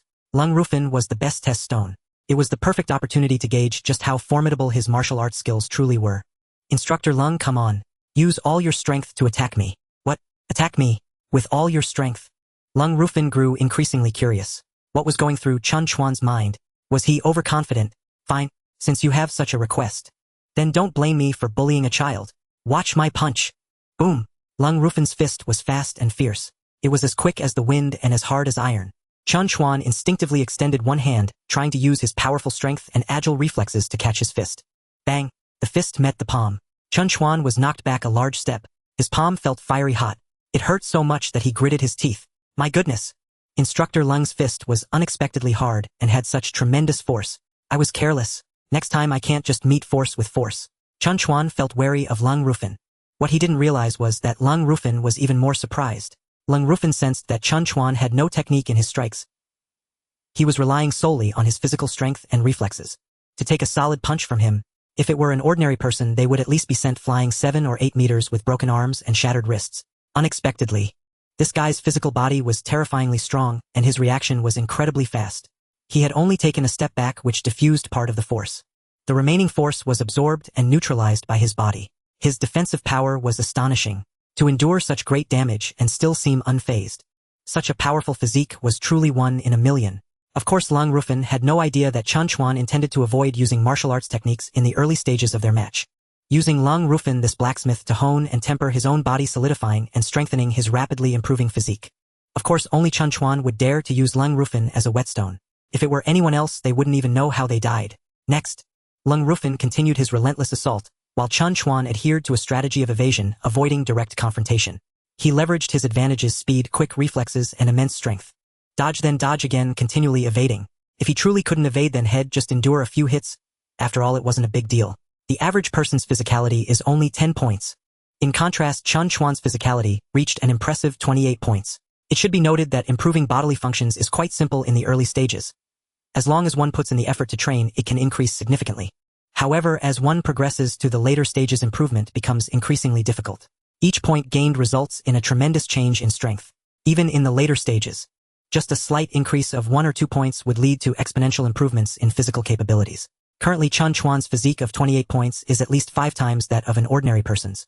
This isn't just a 5-fold increase in strength. It includes speed, reflexes, defense, and comprehensive superiority. Moreover, he is just 2 points away from advancing to the next level. At that time, he would enter a whole new realm. According to the system's assessment, his physique at this moment could be described as strong as an ox. This doesn't simply indicate he has great farming ability. It signifies strong bones, firm muscles, and tough skin. His defensive capabilities are equally formidable. Otherwise, how could he withstand Lang Rufin's storm-like attacks? After just a few punches, he'd either be dead or crippled. In the arena, Chen Chuan was having fun, while Lang Rufin was enjoying himself in the fight. However, the spectators outside were filled with anxiety. As expected, Chen Chuan went in only to be punched. Aside from the initial moment when he took a hit, he was being chased and beaten throughout. He had no idea how many punches landed on his back, shoulders, and arms. But strangely, he had not been hit once on the front, especially not on his face. Even more miraculous was that despite taking so many powerful punches, he was completely unscathed, still lively and agile. If anyone doubts that instructor Lang's punches and kicks lacked power, you might recall the scene where Xiao Yang was kicked away. Unless these two were just pretending, on the surface they seemed to be fighting fiercely. In reality, it was all just a show, with neither using their full strength. Bai Shifei watched for a long time and still couldn't discern. Lang Rufin had just forced Chen Chuan to accept the challenge. That attitude, that gaze, didn't seem like a joke at all. Given his character and status, he wouldn't joke around. Zhang Xidian and Li Hui were anxiously watching Chen Chuan, their hearts racing. Each time Chen Chuan escaped, they breathed a sigh of relief. Each time Chen Chuan took a beating, they clenched their fists, wishing they could rush in to help. Unfortunately, they could only be anxious. Feng Yishui, Sun Yushan, and Jin Shihao were initially worried. 1 minute later, fortunately Brother Chuan is fine. 2 minutes later, ha! Brother Chuan hasn't lost yet. 3 minutes later, holy cow! My Brother Chuan is amazing. Still going strong after all this time. Xiao Yang, however, grew increasingly displeased. What was going on? Wasn't Lang Rufin fierce just a moment ago? He had kicked me away in an instant. How come after so long, he still hasn't knocked Chen Chuan down? Could it be that he was just playing around? After attacking for about 5 minutes, Lang Rufin stopped his actions and kindly reminded, Chen Chuan, your physical condition is indeed extraordinary. It's a pity you don't understand the techniques of exerting force. Relying solely on your physical strength, you cannot be my opponent. Just now, I only used 50% of my strength. Now, I will use 70% of my combat power to finish this fight. Chen Chuan's expression indeed grew serious, but his words left Lang Rufin in shock. Bring it on. I already said use all your strength. I am very much looking forward to just how powerful your strongest combat power really is. Lang Rufin's expression changed slightly. Up until now, Chen Chuan could not be unaware of his true combat power. Moreover, this was only at 50%. If he were to exert all his strength, it would be even more terrifying. He was not afraid at all. Instead, he remained as calm and confident as ever. This was truly frightening. Could he really not feel any fear? This was illogical, unless he was also holding back his strength. In Lang Rufin's heart, such an absurd thought suddenly emerged. How could that be possible? Instinctively, he immediately denied his own wild imagination. The facts proved otherwise. Lang Rufin was not indulging in wild thoughts. In the subsequent battle, he became even more ferocious, raising his combat power directly to 80%, his fists like shooting stars, his legs like a great dragon. Each attack was grand in scale. Unfortunately, Chen Chuan's movements changed. He no longer merely dodged or fled, but instead stood his ground, casually swinging his arms. It appeared effortless, yet he managed to block all the rapid-fire attacks. His defense was impenetrable. What was happening? Lung Ruffing broke out in a cold sweat. Why had Chen Chuan's fighting style suddenly changed so drastically? Had he not been using his true strength just now? The more he fought, the more shocked Lung Ruffing became. He finally understood what was amiss. At the beginning, Chen Chuan was relying solely on his physical prowess. He fought with Lung Ruffing in a way that was almost instinctual. Now he moved effortlessly as if weightless. Every action he took exuded the demeanor of a master. Every move was a profound martial art that simplified the complex. Lung Ruffing could not help but mock himself. Who said this kid could not use power techniques? This was clearly already at the pinnacle. The other party had only wanted to test his own capabilities initially. If his own strength were insufficient, chances were that he would not even see the opponent using any techniques. Why? Because he did not deserve to. In an instant, Lung Ruffing felt his face grow hot. After fighting for so long, he had been on high alert, launching frantic attacks using every trick in the book. Yet the other party was merely honing his agility and refining his body. How could this be bearable? At the same time, he also felt a strong sense of humiliation, an anger of being underestimated and belittled. Ha! He suddenly shouted loudly, raising his own combat power to 100%. He decided to use all his strength to regain his face. In an instant, Lung Ruffing's moves became even more ferocious. Thunder roared as fierce winds rushed towards him, forcing even the onlooking classmates to retreat over 10 steps. One can only imagine how much pressure Chen Chuan, who was facing him, had to endure. Jin Shihao and the others' faces changed drastically. It's over. The instructor is going all out. A brother Chuan is in danger. Zhang Xidian and Li Hui also sensed something was off. Instructor Leng's moves looked even more intimidating. The momentum was overwhelming and unmatched. Was such power truly something a human could unleash? What kind of person could withstand such a destructive attack? Chen Chuan, be careful. They cried out in shock. Bai Shifei, who had been nervously monitoring the battle, also noticed the danger. She was greatly dissatisfied with Lung Ruffing. This guy had promised her not to harm Chen Chuan, yet he was attacking so fiercely, clearly showing no mercy. What if he injured Chen Chuan? Humph! If you dare to harm Chen Chuan in the slightest, I will never let you off. Don't blame me for reporting to your superiors then. You won't be able to escape unscathed. Tan Haojia hid in the crowd, watching with great interest, even waving his arms in excitement. As a classmate, he could not openly cheer against him. He could only vaguely shout, "Go for it." The classmates thought he was cheering for Chen Chuan, but only he knew he was rooting for the instructor. Cheering for him to quickly take Chen Chuan down. Ha ha ha. Xiao Yang was nervously watching the changes in the fighting arena. Initially, Chen Chuan was full of vigor, yet Lung Ruffing had not been able to subdue him. Xiao Yang was still blaming. What was wrong with this cold instructor? Why was he not useful at a critical moment? Now seeing Lung Ruffing unleash his power, he finally showed a satisfied smile. Yes, it should be like this. Hit him hard, take this guy down. Something's off. Why had Chen Chuan not fallen yet? Instead, the cold instructor was sweating profusely, becoming increasingly flustered. Indeed, Lung Ruffing's condition was getting worse. When he raised his combat power from 80 to 100%, he had thought he could crush Chen Chuan in an instant. At the very least, he should have been able to, forcing the opponent to be flustered and panicked. However, unexpectedly, Chen Chuan remained calm and composed, still standing his ground. At most, he moved a step or two within a small range. In the confines of a small area, he skillfully dodged all of Lung Ruffing's attacks with ease. No matter how hard he exerted himself or how vigorously he attacked, even using his ultimate techniques, he still could not push Chen Chuan out of his position. Nor could he force Chen Chuan into making a mistake in his haste. On the contrary, every move Chen Chuan made was perfectly natural, each strike carrying immense power. Merely relying on the recoil, he left Lung Ruffing gasping for breath, his limbs feeling numb and faintly painful. At this moment, not only Lung Ruffing, who was fighting, felt bad. Even Su Erdwa, who had originally been watching leisurely with his arms crossed, turned pale with fright. How could this be? The onlooker was clear. He shockingly realized that at this moment Chen Chuan was nothing like a fledgling young man. That aura, that spirit, that presence clearly resembled a martial arts master. Su Erdwa was dumbfounded. A martial arts master under 20? Was that even possible? He immediately shook his head, trying to shake off this terrifying thought. It was not that he was unwilling to believe it, but it was simply too illogical and unscientific. The conditions required to produce a martial arts master were far too stringent. From his own perspective, extraordinary talent, unique bone structure, outstanding comprehension, resilient character, diligent effort, and unyielding perseverance. Every factor was indispensable. From external factors, guidance from renowned masters, sect inheritance, financial support, and secret medicines from a young age. All these resources were equally essential. Do not think that just having these guarantees the emergence of a martial arts master. Additionally, one also requires exceptional opportunities and formidable luck. Decades of rich experience in battles coupled with the sheer luck of not being killed are all necessary elements for the possibility of producing a martial arts master. From Su Erjuo's understanding, currently in the Dragon Country, there could not be more than a handful of individuals who could be considered martial arts masters. Even globally, those who could be called martial arts masters are extremely rare. How old was Chen Chuan? Just the lack of several decades of combat experience alone ruled out his possibility. In the fighting arena, Chen Chuan felt that Lang Rufeng's attack power had reached its peak. It was difficult to improve further. He did not want to waste any more time and prepared to take the initiative to strike to end it all. However, unexpectedly, Lang Rufeng's complexion suddenly turned red. His hair stood on end. His eyes turned blood red. In an instant, the aura around him grew bloodthirsty and savage, frenzied and brutal. He resembled a terrifying beast that preys on others. The oppressive aura surged dramatically, much stronger than before. This is bad. Su Erjuo's scalp tingled with fear, cold sweat trickling down. Lang Rufen is a battle maniac, a madman. Whenever he encounters an opponent more powerful than himself, he will trigger a berserk mode during battle. In this state, his combat power surges at least threefold. Once countless opponents met a tragic defeat at his hands. Moreover, in this state, his rationality is suppressed. What emerges is purely a primal instinct. The reason every opponent suffers greatly is that Lang Rufen shows no mercy. All techniques are ruthless and fierce, leaving opponents battered and bruised. Minor injuries result in broken bones, while severe ones lead to shattered limbs and death. Su Erdwa has lost count of how many enemies Lang Rufen has torn apart. What's worse is that, in this state, Lang Rufen is uncontrollable. No one can dissuade him.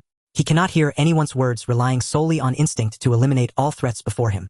At this moment, the only solution is for another master to intervene, forcefully utilizing overwhelming strength to directly suppress or obstruct Lang Rufen. However, it is evident that no one present is capable of doing so. Su Erdwa, frantic like an ant on a hot pan, paced back and forth, but there was no solution. With his strength, rushing in to intervene would at most just serve Lang Rufen another course of food. If in a normal state their strengths are on par. But Lang Rufen's berserk state is simply terrifying. He is not a match for him. Bai Shifei immediately noticed Lang Rufen's abnormality. Seeing Su Erjuo's tense state, she quickly guessed something and hurried to him to inquire, "Instructor Su, is there something wrong with Instructor Lang's condition? Is Chen Chuan in danger? Should you stop Instructor Lang and end the match?" Su Erdwa shrugged, his face filled with helplessness. "Bai Laosher, in this situation I am powerless." Bai Shifei's pretty face turned pale. "What?" It is clear that the situation is extremely perilous and exceeds Instructor Zu's expectations and capabilities. Chen Chuan is truly in danger. She immediately wanted to rush into the fighting ring, but was abruptly pulled back by Su Erdwa. His face was pale, clearly frightened. "Bai Laosher, you cannot go in. It's not that I don't want to help. It's just that in this state Lang Go cannot hear anyone's words at all. If we enter, we will be seen as intruders threatening his safety. We would only be subjected to indiscriminate attacks." Bai Shifei's delicate frame was weak, almost collapsing to the ground, barely holding herself up. She looked at Su Erdwa. "Instructor Su, I beg you to save Chen Chuan. You must find a way to rescue him." Su Erjuo's brows were deeply furrowed. "In this situation, I have only seen one person able to stop him." Bai Shifei hurriedly asked, "Who is it? Can we call her here?" Su Erdwa shook his head. "It's impossible. She is not present today. She is our team captain. Although she is a female officer, she is the strongest in our special operations team. She once forced Lang Go back during his berserk state, saving a comrade." Bai Shifei was almost in despair. "Ah, no one can save him." Immediately, she shot a fierce glare at Su Erdwa. "Instructor Su, don't blame me for not warning you. If Chen Chuan suffers any harm, I will definitely report it to the school leaders and your military leaders. Before the match, I warned Instructor Lang not to injure Chen Chuan. And the result?" Bai Shifei couldn't help but shed tears. Su Erdwa was constantly pulling at his hair, distressed. If Chen Chuan is injured this time, Lang Rufen will have truly caused a great disaster. He will undoubtedly face punishment. The most terrifying part is that the captain will surely be furious. Along with him, he would probably suffer too. Alas, Lang Go has really made a grave mistake this time. Only a few people noticed the changes in the fighting arena. Most of the students merely felt that Instructor Lang's aura was even more ferocious than before. Instead of being afraid, they were even more excited. "Go for it. Come on. Defeat him. So impressive." That claw just dug a huge hole in the ground. At this moment, Chen Chuan had already realized that the current Lang Rufen was not the same as before. Both his aura and strength had seen a tremendous increase. He seemed to have entered a state of unconsciousness, fighting entirely on instinct like a wild beast, yet not entirely a beast. Without rationality or communication ability, but possessing combat awareness. Chen Chuan never expected that someone could adjust themselves to such a mode. Is this a kind of bloodline frenzy ability or some sort of martial arts combat skill? Or perhaps a result of gene warrior research? He wore a serious expression, internally deciding that no matter the reason, he must quickly end the battle. Lang Rufen's state is nearly completely out of control, posing a high risk of accidents. Chen Chuan unleashed all his power, no longer remaining rooted in place. With a thud, he stomped the ground and leapt into the air, turning defense into offense. Like a gust of wind, like a flash of lightning, even more like a phantom vanishing and reappearing in an instant, delivering a decisive strike right at his defense gap. Lang Rufen's blood-red eyes flashed with instinctive panic. Not good. He intended to change his move to defend. However, it was too late. Since Chen Chuan wanted to end the battle, how could he possibly give him a chance to save himself? Thud. Chen Chuan lightly struck Lung Rufin's chest, directly sending him staggering back 7 or 8 steps. Wake up! Accompanying the strike, Chen Chuan shouted loudly, imbued with powerful spiritual force. It exploded in Lung Rufin's ear, instantly jolting him awake from his berserk state. The arena fell into silence. All eyes were on the sudden change occurring in the field. Stunned, Lung Rufin clutched his chest, looking at Chen Chuan in shock, unable to speak for a long time. Ah! Su Erdwa was greatly frightened by Chen Chuan's strike, as if a celestial being had descended from the heavens like a ghost from hell. The movements were ethereal, elusive, yet possessed an unpredictable and formidable might. The once rampaging Langu was actually knocked back by a single blow. The next moment, Su Erdwa rushed to Lung Rufin's side, supporting him with concern. Langu, are you all right? This strike to the chest with Chen Chuan's palm strength would leave Lung Rufin either dead or severely injured. His heart suffered a heavy blow, and he might never be able to fight again. For a martial artist, a soldier, this is equivalent to taking his life. It is even more despairing than killing him. Lung Rufin was waking from a deep dream. His eyes gradually regained focus and fixated on Chen Chuan. Just now was it this boy who defeated him, and it was during his berserk state. With a force like Mount Tai pressing down, a single palm had suppressed him. How is this possible? He is just a freshman. Chen Chuan struck, sending Lung Ruyun flying. His momentum was overwhelming and immensely powerful. Su Erdwa estimated that even if Lung Ruyun survived, he would be severely injured. There was a significant possibility that he would have to withdraw from combat in the future. There was even a chance of lifelong disability. Such a price was simply too great. He was both concerned and reluctant. Tears welled in his eyes. However, the cause of this incident was that Lung Ruyun had actively challenged him and entered a frenzied state first. If Chen Chuan did not go all out, he could very well be the one getting hurt. This matter could not truly be blamed on Chen Chuan's ruthlessness. Noticing Su Erjuo's deep concern for Lung Ruyun's injuries, Chen Chuan shook his head and smiled, saying, Su instructor, don't worry, Instructor Lung should be fine. Su Erdwa looked at Lung Ruyun with a mix of doubt and hope. Lung Ruyun pushed Su Erjuo's support away, walking towards Chen Chuan with a smile. Thank you, Chen Chuan, for showing mercy, and for waking me from my frenzy. Su Erdwa was both surprised and doubtful. How are you feeling, Brother Feng? Are you really okay? Lung Ruyun grinned, rubbing his chest and shaking his limbs. Looking at Chen Chuan with a sense of wonder. Chen Chuan, I'm very curious. That strike was so powerful it sent me back several steps. Why do I feel like I haven't been hurt at all? Chen Chuan chuckled. You just kicked Xiao Yang. He flew out so far, yet he wasn't hurt either. Lung Ruyun shook his head in response. That's not the same. What level of strength does he have compared to mine? The gap between us is too large. When I kicked him, I barely encountered any resistance. And I was just now attacking with all my might. Suddenly, Lung Ruyun stopped speaking. His eyes suddenly widened as he looked at Chen Chuan, bulging like copper bells. This made him think of a certain possibility. However, in the next moment he extinguished that terrifying thought. Impossible. Absolutely impossible. How old is Chen Chuan? How could he possibly reach that legendary realm? Suddenly, he made a bold decision, fiercely cupping his fists towards Chen Chuan. Chen Chuan, thank you for your mercy. In this match I admit defeat. However, I have one request and I wonder if you can agree. Chen Chuan pondered slightly. Speak. Whether you can agree is up to you, Lung Ruyun said shyly. Chen Chuan, I can tell you are a master. What I excel at is dagger techniques. I hope to learn a few moves from you, is that okay? Beside them, Bai Shifei immediately objected. No way. We almost had an incident during hand-to-hand combat, and now you want to use blades. What if you go berserk again? Who can control that? I absolutely refuse. Lung Ruyun felt embarrassed and remained silent. Instead, Su Erdwa came to his rescue. Bai teacher, you can rest assured about this. When using dagger techniques, Brother Feng will not enter a frenzied state. His consciousness will remain clear. Moreover, his combat skills are extraordinary. He can control his moves, so he won't hurt Chen Chuan. Bai Shifei wanted to argue again, but was interrupted by Chen Chuan. Alright, I agree. Since Lung Ruyun's dagger techniques were so impressive, he certainly wanted to witness them. Lung Ruyun was overjoyed. Immediately the two resumed their positions for battle, while Bai Shifei was persuaded by Su Erdwa to step outside the ring. This match concluded very quickly. Before Bai Shifei, Zhang Xituan and others could worry, Lung Ruyun had already admitted defeat. Chen Chuan's combat skills were simply too formidable. No matter how he attacked, he could not get within 3 inches of Chen Chuan. Even Su Erdwa beside them was filled with excitement. After obtaining Chen Chuan's consent, he also joined the fray. Su Erjuo's weapon of choice was a triangular military dagger, which he wielded with exceptional skill. He was quick and ruthless. Unfortunately, with Lung Ruyun and Su Erdwa teaming up and using cold weapons, while Chen Chuan was unarmed. relying solely on his powerful physique and master-level fighting skills. He firmly suppressed the two, leaving them without any chance to retaliate. Forget it, let's not continue. Lung Ruyun dejectedly withdrew from the battle. Su Erdwa also stopped at the same time. At this moment, they looked at Chen Chuan and their expressions had completely changed. If at first, they were still uncertain about Chen Chuan's true combat power, now after 2 rounds of pressure, they could be 100% certain that Chen Chuan was indeed a combat master. Moreover, he was a young master with a strong physique and exceptional talent. This was simply a miracle. In their understanding, it was nearly impossible to achieve. The only one who could rival Chen Chuan was probably that humanoid Tyrannosaurus Rex in their hearts. Beautiful beyond measure yet terrifying to the extreme. The beautiful Captain Lin Tianjiao. This matter, they definitely had to report to Captain Lin. Perhaps the captain would be interested in this young brother.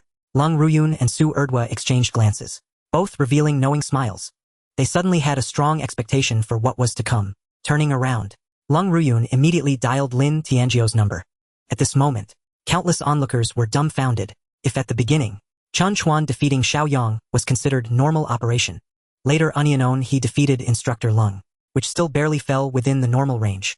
However, the subsequent 2 matches completely exceeded everyone's understanding. Lung Ruyun and Su Erdwa were both elites in the army, instilling fear in their enemies on the battlefield. With countless kills, now using weapons to fight unarmed Chen Chuan. It was still 2 against 1, and yet they were utterly powerless to retaliate. Could this still be considered normal?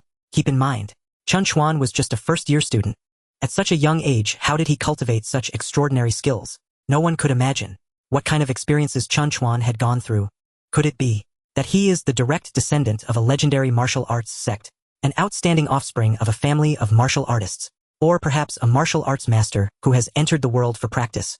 Feng Yishui, Sun Yushan, and Jin Shihao ran excitedly to Chen Chuan, wanting to show concern and get close to him, yet they suddenly halted, feeling a bit hesitant to approach. Chen Chuan smiled and waved his hand. Come here quickly. Are you 3 trying to default? I am your big brother. After battling continuously for 4 matches, you don't care about me. Chen Chuan's smile finally dispelled the fear of the 3. At this moment, the former big brother had returned. Brother Chuan, are you okay? Sun Yushan patted Chen Chuan's shoulder and back. Chen Chuan shook his body. I'm fine. Your big brother is as strong as an ox. Jin Shihao looked at him with envy. Brother Chuan, you're amazing. With these skills, you must be invincible in the world, right? Teach me some moves another day. Let me feel what it's like to be a martial arts master. Chen Chuan shook his head. San Jinzai. If you just want to strengthen your body, I suggest you go running for exercise. If you want to become a martial arts master, then I advise you to give up as soon as possible, to avoid suffering unnecessarily, because becoming a master is not that easy. Your chances of failure exceed 99. Seeing Jin Shihao's disappointed expression, he added, of course, if you just want to learn some flashy moves to show off in front of girls, I can teach you a few simple moves. Jin Shihao looked disinterested. Then forget it. The 3 were chatting idly. Lung Ruyun and Su Erdwa approached with a look of schadenfreude, cheerfully running over. Chen Chuan, I have good news for you. Our captain heard that your combat skills are extraordinary. She is very interested in you. She has decided to come and meet you. Chen Chuan remained unmoved. What good news is it that your captain is coming? Lung Ruyun whispered with a mischievous smile. She is not only a great master but also a great beauty. She is beautiful and her figure is stunning, especially in a tank top, short leather pants, and long fair legs. Most importantly, she is still single. Go, go. Chen Chuan pushed Lung Rufin aside. He didn't believe this guy's nonsense. It was clearly hiding some secrets. If this beautiful captain is truly that stunning and single, why aren't Lung Rufin and Su Erdwa pursuing her? Their squad must have many bachelors. Is there still a need to promote her? Most likely she is just a tomboy, a strong woman. The kind who is muscular and stout with rough hands and dark skin, a dinosaur-level older leftover woman. Like a flower, a tigress, a roaring lioness. A chill ran down his spine, truly frightening. He instinctively shook his head. Ever since the fight, Chen Chuan had gotten to know these 2 instructors. Their relationship had suddenly become much closer, as if they were old friends. Lung Rufin thought that Chen Chuan was shy and embarrassed, leading to a shared smile with Su Erdwa. He continued to tease Chen Chuan. Don't worry, little brother. I will definitely speak well of you in front of the captain to leave a good impression. Chen Chuan quickly waved his hand to stop him. Stop, stop. Can I ask you 2 instructors not to take care of me like this? Such a beautiful woman. Why don't you keep her for yourselves? Lung Rufin and Su Erdwa shivered. They quickly stopped him. Little brother, you can't make such jokes. If Captain Lin hears, we will be in trouble.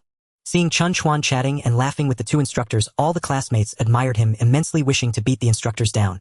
And still being treated so politely, This is unprecedented. Who else could do that? Zhang Xidian and Li Hui saw Chen Chuan feeling as if he were on a winning streak. They directly pushed the two instructors aside, their mouths agape in shock, forgetting to close them. If they had known how powerful Chen Chuan was, they wouldn't have worried about him. What a bad guy. He made her worry for him. Bai Shifei only regained her senses at this moment, truly seeing Chen Chuan safe and sound. She finally believed that Chen Chuan was a true master of combat, easily defeating even the two instructors who had teamed up and wielded sharp weapons. It's hard to imagine that there was a fighting master in her class. Among the crowd, Zhang Fei and Guan Yu from Class 1 of Business, who were Xiao Yang's lackeys. They were so frightened that their legs trembled, their calves cramping. They were truly scared by Chen Chuan's terrifying combat power. They were not even enough for him to slap to death.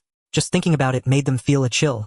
They must be cautious from now on, never to provoke this ruthless person again. No, they must completely distance themselves from Xiao Yang. Abandon this clueless big brother. Who knows when being associated with him might lead to trouble. On their side, Tan Haojia's good brothers Zhang Xiong and Li Chong were equally frightened. They hid in the corner, their hearts racing with fear. Who could have imagined that the Chen Chuan who used to wear clothes with two patchwork squares, clearly looking like a poor loser, was actually a hidden master?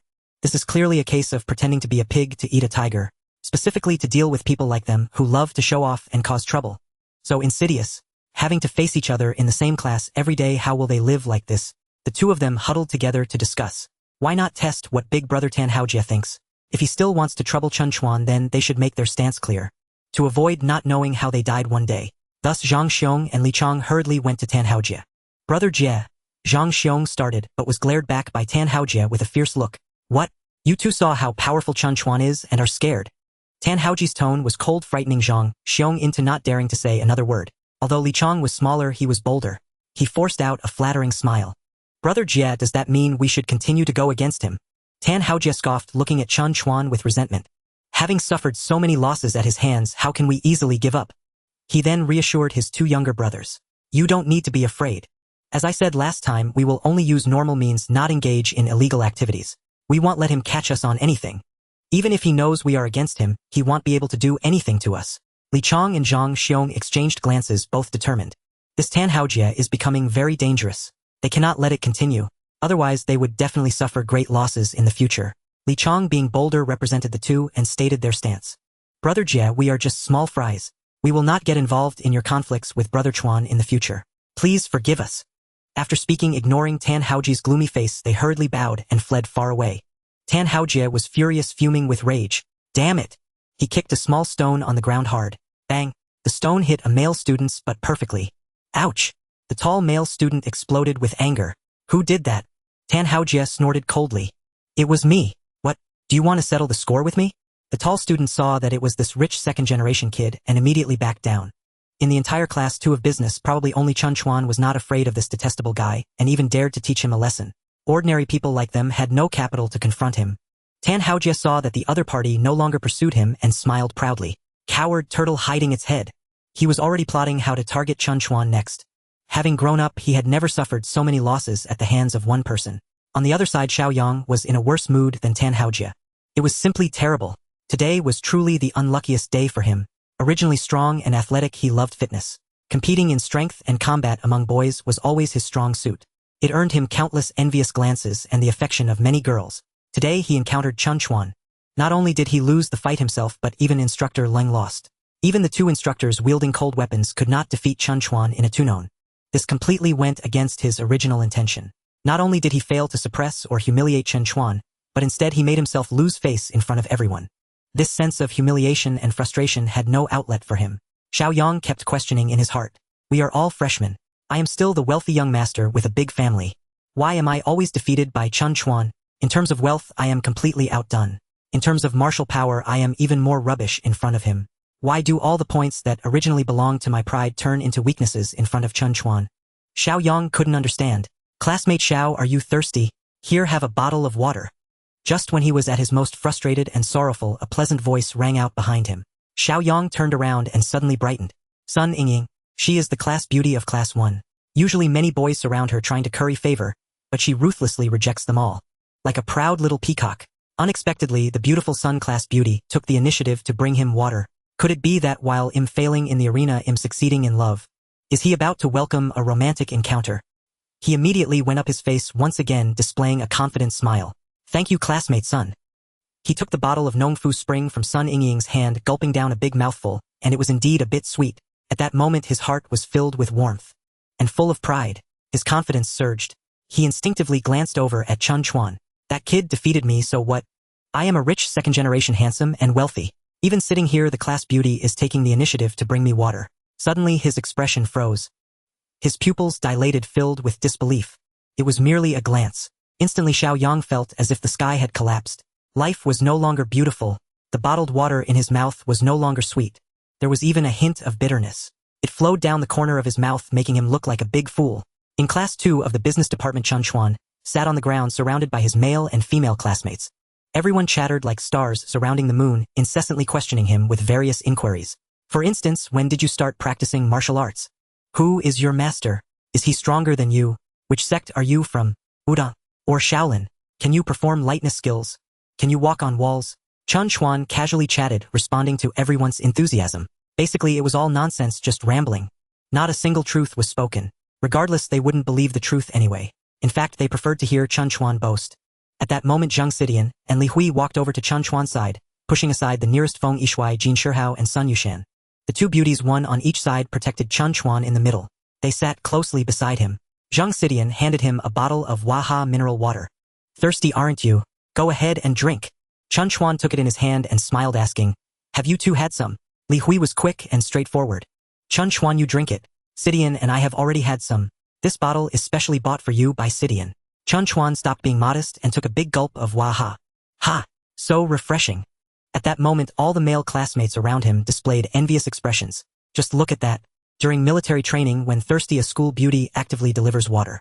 When he is thirsty, he can only lick his lips. His lips are cracked. It really hurts. In the distance, Xiao Yang happened to see Zhang Xidian delivering water to Chen Chuan. Watching Chen Chuan take a sip of Waha and that refreshing expression, one could guess it was indeed very delightful. Because the one delivering the water was none other than the top beauty of the school, Zhang Xidian. In terms of looks, she was definitely better than Sun Yingying beside him. She was at least 10 times prettier. Looking at Sun Yingying alone, she was also a little beauty. However, compared to Zhang Xidian, she was simply not in the same league. The feeling, the experience was simply not the same. At best, she could barely compare to Li Hui, who was beside Zhang Xidian. But Li Hui, this little firecracker, not only had the looks and figure of a class flower, but was also straightforward with clear likes and dislikes. Her personality was very distinct. This was her character trait and also what made her adorable. No matter how you looked at it, she was far more attractive than Sun Yingying. Sai, it's not about not recognizing quality but about comparing goods. Compared to Chen Chuan, I am utterly defeated in the realm of women. At this moment, Xiao Yang felt even more frustrated. Over at class 2, as soon as Zhang Xidian sat down, she immediately lifted Chen Chuan's camouflage top, revealing his 8-pack abs. With her fair, jade-like hands, she hesitated not to touch them. Ah! Chen Chuan was startled and almost choked on the water. Cough, cough, Xidian, what are you doing? In broad daylight, you can't be too excessive. Everyone is watching. Sure enough, Zhang Xidian turned her head. She saw countless curious eyes staring at them. In the eyes of the boys, there was excitement and envy. In the eyes of the girls, there was shyness and curiosity. Bang! Zhang Xidian playfully punched Chen Chuan's chest.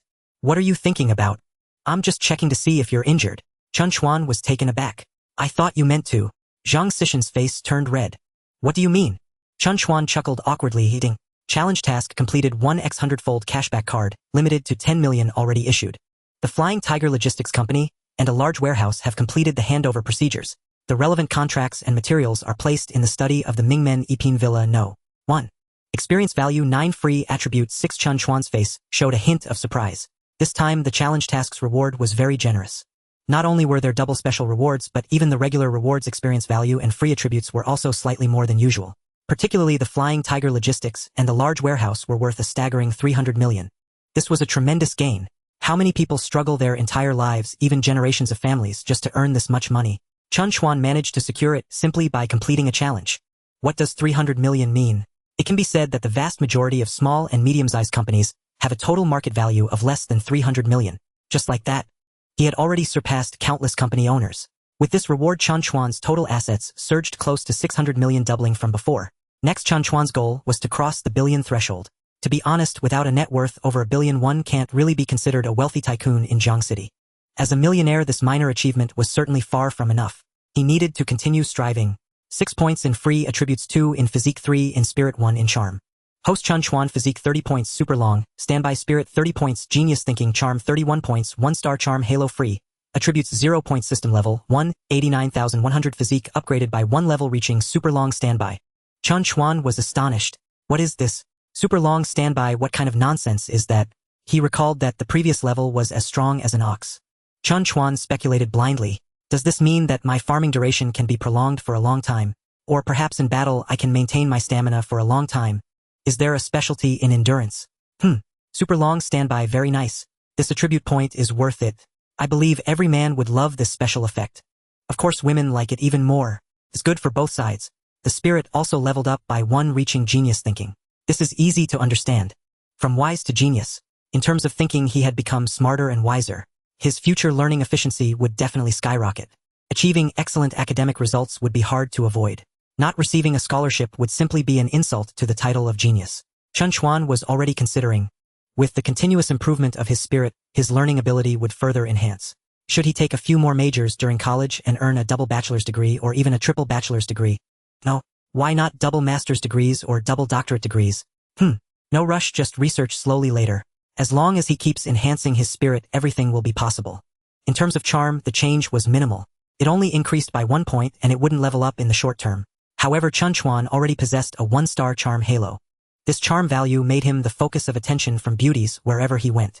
His brilliance could not be concealed. Experience value surged by 9 points.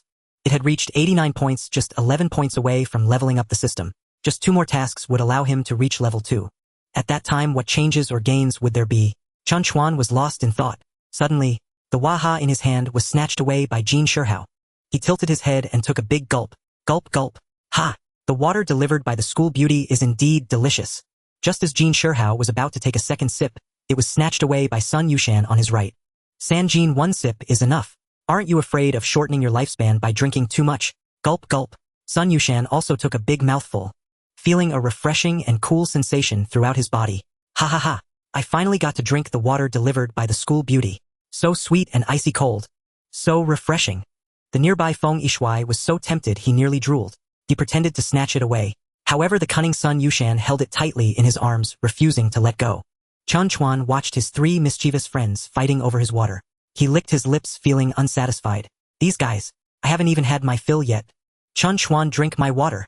Bai Shifei hesitated slightly before handing over the bottle of Nongfu Spring. Chen Chuan's brain nearly crashed. If he remembered correctly, hadn't Bai Laoshe already drunk a small half of this bottle? Taking advantage of everyone's inattention, Chen Chuan moved like lightning, seizing the water from Bai Shifei. A wave of secret joy surged within him. Oh my, Teacher Bai is truly too enthusiastic and proactive. She actually offered me the water she had drunk herself.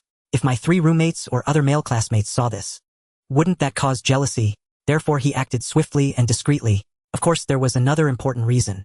He was also worried that Teacher Bai might feel embarrassed. He changed his mind and retracted his thoughts. It felt more secure to have it in hand early.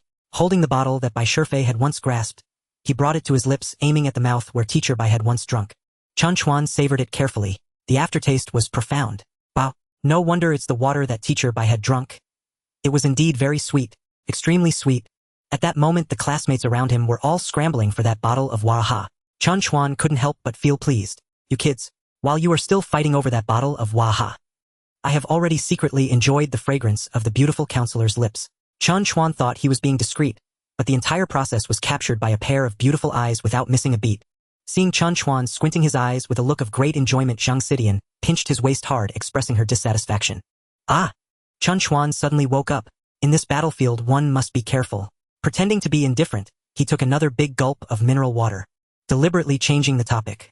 Xitian, you don't need to worry. I am not injured. The attacks from the cold instructor seemed fierce, but they can't hurt me. Zhang Xidian indeed found no injuries on Chen Chuan's body as she lowered his clothes and tidied them up.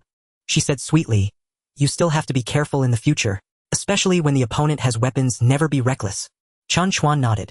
Beside them, Bai Shifei smiled and said, this time you displayed your fighting skills, defeating Xiao Yang from class 1 and 2 instructors as well. This has indeed gained you some fame in the school. At the same time, it has also brought honor to our class. Chen Chuan was taken aback. Does this count as bringing glory to the class? Bai Shifei smiled, signaling Chen Chuan to look at class 1. Of course it counts. Otherwise look over there, teacher who is currently lecturing Xiao Yang. Chen Chuan turned his head to look. Sure enough, there was a relatively young male teacher with a beard appearing quite old-fashioned. He was giving Xiaoyang a lesson in ideological and political education. Seeing Xiaoyang looking dejected and downcast, Chen felt a sense of satisfaction. He had received rewards from the beautiful teacher, drinking the mineral water she had sipped without hesitation, while Xiaoyang was being scolded by the teacher.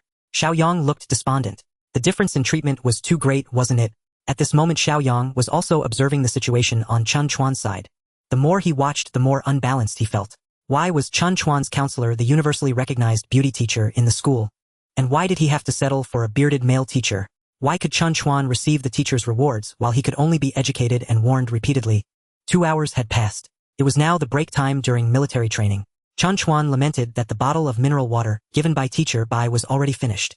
Just then, 2 beautiful senior sisters appeared in the distance. They were carrying a large bag of mineral water, at least a dozen bottles, walking towards the freshmen's military training at the School of Business. Xiaoyang's eyes lit up. Cousin. One of the beauties was indeed his cousin Li Shui, a sophomore at Jiang University Law School. She was a campus flower-level beauty senior. Xiaoyang. Li Shui also saw Xiaoyang and walked over with a smile. So you are here for military training? She certainly knew that Xiaoyang was a freshman this year at Jiang University, but hadn't paid attention to which department he was in. Xiaoyang glanced at Mu Qinghe and whispered to Li Shui. Cousin, are you with Senior Mu? Li Shui smiled. We are in the same dormitory. Xiaoyang was overjoyed. He didn't expect that his cousin was in the same dormitory as the campus flower Mu. Are they running a beauty camp in their dormitory? Not a campus flower, but a department flower. I wonder if the other two have similar looks. This time he would definitely have a first mover advantage. Relying on this connection, he would surely be able to get close to the campus flower Mu. At that time, he would snatch Mu from Chen Chuan and find a way to take Zheng away, leaving Chen Chuan with nothing. Haha, Xiaoyang simulated the beautiful life of the future in his mind, unable to help but reveal an expression of secret joy. Li Shui, however, interrupted his daydreaming. Xiaoyang, I have to go now. I have some matters to attend to. Xiaoyang nodded, suddenly remembering that the bottle of water Sun Yingying had given him was already finished. He pointed at the 7 or 8 bottles of water in Li Shui's hands. Cousin, I'm thirsty. Can you spare me a bottle? Li Shui instinctively looked at Mu Qinghe. These waters were all bought by her. Li Shui couldn't make decisions on her own. Mu Qinghe had a very poor impression of Xiaoyang. Shaking her head, she said, Sorry.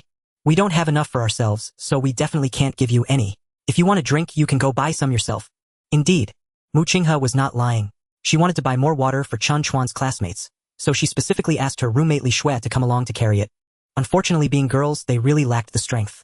They could barely carry a dozen bottles. It was not even enough for Chen Chuan's classmates, so how could there be extras for Xiaoyang? Moreover, given Xiaoyang's character, even if there were extras, she wouldn't want to give him any. Looking dejected, Xiaoyang watched the 2 senior sisters walk toward Class 2 of Business Administration.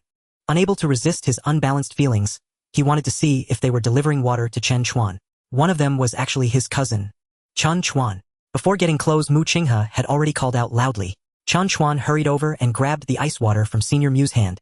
Mu Qinghe then pointed at Li Shui. Chen Chuan understood immediately. Hello, Senior. He promptly took the ice water from Li Shui's hands as well. Li Shui felt a light in front of her. This junior looked really handsome. He was warm and sunny, and his physique was excellent. Carrying so much mineral water, it seemed weightless. He was very strong with a sturdy body. Qinghe, she said.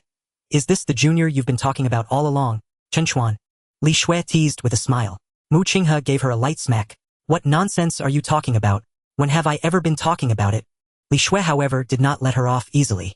Really not. If you don't treasure such a handsome junior, can I make a move? Mu Qinghe quickly covered her mouth. You dare. Xiaoyang, who was peeping from afar, felt a chill in his heart upon seeing them engaged so warmly. It's over. Not only does the campus flower Mu like him, even his cousin, the department flower, is unreservedly throwing herself at him. What the hell is going on? My cousin actually likes Chen Chuan. Damn. What kind of magic does this Chen Chuan have? Although he is indeed a bit handsome. Chen Chuan led the 2 beauties to a lawn to sit down. Feng Yishuang, Sun Yushan, and Jin Shihao stood aside looking nervous. They hesitated to approach and greet the beauties, but felt a bit unconfident. Chen Chuan smiled and asked Mu Qinghe. Senior, what about this water? Mu Qinghe laughed happily, saying, All of it is for you. If you want, you can also share it with other classmates. Chen Chuan was very fond of Senior Mu's understanding. He immediately waved to his 3 friends. You guys distribute it among everyone, and each of you keep a bottle to drink. The 3 happily cheered. They excitedly started distributing the water. Aside from a few close classmates like Zheng Xitian, Li Hui, Su Sen, etc., the remaining bottles were given to a few nearby students. With someone helping, Chen Chuan felt very relaxed, chatting idly with the 2 senior sisters. There were several listeners around, such as Zhang the campus flower, Li the class flower, and teacher, by all pretending to be indifferent but secretly eavesdropping. Mu Qinghe raised her hand to smooth her hair. Junior, I'm here today not only to deliver water to you, but also for an important mission. Mission? Chen Chuan asked with curiosity, smiling. What mission? Why so serious? Mu Qinghe replied helplessly. My mother instructed me personally. Tonight, please come home for dinner. She insisted that I must complete the task no matter what. Chen Chuan couldn't help but laugh and cry. Why is Aunt Wen being so serious? Isn't it unnecessary? Did I not just have dinner yesterday? Mu Qinghe pouted. How would I know? I have now become your life assistant. My mom said military training is exhausting and consumes a lot of energy. She said she made good food at home to replenish you tonight. Chen Chuan couldn't help but wipe the sweat. Aunt Wen, I'm in great shape. Super long standby is not given for free. Strong as an ox. No, stronger than an ox. A young master am as vigorous as a dragon and tiger supporting the heavens. Don't mention this kind of training intensity. Even if I had to carry weights and run 5 kilometers, for me it's just a slight warm-up. Tonight, even if you give me 2 large pieces of land, I can easily handle it. I guarantee it will be thoroughly turned over. Clear and straightforward. 100% meets the needs of irrigation and sowing. If there's more to replenish, wouldn't that be a big problem? Senior sister, why don't you talk to Aunt Wen? Let's skip tonight. We still have military training tonight, which will last late. Mu Qinghe immediately interrupted him. That's not acceptable. My mom said I must take you back. It's okay if it's a bit later. Just treat it as a late-night snack. She will wait for us. Chen Chuan had no choice but to agree. All right, dinner is fine. Then let's forget about the extra nourishment. Mu Qinghe shook her head. She only cared about completing the task and taking Chen Chuan back. The rest was none of her concern. You should discuss this with my mom. If I say it won't work. Li Shui and Zhang Xiyuan along with Li Hui were nearby. Hearing the conversation between the two, everyone was stunned, wide-eyed. They didn't expect that the school flower Mu was inviting Chen Chuan to her home for dinner. Moreover, Auntie specifically prepared nourishing food for him, fearing that he would be too exhausted from military training. Isn't this a bit too exaggerated? Besides, the nourishing food sounds a bit off. They were eager to know. Is this nourishing food serious? Chen Chuan felt extremely awkward under the gazes of the girls. Inside he shouted, Aunt Wen, you've ruined me. My body is as strong as a dragon or tiger, and you treat me like I'm weak.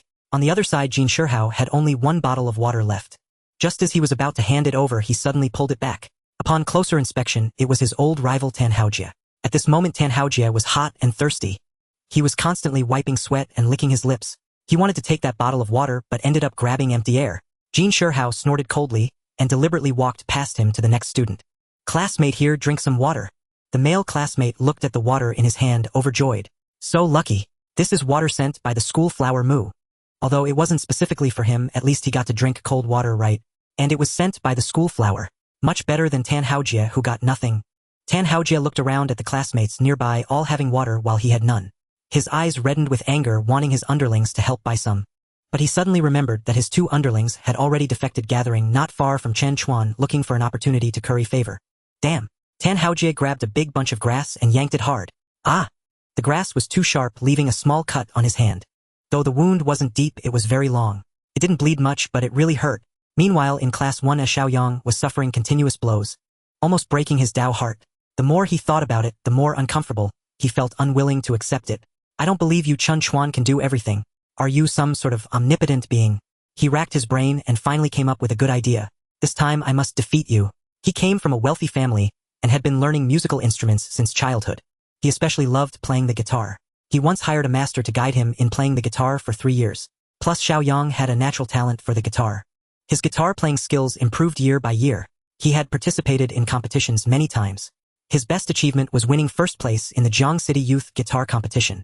If there is one thing in this life that Xiaoyang takes the most pride in and is most confident about, it must be playing the guitar. When Xiaoyang, filled with momentum, came over to issue a challenge, Chen Chuan frowned. Why does this guy keep haunting me? He always seems to be against me. Does he really want to get beaten up? Every time I slap him in the face it echoes, and he still isn't satisfied. You can go back now. I don't want to compete with you.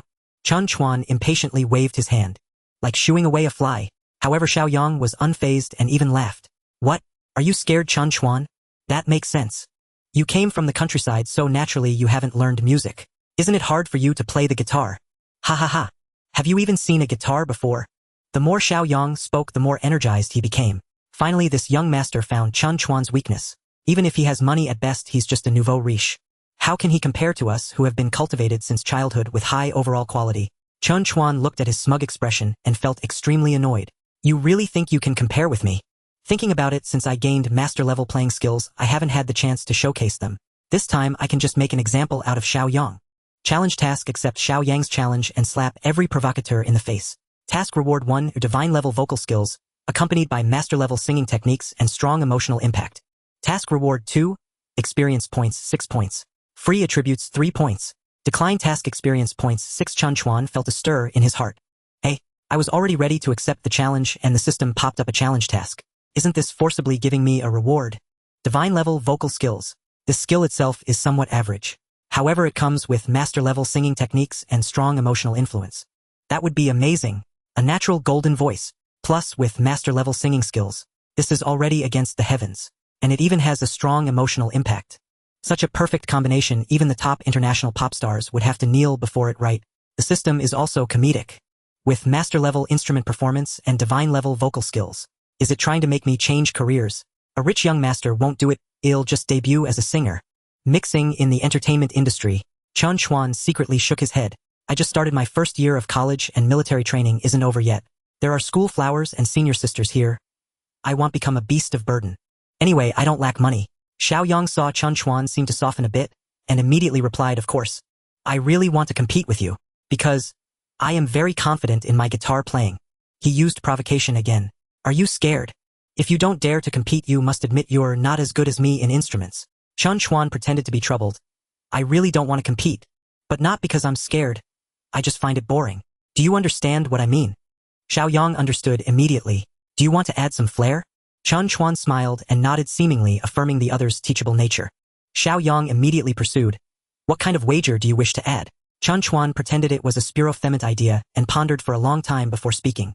I hope this contest will be the last one. If you lose, first you will slap yourself 10 times. Second, you must loudly proclaim 10 times, I am not a match for Chen Chuan. I am a defeated opponent. Third, from now on, whenever you see me, you must keep your distance. Do not let it affect my mood. Chen Chuan looked at Xiao Yang. Can you agree to these 3 conditions? Xiao Yang's mouth twitched in anger. A fierce light flashed in his eyes. Fine, I agree to the conditions, but if you lose. Chen Chuan interrupted him with a wave of his hand. You don't need to remind me. I will do the same. Upon hearing the bet between the two, Mu Qinghe Zhang Xitian Li Hui, and others looked worried, wanting to dissuade Chen Chuan, but unsure how to start. After all, Bai Shifei was the counselor and her status was apparent. Chen Chuan, can you play the guitar? You need to think carefully. This contest is not just about your wager with him. We are all watching. It concerns the honor of 2 classes.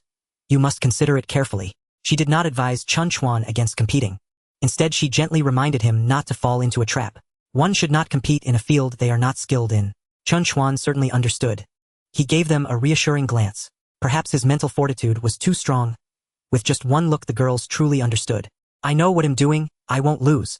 Meanwhile, Li Shui quietly tugged at Chen Chuan's sleeve, softly reminding him, Junior, my cousin plays the guitar exceptionally well. He once won first prize in the city's youth competition. Don't be fooled. Chen Chuan thought to himself, no wonder this guy was so confident. Damn it, he really has some skill. Upon hearing this, Mu Qinghe Zhang Xitian Bai Shifei and others immediately became anxious. Their original confidence vanished without a trace. If Xiao Yang were just an ordinary guitar enthusiast, perhaps Chen Chuan would have a glimmer of hope. Now it was clear that he was a professional. And he had even won major awards. Competing against someone like that was simply unfair. Chen Chuan. The girls wanted to persuade him again. But Chen Chuan raised a hand to stop them. Since I agreed to the contest, I cannot back down. I believe this will be a fair competition. He looked at Xiao Yang. Student Xiao, don't you agree? Xiao Yang was genuinely startled. He did not expect his cousin to betray him. She actually helped Chen Chuan expose his own background. Luckily, this foolish Chen Chuan adhered to the principle of keeping his promises. Haha, what I like is your honesty. Honest people are easy to bully. He laughed and nodded repeatedly. Yes, yes. Fairness, absolutely fair. The corners of Chen Chuan's mouth curled into a faint smile. Haha, with my master-level performance skills, do you think it's fair or not? It's incredibly fair. Shall we begin? Xiao Yang picked up the prepared guitar from behind and looked at Chen Chuan. Where's your guitar? You don't have one, do you want to borrow mine? Let me say in advance, my guitar has been modified by a master. It is best suited for my playing, only I can play it. If you lose, you can't blame me for not warning you. Chen Chuan shook his head. I don't need your guitar. Since we are competing in musical performance, it shouldn't be limited to just the guitar, right? Can I use other instruments? Xiao Yang smiled. Of course you can. It's just that, We are currently in military training. Except for my guitar, where are there other instruments? You aren't trying to make an excuse for your inability, are you? Chen Chuan raised a finger and waved it in front of Xiao Yang. No. Student Xiao Yang, your perspective is too narrow. It is not advisable to always view others through your limited lens. I have instruments, feel free to play. Just wait a moment and I will bring them out. Xiao Yang smiled disdainfully. Playing tricks? Just wait and see if you can still smile. Musical performance is not about blowing hot air. It requires real skill. Xiao Yang said no more. Holding the guitar, he suddenly felt different. He lost a bit of arrogance and wildness, gaining more sensibility and ease. Chen Chuan observed and nodded secretly. This guy indeed has some talent. He seems to have a genuine gift for guitar playing. He found a sense of rhythm. Zheng. As he strummed the strings, a beautiful melody flowed out slowly. This piece maintained a steady rhythm throughout without dramatic highs and lows, yet it was incredibly relaxing and stress-relieving. The famous piece Departure was played passionately by Xiao Yang. It fully showcased people's yearning for distant places and the joy of the journey. That sense of relaxation and freedom reflected a person's enjoyment on the road. Enjoying the journey, enjoying freedom, enjoying the wind and sunlight. When the last note ended, clap, clap, clap, the scene erupted in thunderous applause. Everyone was young. Who doesn't yearn for freedom? Who doesn't want to embark on a spontaneous journey? Xiao Yang chose this piece. It turned out to be the right bet, completely resonating with everyone's emotions. So beautiful. Absolutely wonderful. Play another one. I never expected Xiao Yang could play the guitar so well. This is the best guitar piece I have ever heard. Feng Yishui, Sun Yushan, Jin Shihao and others were left speechless. Who would have thought Xiao Yang had this skill? This annoying rich kid was not entirely useless. At least he played the guitar exceptionally well. By Shifei Mu, Qinghe, Zhang Xitian, Li Hui, and others all changed their expressions drastically. The better Xiao Yang performed, the worse it was for Chen Chuan. What should I do? Only Li Shui remained unfazed. She had heard Xiao Yang play the guitar more than once. Today's performance was entirely within her expectations. Thus, from the beginning, she advised Chen Chuan not to compete with Xiao Yang. In her view, there was almost no suspense in their contest. Chen Chuan was destined to lose. The various praises from the audience and the shocked reactions only served to deepen Xiao Yang's smug expression. He looked at Chen Chuan with a condescending gaze. So how is it? Do you still dare to embarrass yourself? My guitar playing has never lost. Chen Chuan smiled faintly. Your guitar playing is indeed interesting. It can be considered a brilliant performance. However, you have yet to hear my performance. How can you assume I will definitely lose? Xiao Yang laughed heartily. Ha ha ha. Even at this point you still refuse to admit defeat. He arrogantly pointed a finger at Chen Chuan. Then let me ask you, what instrument do you intend to play? Everyone was filled with curiosity. What instrument would Chen Chuan use? Xiao Yang's guitar performance. It was already the pinnacle achievable by an ordinary person. What tricks does Chen Chuan have to win this bet? In fact, everyone was well aware. No matter what instrument Chen Chuan chose, he could not surpass Xiao Yang's skill. There are only two possible outcomes. Either Chen Chuan makes a bold attempt and struggles to fight back. This would introduce a degree of uncertainty. The anticipation is palpable. Or Chen Chuan could give up resisting and concede outright. In front of everyone, he would be slapping his own face. From now on, whenever he sees Xiao Yang, he will retreat in embarrassment. Such a situation would be incredibly humiliating. However, everyone was just there for the spectacle. Today, regardless of the outcome, there would definitely be a good show to watch. Classmates Chen Chuan turned to look around and asked loudly, does anyone have a small instrument with them? Any instrument will do. For example, a flute, a xiao, or a harmonica, anything is fine. As soon as he said this, Xiao Yang's expression changed dramatically. Immediately, he let out a cold laugh. Chen Chuan, aren't you being a bit too boastful? You can play so many types of instruments.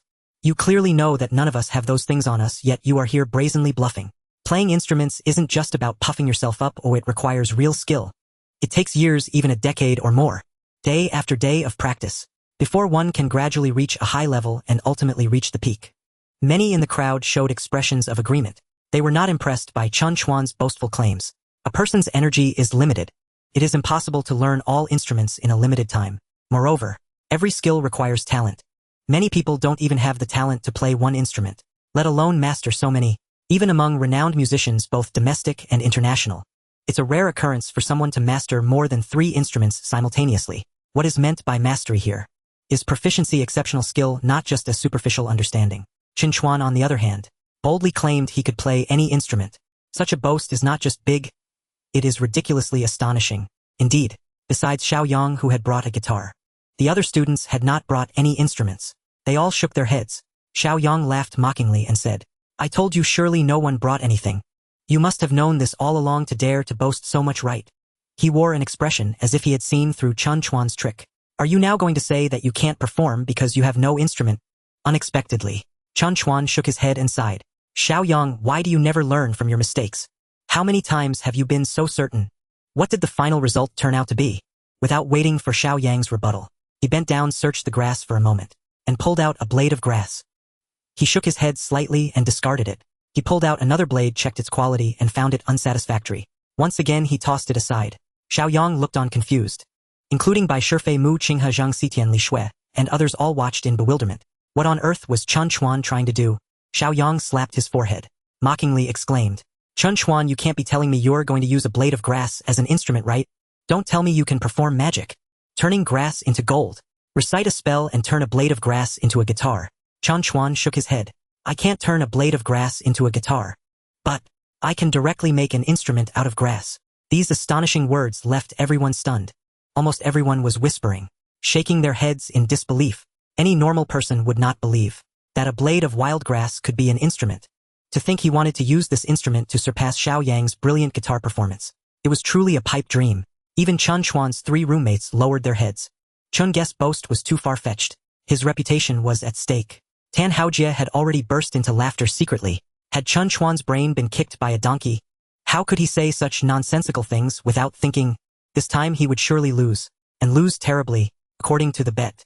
He must slap himself, loudly declare that he is inferior to Xiao Yang, a defeated foe, and he would have to avoid Xiao Yang from then on. From now on he would be looked down upon. Just thinking about this outcome made Tan Haojie ecstatic. Aren't you impressive? Aren't you formidable? You brat, today is your day of reckoning. As the main party, Xiao Yang was even more excited. Chen Chuan's words and actions undoubtedly gave him the best opportunity to attack. Using grass as an instrument. Xiao Yang laughed exaggeratedly. Chen Chuan, do you know what you're saying? You should ask your classmates. Who believes a blade of grass can be an instrument? At this moment, without the need for a contest, Xiao Yang already knew he had won. Chen Chuan was simply insane. He was boasting himself into a frenzy. Chen Chuan looked at Xiao Yang's exaggerated performance, furrowing his brows. Xiao Yang, can you act normal for once? Can't your brain keep some memories? A blade of grass cannot be an instrument in your hands. How would you know what I can do? Don't use your pitiful skills to measure me. At this moment, Chen Chuan didn't want to engage with Xiao Yang any further.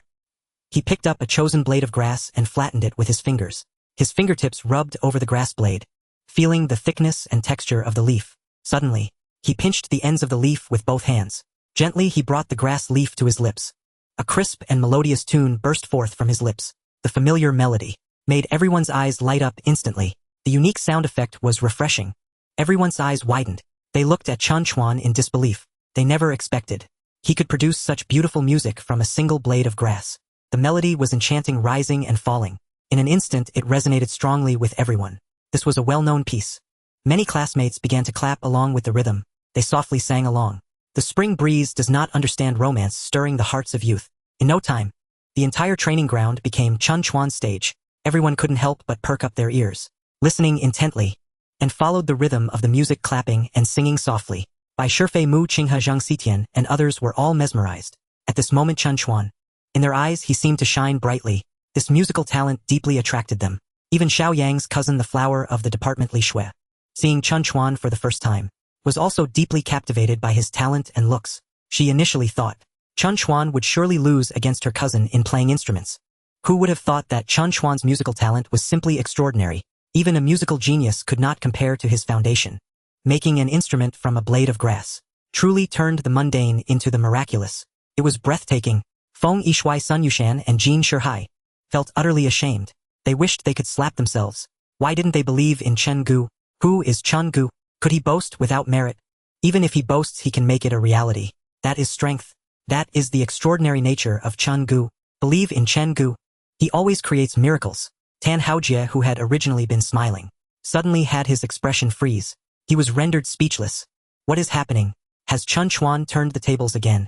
In the center of the lawn, Chen Chuan played the grass blades as his instrument, performing a classic song that was unpredictable and filled with passion, drawing everyone to sing along. At this moment the stars shone brightly, radiating immense light. Countless people applauded, cheered, and screamed for him during a break in military training. It instantly transformed into a large concert scene, a gathering of numerous girls chasing their star. The school beauty, the college flower, the department goddess, and the class charm were all captured. Xiaoyang was left dumbfounded. His eyes widened. His entire body trembled involuntarily. Shock, confusion, and fear overwhelmed him, more unbearable than seeing a ghost in broad daylight. He had diligently studied the guitar for many years, believing himself to be exceptionally gifted with guidance from renowned masters. In terms of guitar playing, no one among the younger generation in Jiang City could surpass him.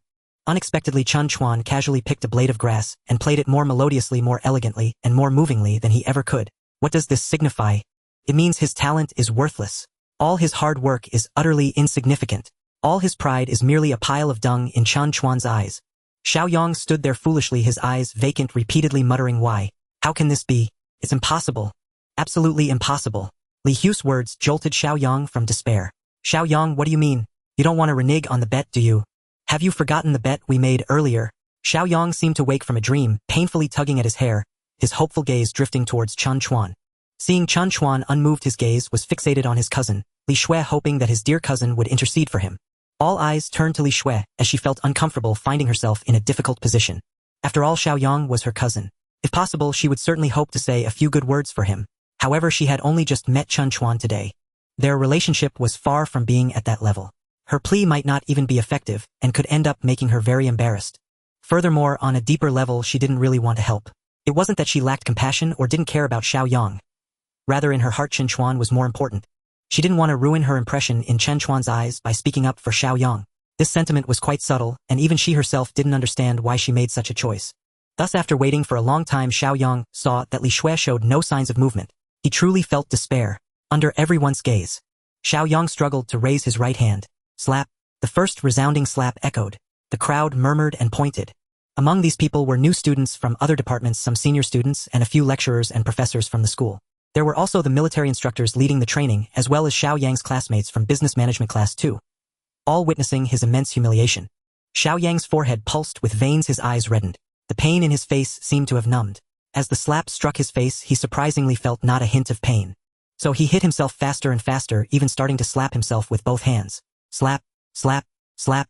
The crisp sounds reverberated throughout the training ground. With each slap, it felt as though he was striking Zhang Fei and Guan Ye's faces. The two felt a chill run down their spines. Fortunately, they managed to pull away from Xiaoyang in time. Otherwise, they would definitely share in this misfortune. Now they would have to accompany Xiaoyang in suffering. The slapping wasn't over yet. Xiaoyang shouted loudly, "I am not Chen Chuan's opponent. I am a defeated foe. I am not Chen Chuan's opponent." 10 slaps, 10 declarations. This was the content of the bet. With his eyes closed and gritting his teeth, Xiaoyang completed the wager. His heart bled. There was no need to think. From now on, both he and Chen Chuan would become famous figures in Jiang University. But completely opposite. He would be a laughingstock, a complete loser. Today's scene would become a notorious spectacle. Wherever he went, people would point and whisper behind his back, always reminding others of the day he slapped himself. Meanwhile, Chen Chuan would be the exalted victor, basking in the cheers and adoration of countless people. He would enjoy the praise and approval of teachers, basking in the adoring gazes of the school beauty. He would be nothing but a complete clown. While Chen Chuan would be a multi-talented genius, his heart felt as if it were being gnawed by countless venomous insects. A voice screamed within him. It demanded revenge. Unfortunately, reason told him, give it up. You are not his opponent. Don't repeat the same mistake. The wager was finalized. Jin Shihai immediately stood up, reminding Xiaoyang, according to the terms of the bet from now on, you must avoid Qinggu at all costs. Don't provoke us again. Just leave. Xiaoyang hunched over, walked out with a dejected expression, and Li Shui watched, feeling a twinge of empathy. But she couldn't say much. She knew her cousin's personality. Raised in luxury, accustomed to a life of ease. Coming from a wealthy and powerful family, he had always been catered to, gradually developing a domineering disposition. Perhaps letting him suffer a little this time wouldn't be a bad thing. Suddenly, Xiaoyang received a phone call. After just a few words, the dejection and gloom on his face instantly vanished. He dashed out of the training ground filled with excitement. Chen Chuan, Jin Shihai, Mu Qinghe, and others who had been paying attention to Xiaoyang were all puzzled. This guy's demeanor changed drastically after receiving a phone call. Could it be he encountered something happy? Only Li Shui furrowed her brows. She understood Xiaoyang's personality very well. How could he easily concede defeat? He was likely up to some mischief again. In her heart, she felt a vague worry, hoping it wasn't as she feared. Chen Chuan stopped paying attention to Xiaoyang because the system sent a notification. Ding. Challenge task completed. God-level singing voice has been granted, including master-level singing techniques and extraordinary emotional infectiousness. Experience points 6 free, attributes 3. Chen Chuan's throat felt a sudden itch. Countless singing techniques inexplicably surged into his mind. Chen Chuan felt an impulse to sing a song on the spot to demonstrate all the singing techniques at once. Meanwhile, he wanted to see if his singing possessed extraordinary emotional infectiousness. He suppressed this impulse. 3 points of free attributes, 1 point to physical, 1 point to mental, and 1 point to charm. Host Chen Chuan physical 31 points, long-lasting, standby mental 31 points, genius thinking charm 32 points, 1-star charm halo free, attributes 0 points system level 195,100. The increase in physical attributes was minimal. However, the experience points had reached a critical point. Just completing one more challenge task would earn him over 5 experience points. This would elevate the god level system from level 1 to level 2. By then, the daily god level income would soar tenfold even without challenge tasks or pursuing goddess strategies. Just relying on this single income would ensure a worry-free life, allowing him to live freely and comfortably. At this moment, Chen Chuan had never felt such a strong desire. He eagerly awaited the next challenge task. Meanwhile, Xiaoyang finally reached outside the training ground, fulfilling his expectations. In his most desperate, fallen, and disheartened time, his great support had arrived. Who is Xiaoyang's support? Of course, it is his wealthy father, the head of the retail industry in Jiangcheng. The Xiao Wanli family has flourished for 3 generations. Since the time of his grandfather, the Xiao family began to rise, gradually growing into a towering tree today, holding significant weight in the business world. In other fields, the Xiao family's network of relationships is also quite vast. Unfortunately, Xiao Wanli, a dragon among men, particularly dotes on his little wife at home. It was only in middle age that he had his only son Xiaoyang, whom he has cherished since childhood. Especially his wife Lu Qingzhu spoils their only child even more. From childhood to adulthood, they have always met his every request. Although both parents know this is not good for their son's growth. However, since their son is already an adult, it's too late to change. They can only pay more attention and guide him step by step, hoping he can change and smoothly take over the family business in the future. Today, Xiao Wanli and Lu Qingzhu happen to have no major matters, so they come together to Jiangcheng University to visit their son. Having not seen him for many days, as a mother, Lu Qingzhu misses him dearly. Especially today, as their son begins military training, he must be enduring a lot. They just wanted to come and check on him to give him some encouragement. Lu Qingzhu specifically bought many snacks that their son likes to eat. When Xiaoyang saw his mother getting out of the car, his eyes instantly welled up with tears as he rushed into his mother's embrace. Mom, Xiaoyang's display made his father Xiao Wanli frown. At his age, why does he still act like a child? When will he become a truly capable man? However, Lu Qingzhu's thoughts were different from Xiao Wanli's. She was more attentive and immediately noticed the tears in her son's eyes. There were also faint fingerprints on his face. She cupped her son's face in her hands, feeling more and more heartbroken. There really are fingerprints. Moreover, there are fingerprints on both sides of his face. Damn it! Who dares to hit my son? I want to chop off their filthy paws. Son, quickly tell Mom who bullied you. Who is the scoundrel that left these marks on your face? The fire in Lu Qingzhu's eyes was almost about to burst out. Her son Xiaoyang is her reverse scale. Whoever dares to touch her son, she will fight them to the end. At this moment, Xiao Wanli also came over. He examined his son's face closely. There were indeed fingerprints, and they were deep on both sides. The attack was truly ruthless. Xiaoyang, hurry up and tell me, who is so bold as to hit my son? Xiao Wanli never imagined that one day, his own son would actually be bullied. He couldn't understand. There are many people in Jiangcheng whom he cannot afford to offend. However, just because he does not dare to provoke them does not mean he is afraid of anyone. It does not mean he will allow himself to be bullied. If he is pushed too hard, he would use all family connections to bring the opponent down, even though his wealth is not among the top tier. But relying on 3 generations of management, he has long established a dense network of connections in Jiangcheng.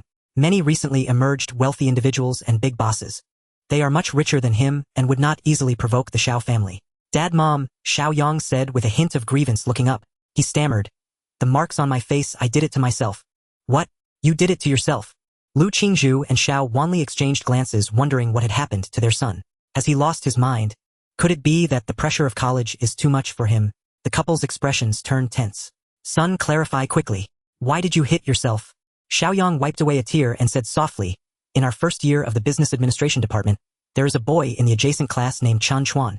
Relying on his family's wealth, he is strong and knows some underhanded tricks. He targets me and opposes me at every turn.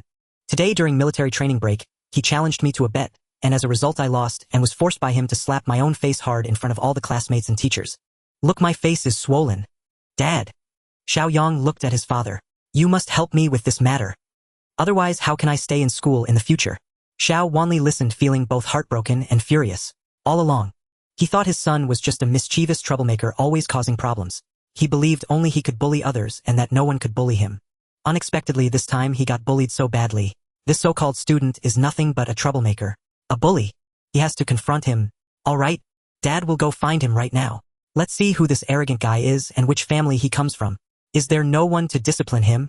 If no one is managing him, I don't mind helping out. Lu Qingzhu was even more agitated than her husband. Yes, he must be taught a lesson.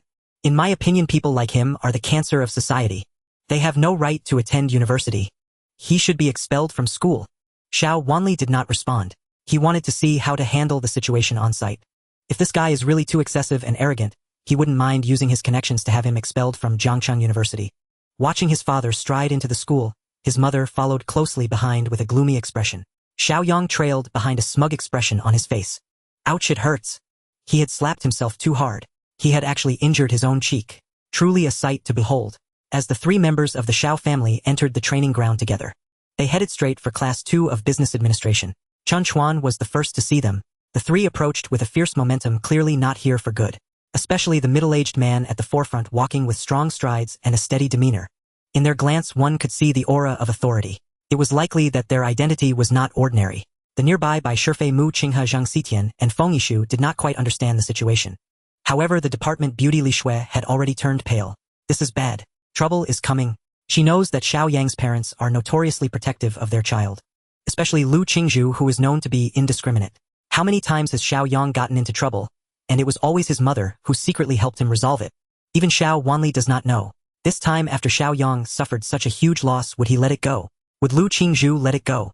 Li Shui is very clear about the Xiao family's influence. Even her Li family has developed to a certain extent thanks to the Xiao family. Uncle, aunt, how are you? Li Shui rushed over to greet them. Xiao Wanli was a bit surprised. Shui, why are you here? In the next second, Xiao Wanli suddenly remembered that his niece Li Shui also studies at Zhang University. Li Shui stammered and hesitated. It took her a long time to respond. Fortunately, Xiao Wanli did not pay much attention to her, but turned to Xiao Yang. Son, which bad boy were you talking about? Is he here? Hearing Xiao Wanli's words, Li Shui's heart tightened. Indeed, her speculation was correct. Today was going to be disastrous. She couldn't help but wonder how many bad things Xiao Yang had said about Chen Chuan to his parents. This time Chen Chuan was certainly in danger. Li Shui was anxious but felt powerless. The other party was her uncle. Moreover, the Xiao family's influence was stronger than her Li family's. Even if she wanted to do something for Chen Chuan, she would be powerless. The crowd nearby began to sense that something was off. By Shifei Mu Qinghe Zhang Xitian Li Hui, and the three troublemakers from the dormitory all gathered around Chen Chuan to prevent him from getting hurt. Chen Chuan, what's going on? Bai Shifei asked worriedly. Chen Chuan shook his head slightly. I'm not sure. Let's just observe the situation and respond accordingly. Worry was evident on everyone's faces. At that moment, Xiao Yang charged to the front like a traitor leading the enemy. Pointing at Chen Chuan, he exclaimed, Dad, Mom, it's this guy who has caused me so much trouble. He is called Chen Chuan. You must stand up for me. As soon as Lu Qingzhu saw Chen Chuan, it was like a sworn enemy meeting, or her eyes were filled with hostility. She immediately wanted to rush up and slap him a few times or scold him, but she was held back by her husband Xiao Wanli. Let me clarify the situation first, he said. Having been in business for many years, Xiao Wanli was rather cautious and prudent in his actions. He walked step by step towards Chen Chuan, forcing out a habitual faint smile. However, he appeared somewhat grim at that moment. You are Chen Chuan. I have heard that you have bullied my son Xiao Yang several times. Chen Chuan took 2 steps forward. I am indeed Chen Chuan. Mr. Xiao, what can I do for you? Xiao Wanli looked Chen Chuan up and down, noticing he was dressed in camouflage training attire. He seemed no different from other students. However, Chen Chuan's gaze was incredibly sharp, showing no fear at all towards the unexpected confrontation. He didn't show even a hint of remorse. Chen Chuan was strikingly handsome, tall, and exuded an elegant demeanor radiating confidence. Despite his young age, his aura was not inferior to his own. With just one glance, Xiao Wanli confirmed that this was not a child from an ordinary family. He was either rich or noble. His confidence grew stronger and he instinctively became a bit more cautious. Unlike at first when he was focused solely on defending his son, he vaguely felt that the name Chen Chuan sounded somewhat familiar. He couldn't recall where he had heard it recently. However, relying on the Xiao family's long-standing influence in Jiangxing, he didn't take Chen Chuan's background too seriously. He restrained his smile a little and added a touch of warning and reproach to his expression. Young man, one must know how to restrain oneself in life and in actions. Perhaps your family has some money, but, he continued, there are far too many wealthy families in this world. If you do not learn to restrain yourself and act recklessly, someday you will bring disaster upon your parents and your family. His gaze was as sharp as a sword, piercing directly into Chen Chuan's eyes. Young man, do you understand what I mean? Meanwhile, watching Chen Chuan being lectured by his father, Xiao Yang felt utterly pleased. Ha, look at you trying to act tough with me. Will you dare to bully me in the future? Chen Chuan faced Xiao Wanli without a hint of fear. He remained calm and composed. Hello, Mr. Xiao. In fact, I would like to tell you that I am not relying on my family's wealth. I am wealthy in my own right. There is no such thing as causing trouble for my parents or bringing disaster to my family. Xiao Wanli narrowed his eyes slightly. What does this kid mean? His money belongs to him, not his family. How old is he? Does he have the ability to earn big money himself? Suddenly Xiao Wanli recalled something.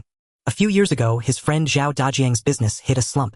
He had desperately sought a breakthrough without success and had even dragged him out for a few rounds of drinks. Recently, however, Zhao Dajiang had suddenly become high profile and his career was thriving. Originally, in front of these big families, his status was barely noticeable. He wasn't even on the radar. Now, however, he had become quite impressive. The Zhao family's catering business was booming. They were increasing their storefronts, upgrading their standards, and expanding their operations. Xiao Wanli was extremely envious and had once sought out Zhao Dajiang to inquire about the situation. Zhao Dajiang frequently mentioned the name of a young man speaking highly of him. Yuanju was a restaurant Xiao Wanli often visited.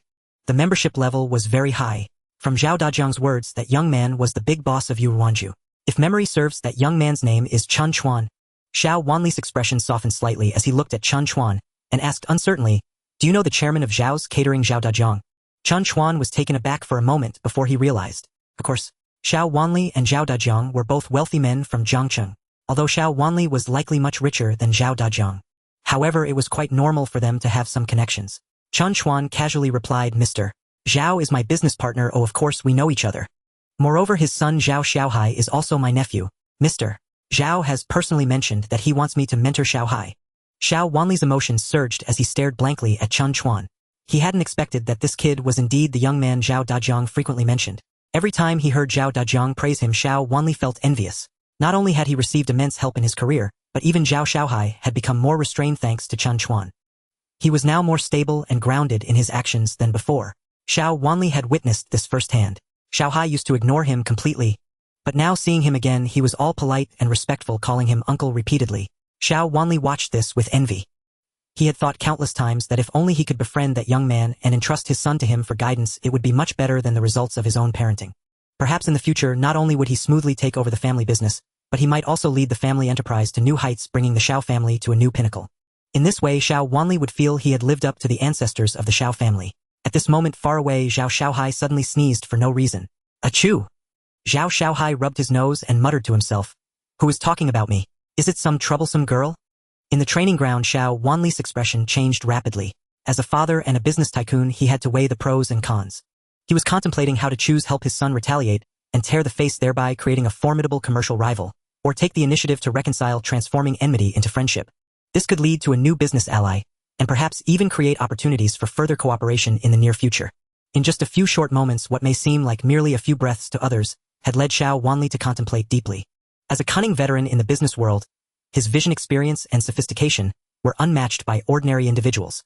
Chen Chuan was a rare young talent, excelling in both his career and in mentoring others, truly a remarkable individual. His own son was just a freshman in college, yet he often cried. While others were in their first year of college, he had already started his own business and achieved modest success. Just the industry of Yuanju alone had made him a billionaire. Such a person it would be far more advantageous to befriend than to become an enemy. Ha ha ha. Xiao Wanli smiled, pulling out a business card from his pocket. He handed it to Chen Chuan with both hands. Hello, Mr. Chen. I've heard many times from old Zhao about you. It's a great honor to finally meet you in person. Hey, race my business card. Let's socialize more often in the future. Who knows, we might have a chance to collaborate. Chen Chuan was astonished by Xiao Wanli's sudden change in demeanor. However, he took the business card and glanced at it. President of Jiangqing Xiao Group, Xiao Wanli. As Chen Chuan looked at the card, Xiao Yang beside him nearly broke his glasses. What was going on with his father? He had brought him here to support him and take charge. How could he be laughing and joking with his enemy? There was a clear trend towards becoming good friends. This left him in a very awkward position. Lu Qingzhu was also confused by her husband's actions. She opened her mouth to say something, "Husband," but was stopped by Xiao Wanli's stern look. He whispered in her ear, "For this matter, just listen to me. I'll explain everything in detail when we get home." Lu Qingzhu suppressed her doubts and scrutinized Chen Chuan, who had just been furious. Carrying resentment and prejudice, she had not paid attention to his special qualities. But now she realized that this young man was truly extraordinary. He was sunny and handsome, composed and calm. His gaze was terrifyingly profound. From him one could hardly see the usual impatience and naivety of young people. Compared to her own son, he seemed like a preschool child. This Chen Chuan stood before her husband not appearing to be inferior in the slightest. He completely embodied the demeanor of a business mogul. No wonder her husband was being so cautious. Although Lu Qingzhu indulged her son, she was no fool herself. Coming from the prominent Lu family, she was a businesswoman before marriage and still held a senior position in the Xiao group. She decided to say no more and let her husband take the lead. After reading the business card, Chen Chuan's expression remained calm and unhurried. He smiled faintly and said, "Mr. Xiao, it's a pleasure to meet you. If there is an opportunity, I certainly wouldn't mind collaborating with you. Unfortunately, I suspect your son might not be too keen on our collaboration, would he?" Xiao Wanli turned to look at Xiao Yang and found him indeed looking at Chen Chuan with a face full of resentment. The expression on his face suggested that not only was he uninterested in collaboration, but he even had thoughts of taking a bite out of him. Cough, cough. Xiao Wanli awkwardly cleared his throat and lightly reprimanded. "Xiao Yang, the conflict between you and Mr. Chen is all a misunderstanding. Mr. Chen certainly doesn't want to bully you, and you shouldn't hold a grudge against him. Come over here and apologize to Mr.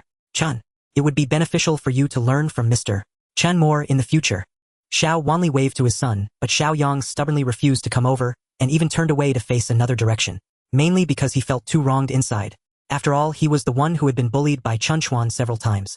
Why should he apologize? Shouldn't it be Chen Chuan begging him on his knees? Seeing his son uncooperative, Xiao Wanli felt even more embarrassed and rubbed his hands together, smiling at Chen Chuan. "I apologize. Xiao Yang has been spoiled by his mother and me since he was young, and he is a bit rebellious. Please don't take it to heart, Mr. Chen." Xiao Wanli and his son's attitude was quite clear to Chen Chuan. Xiao Yang must have developed a hatred towards him.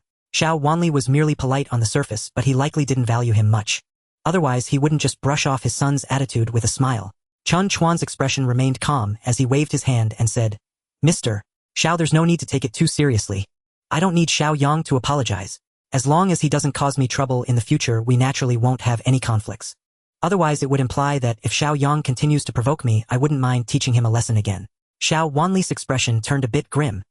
He had already shown great humility, proactively giving up on disputes, hoping to turn hostility into friendship. How could this young man be so aggressive?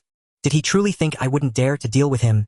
Xiao Wanli wanted to turn hostile, but held back. Years of navigating the business world had taught him one thing. Being amicable leads to wealth. Do not easily turn hostile. Caution is the mother of safety. He decided to probe further into Chen Chuan's background.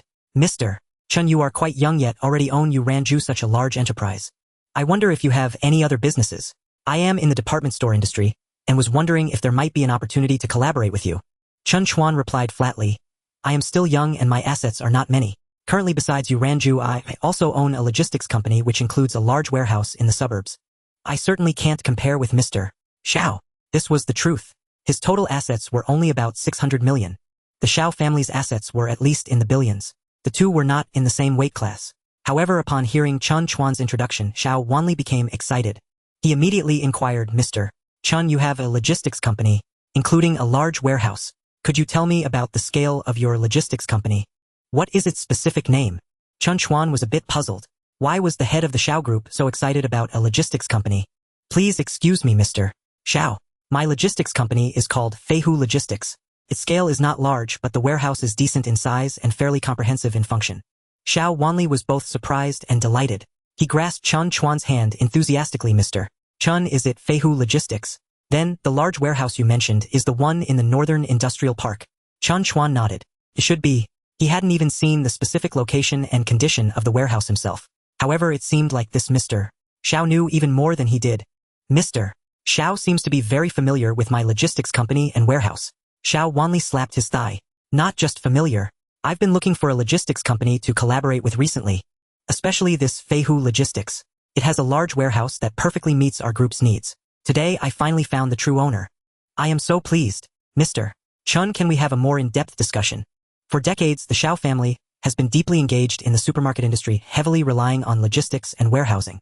They had fixed partners and even invested in this logistics company, establishing a deeper strategic cooperation. Unfortunately, 2 months ago, their biggest rival Huanyu supermarket launched a fierce attack against the Xiao group. They employed some special means to suddenly take control of this logistics company and canceled all cooperation with the Xiao group. The Xiao group suffered a double blow as sales were targeted and logistics and warehousing were cut off, leading to severe shortages and chaos in the entire procurement, sales, logistics, and warehousing network. Their competitiveness plummeted and their market share dropped from parity to an absolute disadvantage. If the issues with logistics and warehousing were not resolved quickly, the Xiao group not only faced massive daily losses, but was also on the brink of bankruptcy. The entire Xiao family faced the greatest crisis in decades. During this time, Xiao Wanli scoured all logistics companies in Jiangxing searching for those qualified to undertake the Xiao Group's massive business. Logistics companies that could meet both logistics and warehousing conditions were fewer than the fingers on one hand, and one of them was controlled by a competitor. The remaining 4 logistics companies either took advantage of the situation by proposing exorbitant cooperation agreements, or had overly mysterious bosses making it impossible to find someone who could make decisions. Among them, Feihu Logistics, though average in scale, possessed a unique advantage, a large warehouse in the Northern Industrial Park. The spacious area, ample volume, and comprehensive functions were highly suitable for the Xiao Group's needs. As long as cooperation could be established, the logistics and warehousing issues of the Xiao Group would be resolved instantly. Now Chen Chuan, as the owner of Feihu Logistics, appeared before Xiao Wanli. How could Xiao Wanli not be excited or thrilled? This was the financial savior who could rescue the group. However, Chen Chuan did not agree immediately. Instead, he fell silent, glancing at Xiao Yang intentionally or unintentionally. Are you kidding me? I haven't resolved the conflict with Xiao Yang yet, and you want me to help you? Dream on. Xiao Wanli quickly realized Chen Chuan's concerns. He immediately beckoned to his son. Xiao Yang, come here quickly, and apologized to General Chen. Xiao Yang was still angry and refused to comply. Pouting and remaining motionless, Xiao Wanli became anxious. If he could not satisfy Chen Chuan, how could they resolve the crisis facing the group? At this critical moment between the company and his son, Xiao Wanli unhesitatingly chose to save the company, yelling loudly. You little brat, aren't you coming over? Do you believe I will break your legs? This time it was evident that he was genuinely furious. Unlike before, when he was merely pretending, Xiao Yang was taken aback, glancing at his father and realizing he was truly angry. His eyes turned red. He furtively glanced at his mother, Lu Qingzhu. Unfortunately, the usually protective mother was acting unusually, not only failing to plead for Xiao Yang, but also urging, son, don't throw a tantrum. I know your temperament too well, don't I? You must have done something to upset General Chen, right? Listen to me, come over and apologize to General Chen. This time you must earn his forgiveness. Otherwise, neither your father nor I will agree. Mother's words blocked Xiao Yang's last retreat. He had to bow to reality step by step and painfully moved closer. Facing Chen Chuan, he lowered his proud head. Chen Chuan, I'm sorry. Slap. Xiao Wanli reached out and slapped his head. No respect. You should call him General Chen. His achievements are ones you could never hope to match in this lifetime. Xiao Yang's eyes instantly turned red. After pausing for a few seconds, he bowed again. I'm sorry, General Chen. Please forgive my offense. I will never dare again. Xiao Wanli breathed a sigh of relief, feeling both gratified and distressed. How could his son not grow up? Look at the sons of others. At such a young age, they have already succeeded in business, their tender shoulders shouldering 2 large enterprises. This talent, this vision, this capability is enviable. Lu Qingzhu watched her precious son grovel to others. The sadness in her heart was something no one could comprehend. It hurt so much. As the person involved, Xiao Yang felt the most grievance and a deep sense of incomprehension. All along, whenever he got into trouble, his parents helped him solve it. In fact, in most situations, others were the ones who apologized to him. Why was it completely the opposite this time? The crowd watching around them all displayed shock. They had heard long ago that Xiao Yang's father was a big shot in Jiangsheng's business world. Ordinary people in front of him could only be subdued. How could they resist? Chen Chuan was incredible. Not only was he not subdued, but he also made the other party lower their head voluntarily. Why was that? Could it be that he was a more powerful second-generation rich than Xiao Yang? A young master from a certain wealthy family in Jiangcheng. Only those familiar with Chen Chuan, such as his roommates by Shifei Mu Qinghe Zhang Xituan and Li Hui, understood. Chen Chuan's prowess did not rely on his parents or elders, nor on his family. Rather, he was genuinely outstanding. Seeing Xiao Yang apologize for the second time, Chen Chuan finally nodded slowly, a faint smile appearing on his face. Xiao Yang, for the sake of your parents, from now on, as long as you do not provoke me again, I can let the past go. I hope you will behave yourself. Having finally received Chen Chuan's forgiveness, Xiao Wanli was in a great mood. His thoughts suddenly opened up, recalling the experiences of his friend Zhao Dajiang, especially the recent changes in his son Zhao Xiaohai. Xiao Wanli's mind sparked. If he could take this opportunity to find someone who could discipline his son, establishing a role model could perhaps lead his son to reform, turning over a new leaf and becoming someone even more outstanding than Zhao Xiaohai. Without hesitation, he immediately pulled his son, Xiao Yang, aside to whisper. No one knew what he said or what tactics he used. The father and son argued for quite a while. During the discussion, Xiao Yang protested loudly several times, and the situation almost collapsed but was ruthlessly suppressed by Xiao Wanli. As a result, Xiao Yang's face bore several more slap marks, making Lu Qingzhu feel a pang of heartache. This time, her precious son had suffered greatly. However, for the sake of his son's future and the vast family business of the Xiao family, he had to endure this suffering.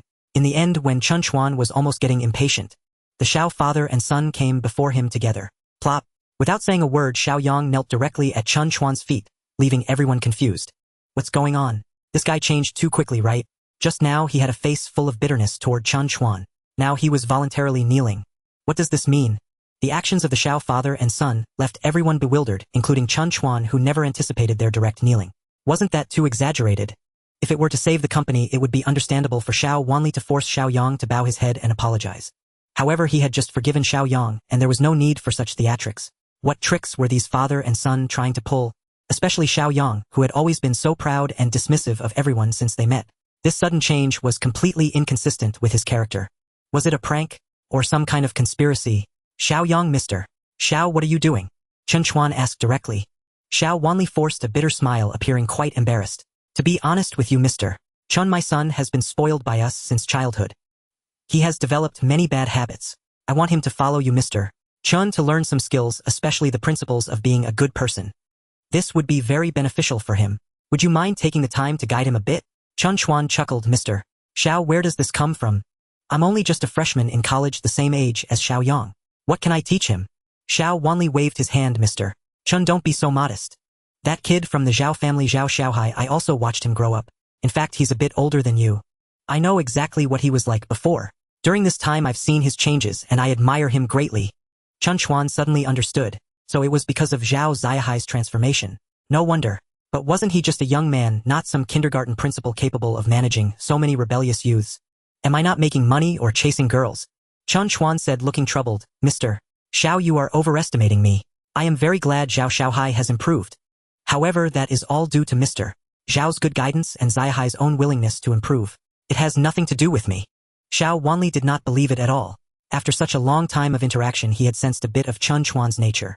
He liked to keep a low profile and was quite humble. If it were any ordinary young man who achieved such great success, wouldn't he have been flaunting it by now? Who could he possibly look up to? But what about Chen Chuan?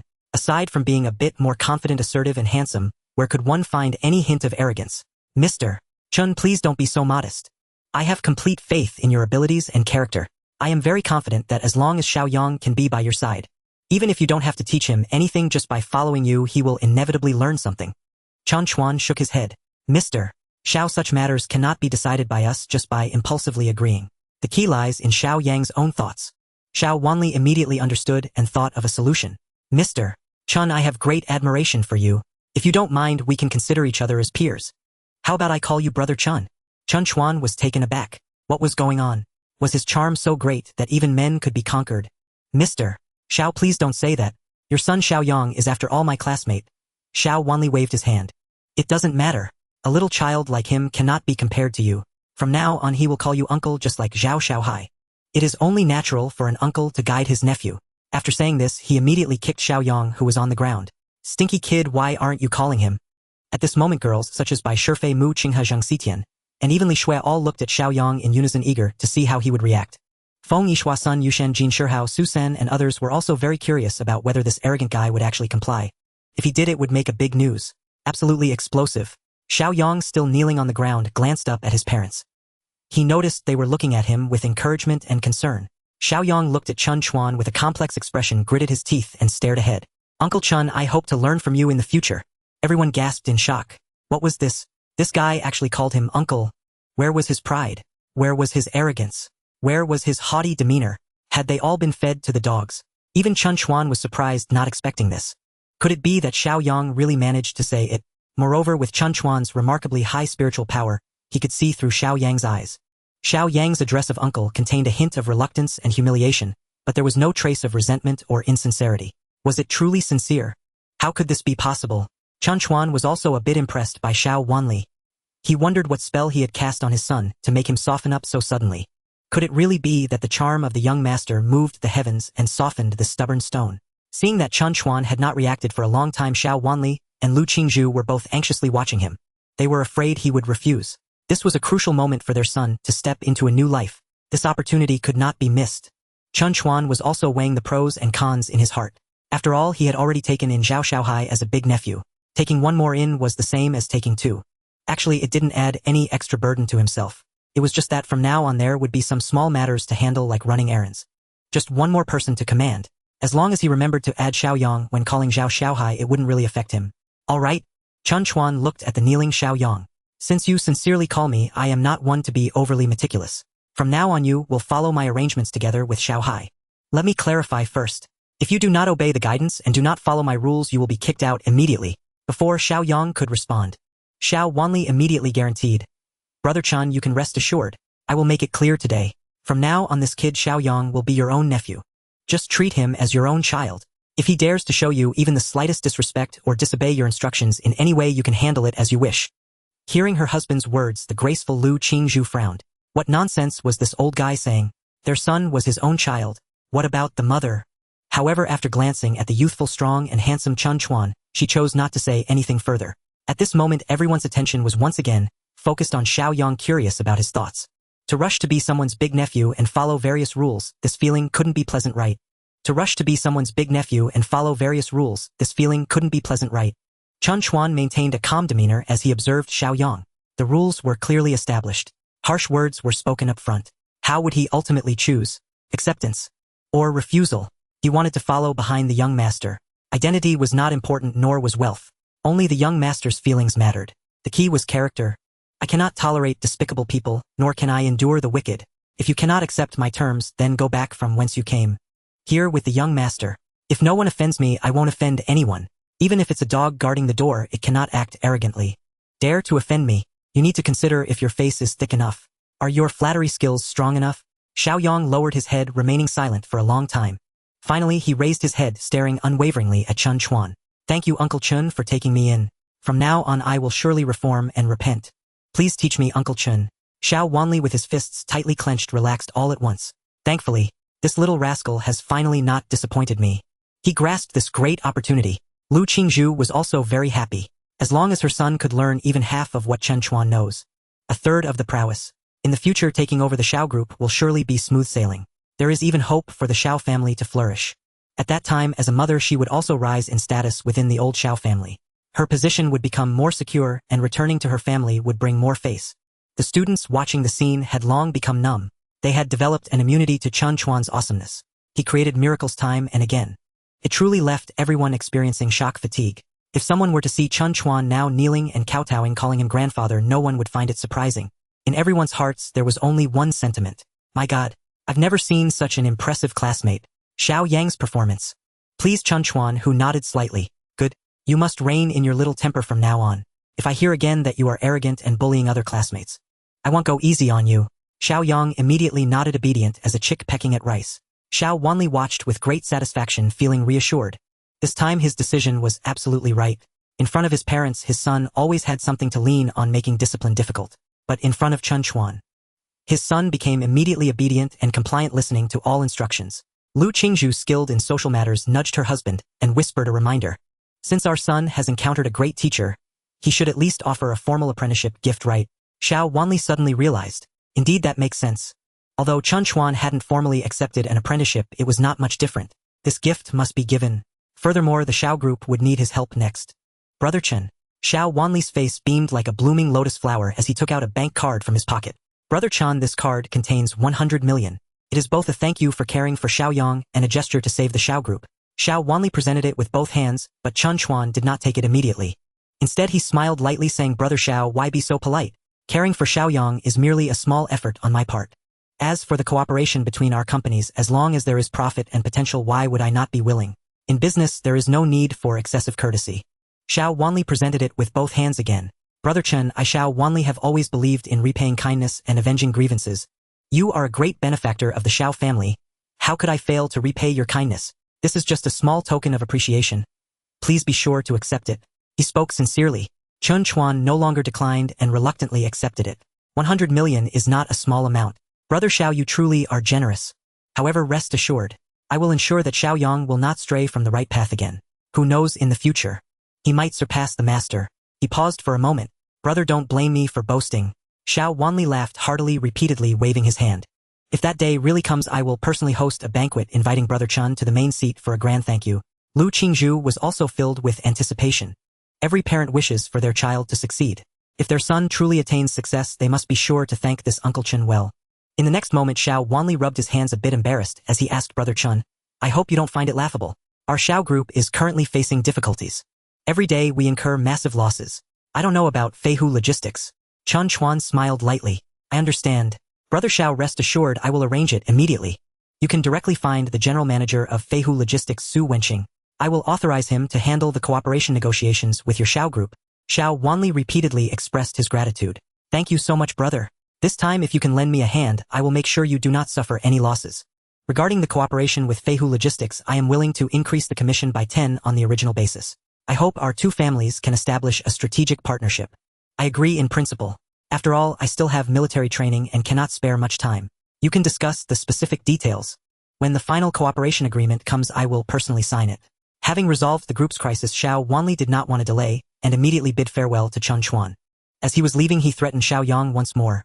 You little rascal, you must take good care of Uncle Chen. If I hear you are not diligent, the first time I will cut off your allowance. The second time I will break your legs. The third time I will kick you out of the house.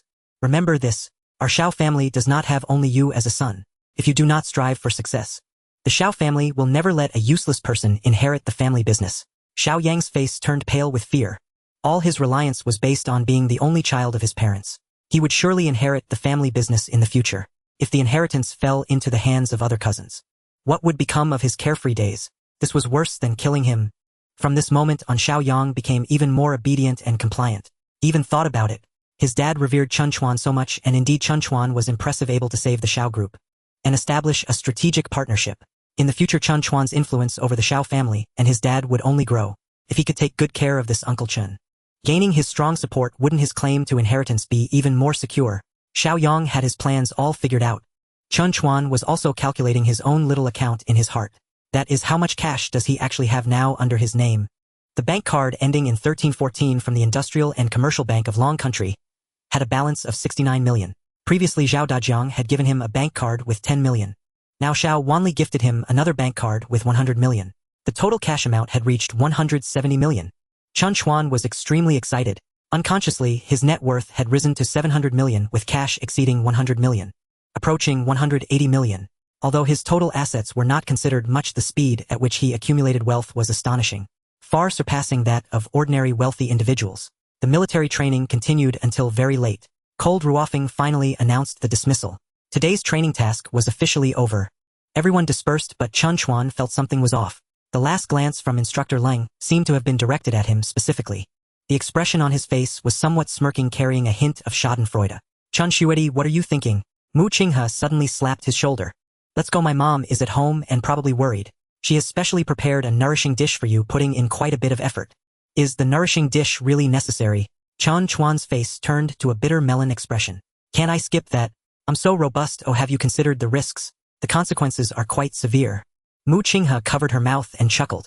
After my mom has prepared for so long, you say you want eat. Chen Chuan looked troubled. Of course I have to accept Aunt Wen's good intentions. I'm more than willing to eat. But look at me, do I look like someone who needs to replenish? He deliberately rolled up his sleeves, revealing his muscular arms. He lifted his shirt to show off his 8-pack abs. Mu Qing's pretty face flushed red. You are so annoying. Why are you being a rogue when you can just talk? Chen Chuan was speechless. Am I being a rogue? If you don't stop, Aunt Wen, once I eat something highly nourishing, the consequences will be terrifying. Mu Qinghe was unconvinced. What's so terrifying? Chen Chuan pretended to scare her. I will be 100 times more rogue than just now. Mu Qinghe, frightened, crossed her arms protectively over her chest, shielding her modesty.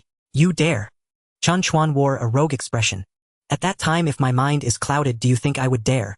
Mu Qinghe appeared scared, no longer teasing Chen Chuan. Chen Chuan drove a Topophthalene black Mercedes G-Class, speeding along the road. Mu Qinghe sat in the passenger seat, suddenly feeling something was off. Junior, isn't the route wrong? This isn't the way to my house. Chen Chuan grinned wickedly. Senior, didn't you just notice now? It's too late. We won't have time to eat something nourishing. Right now, I want you to understand this immediately. Mu Qing's pretty face turned pale. She instinctively shrank back. What do you want to do? Chen Chuan laughed heartily. Senior, your courage is way too small. What do you think I could do? Just playing with you. I'll take you to the city center and buy gifts for you and Aunt Wen. Mu Qinghe relaxed her tense spirit and patted her chest. You bad Junior, you are not allowed to scare me again. You said you would buy gifts. I don't need you to buy gifts. My mom doesn't need anything either. You just need to bring yourself to my house. Chen Chuan shook his head. How could that be? You all treat me so well. I've long wanted to buy gifts for you. You must listen to me on this. Unable to refute him, Mu Qinghe agreed to go take a look. The two arrived at the city center, a bustling plaza. It was already 8:30 in the evening. There were still many people shopping in the mall. Chen Chuan took Mu Qinghe straight to various luxury stores, passing through the clothing and cosmetic sections. Mu Qinghe insisted she didn't need anything. Chen Chuan had no choice but to keep searching. They passed a ladies' handbag store. Chen Chuan forcefully pulled Mu Qinghe inside. Isn't it said that a bag can cure all ailments? Buying one bag senior, and Aunt One will definitely like it, right? However, Mu Qinghe glanced at the store's brand and refused to go in. Hermes. How much does one cost? Her monthly earnings from working were barely enough to cover the cost of a bag. How could someone as frugal as her accept that? Unfortunately tonight, she encountered a wealthy person who insisted she try one. Mu Qinghe sulkily walked inside. Feigning interest, she looked at the items on the shelves but never spoke up. It's too expensive. Prices starting from tens of thousands to hundreds of thousands. Earlier she accidentally touched a bag worth over $1 million, causing her to quickly let go, fearing she would have to buy it if she broke it. Chen Chuan followed behind her, seeing she couldn't make a decision.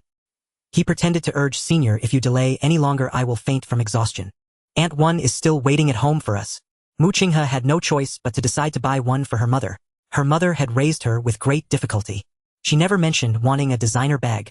However, what woman doesn't like these? It's just that economic conditions don't allow it. Now that Chen Chuan was being so considerate, she decided to help her mom pick out a nicer bag. Mu Qinghe set her sights on an elegant white crossbody bag. It was stunning. Holding it in her hands, she admired it for a while. The more she looked, the more she liked it. Truly an Hermes bag, its material, craftsmanship, and style were impeccable. Her mother would definitely love it. Just as she was about to check the price, whoosh, the designer bag in her hands was snatched away by a woman in a yellow mini skirt. "Oh, isn't this the little supervisor from you, Ranju? You, a working girl, can also afford an Hermes." The woman in the yellow mini skirt looked haughty. With a mouth full of green tea flavor, she held the white bag tightly, shaking a mid-aged pot-bellied man beside her. "Lugu, I really like this bag. Can you buy it for me, pretty please?" The pot-bellied man frowned. "This is an Hermes store. Any bag here costs at least several tens of thousands." The woman before him was merely a mistress he was keeping. He couldn't agree to her demands casually. "Honey, didn't I just buy you an LV last month? How about we let this one slide?" The woman in the yellow mini skirt shook her head vigorously, her body swaying. The pot-bellied man felt his temper rising. "I don't want to. Lugu, I really like this bag. Just buy it for me. Once we get back I'll fulfill your request, okay?" Hearing her sultry voice, the pot-bellied man felt a wave of weakness. Additionally, hearing about her outrageous request, he was already giving in. How could he hold on now? He immediately softened. Okay. I'll buy it for you." The two of them made Chen Chuan feel disgusted. Mu Qinghe was even angrier, her lips trembling. "Ms. Huang, I saw this bag first. Please return it to me." The woman in the yellow mini skirt looked down her nose. "Return it to you? Can you afford it? You, a mere working girl, do you know how much this bag costs? You couldn't buy one with your salary for a year." She glanced at Chen Chuan, who was dressed in shabby clothes. "Oh, your life is miserable enough, but your eyesight is also bad. You're a poor girl, yet you find an even poorer boyfriend. Are you planning to be poor for generations? You two still have the face to say you want to buy this bag?" Mu Qinghe was at a loss for words due to the ridicule. "You," the woman in the yellow miniskirt had eaten at you Ranju before. She looked like a mistress who was clinging to a rich man. Because the pot-bellied man surnamed Lu had glanced at Mu Qinghe, she felt jealous. Neither her looks nor her figure could compare to Mu Qing's 1/10. Thus, she deliberately targeted Mu Qinghe, complaining to the manager and demanding Mu Qinghe apologize to her. At that moment, Mu Qinghe felt quite embarrassed.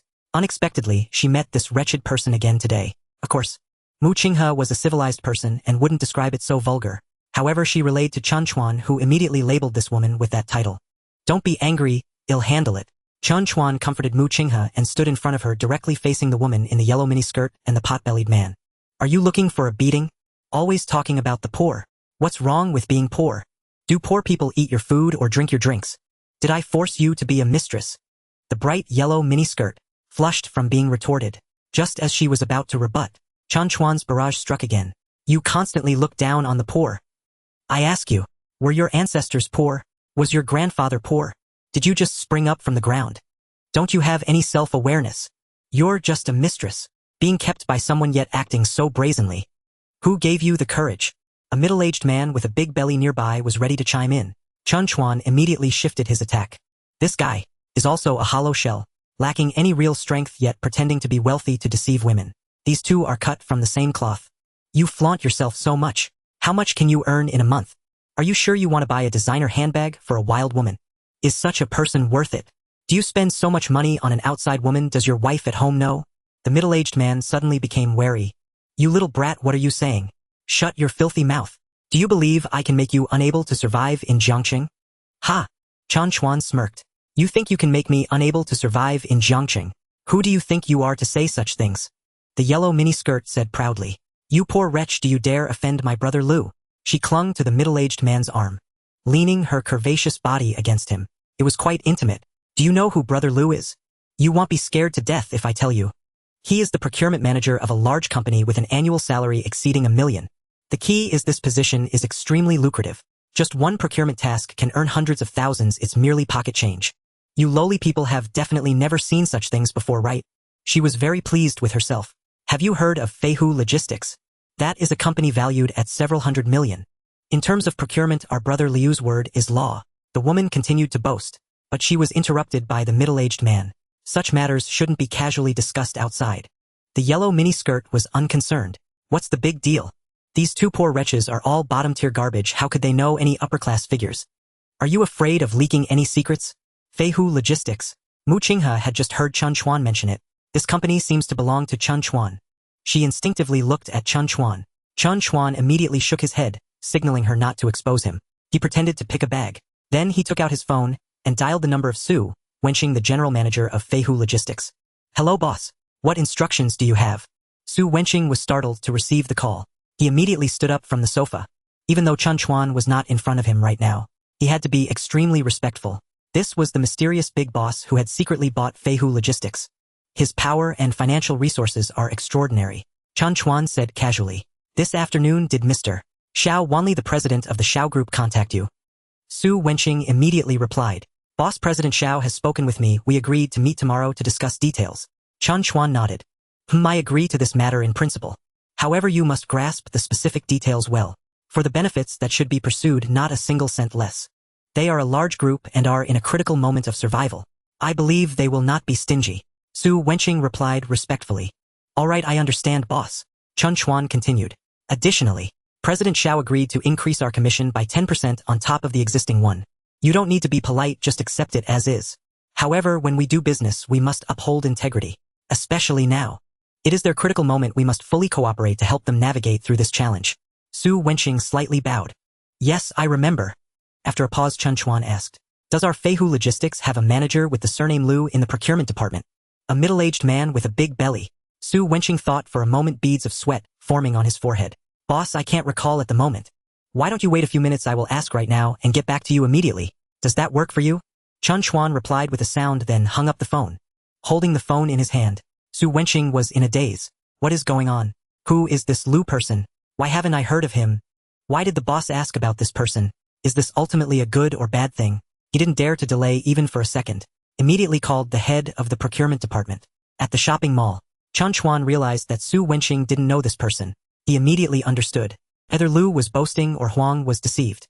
The middle-aged man with a big belly is definitely not the procurement department manager. At most he is a supervisor, or just a procurement staff member. As for corruption, there is indeed that possibility. Otherwise, how could he afford to keep a mistress on such a small position? And buy designer handbags? At this moment, Chen Chuan already had a plan. This handbag has a more advanced version. At first glance it looks very similar, but in reality the differences are significant. It is a high-end upgraded version. He lost interest in the lower-end bag that the yellow miniskirt touched. He didn't want to compete with a lowly person for a bag. On the contrary, he was very curious whether this fat man actually has the money to buy this expensive designer bag. It could also indirectly verify whether he is corrupt or not. Since this Mr. Lu is so capable, then I want to see if you can really afford to buy it. Stop boasting, in the end it's just an empty show. The yellow miniskirt immediately summoned a female shop assistant. Hey you, come here quickly. She waved her hand contemptuously, looking down her nose, very arrogant and rude, as if the female shop assistant was a lowly person at her beck and call. The female shop assistant was even prettier than her. This made the yellow miniskirt very displeased. So what if she was beautiful? She still had to work hard and be treated like a servant by her. The female shop assistant had seen many people. She often encounters such individuals. Her professionalism was excellent. She quickly walked over, maintaining a smile in her service. The middle-aged man with a big belly looked at the female shop assistant with a lustful gaze. This once again drew the jealous gaze of the yellow mini-skirt to maintain the image of a wealthy man. The middle-aged man had no choice but to grit his teeth and take out his bank card. On the surface he acted generous. Charge it. The female shop assistant smiled. She enjoyed dealing with such pretentious people. With one transaction, her commission wouldn't be small. Let this cheap woman spend all his money. The female shop assistant quickly brought over the POS machine, took the bank card from the middle-aged man's hand, was just about to swipe the card. Wait a moment. The middle-aged man suddenly spoke, interrupting the female shop assistant. Wait a moment. The middle-aged man suddenly spoke, interrupting the female shop assistant. The female shop assistant looked on with disdain. What was happening? Was this fat man going to back out? Pretending to casually inquire, "Beautiful lady, how much is this bag?" The shop assistant appeared very respectful on the surface. "Sir, this is a classic model priced at 380,000 yuan. The middle-aged man's expression changed drastically. What? 380,000? His fingers trembled. He had originally thought it was just a bag worth a few thousand. To show off, he thought he could spend the money. He didn't expect it to be so expensive. Damn. Even if this mistress was adorned with gold, it wasn't worth 380,000 yuan. He snatched back his bank card, gripping it tightly. "Please get me another bag. I'm sorry we picked the wrong one earlier." The shop assistant chuckled inwardly. Another fake rich man, clearly short on money yet desperate to show off. Trying to keep a mistress. Truly a lecherous and poor man. Well, since this bag is too expensive, he can't afford it. Then let's find one he can afford. The shop assistant thoughtfully picked out a cheaper one, only 380,000 yuan. No matter what, today this pair of dog lovers must spend some money. "Sir, how about this bag? The design is fresh and it looks great when carried." The middle-aged man nodded with a smile. He held the bag against the woman, gesturing a few times. "Very good. This bag is worthy of your temperament. That one earlier was too old-fashioned, not suitable for you," the middle-aged man said earnestly. The shop assistant nearly burst out laughing. She turned her face away, covering her mouth. It was a struggle to hold back. Chen Chuan secretly found it amusing. The fat man was right. How could this lowly woman be worth 380,000? If it weren't for her skills, she wouldn't even be worth 380,000. Humph. The yellow miniskirt looked displeased. 380,000 suddenly dropped to 38. This loss was too great. However, she feared that if the fuss continued, even this bag would be out of the question. Reluctantly, she accepted the bag worth 380,000. She even pretended to thank the middle-aged man, offering a kiss. "Thank you, Lugu. Wait until we get home, I'll let you." The two exchanged flirtatious glances, oblivious to their surroundings. They disgusted Mu Qinghe and the shop assistant once again. Chen Chuan observed quietly. This fat man could not afford a bag worth 380,000, which perfectly matched his status. However, spending 380,000 on a mistress was not something his salary could support. 9 times out of 10. He probably even embezzled company funds. Unexpectedly, just a casual stroll led to the discovery of a corrupt tumor within the company. "Hey, who was just boasting about being rich? Why aren't you buying now? Switch to a cheaper one. What's the situation? You two wealthy individuals can't afford it." Chen Chuan intentionally poked at their sore spot. The woman indeed leaped up in rage. With her hands on her hips, she spat venom. "Who do you think you are? Daring to mock me? At least we bought a bag. What about you? Can you afford it?" She pointed at Chen Chuan and Mu Qinghe, two poor ghosts trying to stroll in a luxury store. "Aren't you afraid of being laughed at?" Chen Chuan watched like it was a monkey show, observing the performance of the yellow miniskirt. "Are you so sure we can't afford it?" The middle-aged man appeared like a successful individual. "Kid, don't envy me. A man wanting to turn a woman into a Persian cat. Must have money, must be above others. You're still young. Work hard for 800 years. And you might succeed." The yellow miniskirt mocked. "Lu Go, can these two poor ghosts still think about buying Hermes? Even if they had 800 years, they still couldn't afford it." Chen Chuan smiled coldly. He turned to the shop assistant, his face warm with a smile. "Beautiful lady." He pointed at 2 bags he liked. "Please wrap these 2 bags for me." The shop assistant was shocked and delighted. Could this gentleman be the true hidden big shot? In disbelief, she carefully verified again. "Sir, are these the 2 bags you mentioned?" Chen Chuan nodded. The shop assistant hesitated and said, "These 2 bags are priced at 1.08 million and 1.18 million each. Are you sure you want to buy them?" Chen Chuan smiled and nodded. "What's wrong? Do you also think like this lady that I can't afford it?" The shop assistant quickly shook her head. "No, that's not it." She wanted to explain but didn't know how to. Indeed, Chen Chuan and Mu Qing's attire didn't look like rich second generation. Very simple, completely dressed like ordinary people. Both bags were over 1 million. Combined they amounted to 2.26 million. For ordinary people, this was definitely a huge sum. They might earn that much in their entire lives. Mu Qinghe was also stunned. She had seen both bags earlier and they were beautiful. She even instinctively touched them. Upon discovering the price of over 1 million, she quickly retracted her hand, fearing that if she broke it, she wouldn't be able to compensate. One bag was elegant and suitable for her mother. The other was fashionable and youthful, presumably for Chen Chuan. She liked it very much. It was a far cry from the one she had just looked at. However, how could she dare to carry such an expensive bag? Chun, let's just forget it. I don't want it. Mu Qinghe pinched Chen Chuan's waist from behind. Before Chen Chuan could respond, the yellow miniskirt suddenly rang out with a sharp and piercing voice. TCH, are you two still putting on an act? I see it's not that you don't want it, but that you can't afford it, right? She pointed at Chen Chuan and Mu King's attire, critiquing them. Don't you even look at yourselves and see what your status is? Still wanting to put on a show in front of me. I've seen all kinds of people. People like you who are both poor and love to show off. I've seen too many of them. She clung to the middle-aged man's waist, acting demure. Unlike our Lu Gu. He's a true gold collar, the manager of the purchasing department in a big company with an annual salary of $1 million. Which time hasn't he spent real money on me? This is the kind of successful man we women can rely on. Chen Chuan didn't want to watch this lowly woman's performance anymore. It was simply disgusting. Afraid of throwing up last night's meal, he patted Mu King's little hand. Mu, listen to me. These two bags are both beautiful and very suitable for you and Aunt One. I think Aunt One will definitely like them. Don't you want to make Aunt One happy? Mu Qinghe hesitated for a moment and nodded slightly. Chen Chuan was overjoyed. Immediately he said to the shop assistant, beautiful lady, wrap them up. Just these two. He handed over his bank card. The shop assistant excitedly took the bank card with both hands. At the last moment of swiping, she deliberately turned her head to glance at Chen Chuan, wondering if he would suddenly back out. Chen Chuan smiled. Beautiful lady, just swipe your card. I'm not like some rich guy who suddenly realizes he picked up the wrong bag. This operation TSK. The female clerk smiled sweetly. This handsome young man is truly interesting. Young, handsome, and well-built. Wealthy and generous. She stole a glance at Mu Qinghe. The female clerk felt a pang of envy. Alas, why don't I have such good fortune? If only I could find a boyfriend like that, I would wake up smiling from my dreams. Hearing Chen Chuan's sarcasm, the middle-aged man with a big belly turned pale with anger. You little brat, what do you think you are? Stop pretending. Wait a minute, are you about to say you swiped the wrong card? He looked at the female clerk. Don't be too happy too soon. Do you believe that as long as you swipe, it will definitely show insufficient balance? With someone as poor as him, how can you believe it? I see you as sales clerk are also wasting your effort. You have no insight at all. The yellow miniskirt laughed along. Lu Gu, I just said that. These people are all a bunch of broke losers. They will spend their lives as workers. How could they have any knowledge or vision? You have such a big boss here, why not treat him well? Yet you go to deal with two people who look like they come from poor families. Isn't that blindness? Ding. Payment successful. Seeing the POS machine display a successful transaction, the female clerk was stunned. She had just entered 26 million, holding on to a hope of just trying it out. If it failed, it wouldn't matter. But if it succeeded, that would be fantastic. Not only would it slap that couple in the face, but also earn a substantial commission. It couldn't be more beautiful. Esteemed guest, your bank card. The female clerk presented it with both hands, her fair face flushed with excitement. Just this single order equaled her sales performance over many days. The necklace she had set her eyes on a few days ago could finally be bought.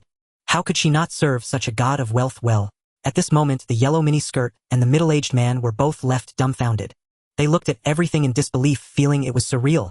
Successful payment. How could this be possible? A poor kid whose entire outfit didn't cost more than 200 yuan. Could he really come up with 26 million? That's just too unscientific. A few curious onlookers and other clerks hid to the side, whispering. It was both curiosity and envy towards the wealthy, as well as disdain and contempt for fake rich folks. The middle-aged man with a big belly felt embarrassed and ashamed. What a bad day. He didn't check the almanac before going out, encountering a low-key wealthy heir. Damn, he likes to play the role of a pig to eat the tiger. But so what if you're rich? It doesn't affect me at all. Humph. The yellow mini-skirt was even angrier than her man.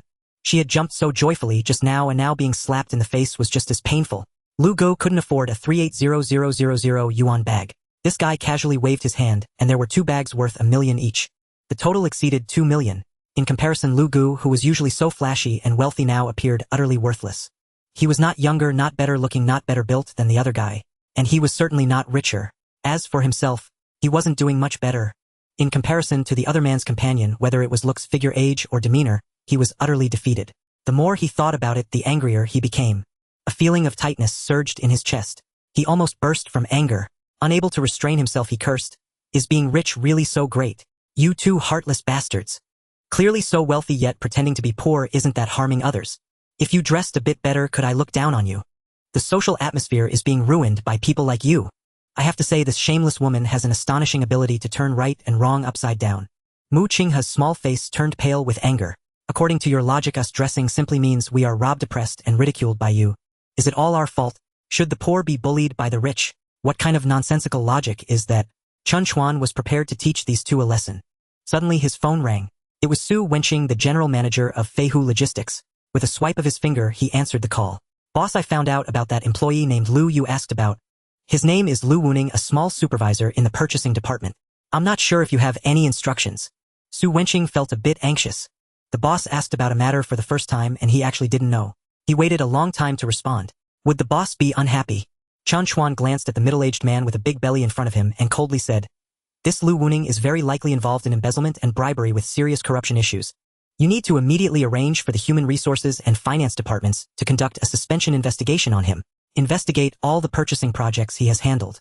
Once any financial issues are discovered, immediate action must be taken and the police should be notified. I have only one requirement. Recover the stolen funds and pursue legal responsibility. Su Wenqing was so frightened that his heart raced. Cold sweat flowed. Yes, I'll handle it right away. He didn't dare to hang up first. What if the boss had other arrangements? Sure enough, Chen Chuan made another request. At the same time, conduct a comprehensive audit of all departments in the company. Once discovered, any illegal or disciplinary behavior must be dealt with seriously. I don't care how things were done in the past. But from now on, everyone must maintain integrity. Our Feihu Logistics cannot tolerate corrupt individuals. Additionally, everyone's performance bonus will be increased by 50. Those who perform well should be rewarded. Those who perform poorly must be penalized. Further improve the talent optimization and elimination mechanisms. Su Wenqing secretly admired. The young new boss really has excellent strategies. With a big stick in one hand and bread in the other, he had just conducted a rectification campaign and now also increased performance bonuses. He also wants to strengthen the elimination mechanism. These simple measures could clean up the company and win people's hearts, keeping the company firmly in his grasp. Impressive. This position isn't exactly easy to sit in. There must be a necessary sense of crisis and keep pace with the new boss. Otherwise, sooner or later, you'll be eliminated by the new boss. Yes, boss. I'll execute it immediately. Su Wenqing's reply was resolute. He showed enough loyalty. Chen Chuan nodded slightly, his voice neither warm nor cold, neither salty nor bland. Do well. I'll be watching. After hanging up the phone, Su Wenqing wiped his forehead of cold sweat again. Even though they hadn't met yet, he already felt a sense of awe towards this new boss. This is definitely a formidable character. Just the last two sentences are full of meaning worthy of deep consideration. Do well. This is encouragement but also affirmation. It indicates that his position is temporarily stable. The boss has no intention of replacing him. I'll be watching you. This is an expectation but also a warning. Next, you need to perform well. Your position just beneath you is only temporary. If you don't perform well, you could lose your seat at any time. Of course, as long as you do well, I will see it and won't overlook your abilities and achievements. Keep up the good work. The boss is always watching you. Hiss. Su Wenqing gasped in shock, feeling cold sweat all over his body. The thought is chilling. Just after Chen Chuan hung up the phone, the middle-aged man with a big belly was trembling all over, both frightened and furious, and with a hint of fear. His eyes were bloodshot wide open, as if he wanted to eat someone. You little brat, how do you know my name? Who were you just on the phone with? Lu Wuning grew increasingly terrified as his voice began to tremble. What nonsense are you spouting? Are you going to suspend me for an investigation? Are you also going to call the police? Chen Chuan chuckled coldly. What's the matter? Are you scared now? Where did that bravado go? In her yellow miniskirt, seeing her man intimidated by this rich second generation, she was almost scared to the point of wetting herself. Annoyed, she slapped Lu Wuning. Lu Gu, don't listen to his nonsense. We're not afraid. Just look at how young he is. Even if he has money, it's from his family. He's just a spoiled rich kid. You're a senior executive at Feihu Logistics. Why should you be afraid of him? Lu Wuning hesitated, saying, but the way he was on the phone earlier didn't seem fake at all. The mistress scoffed. That was just for show, meant to scare you. Lu Gu, you're letting your concern lead to confusion. Think about it, what right does he have to interfere with your work? What's his identity? He's gonna stop an investigation and call the police on you. She spat a thick phlegm on the ground in disgust. The female clerk rolled her eyes and hurriedly grabbed a mop to clean up the disgusting mess. The miniskirt mistress continued her performance. He's just a spoiled child. Why should you be afraid of him? Knowing your name is easy. You've served so many clients. Perhaps one of them is an elder from his family. He has seen you before, you just didn't notice him. She suddenly suggested, Lu Gu, you should investigate him carefully. Whose child is this kid? Just stop cooperating with them and let his parents discipline him properly. Lu Wuning looked at his mistress, speaking confidently. He felt there was a possibility and took the initiative to ask, you little brat, what's your name? Who are your parents? Chen Chuan shook his head. Who I am is none of your business. Lu Wuning was furious. You little brat, do you really want to bring harm to your parents? Do you believe I'll? Before he could finish his threat, his phone rang. Lu Wuning was like a startled bird. Trembling, he took out his phone. At that moment, receiving any call could easily trigger his sensitive nerves. Upon seeing it was his direct superior. Xia Hishang, the procurement department manager, frightened him so much that his fingers trembled, nearly dropping the phone. Manager Xia, what instructions do you have? A familiar voice came from the other end. It's after work hours. Why so serious? Cousin, want to join me for a drink? I'm in the mood today. I had your sister-in-law cook a few dishes. It's no fun drinking alone. Come over and have a bite with me. Lu Wuning's tense heartstrings suddenly relaxed. Xia Hishang was his direct superior and also his cousin. His entry into Feihu Logistics and his position as a procurement supervisor relied on his cousin's support. He often treated his cousin well, sending gifts and flattering him. Their relationship was relatively close. Cousin, I'm really sorry. I have some matters to attend to outside tonight. I'm afraid I can't join you for drinks. I'll definitely accompany you next time. He hurriedly hung up the phone. Lu Wuning's mood inexplicably improved as he coldly glared at Chen Chuan. Just moments ago he had almost been scared by him. As a procurement department manager, if something happened to him, his cousin would surely be the first to know. Now he was calling to invite him for drinks. This indicated that he was definitely fine. Chen Chuan was clearly just bluffing. Perhaps that phone call earlier never even went through. He was just holding the phone talking to himself, scaring me to the point that my legs went weak. Damn. You little brat, are you looking to die? Dare to toy with me? Do you really think I can't handle you? I'll check right now whose child you are. Wait a minute. Even if you kneel and beg me, it won't help. He immediately scrolled through his phone's chat and call records to investigate which supplier could possibly have ties to Chen Chuan. Suddenly his phone rang again. Upon seeing the caller ID, it was the number of the HR manager. This time Lu Wuning was much calmer. With his cousin, the great manager, backing him up, perhaps it was to notify him of being selected as an outstanding employee or a promotion and raise. He answered the phone at a relaxed pace. Hello. He didn't even finish his greeting when a serious voice came from the other end. Lu Wuning, I'm officially notifying you now. You have been suspended. Come to the company early tomorrow for a work handover. At the same time, the finance department will also send out an investigation team. They will conduct a thorough examination of all projects you have handled. If there are any financial issues or signs of corruption, you must immediately return the embezzled funds. And the police will be involved. I hope you recognize the situation and don't do something foolish. Click. Lu Wuning didn't say a word. The other party had already hung up.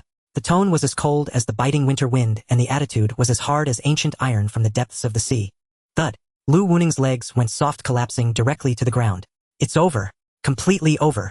At that moment, fear, dread, and regret intertwined to form a great net that tightly bound his heart. His eyes lost their luster, staring blankly, completely empty. Mu Qinghe was extremely surprised. How could this guy, who just moments ago was so full of himself, suddenly turn dumb after receiving a phone call? Could it be? The only explanation was that this behind-the-scenes boss of Feihu Logistics was targeting this little employee. Most likely this guy was indeed a corrupt official, using embezzled funds to indulge in extravagant living and keep a mistress. People like this should have been dealt with long ago. The female clerk and others looked at Lu Wuning in shock. Then they glanced at Chen Chuan. Could all of this be the doing of this young man in front of them? It was hard to tell. He was so young and dressed very simply. Unexpectedly, not only was he generous, but his power was also astonishing. With just one phone call, he scared the fat man on the other side half to death. Only the girl in the yellow miniskirt remained nonchalant. She pulled at Lu Wuning but couldn't lift him. Unable to restrain herself, she scolded. Lu Gu, what's wrong with you? Don't listen to that little brat's nonsense. What is he even worth? Slap. Lu Wuning abruptly got up and slapped the girl in the yellow miniskirt hard across the face. At that moment, the emptiness in Lu Wuning's eyes disappeared, replaced by deep loathing and profound regret. You filthy bitch, it's all your fault that I'm in this situation. After one slap, he was still unsatisfied. Slap. He continued to deliver several more slaps until the woman's cheeks turned red and swollen, her hair a mess, and she fell to the ground before he finally stopped. If it weren't for you misleading me, would I be taking bribes and engaging in corruption? Always asking me for this jewelry and that bag. He also slapped himself twice hard. How could I be so foolish? I was misled by you, this vixen. Lu Wuning grew increasingly anxious and filled with regret, feeling as if his insides were turning green with remorse. His whole being descended into madness. Now the company is looking into the accounts. All my money has been spent on you. You must return every penny to me. If I do this, I might reduce my sentence and spend fewer days in prison. Hand over the bag. I want a refund. Every extra cent could lessen my punishment. However, in her yellow mini-skirt, she clung tightly to her Hermes bag, refusing to let go. You fat pig, this is what I earned by sleeping with you. Why should I give it back to you? I've already spent that money, how can I return it? It's impossible. I won't return it even if you kill me. This money is what I rightfully deserve. Lu Wuning upon hearing this was instantly enraged and immediately thought of hitting her. The woman retaliated fiercely with her nails. She specifically clawed at the fat man's face. The two became entangled in a fierce struggle, creating quite a scene, if it weren't witnessed firsthand. No one would believe it. Just 3 minutes ago these two were sweetly whispering to each other, discussing what new skills they would unlock upon returning. At this moment they resembled enemies, meeting their eyes filled with animosity, wishing to eliminate each other. As they wrestled, Lu Wuning's phone rang again. He couldn't afford to delay. He shoved the woman away and promptly answered. Lu Wuning, you idiot. Do you want to get me killed? Without waiting for him to speak, his cousin, who had just invited him to drink, was now furious. He unleashed a torrent of scolding upon him. Lu Wuning could only pinch his nose and wait until his cousin finished venting before timidly asking, "Cousin, what exactly is going on?" Sha Hishang angrily replied, "You ask me. Who should I ask? You brought this on yourself and dragged me down with you. Now the HR department has suspended you and the finance department is auditing your accounts. Because I am your recommender, I am now liable. Manager Su has formally notified me to suspend you for a week. Once the investigation results come out, appropriate actions will be taken. You're in deep trouble." Lu Wuning became increasingly alarmed as he listened. He had originally thought of having his cousin help him network. Now it seemed his cousin was also in dire straits, like a clay figurine crossing a river, unable to protect himself. However, he still couldn't understand how his matters, which he had kept so confidential, suddenly came to light. "Cousin, do you know who I offended?" Hearing this, Sha Hishang became even angrier. He spat out, "How dare you ask me? You pig-headed fool, don't you know who you have offended?" He paused, recalling Manager Zu's hints. "Based on my deductions, you must have just offended the new boss of the company. Sometimes I even admire you. Even I, the purchasing department manager, don't know the new boss. How can a mere junior supervisor like you offend the new boss?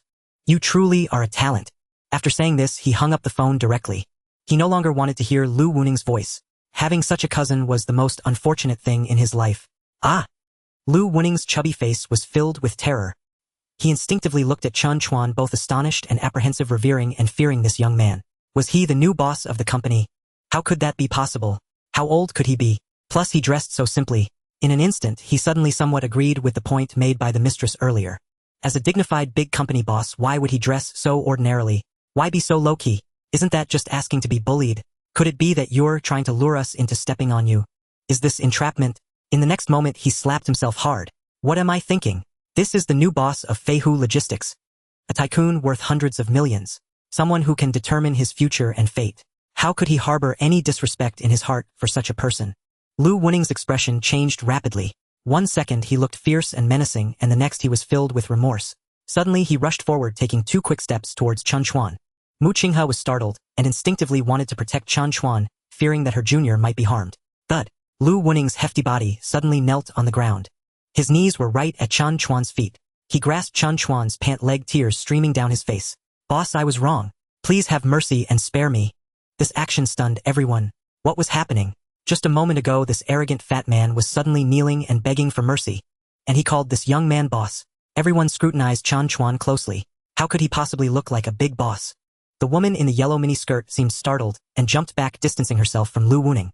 "You fat pig, are you crazy?" She could not believe that the plainly dressed Chen Chuan could be the boss of Feihu Logistics, a company worth hundreds of millions. She feared that Chen Chuan might not even be as qualified as an ordinary employee inside. How could he possibly be the boss? She was convinced that Lu Wuning must have been stopped for an audit and was about to go to prison. He must be terrified. Imagining that Chen Chuan was the boss, he thought if only he could obtain Chen Chuan's forgiveness, he could avoid imprisonment. At this moment, Lu Wuning didn't care about the pointing and gossiping around him. He also ignored the mistress' startled reactions and kept pleading with Chen Chuan. "Boss, I was wrong. I truly was wrong. Please forgive me. Just let me go as if I was nothing. I'll return all the stolen money. I only ask that you don't call the police. I don't want to go to prison." Lu Wuning, a middle-aged man built like a bear, cried like a child. Yet Chen Chuan remained unmoved. "I won't forgive you. You should hurry and return the stolen money. Perhaps you can reduce your prison time." The woman in the yellow miniskirt saw Lu Wuning still lost in his delusions and couldn't help but curse. "You fat pig, even at a time like this you're still begging a poor guy. What help can he give you? He won't forgive you? Pfft. Do you think you deserve it? Who needs your forgiveness?" Bang! Before she could finish speaking, Lu Wuning, who had just been kneeling, suddenly sprang up, swinging his massive fist with a thud. He landed a solid punch on the mistress' face. "Ah! Help! He's killing me!" The woman in the yellow miniskirt cried out, sobbing loudly. Her piercing scream pierced the ceiling. It was more shocking than being assaulted. Unfortunately, the scene was filled with countless onlookers, as well as many staff members watching the show. Yet no one was willing to step in to break it up. These two were equally culpable, colluding in their misdeeds. They were like dogs biting each other, deserving of their fate. Chen Chuan had no interest in watching two lunatics tear each other apart. Shaking his head, he took Mu Qinghe by the hand and walked out of the store. "Senior sister, let's go back. Aunt One is still at home waiting for us to have a late-night snack." In his mind, he instinctively recalled the last time they went out to eat. Aunt Wen's outfit was so cool and eye-catching. And helping Aunt Wen massage her delicate feet.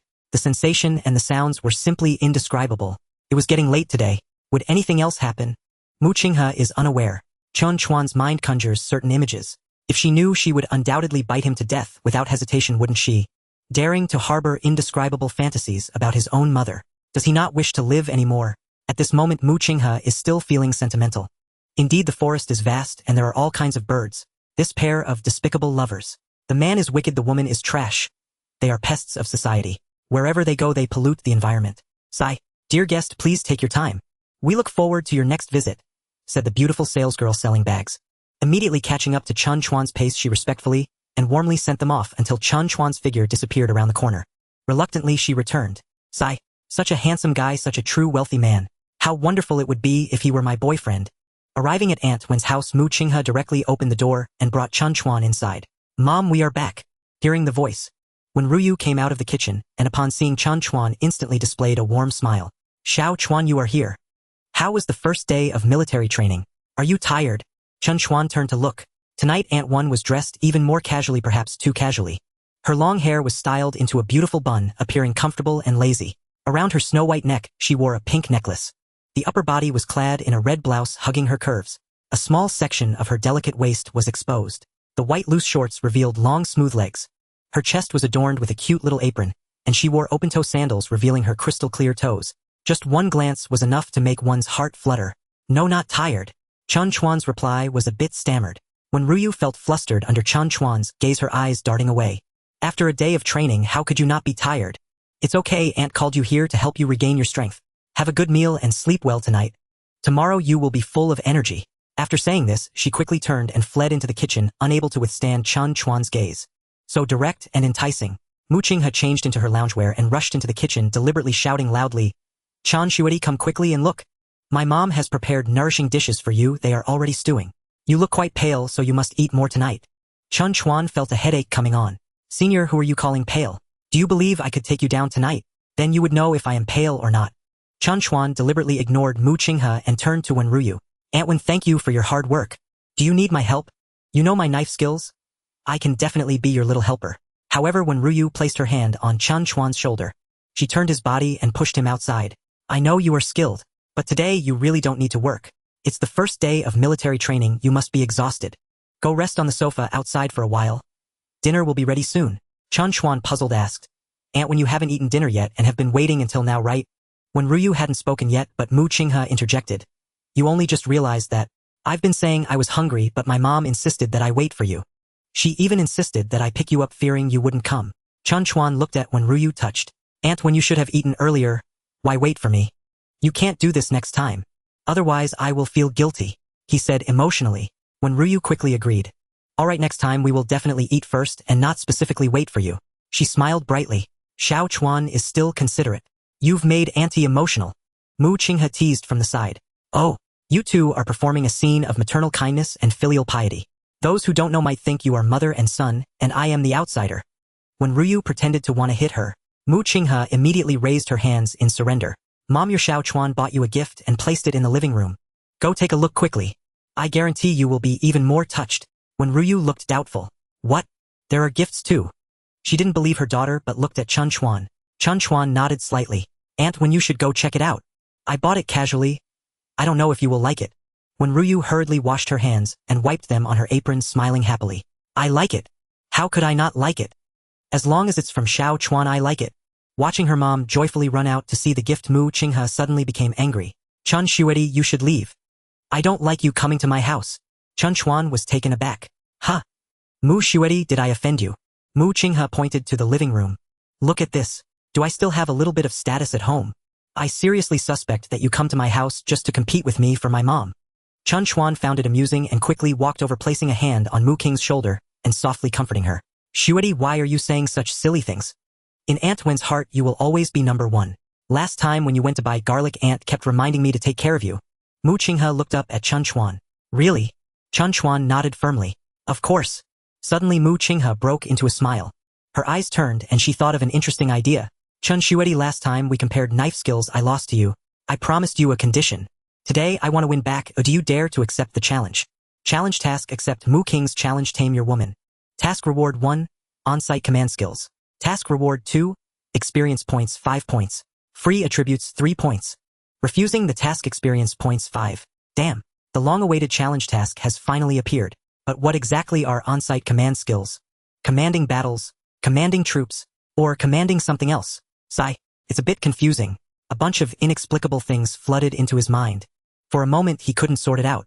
He would take his time to study it later. 3 free attribute points aren't much, just better than nothing. The most crucial thing is the 5 experience points. The system is still at level 1, and the experience points have accumulated to 95, just 5 points away from leveling up to level 2. This challenge task comes at just the right time, precisely rewarding 5 experience points. Inside he was already eager, but on the surface Chen Chuan remained calm. He casually asked, "Oh, what is senior planning to compare this time?" Mu Qinghe was full of confidence. "This time I want to compare cooking. Knife skills are merely for show, true culinary skill lies in cooking. The dishes must be delicious to be the king." Chen Chuan accepted the challenge. "Alright, let's compare cooking then. The stakes remain the same as last time, is that alright?" Mu Qinghe meant exactly that and immediately agreed. "Good. This time I must think carefully about what to make you do for me. Help me wash the dishes, mop the floor, fold clothes." Chen Chuan chuckled. "Senior, are you so sure that I will definitely lose?" Mu Qinghe puffed out her chest proudly. "Of course. Since middle school I've been learning to cook from my mom. After so many years of skill, do you really think you, a rookie, can surpass me?" Senior sister Chen Chuan kindly reminded. "Don't forget it was I, this novice, who won against you last time." Mu Qinghe let out a light snort. "Humph, last time was purely a coincidence. You excel in knife skills and I was careless. This time I will definitely win. I will give it my all and never underestimate my opponent." She waved her small fist, displaying complete confidence, while also motivating herself. "Victory in this battle is a must." Chen Chuan stood aside, secretly chuckling, not saying much. "Dear senior sister, I seem to have forgotten to tell you. What I excel in is culinary skills, not just knife work. I hope when you discover the truth, you can still maintain your current confidence and courage." I need to think. If I win the competition, what condition should I propose? Have senior sister bring me water, treat me to a meal, or accompany me to watch a movie. You must know the skills rewarded by the system are top-notch culinary skills, the skills of a chef. When it comes to cooking, there is nothing I am not good at. Knife skills are just one aspect. Cooking, of course, that is also a piece of cake. To ensure fairness, Mu Qinghe added, "Wait a moment, let's each cook a dish and let my mom taste them. Whichever one she says is better, that person wins." She suddenly pointed at Chen Chuan, seeming to remember something, and threatened fiercely, "You are not allowed to reveal which dish is yours in advance. Otherwise, I fear my mom will show favoritism." Chen Chuan was speechless. "Mu, the school beauty, you need to get your facts straight. You are the biological daughter of Aunt Wen. If anyone should be worried about favoritism and unfairness, it should be me, right? However, upon reflection, if Aunt Wen knows in advance, it's hard to say who she would favor in the end. He who told me I'm handsome, loved by everyone, flowers bloom wherever I go. Aunt Wen truly loves me, while senior sister, you are just a coincidence." Next, the two of them worked independently, preparing their ingredients, each cooking a dish. Mu King's competition dish was scrambled eggs with tomatoes. Chen Chuan chose Kung Pao chicken. The two had just finished and were about to serve the dishes when Ryu rushed in like a gust of wind. Her face was filled with joy. "Xiao Chuan, did you buy us Hermes bags?" Chen Chuan smiled and nodded. "Yes, these 2 bags were personally chosen by me. One is youthful and fashionable, meant for senior sister, while the other is elegant and sophisticated, perfectly matching your temperament. Do you like it?" Ryu couldn't contain her smile. "I love it. I absolutely adore it." Her face flushed with excitement as she suddenly leapt forward. She hugged Chen Chuan tightly, bouncing and colliding against his chest. "This bag Auntie particularly likes. Don't laugh at me. Auntie has gone to the counter 3 times to admire it in person. Unfortunately, it's too expensive. Hermes bags are not something we wage earners can afford. If you hadn't bought it for me, I probably would never be able to afford it in my lifetime." It was clear that Aunt Wen really liked it and was very happy. Chen Chuan could clearly feel her body trembling. Her smooth, snow-white figure flushed slightly with excitement, radiating a warm aura. A fragrant scent wafted to his nose. Chen Chuan was in a predicament. His whole body was stiff, not daring to move. Soft jade and warmth in his embrace. With both hands around Aunt Wen, he did not dare to move casually, especially under the watchful eye of senior sister. he was even more hesitant to step a foot beyond the threshold. Fortunately, Aunt Wen seemed completely unaware. Everything was initiated by her. Chen Chuan comfortably enjoyed the warm embrace. Aunt Wen, the dishes are ready. Let's eat. Finally, under the scrutinizing gaze of senior sister Chen Chuan, had to reach out and pat Aunt Wen on the back. He couldn't help but marvel. Aunt Wen's skin was incredibly smooth, even better than that of an 18-year-old girl. Is this innate talent? Xiao Chuan, these 2 bags are too precious. You should return them. When Ruyu suddenly spoke, Chen Chuan was stunned for a moment, then smiled and said, Aunt Wen, you know I'm not short on money. During this time, you and senior sister have taken good care of me. I've long wanted to buy you both a gift. It's rare that you both like these 2 bags. I am never going to return them. Don't say it's just 2 million. As long as it makes you happy, whether it's 20 million or 2 billion, I would buy it too. When Ruyu's heart melted upon hearing this, she was instantly surrounded by happiness. Our Xiao Chuan really knows how to care for others. It's worth Auntie's concern for you. Ding. When Ruyu's favorability level increased by 5, her current favorability level 53 ambiguous target. Wow. Aunt Wen's favorability has increased again. The key is breaking through the 50 barrier to reach the ambiguous target stage. Chen Chuan didn't know what to do. He touched his right chest and swore. Buying gifts and giving bags was purely to thank senior sister and Aunt Wen for their care and support. He didn't think of anything else. Moreover, he certainly didn't expect to develop Aunt Wen's favorability into anything ambiguous. This was all the system's fault. Yes, it's all the system's scheme against him. Interestingly, he didn't know if it was his illusion, but when Aunt Wen's favorability broke into the ambiguous target range from that moment on, the atmosphere between the two suddenly became subtle. Aunt Wen's gaze grew warmer, even unable to contain her indulgence. Occasionally, she would blink her beautiful eyes, conveying a little secret that only the 2 of them could understand. Mu Qinghe guessed that her mother would definitely like the Hermes bag. Unexpectedly, she would like it so much and be so excited. She couldn't help but silently decide in her heart to work hard to make money and buy more gifts for her mother in the future, to make her happier and more fulfilled, to repay her for so many years of being both a mother and father raising her. How much hardship has she endured, and how many glances has she suffered? It has not been easy. She must be filial to her, to do her utmost to repay her great maternal love. Under the intentional concealment of Chen Chuan and Mu Qinghe, all the dishes were served on the dining table. Mu Qinghe couldn't help but remind her mother, Mom, please taste the dishes we cooked. Are they delicious? Especially this kung pao chicken and scrambled eggs with tomatoes. Which one is better? When Ruyu looked puzzled, glancing between her daughter and Chen Chuan. What's going on? Did Xiao Chuan cook both of these dishes? Then Auntie must taste them properly. She picked up her chopsticks. With great anticipation, she picked up the dishes. For the first bite, she tried the scrambled eggs with tomatoes. Mom, how is it? Mu Qinghe nervously stared at her mother, waiting for her evaluation. Is it delicious? When Ruyu closed her eyes to savor the moment. Very good. This dish was taught to you by Qinghe, wasn't it? The flavor is just right. It tastes exactly like what she would cook, even better than what Qinghe usually makes. Xiao Chuan, you really have a gift for cooking. Chen Chuan smiled without saying a word. Mu Qinghe, however, wanted to sing out loud. I am so proud. I am so proud to receive my mother's high praise. She secretly rejoiced and was very happy. Glancing at Chen Chuan, her eyes brimmed with pride. Chen Shuedi, did you see that? The dish I cooked surpassed all expectations, and was even tastier than usual. This time I, the young lady, am certain of victory. Luckily, I prepared in advance. If they said you cooked it, would Mom be able to give an impartial evaluation? I can't guarantee that. Now Mom has already given such a high evaluation. You can't use Mom's favoritism any longer. It's impossible to claim your dish is better than mine. She can't just say it tastes good one moment, then say it doesn't taste good the next moment. I'm truly clever. At this moment, Mu Qinghe felt utterly confident. With steady assurance, she deliberately asked, Mom, try the kung pao chicken. This was also made by Chen Chuan. When Ruyu picked up her chopsticks again, her face was radiant with a bright smile. After the first dish, she was filled with anticipation for Chen Chuan's second dish. She picked up a piece of food, put it in her mouth, and chewed slowly. Suddenly, her expression changed. The original smile vanished without a trace, replaced by deep confusion and surprise. Something's off.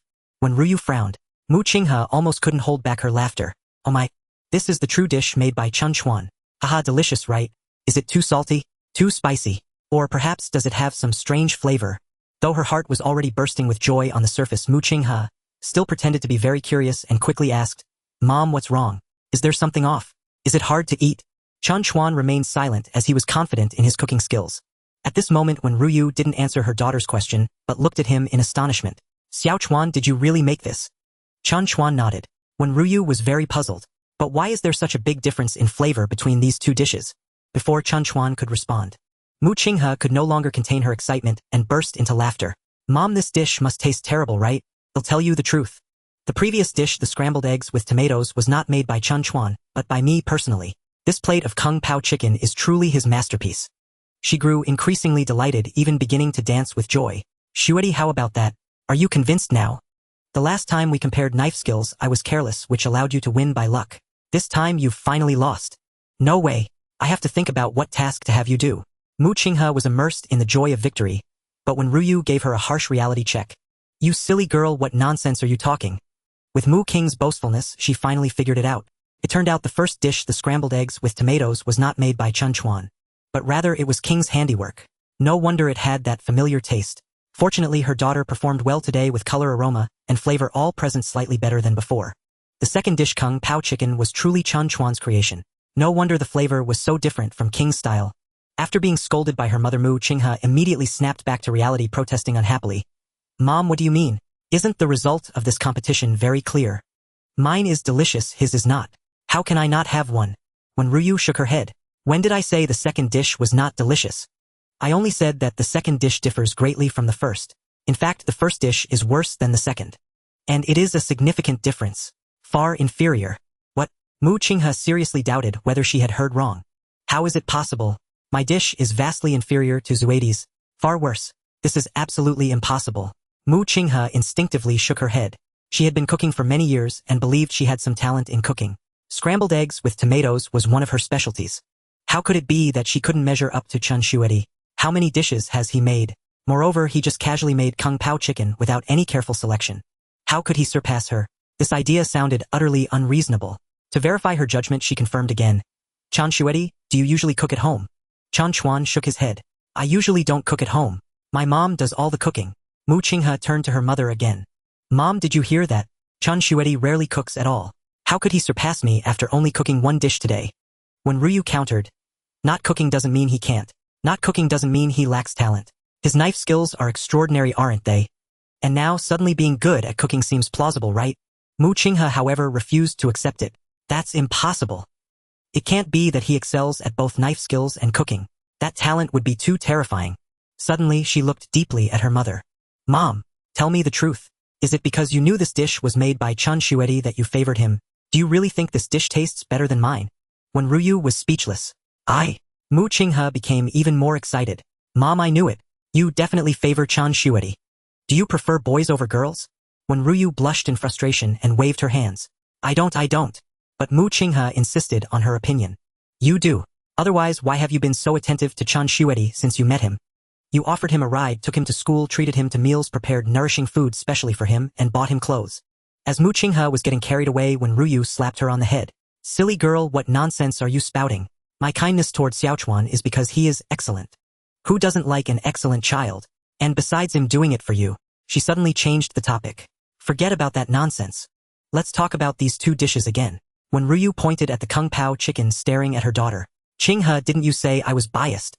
You deliberately turned the truth upside down, calling the bad food good. It's simple. Just taste it yourself. Then you'll know if I'm lying or not.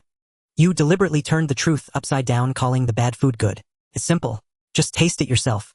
Then you'll know if I'm lying or not. Mu Qinghe was given a light slap by her mother. She covered her head with her hand, instantly becoming obedient and refraining from causing trouble. Half believing, she picked up a pair of chopsticks and grabbed a small piece of diced potato. Slowly putting it into her mouth, she chewed with a satisfying sound. Her eyes lit up. The expression on her face changed instantly. In the next moment, Mu Qinghe quickly grabbed a piece of chicken and placed it in her mouth. Munching.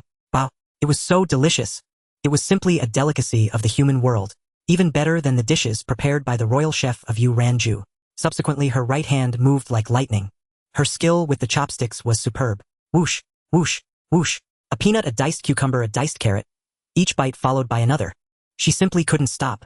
When Ruyu blocked her, her actions fierce like a wolf. You little brat, do you still say I'm biased? Mu Qinghe had her mouth full of food. No bias. You weren't lying, this dish is really delicious. So fragrant. I feel like I could finish it all by myself. She looked at Chen Chuan. Chen Shuedi, don't compete with me for this.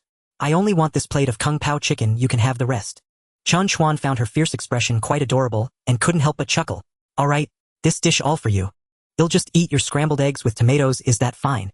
Mu Qinghe suddenly felt a bit shy, glancing at the scrambled eggs and then at the Kung Pao chicken. Finally letting her proud head droop, she admitted, I concede. Your cooking skills are better than mine. I lost. You can name a requirement to satisfy you. For the sake of Kung Pao chicken, I can agree to anything. Chen Chuan teased. Any request is acceptable. Mu Qinghe gritted her teeth and nodded. This girl is a woman of her word, never breaking a promise. Chen Chuan smiled proudly. All right, let me think about it first. I'll come to you for fulfillment once I've decided. At this moment, when Ruyu was very curious. Xiao Chuan, you rarely cook. Why are your culinary skills so good? Did you learn from a famous master? Or is there some secret? Chen Chuan laughed heartily. When there are no famous masters or secrets at all. I'm just messing around for fun. Maybe it's a talent. I just stir-fried it and it turned out like this. He shrugged. Actually, I think it's quite ordinary. How can it be as delicious as you say? The mother and daughter shook their heads, simultaneously strongly expressing their disagreement. Ordinary? Not ordinary at all. This is the best dish we've ever had. No matter if it's the royal chef of Yu Ranju or the 5-star chef from Kyushu International, they can't compare. Chen Chuan didn't refute. The three of them sat together and began to eat dinner. Oh no! When Ruyu slapped her thigh and suddenly stood up, hastily walking into the kitchen moments later, she returned with a large plate of meat dishes. Black beans stewed with lamb, she enthusiastically introduced. I specifically picked these ingredients from the market. I cooked them carefully for a long time. Xiao Chuan, try it and see if it's delicious. Chen Chuan had a black line appear on his forehead. There really was something nutritious. When you are too considerate. My health is perfectly fine, I don't need any tonics. What nutrition does this have? When Ruyu laughed. I've heard it can nourish kidney yang and strengthen the body. You exerted a lot today, just the right time to replenish. She picked up Chen Chuan's bowl and clang clang clang filled it with a large bowl of meat including black beans, peanuts and the like. Eat up, have more. It's good for your health. Chen Chuan had no choice but to close his eyes and stuff his mouth. Fortunately, Wen's cooking was still top-notch. The lamb was very tender. The more Chen Chuan ate, the more delicious it became, and he ended up eating quite a lot. Mu Qinghe chuckled to herself, enjoying the pleasure of Kung Pao chicken all on her own, even saying while eating that Chen Chuan should come over more often. Each time there must be a serving of Kung Pao chicken. Just as Chen Chuan finished the lamb, when Ruyu came out from the kitchen with a large bowl of soup. It was steaming hot. When what kind of soup is this? Chen Chuan felt overwhelmed. How could there be more? Was he destined to have a nosebleed tonight? When Ruyu placed it in front of him and thoughtfully handed him a white porcelain soup spoon. This is soft-shelled turtle soup. I've researched it for a long time before gaining the confidence to make it. You must drink more. This is said to be highly nutritious as well. Chen Chuan had a pleading expression. When can we skip this? Aren't you worried I might oversupplement you? I'm young and strong, why would I need these things? Yet when Ruyu showed no signs of softening, she shook her head. You young lads have such a large amount of exercise in a day. What's wrong with eating a bit of nourishment? Men should have more vitality. You're still young and don't understand Auntie's concerns. Later you'll thank me. Chen Chuan wanted to resist, even using his eyes to seek help from Mu Qinghe. Unfortunately, Mu Qinghe didn't care about him and couldn't help him either. How could she defy her mother's orders? She only gave him a comforting look. Junior, just give in. It will be over soon. Watching Chen Chuan, he wasn't making any moves. When Ruyu took the initiative to pick up the white porcelain soup spoon and scooped a spoonful of soft-shelled turtle soup. She opened her red lips and gently blew on it. Then she brought it to Chen Chuan's mouth. Open wide quickly.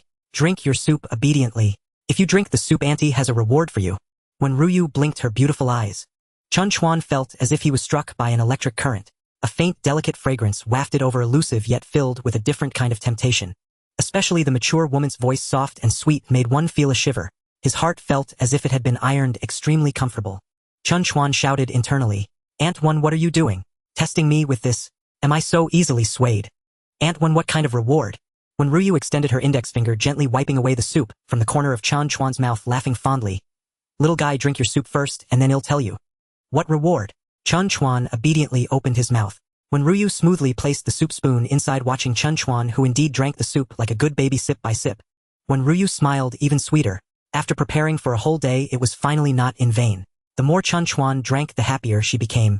Beside the, Mu Qinghe suddenly felt that the Kung Pao chicken in her mouth was no longer fragrant, watching her mother interact closely with the handsome junior. She always had a feeling of being a light bulb. My goodness, I'm going crazy. Am I the superfluous one in the family? Just as Chen Chuan was guessing in his heart what kind of reward One was referring to, the system reward was issued. His heart warmed. This time his experience points were fully replenished. Just right for leveling up. He wondered what changes would occur when the godly rich system turned into level 2. 2 kinds of potent tonics consumed. Soon after, Chen Chuan's entire body began to heat up. His skin flushed red as sweat poured down like rain. So hot. He found a fan and fanned himself vigorously. When Ruyu, concerned, said, Xiao Chuan, you're drenched from head to toe. You should hurry and take a shower. It will definitely make you feel better after bathing. She felt a twinge of regret. Oh no, had she overdone the tonics? Xiao Chuan was at the peak of his vitality. Would it not overwhelm him? Chen Chuan shook his head. Aunt, when it's inconvenient to shower here, I'll wait and wash when I get back. When Ryu smiled teasingly, little rascal, what's inconvenient about it? Even Auntie doesn't mind yet, you're shy. Chen Chuan quickly explained. No, Aunt, when I didn't bring any clothes. After washing, wearing dirty clothes wouldn't feel comfortable. Better to go back. When Ryu interrupted, don't worry about the clothes. Today Chinghe and I went shopping together and bought you 3 sets of clothes. From inside to out, from head to toe, all covered. Including shoes and socks. Chen Chuan was stunned. Ah! He looked at Mu Chinghe wondering if it was true. Had they really bought him new clothes? Mu Chinghe casually said, no joke, it's true. Honestly, she continued. You a big boss wearing patched clothes every day is really inappropriate. Chen Chuan scratched his head. I just haven't had time. I was planning to find time to buy some in the next few days. Mu Chinghe shook her head. You don't need to worry anymore. Early this morning my mom woke me up saying it was to accompany me shopping. I got up eagerly.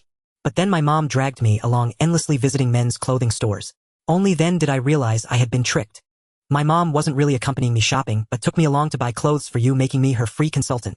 No. Also her free porter. Chen Chuan finally understood. Antwin cared for him so much, aware he always wore shabby clothes, worried he had no time to buy or didn't know what to choose. Today she took a day off specially buying clothes and groceries. This was full of care and warmth. Chen Chuan looked at when Ryu moved. Aunt, when you have been so kind to me. I don't even know how to repay you. When Ryu smiled warmly, radiating a healing power. Xiao Chuan, you don't need to repay anything. As long as you treat Chinghe well from now on, I'll be very happy. Besides, today you bought us 2 Hermes bags worth over 2 million, far more precious than these things of mine. Chen Chuan shook his head. That's different. For me, 2 million can't compare to your kindness to me. When Ryu felt delighted inside. Little one, you have such a sweet tongue. She entered her daughter's boudoir and took out a brand new set of men's bathing supplies and underwear, along with a pink towel printed with the cartoon character Pleasant Goat. Xiao Chuan, sorry, she said. I forgot to buy you a towel. This one is Chinghe's usual towel. You can use it temporarily. Chen Chuan awkwardly accepted it. Senior Sister Mu's. Is it appropriate for me to use it? He glanced subconsciously at Mu Chinghe. Mu Chinghe blushed deeply and glared fiercely at Chen Chuan. Stinky junior brother, just use it without asking. So embarrassing. At the same time, she silently blamed her mother. You want to be a good person, so why take my towel? Why not contribute your own towel? A flush appeared on when Ryu's face as she pushed Chen Chuan gently. Child, if you don't use Chinghe's, what will you use to wipe yourself? Could it be mine? Realizing how inappropriate that sounded, she immediately stopped herself. Chen Chuan sensed the awkward atmosphere and quickly slipped into the shower. With a splash, he turned the faucet to cold water. The cool water poured from head to toe, and on his burning skin faint steam rose. Refreshing. Chen Chuan shouted joyfully. It was 10 times more delightful than eating chilled watermelon on the hottest midsummer days. Outside the shower room. When Ryu and Mu Chinghe absent-mindedly tidied up the dishes. Hearing the sounds inside, they exchanged a glance. Mu Chinghe was curious.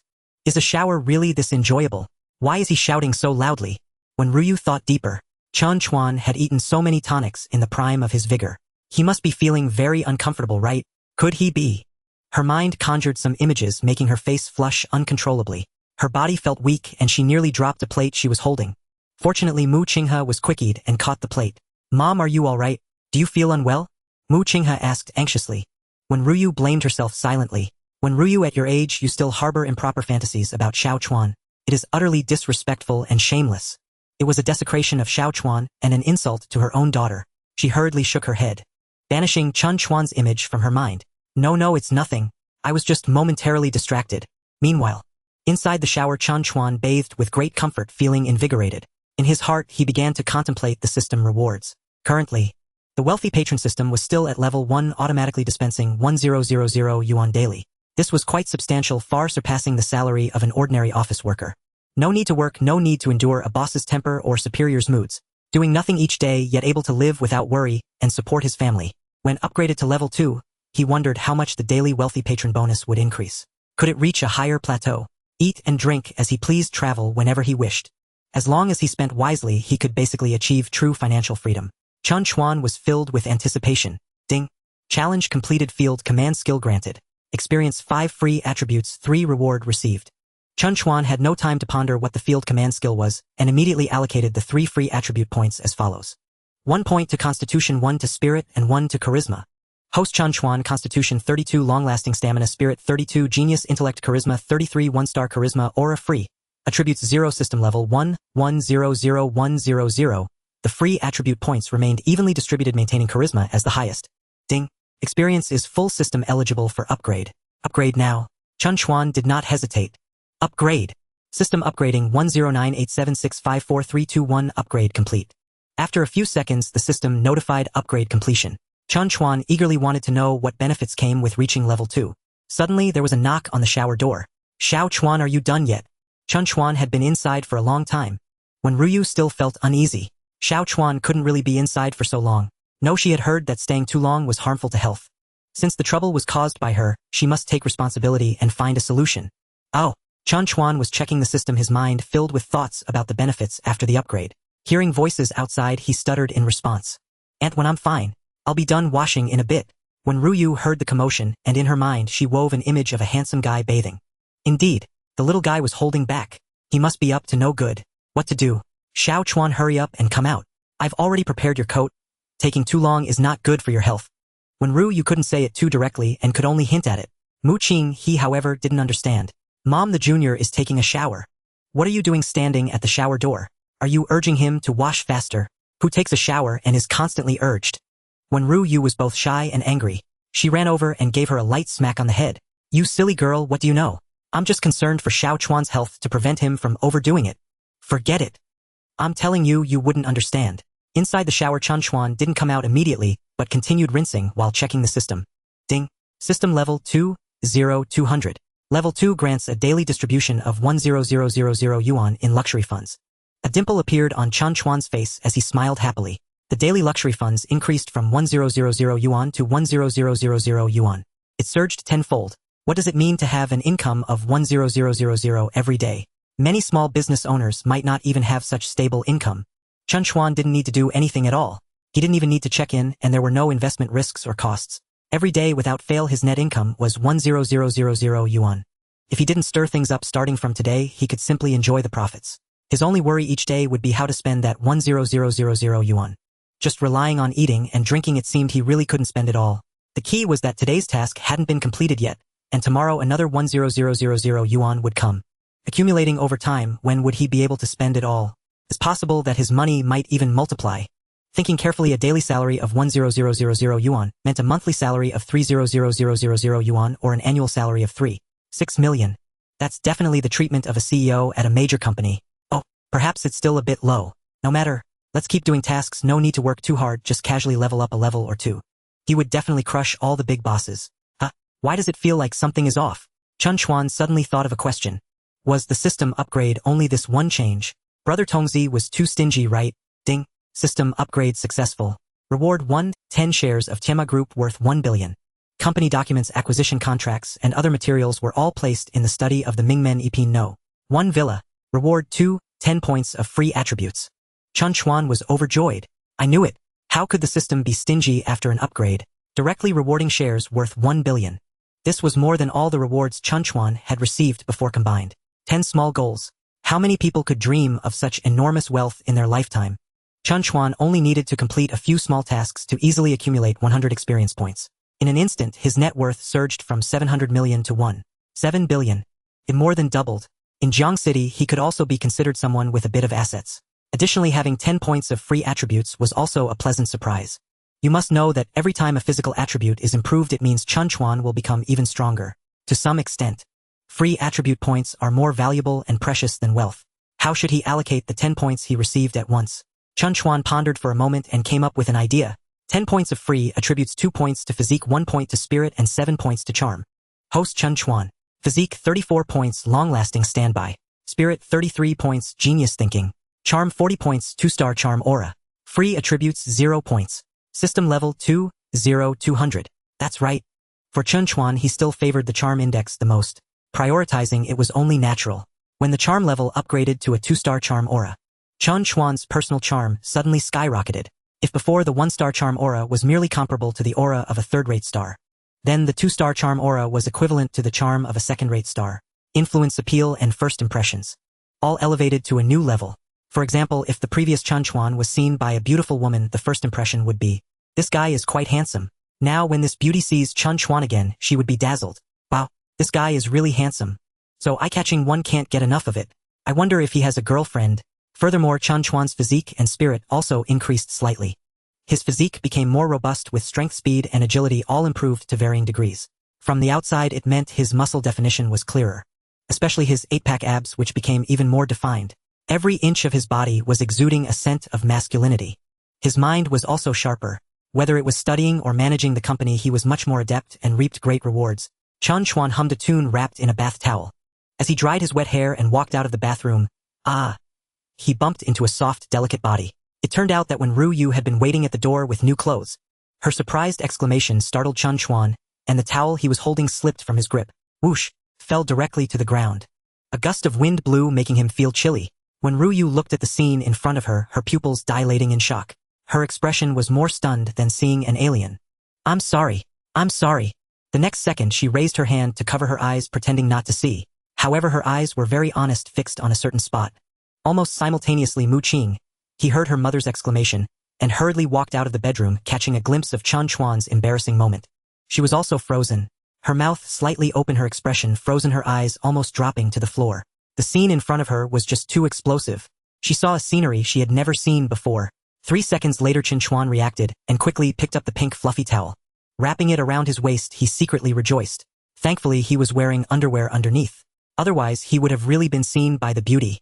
When Ru Yu felt a pang of regret, in her mind those 8 solid abs still lingered as if etched into her brain. Mu-Ching, he, on the other hand, was much more shy. With a startled exclamation, she turned her small waist and directly darted back into her room. Xiao Chuan.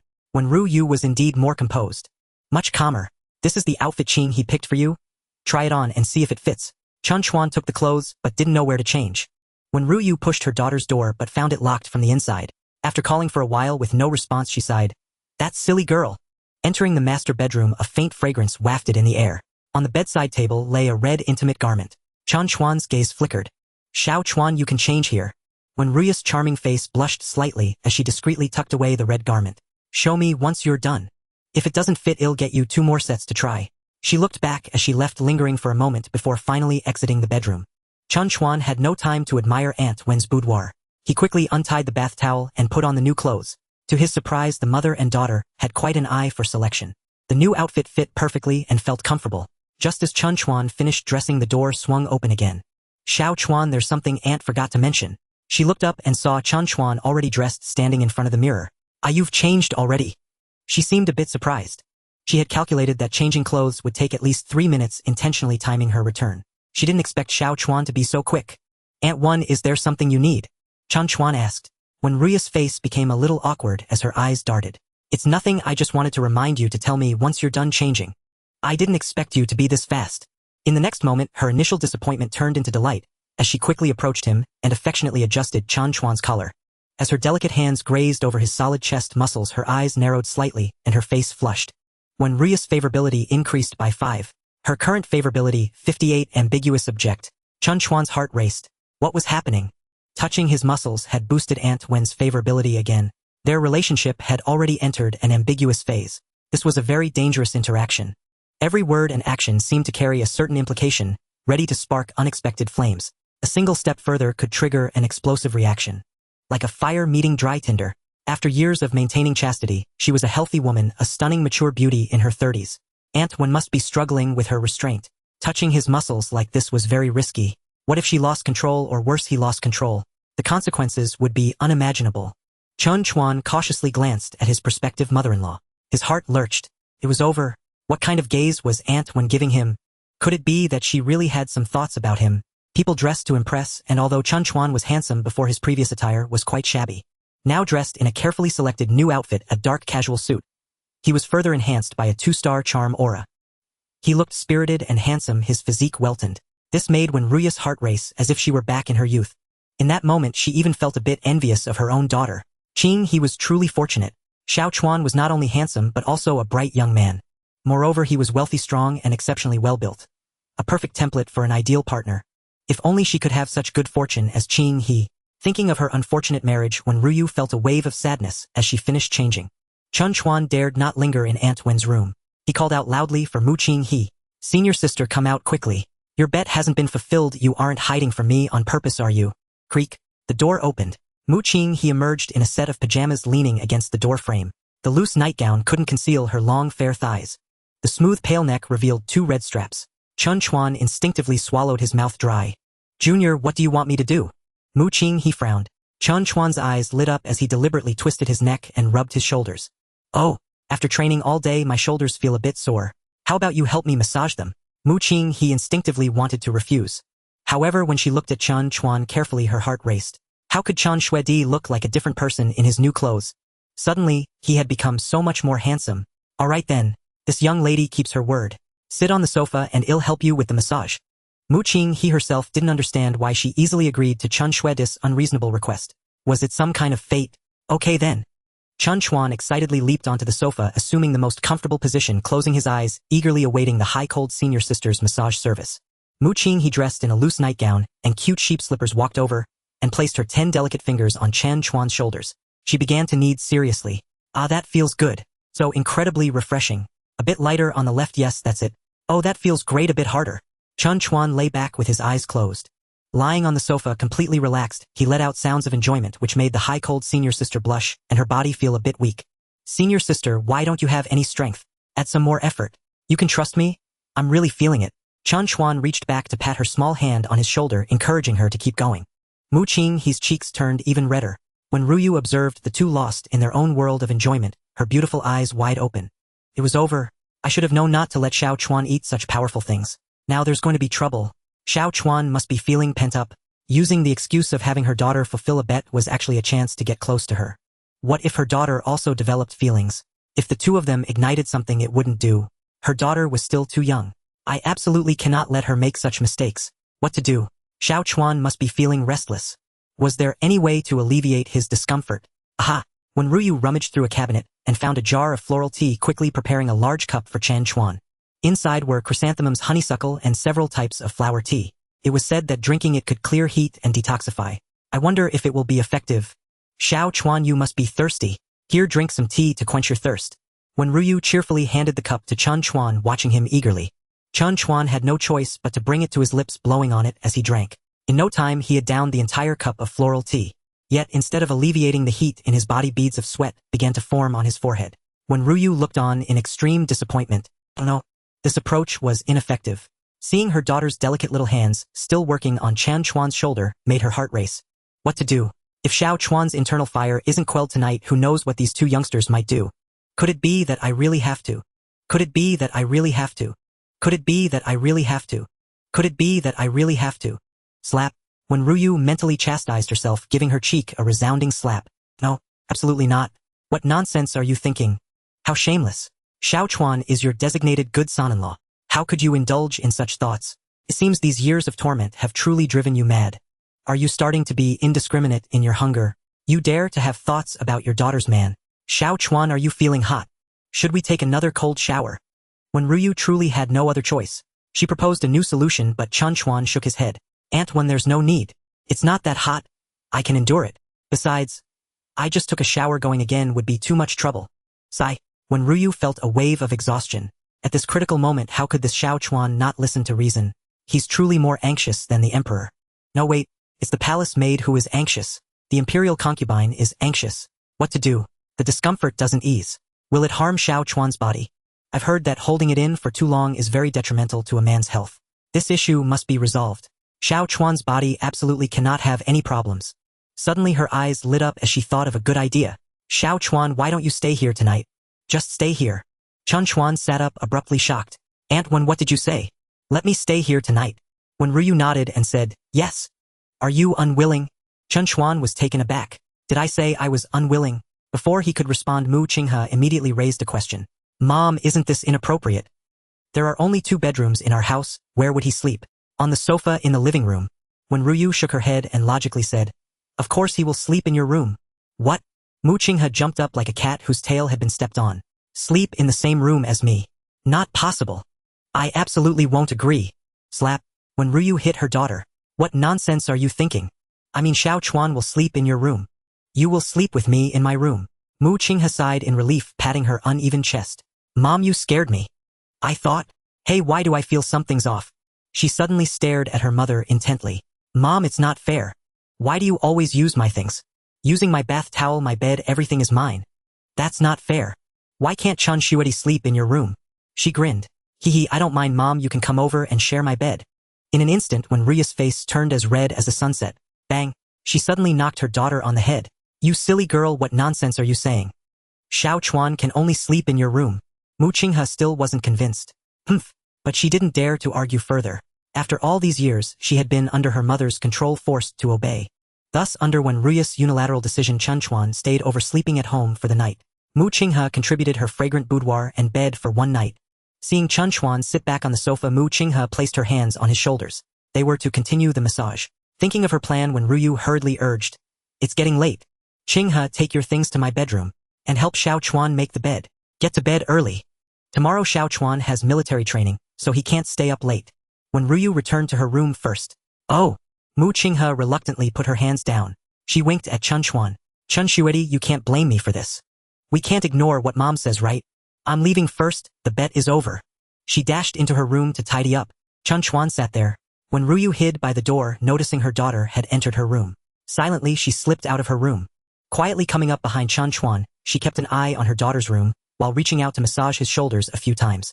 Xiao Chuan, is it comfortable? Chen Chuan was a bit at a loss, nodding instinctively. So comfortable. When Ryu asked with a smile, is it more comfortable when Qinghe does it or when I do it? Chen Chuan was at a loss for words. This was a tricky question, and he immediately started to think of the correct answer. Suddenly, when Ryu leaned down, closely pressing her head against his ear, her breath was as soft as a whisper, like a mosquito fluttering its wings. Xiao Chuan, I know you're feeling uncomfortable, but Qinghe is still young, just a sophomore, you can't do anything inappropriate. Chen Chuan felt extremely awkward. Aunt, when we didn't. When Ryu interrupted him, it's fine. Auntie isn't blaming you. Pausing for a moment, she seemed to muster her courage. Her voice grew lower, almost inaudible. Don't lock the door at night, or leave it open for me. Once Qinghe falls asleep, I'll come to help you. Without waiting for Chen Chuan to say anything, the voluptuous when Ryu rushed into her bedroom like a gust of wind, leaving Chen Chuan completely stunned. Oh my, what situation is this? What does Aunt Wen mean by this? Not locking the door. Once the senior sister is asleep, she'll sneak over. Help me. Help me with what? How does she plan to help me? A series of questions whirled in his mind, leaving Chen Chuan's mind in a state of chaos. Until Mu Qinghe made the bed and pushed him into her bedroom, he still hadn't reacted. Lying on the soft bed, he smelled a familiar scent, the faint fragrance of his senior sister. He instinctively took a deep breath. Ah, the fragrance is delightful, so nice. Tonight he can enjoy a sweet sleep and have a beautiful dream.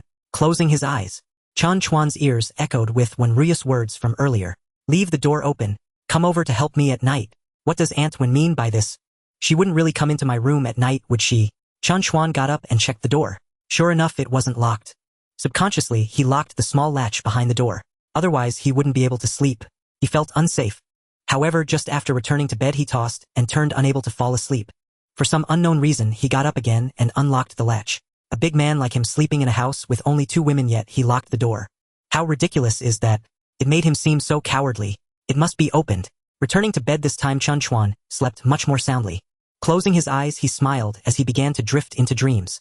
There it was, the modern land of daughters, with senior sister Mu, Aunt Wen, teacher Bai, and sister Sidian. Oh, the neighbor lady, the charming Aunt Su, is also here. There were also some beautiful women whose faces he couldn't see clearly. Some were slender, some were tall and curvy, some were shy, and some were passionate. In Wen Ryu's boudoir, the mother and daughter were tightly embraced. To be precise, it was Mu Qinghe who was holding her plump mother in a one-sided hug. It's been so long since I hugged Mom to sleep. Tonight I can savor the feeling of being in my mother's arms. You silly girl. When Ryu was at a loss for words. Tonight I have other tasks. Who has the time to deal with you? In the darkness. A tranquil night. Thump, thump, thump. When Ryu's heart pounded like a drum, filled with overwhelming anxiety. She was even afraid. Her heartbeat could be heard by her daughter. Her palms were drenched in sweat. What is happening to me? When Ryu couldn't help but ask herself. Is it because of feeling guilty? Oh dear. Isn't that the reason? In the deep of night, sneaking into Xiao Chuan's room. Is this something a future mother-in-law should be doing? He was full of vigor, brimming with energy. She felt like a hungry wolf after a decade of thirst. It was late at night, a lone man and a lone woman alone in a room. No matter how you looked at it, it was quite dangerous. When Ryu knew very well, it was exactly because it was both dangerous and thrilling. Her heart was racing wildly, fluttering with excitement. But can this be blamed on her? Could she just not go? Xiao Chuan's well-being was the most important. He was still so young.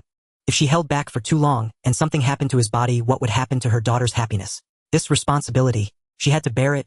It must be resolved. When Ryu tried several times to break free from her daughter's embrace, but each attempt ended in failure. Each time, she finally managed to escape from the annoying grip.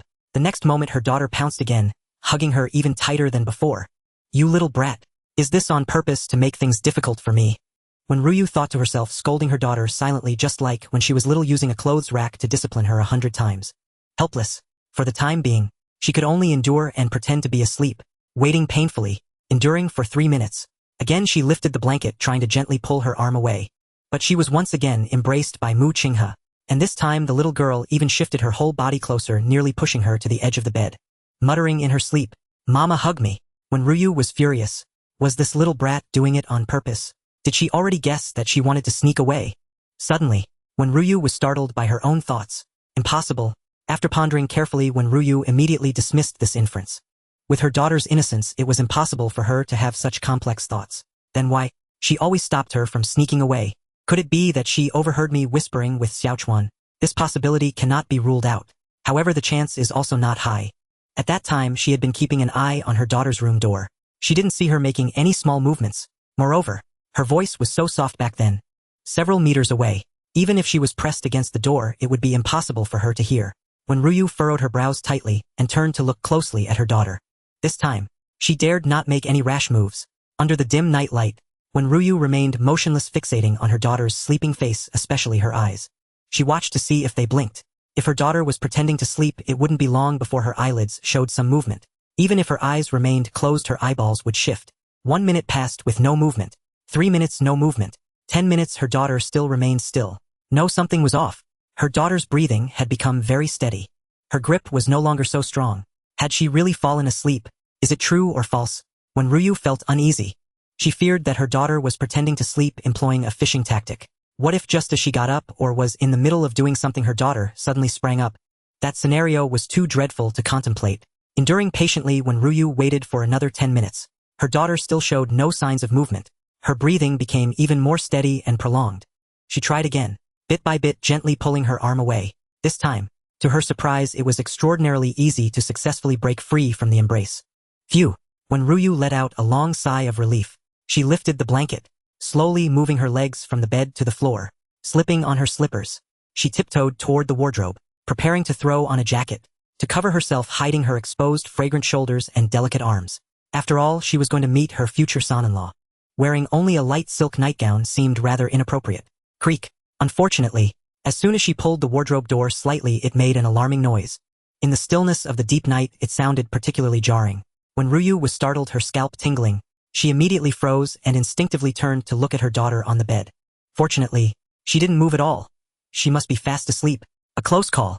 When Ryu dared not cause any more disturbances, she directly gave up on finding the jacket. Carefully feeling her way to the door, gently, little by little, she slowly opened the bedroom door. The door was very cooperative.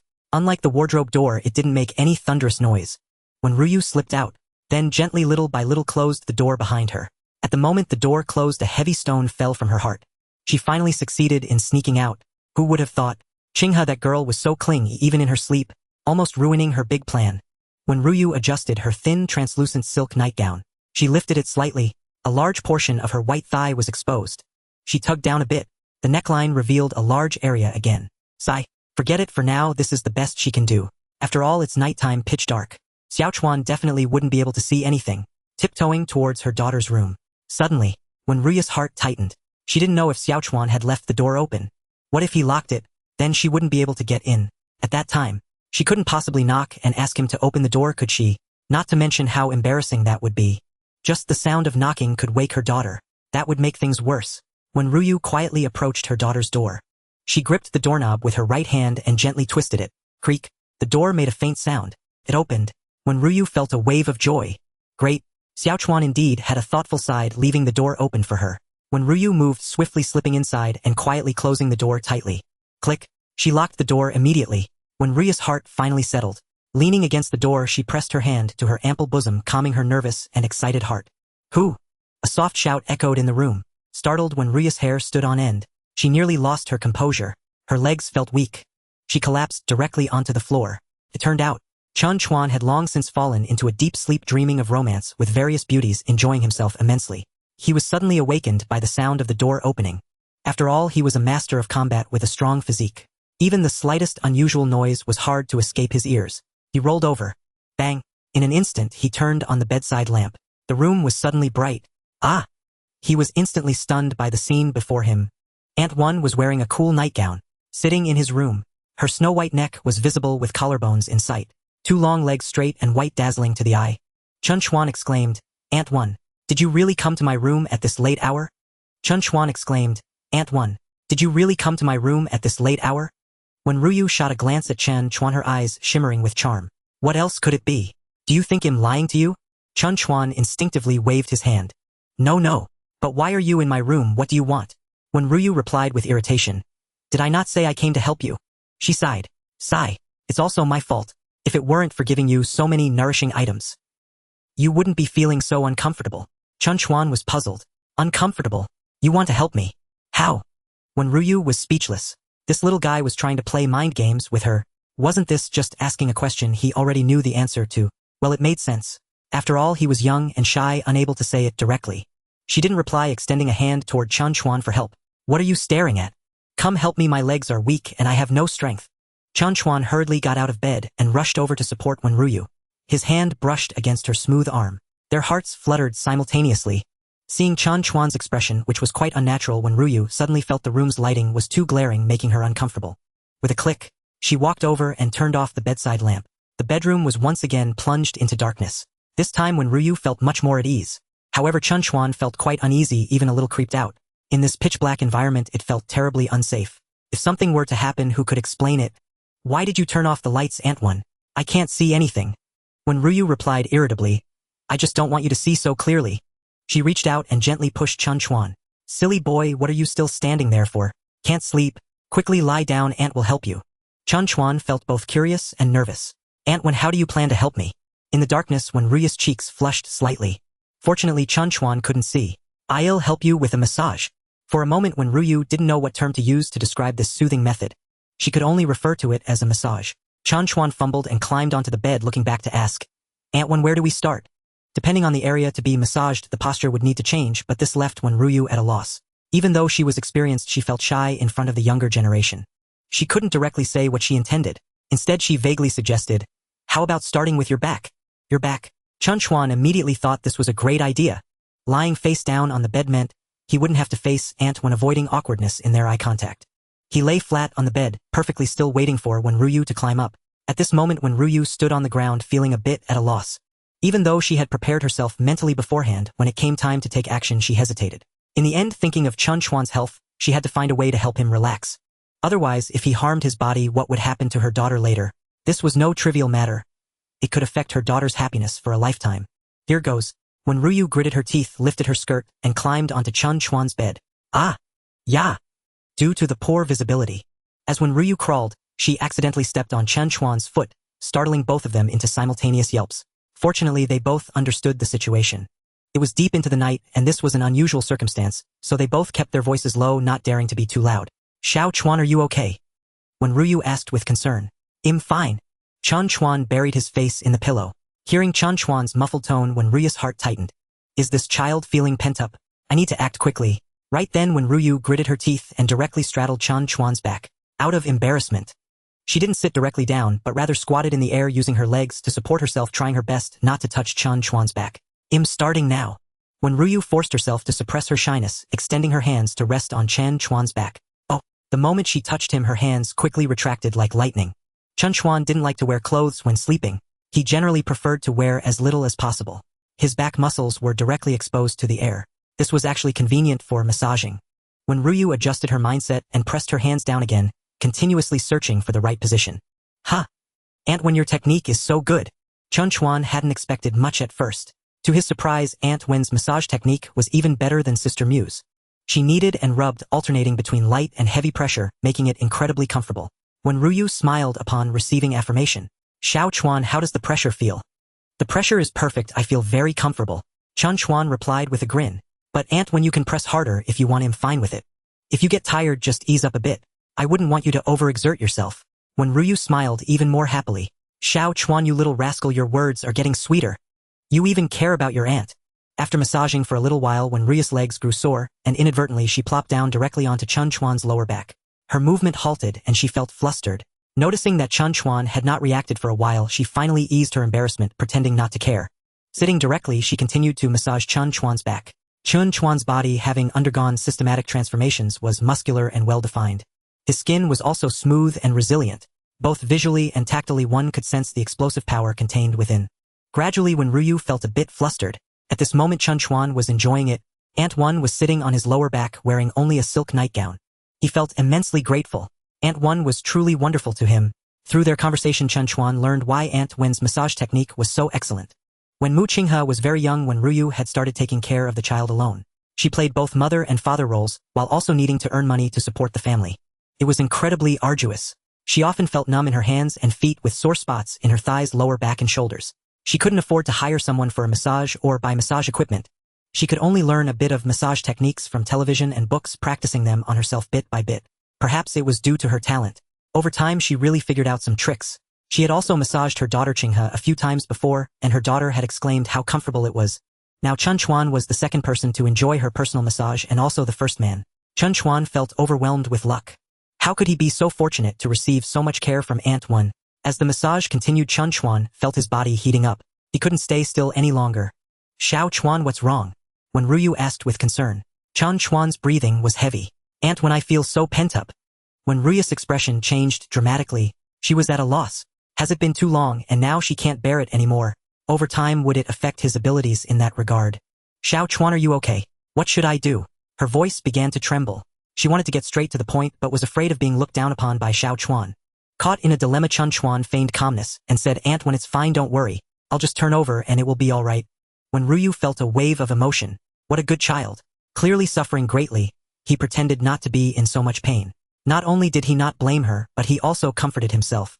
Her heart ached. Xiao Chuan, can just turning over be enough? Do you want me to help you? Chen Chuan shook his head slightly. It's fine, Aunt One, I can manage myself. When Ryu promptly interrupted him. How could that be? You must listen to Auntie. You need to pay more attention to this kind of thing, or you can't always solve it on your own. Chen Chuan propped himself up with both hands. With great difficulty, he attempted to turn over. Aunt One, you're too nervous. Look at me, I can turn over, can't I? If you're still worried, why not lend me a hand? In order to prevent when Ryu from getting angry, he invited her to help him to be a part of it. When Ryu was taken aback. What? Are we even on the same wavelength? The help I mentioned was not about helping you turn over. Ultimately, with when Ryu's help, Chen Chuan managed to turn over successfully. Facing upward, it provided a temporary relief from the discomfort. Xiao Chuan, where should I press next? When Ryu's lips felt a bit dry, there were some things that, as a woman, she simply couldn't bring herself to say. Chen Chuan was equally perplexed. He couldn't figure out why Aunt One had come over all night insisting on giving him a massage, and also claimed to be helping him. Did he need help with anything? How about a head massage? Chen Chuan could only randomly suggest a body part. When Ryu thought for a moment, starting with the head is fine. Take it one step at a time. It helps ease the awkwardness. She leaned to one side, sitting at the head of the bed, and patted her thigh. Xiao Chuan, come here. Rest your head on my lap and I'll give you a head massage. Chen Chuan's heart warmed. Even in the dead of night, in the pitch black, one could still see a long stretch of white, particularly striking against the darkness. What would it feel like to lie down there? Feeling that Chen Chuan hadn't moved at all, when Ryu urged Xiao Chuan, hurry over. It's getting late and you still have military training tomorrow. Let's pick up the pace. Get some rest early. Chen Chuan steeled himself. Since Aunt Wen didn't mind, why should he? His body arched and his head tilted. He directly placed his head on her fair thigh. Both of them felt tense and the atmosphere changed. They remained silent for a full minute. When Ryu finally cleared her throat, breaking the silence. Xiao Chuan, I'm starting now. She extended her hands, fumbling in front of her. From Chen Chuan's chin to his cheeks to his ears. Finally stopping at the crown of his head. At first it was a gentle rub, gradually increasing in strength. Chen Chuan closed his eyes, quietly enjoying it. A faint, enchanting fragrance wafted through his nostrils, disrupting his peaceful mind. In the cover of night, he opened his eyes. He saw the alluring scenery right in front of him, so close he could reach out and touch it. His hands instinctively tightened around the bed sheets. Chen Chuan felt that this was a gigantic, gentle trap. It was also a severe test. He had to hold on. His resolve was firm. He absolutely could not waver. Before him, the multiple sensory impacts of sight, smell, and touch profoundly made Chen Chuan feel when Ryu's unguarded care and affection for him. Chen Chuan was deeply touched. He embraced a grand sense of emotion, at least 22 points of respect. At this moment the two shared an unspoken bond. Chen Chuan was engulfed in immense emotion, while Wen Ruyu also sensed his profound feelings. This was something she had never encountered before. She was startled, nearly letting out a gasp. She never expected Xiao Chuan to be so exceptional. He was the kind of outstanding man that countless women dream of. Ding. When Ria's favorability 5 current favorability 63 heart-throbbing moment Chen Chuan didn't expect this. The two silently faced each other, not saying a word. Aunt Wen's favorability unexpectedly surged, significantly directly breaking through the ambiguous phase. Reaching an unprecedented heart-throbbing moment. Goodness, what does this mean? Could it be that Aunt Wen is starting to have feelings for me? Who could have predicted that among his recent acquaintances Zhang Xidian and Mu Qinghe did not reach the heart-throbbing stage first, while Aunt Wen surprisingly took the lead? Moving forward, when Ria's actions became more gentle and considerate, her gaze towards Chen Chuan was also softer and more joyful than before. Just a glance at Chen Chuan's body made her secretly blame herself. Xiao Chuan ended up like this all due to her. He was so strong. What need did he have for any supplements? Now it was too much. What to do? Xiao Chuan must be feeling very uncomfortable, right? She was very willing and eager to help him. But how could she bring herself to say it? After all, I am King's mother. Xiao Chuan's future mother-in-law. Sigh. When Ruyu sighed deeply. Daughters are so fortunate. At this moment, if I were her daughter, I would definitely not hesitate and act immediately. But alas, I am not her. Moreover, her daughter is still too young. She is only a sophomore, and it is truly inconvenient to do such things. What if she graduates and brings back a chubby little grandson? That would truly become a laughingstock. Aunt Wen, why are you sighing? Is your hand tired? Or is your leg numb? Why don't we stop here? Chen Chuan was just about to move his upper body, lifting his head. But when Ruyu pressed him down again. Don't move. Let's continue. It has just begun. The main act hasn't even started yet. How could it end halfway? When Ruyu's tone was assertive, Chen Chuan had no choice but to lie still. To be honest, if it weren't for worrying about Aunt Wen's health, he wouldn't want to get up. Next, when Ruyu continued the massage, she felt embarrassed to say that she envied her daughter for not finding such an outstanding man. Recently, her work situation had indeed been a bit unsteady. She used this as an excuse to gloss over it. Aunt Wen, why don't you tell me the specific situation? Even if I can't be of much help, I can still offer some advice. Chen Chuan said with concern. When Ruyu shook her head. It's nothing major, you don't need to worry. I can handle it myself. Auntie has been in the hotel industry for so many years. It's not without reason. Whether it's experience, ability, or connections, I have them. It's just a minor issue. It will be resolved quickly. Chen Chuan felt helpless. Since when Ruyu was unwilling to elaborate, he couldn't press the matter. Xiao Chuan, let's not talk about my issues. Now it's Auntie's turn to care about your health. She suddenly became shy, stammering and feeling embarrassed to speak. You must be feeling very uncomfortable now, right? Do you want me to help you solve it? Chen Chuan felt a surge of emotions. Are you willing to help me? If one were to say that the discomfort previously mentioned by Wen Ruyu was merely her own imagination, then right now it is genuinely very uncomfortable. He wanted to go wild and agree to let Aunt Wen help. However, she is the mother of senior sister Mu. What if after speaking up Aunt Wen didn't mean it that way? Wouldn't that create a major misunderstanding? At that time, how would Aunt Wen view him? What if Mu Qinghe found out later? How would senior sister see him?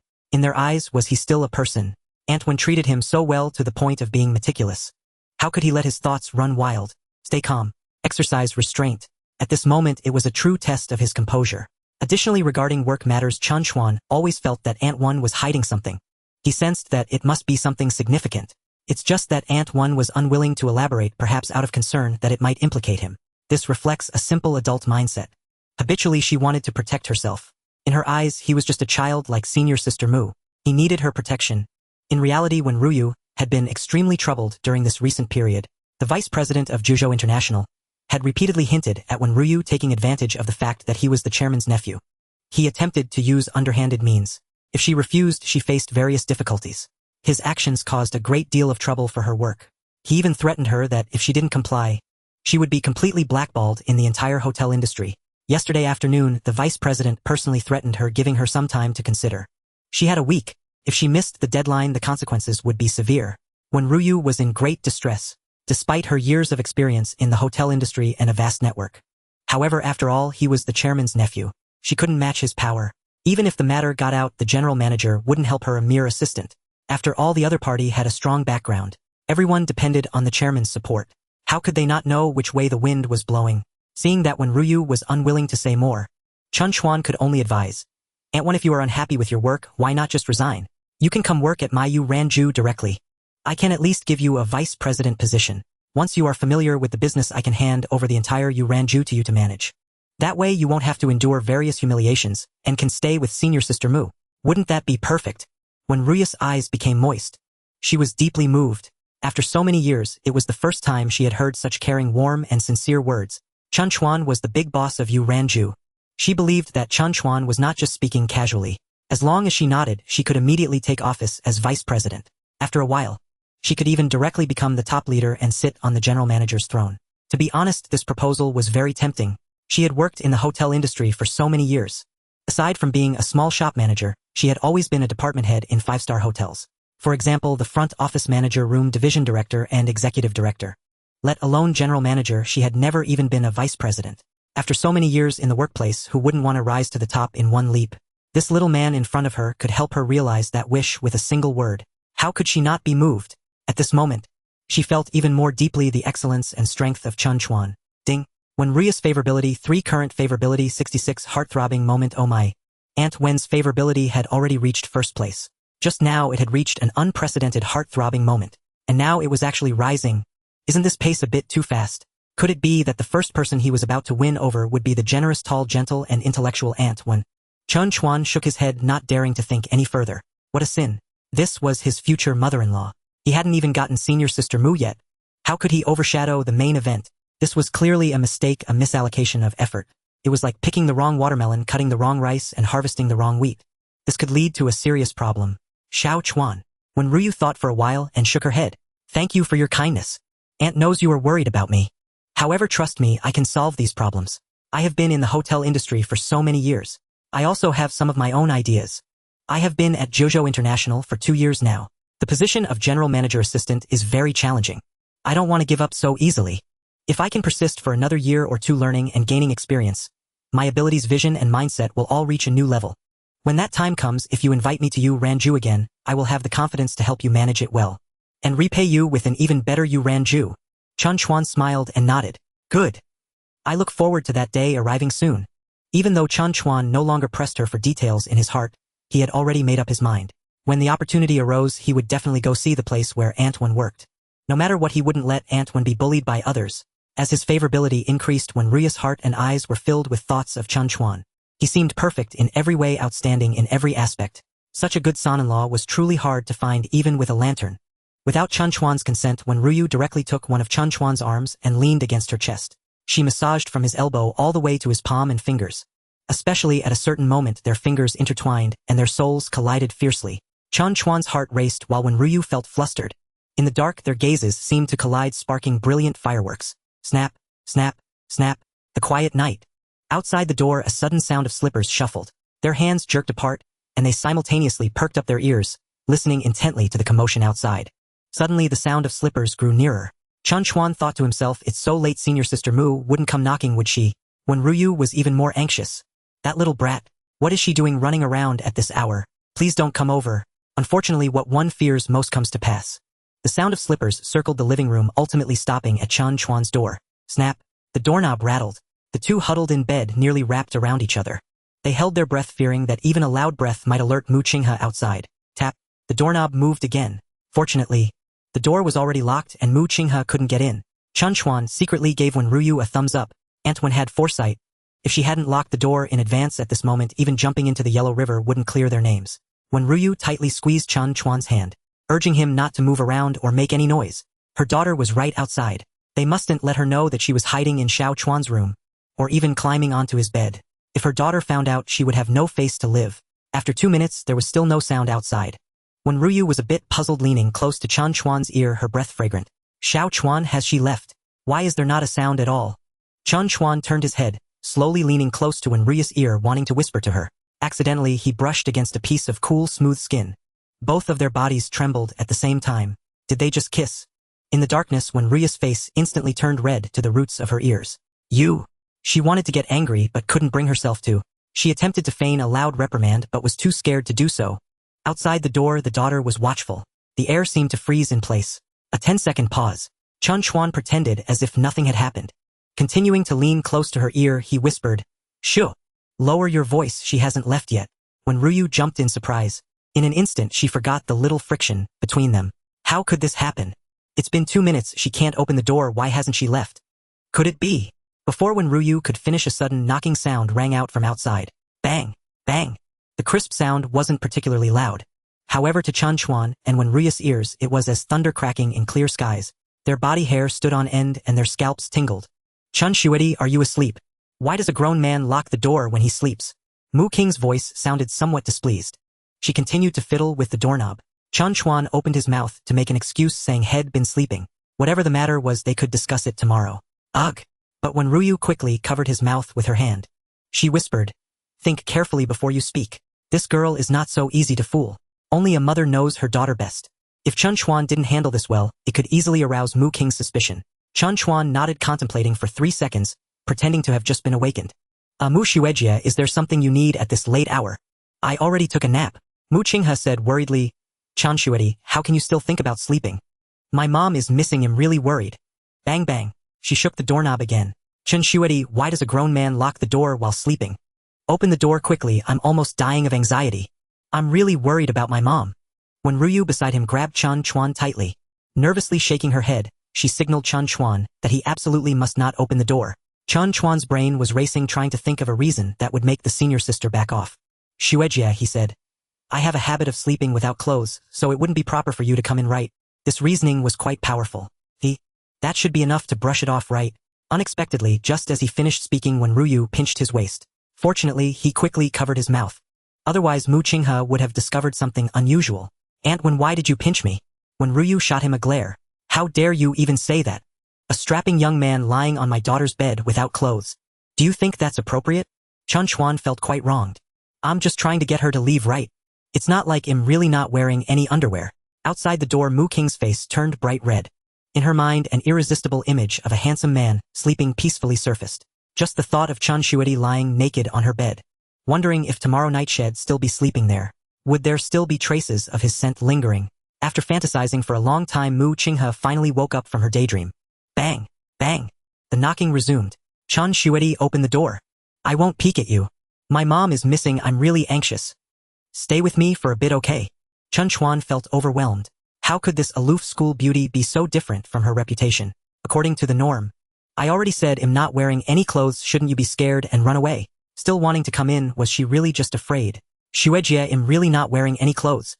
It's inappropriate for you to come in. Aunt One is an adult, it's quite normal for her to be missing for a while. There's no need for you to be so alarmed. As soon as these words were spoken, Wenryu silently gave him a thumbs up. Her eyes were filled with approval. Well said. This time the stubborn girl should leave, right? Bang bang. Mu Qinghe suddenly twisted the doorknob continuously, fast and fierce. Her tone became extremely impatient. Chen Shuedi, are you opening the door or not? If you don't open the door, I can only suspect that my mom is in your room. You better tell me. Is she hiding in your room? Chen Chuan was taken aback. What kind of thinking pattern does Senior Mu have? Just because I won't open the door, does she blame me? She's forcing me to open the door. But you guessed right. I really can't open this door. Wenryu's face was filled with terror. She looked even more anxious than Chen Chuan. With her hands moving continuously, she signaled Chen Chuan that he absolutely must not open the door, and that he must immediately refute. Otherwise, the stubborn girl would definitely suspect that Chen Chuan had ulterior motives. Chen Chuan suppressed his nervousness and unease. Trying to appear calm, he shouted loudly, Mu Shuejia, what nonsense are you talking about? How could Antwen possibly be in my room? If outsiders hear this, it would be quite bad. What if Antwen finds out? I wonder how she would deal with you. Wenryu smiled and nodded at him, her face showing a look of relief. Xiao Chuan, you're really clever. Outside the door, Mu Qing's voice sounded. Then open the door. Only if you open the door can you prove that you have nothing to hide in your heart. Otherwise, I can only conclude that my mom is hiding in your room. What were you two doing behind my back? Boom. Chen Chuan and Wenryu exchanged glances. Chen Chuan was speechless. He truly didn't expect this aloof school beauty to have such a unique thought process. She dared to say anything. However, she indeed guessed right. One could only say that like mother, like daughter. Could it be that Senior Mu, while appearing aloof on the surface, also had a little version of Aunt when living inside her heart? The situation was extremely unfavorable. Almost trapped in a deadlock. If I don't open the door, the senior sister will believe that someone is hiding in the room. If I do open the door, the truth will be exposed. What to do? Chen Chuan looked towards Wenryu. In the darkness, Wenryu was also having a headache. Her beautiful brows furrowed tightly. Internally, she was also struggling and conflicted. Should I open the door or not? Instinctively, her gaze drifted towards the wardrobe in the room. This wardrobe had 2 large sliding doors and was very spacious. It could easily conceal a person. She bit her silver teeth and nodded, whispering, "You promised her you could open the door. However, you must delay for time. Wait until I've hidden well before you open the door." Chen Chuan nodded, indicating that he understood her meaning. The next second he cleared his throat and shouted loudly towards the outside, "Shuejia, since you want to come in so much, I naturally have no problem. I'll open the door for you right away. However, I'm still not dressed, so give me a moment." Mu Qinghe felt a surge of joy in her heart. She quickly replied, "Okay. I'll wait for you, just try to be quick." Inside the room, when Ruyu was extremely anxious, she wanted to stand up and get down from the bed. "Oh!" A very soft gasp escaped from Wen Ruyu's lips. Chen Chuan was taken aback.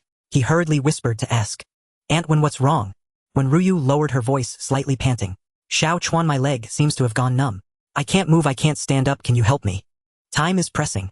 Chen Chuan couldn't care about avoiding anything. He slowly leaned closer. In the darkness, he reached out his hands and began to fumble in front of him. He wanted to find Wen Ruyu's arm to help her up. He dared not touch anywhere else as it was too sensitive. Suddenly, Chen Chuan's movements froze. His expression became extremely awkward. Ah! The crucial point was attacked. Wen Ruyu gasped again, but she quickly covered her mouth with her hand. She dared not make any sound nor struggle. In an instant, Chen Chuan's palms were sweaty. His toes had inadvertently dug into the ground, creating an image of the Oriental Pearl Tower. Embarrassment nearly overwhelmed him, especially in the small dark room with only two people on the large bed. A scene of a major social blunder unfolded. It was strange. Aunt Wen did not immediately slap him. Perhaps it was because senior sister was standing outside the door. But why didn't she instinctively move away? A full 10 seconds passed with both of them maintaining the same posture, motionless. "Little rascal, are you not going to let go?" When Ruyu feigned anger, Chen Chuan was startled and immediately withdrew his hand, taking a step back. He tried to maintain physical distance. "Aunt Wen, I really didn't mean to do that," he said, softly apologizing. "Do you believe me?" His 5 fingers, however, unconsciously caressed, seemingly savoring the beautiful moment just now. When Ruyu pretended to be calm, simply fixing her dress and adjusting her hair. "I believe you." Her voice was soft, yet it seemed to carry immense strength, instantly calming Chen Chuan's anxiety, making him no longer worried. Because Aunt Wen's tone remained gentle, filled with warmth and affection. It didn't feel at all like a mere formality or sarcasm. In that moment, Chen Chuan felt as though spring had returned to the earth with blue skies and white clouds. His heart suddenly felt enlightened. "Aunt Wen, you are really wonderful." When Ruyu smiled, gently, looking both shy and angry. "Stop being silly. Next time you must be careful." "There can't be a next time." Chen Chuan hurriedly nodded. "I won't dare again, I promise." At that moment, Mu Qinghe, who was waiting outside, suddenly spoke up. "Junior Chan, what happened just now? I thought I heard something moving in the room." When Ruyu and Chen Chuan simultaneously halted their actions, Chen Chuan quickly replied, "Senior sister, it's nothing. Just now it was pitch dark, and I was about to turn on the light and bumped my elbow." Mu Qinghe asked with concern, "Are you okay?" Chen Chuan responded, "I'm fine, just wait a moment, it'll be right out." Mu Qinghe urged, "Hurry and open the door, I've been waiting for ages." Chen Chuan hurriedly agreed, but found himself at a loss in front of his aunt. It was still Wen Ruyu who broke the silence, gently reminding him, "Help me get up. Qinghe must be getting anxious." She deliberately opened her arms and lightly touched Chen Chuan's body. To prevent a repeat of the earlier blunder, Chen Chuan extended his hands, gently embracing her delicate arms, lifting Wen Ruyu's graceful figure. "Can you stand?" Wen Ruyu lightly massaged her thigh to alleviate the numbness from having Chen Chuan rest on it. It might have been too long, which caused the numbness. "I'm fine," she said after a few rubs, carefully crawling down from the bed. She didn't even care that her skirt was crumpled, exposing a large section. It was close enough that despite the dim light, Chen Chuan was able to catch a glimpse. His gaze fell into a daze. Fortunately, it was dark, and when Ruyu did not notice his unusual reaction, she got off the bed, moving quietly towards the wardrobe. Slowly, she began to open the wardrobe door bit by bit. In the next moment, everything went black before her eyes. She nearly lost her balance because the wardrobe was completely dark inside. She reached in to feel around. It was stuffed to the brim with clothes hanging above and piled below, leaving no room for an adult to squeeze in. Chen Chuan grew anxious and rushed over with a suggestion. "Why don't we take the clothes out?" When Ruyu shook her head. "No way. That girl is too clever. Once she notices something unusual, she will definitely suspect something." Her gaze shifted from the wardrobe to elsewhere. The first thing she noticed was the curtains. She immediately darted behind them. Chen Chuan squatted down and poked her delicate foot. Startled, she jumped out immediately. Just as she wanted to reprimand Chen Chuan for being mischievous at this moment, she turned to see that the curtains were not long enough, leaving a 30-centimeter gap from the ground. It was just enough to see her feet. She frowned, her gaze once again searching for a hiding place. After a long search, she found nothing new. Anxious sweat broke out on her forehead. Chen Chuan thought of a place and pointed under the bed. "Aunt Wen, why don't you crawl under there for a while?" When Ruyu felt a wave of frustration, what was happening to her? In her own home, yet feeling like a thief hiding everywhere. Now she had to crawl under the bed. Sigh. If she had to crawl, so be it. For Chen Chuan's health, it was all worth it. She bent down, lying on the ground. She tried to get her head under the bed, but found the space too narrow to fit. Chen Chuan proactively said, "Antwon, wait a moment. I'll lift the bed a little and you can try again." When Ruyu nodded, lowering her body even further, her rear end stuck up high, a fine and shapely figure. Time was tight. Chen Chuan didn't have time to look more. He exerted his strength, easily lifting the bed. When Ruyu successfully crawled inside, watching her twist her waist and sway her hips inching forward, Chen Chuan's eyes burned with desire. Suddenly, when Ruyu backed out again, "Antwon, what's wrong?" Chen Chuan asked in confusion. When Ruyu shook her head lightly, "No way. The space inside is too small. I can't hide in there." Chen Chuan gently lowered the bed, feeling at a loss. When Ruyu was also at her wit's end, she regretted it now. If she had known earlier, King's wardrobe was stuffed full of things. She shouldn't have agreed to let her in. What to do now? If she let her in, wouldn't she have nowhere to hide? How would she, as a mother, face her daughter after this? No way. She absolutely could not let her see her in Chen Chuan's room. Bang, bang, bang. A loud knocking sound came from outside. Perhaps she was too anxious while waiting. This time Mu Qinghe did not knock gently on the door. Instead, she slammed her palm against the door. The sound was urgent and loud. It startled everyone. "Junior Chen, why are you still not ready? How can a grown man be so slow? What are you taking so long to get dressed for? If you can't get dressed, just hurry and open the door. Even if you aren't dressed, I won't eat you." Mu Qinghe didn't know if she was truly anxious or if the night had given her courage. She started to speak recklessly. This was not something a high-cold campus beauty would say. Chen Chuan could only respond lightly. "Okay, I'm almost done. Just wait a little longer." Bang. Mu Qinghe kicked the door in dissatisfaction. "If you don't open the door, I'm going to kick it down."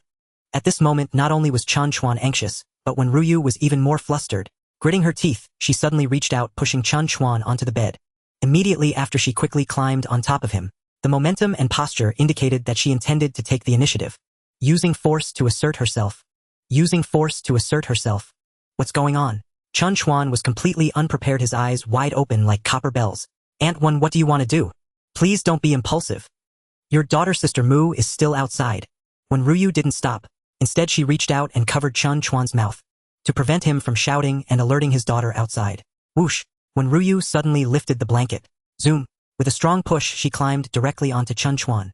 Then her body slowly slid down, finally stopping at his thigh. At that moment, she remained motionless, hiding under the blanket, looking up at Chen Chuan.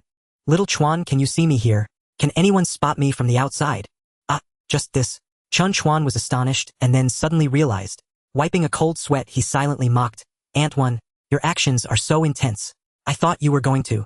Turns out you just wanted to hide under the blanket. I mean, from the beginning, did you really need to create such a commotion? It made me conflicted for so long. Should I resist or cooperate?" Of course, these thoughts could only be kept in his heart. On the surface, he still appeared very righteous. At this moment, Chen Chuan looked at her seriously. Through the blanket, it was indeed difficult to see any flaws. This desperate method actually had a certain feasibility. "Antwon, from the outside, it seems not obvious. But it's a bit bulging here. Can you tuck it in?" Chen Chuan pointed at a protruding part. When Ruyu blushed, her overly curvy hips could sometimes be a burden. She lowered her body, almost completely pressing against Chen Chuan. Chen Chuan nodded in satisfaction. It's not obvious now, but this means I have to stay in bed. As soon as I get out of bed. Under the blanket, if it bulges like this, she will definitely notice something is off." When Ruyu nodded, "Then wait a moment, after I open the door, come back immediately. Continue lying in bed." Chen Chuan nodded. In this situation, there was no other way. It had to be this way. Suddenly, Chen Chuan's eyes were fixated on when Ruyu below. He stared for a full 3 seconds, his gaze blank. When Ruyu felt a bit flustered, looking down at her low neckline, her entire body was almost glued to his leg. Plus, little Chuan was in the prime of youth. After eating 2 kinds of nourishing foods that evening, having held back for so long, considering all factors accumulated, it was already quite difficult for him to maintain his composure without losing control. Was he about to lose control now? This is bad. His daughter was about to come in. At this time, if little Chuan were to make a move, wouldn't it be a surefire way to expose everything? Sigh. If I had known, I would have gone straight to the point from the beginning. Solving the problem would have avoided this unpredictability. Now dragging it out only makes things worse. Whoosh! Chen Chuan suddenly yanked off the t-shirt he had just put on, revealing a broad and hard chest with clearly defined abs. When Ruyu was shocked, her face turning red. She wanted to look away but couldn't help peeking repeatedly. "Little Chuan, what are you doing? You must hold back. At this time, absolutely don't be impulsive." She was quite anxious. Little Chuan had been holding back all night. It was unbearable. Just now he had touched his own face, and now their bodies were pressed so closely together. Undoubtedly, it was adding fuel to the fire. No wonder he couldn't control himself. This truly wasn't his fault. Sigh. What if he did something excessive? Should she resist? Or should she help him, easing the situation a bit? Chen Chuan leaned down close to Wenruya's ear, raising a finger. Shoo! Aunt, when you hide well and don't move, I'm going to open the door now. After saying that, he was about to get up from the bed. Wenruya's heart relaxed. So little Chuan wasn't pent up and ready to do something bad. But why did he suddenly take off his clothes? Seeing Chen Chuan about to get out of bed to open the door, Wenruyu quickly grabbed Chen Chuan's hand. Wait a moment. She crawled a step forward, pressing against Chen Chuan's chest, whispering in his ear. Qinghe is very clever. You must be careful. After you open the door, come back to bed immediately. Remember to tuck the blanket in tightly, don't let me be exposed. Also be careful with your words. Don't let anything slip. If there's even a hint of a flaw, shall notice something is off. Chen Chuan's ears felt hot and itchy. He suppressed his impulse, nodding. I'll be careful. You hide your body well and absolutely don't make any noise. No sounds or movements. Wenruyu nodded. Once they had agreed on everything, Chen Chuan finally got out of bed. He walked slowly to the door. Sister Mu am about to open the door. Mu Qinghe had been waiting anxiously. Hearing this made her overjoyed. Hurry, open the door. Chen Chuan unlocked the door and immediately ran back to bed, pressing Wenruya's head down onto his leg, ensuring the blanket was tightly tucked around them. Sister, you can push the door open yourself. Bang! The door was forcefully pushed open by Mu Qinghe. Snap! The first thing she did was turn on the room's lights. In an instant, light flooded in, illuminating the room brightly. Any irregularities could not hide.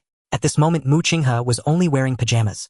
Her tall figure was fully exposed. Where she should be thin, she was thin, and where she should be plump, she was plump. Stunningly beautiful. However, at this moment her eyes were sharp as lightning, scanning the surroundings. First, she conducted a general search and found no one, feeling uneasy.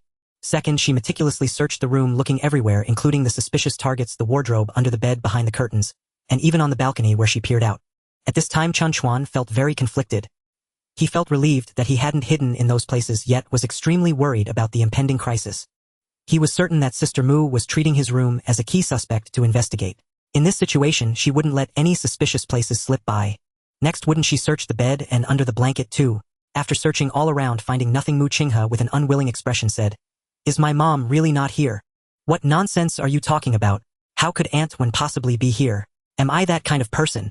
Aunt Wen is even less that kind of person. Suddenly Chen Chuan felt a pinch on his thigh, like being pinched by a crab.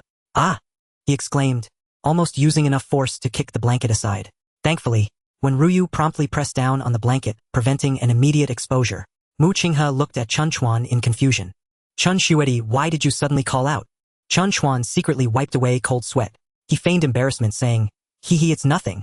It's just that I ate too much nourishing food tonight and my body feels a bit uncomfortable.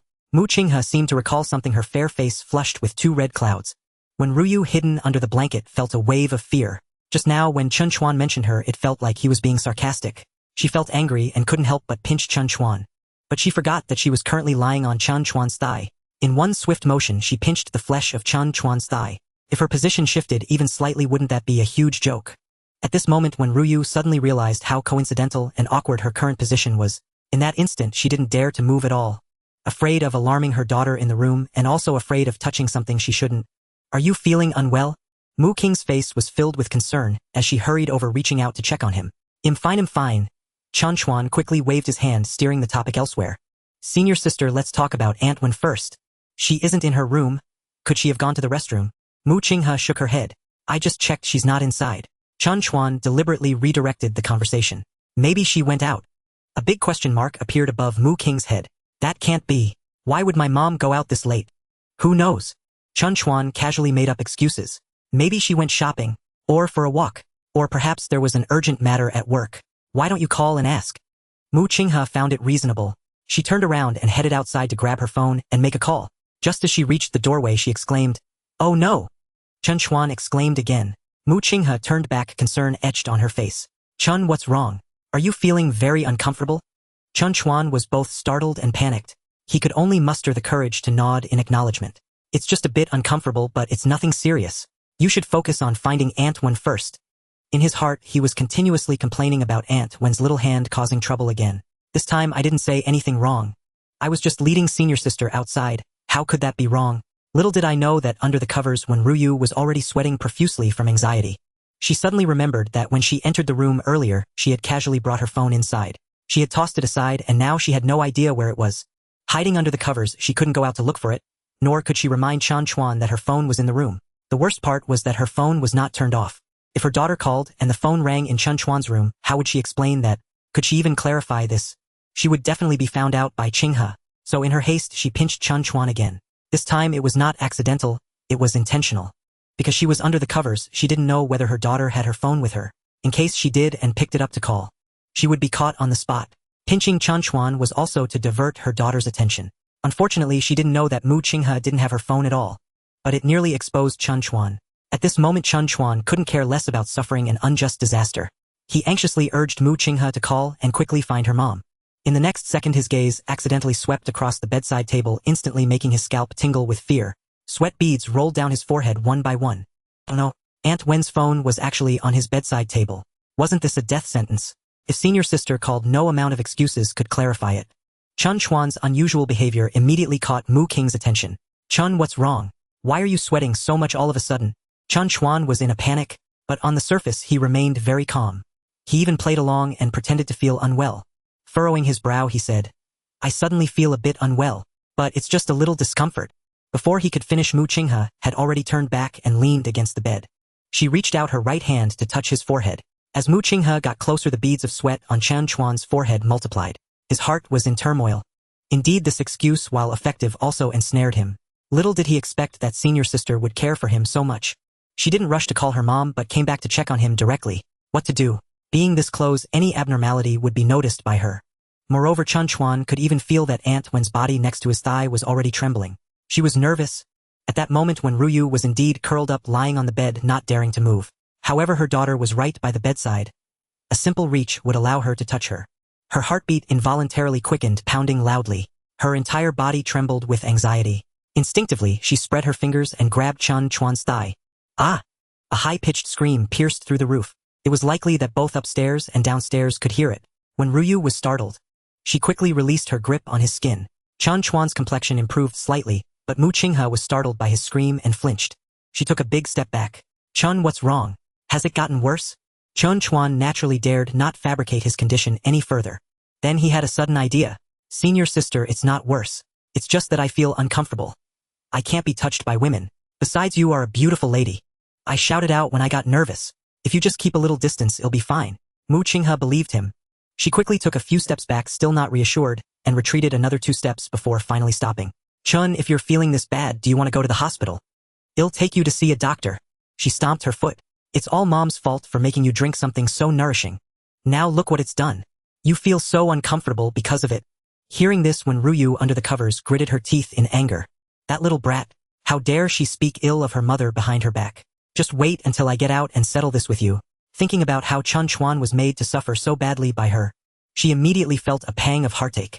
Hiding under the covers, she gently blew on the spot where Chen Chuan had been pinched. A gust of cool air blew across his thigh. Chen Chuan's body suddenly arched up, experiencing this dual sensation of ice and fire.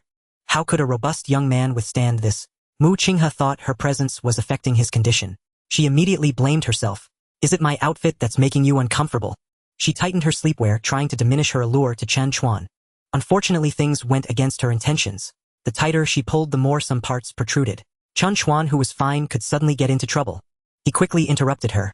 Senior sister, could you please get me a glass of water? I'm thirsty. Qinghe didn't hesitate. She immediately turned and jogged outside to fetch him water, trying to alleviate her guilt through this action. Whoosh! Chen Chuan's hand moved like lightning. He quickly hid the phone from the bedside table under the covers and quietly reminded Ruyu. Aunt Wen, quickly turn off your phone. When Ruyu was overjoyed, she was worried about how to remind Chen Chuan to quickly find the phone. This little rascal is really clever. He had already managed to grab the phone. She excitedly lifted the covers and gave Chen Chuan an approving smile. Xiao Chuan, you're amazing. While speaking, she opened her arms. She wanted to give him a warm hug. As she approached, when Ruyu was about to embrace him, Chen Chuan had already prepared himself for the hug. Unexpectedly, a rapid shuffling sound of slippers came from the living room, and it grew closer. When Ruyu's face turned pale with fear, and she shrank her head back, burrowing again into the quilt, Chen Chuan felt both disappointment and tension. Fortunately, the previous scene was not witnessed by the senior sister. Otherwise, both he and Aunt Wen would be doomed. However, reflecting back on it, At this moment Aunt One was lying beneath his legs, hiding in the same quilt with him. If this scene were discovered by the senior sister, what would she do? Surely she would blow up, right? She might even think of harming herself. Junior, why don't you drink some water? Mu Qinghe placed the cup of water in front of Chen Chuan. He took the cup and had a sip. To be honest, after all this commotion, he really was a bit thirsty. Gulp. He drank a couple of large sips. Mu Qinghe had already picked up her phone and dialed her mother's number. The phone call never went through. Why is it turned off? She murmured softly. Chen Chuan secretly felt relieved. If he hadn't hidden his phone and turned it off promptly, he would definitely have been exposed. Senior sister, can't you get through? Don't worry, maybe her phone is just out of battery. Mu Qinghe shook her head. That's impossible. You don't know my mom's habits. She is the assistant manager of a 5-star hotel. Her phone is always on 24 hours a day, never runs out of battery. Whenever the battery drops below 50, my mom charges it immediately. Since I can remember, she has kept this habit. In my memory, such a situation has never occurred before today. She was both confused and worried. Something's off. There must be a special reason behind this. I must figure this out. Chen Chuan felt a wave of headache. Why was the senior sister so persistent? If she insists on investigating, wouldn't the matter between Aunt One and him be exposed? Chen Chuan was worried that lingering too long would lead to trouble. He had to get this living bodhisattva away quickly. Senior sister, please go out and look for her. I have military training tomorrow. I need to sleep early, so I can't accompany you. Just be careful. Mu Qinghe turned to leave. Okay, I'll go check outside. Chen Chuan let out a sigh of relief. As long as senior sister Mu stepped out, Aunt One could come out from under the quilt. At that time, he could turn on his phone, find some excuse, and easily gloss over the situation. Today's crisis would be resolved smoothly. Unfortunately, as Mu Qinghe reached the door, she suddenly stopped and turned to look at Chen Chuan on the bed. Junior Chen, why do I feel that something is off? Chen Chuan blinked. What seems off? Mu Qinghe's face was full of confusion. Why aren't you worried when I say my mom is missing? Aren't you concerned? Based on what I know about you, you're acting very strangely. My mom treats you so well, how could you not care about her? Under normal circumstances, you should immediately get out of bed and come with me to look for her. Unless you know where my mom is. As soon as she said this, Chen Chuan's expression immediately became unnatural. His voice suddenly rose. Worried? How could I not be worried? Aren't I urging you to hurry and find Aunt One? Don't say such nonsense. How could I not care about Aunt One? Pausing for a moment, Chen Chuan continued to explain. I'm not overly anxious because Aunt One is an adult and she's so capable nothing could happen to her. As for why I haven't gotten out of bed right away, isn't it because I'm feeling unwell? Furthermore, I just said I'm not wearing clothes. With you here, how could I get out of bed? Mu Qinghe scrutinized him with a probing gaze, slowly approaching the edge of the bed. Not wearing clothes? Really not wearing any?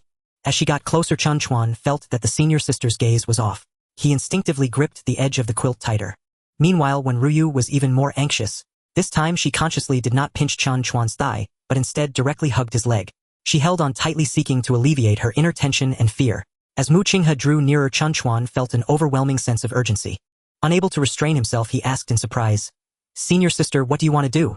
Mu Qinghe chuckled, deliberately putting on a flirtatious expression. Junior, didn't you say you're not wearing clothes?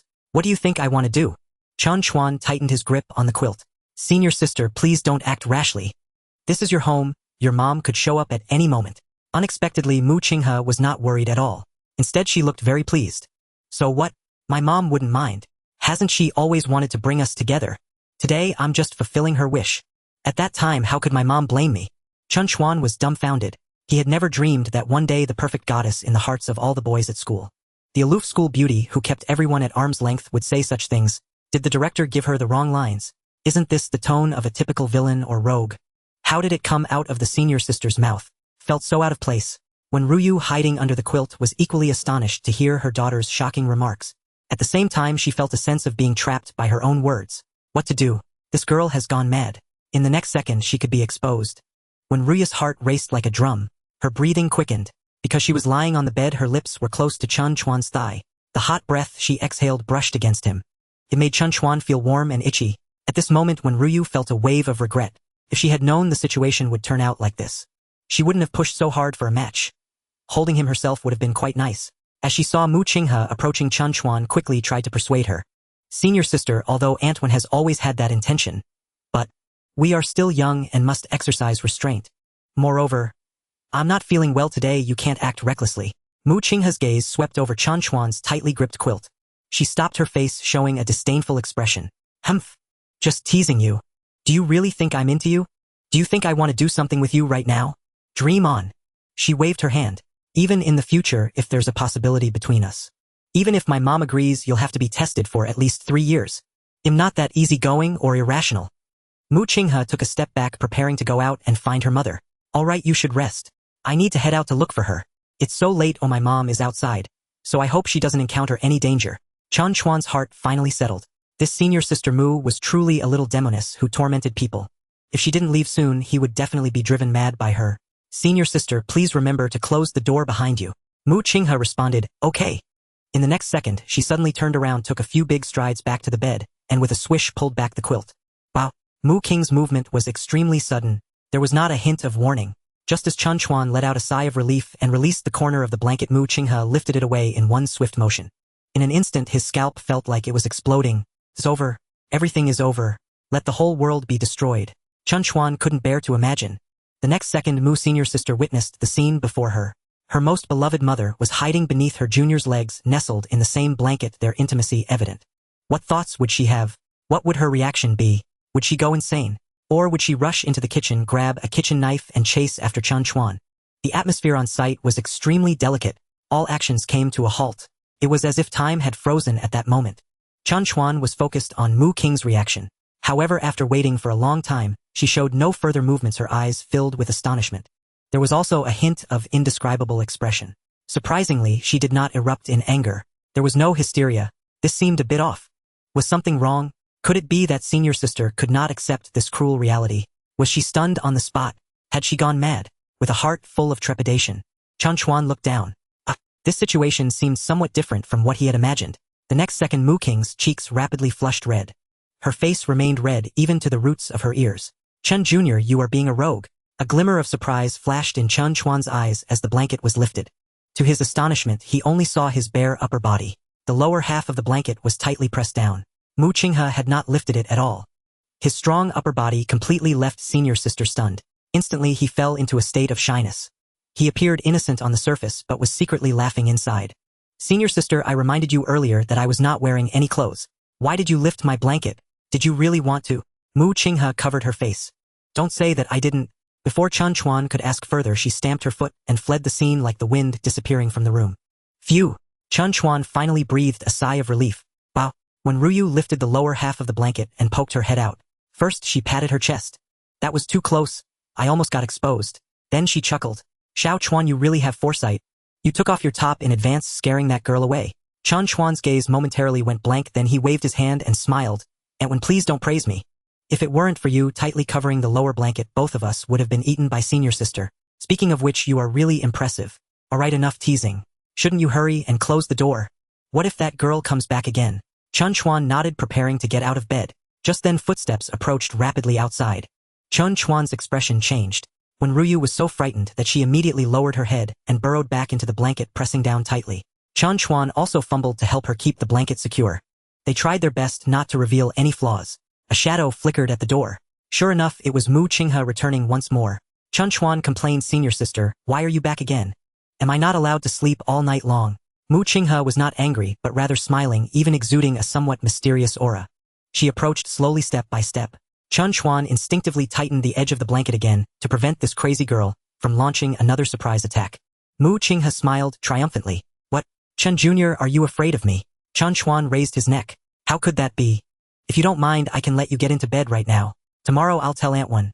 By the end of the year, we'll tell Antwon that she has a little grandson.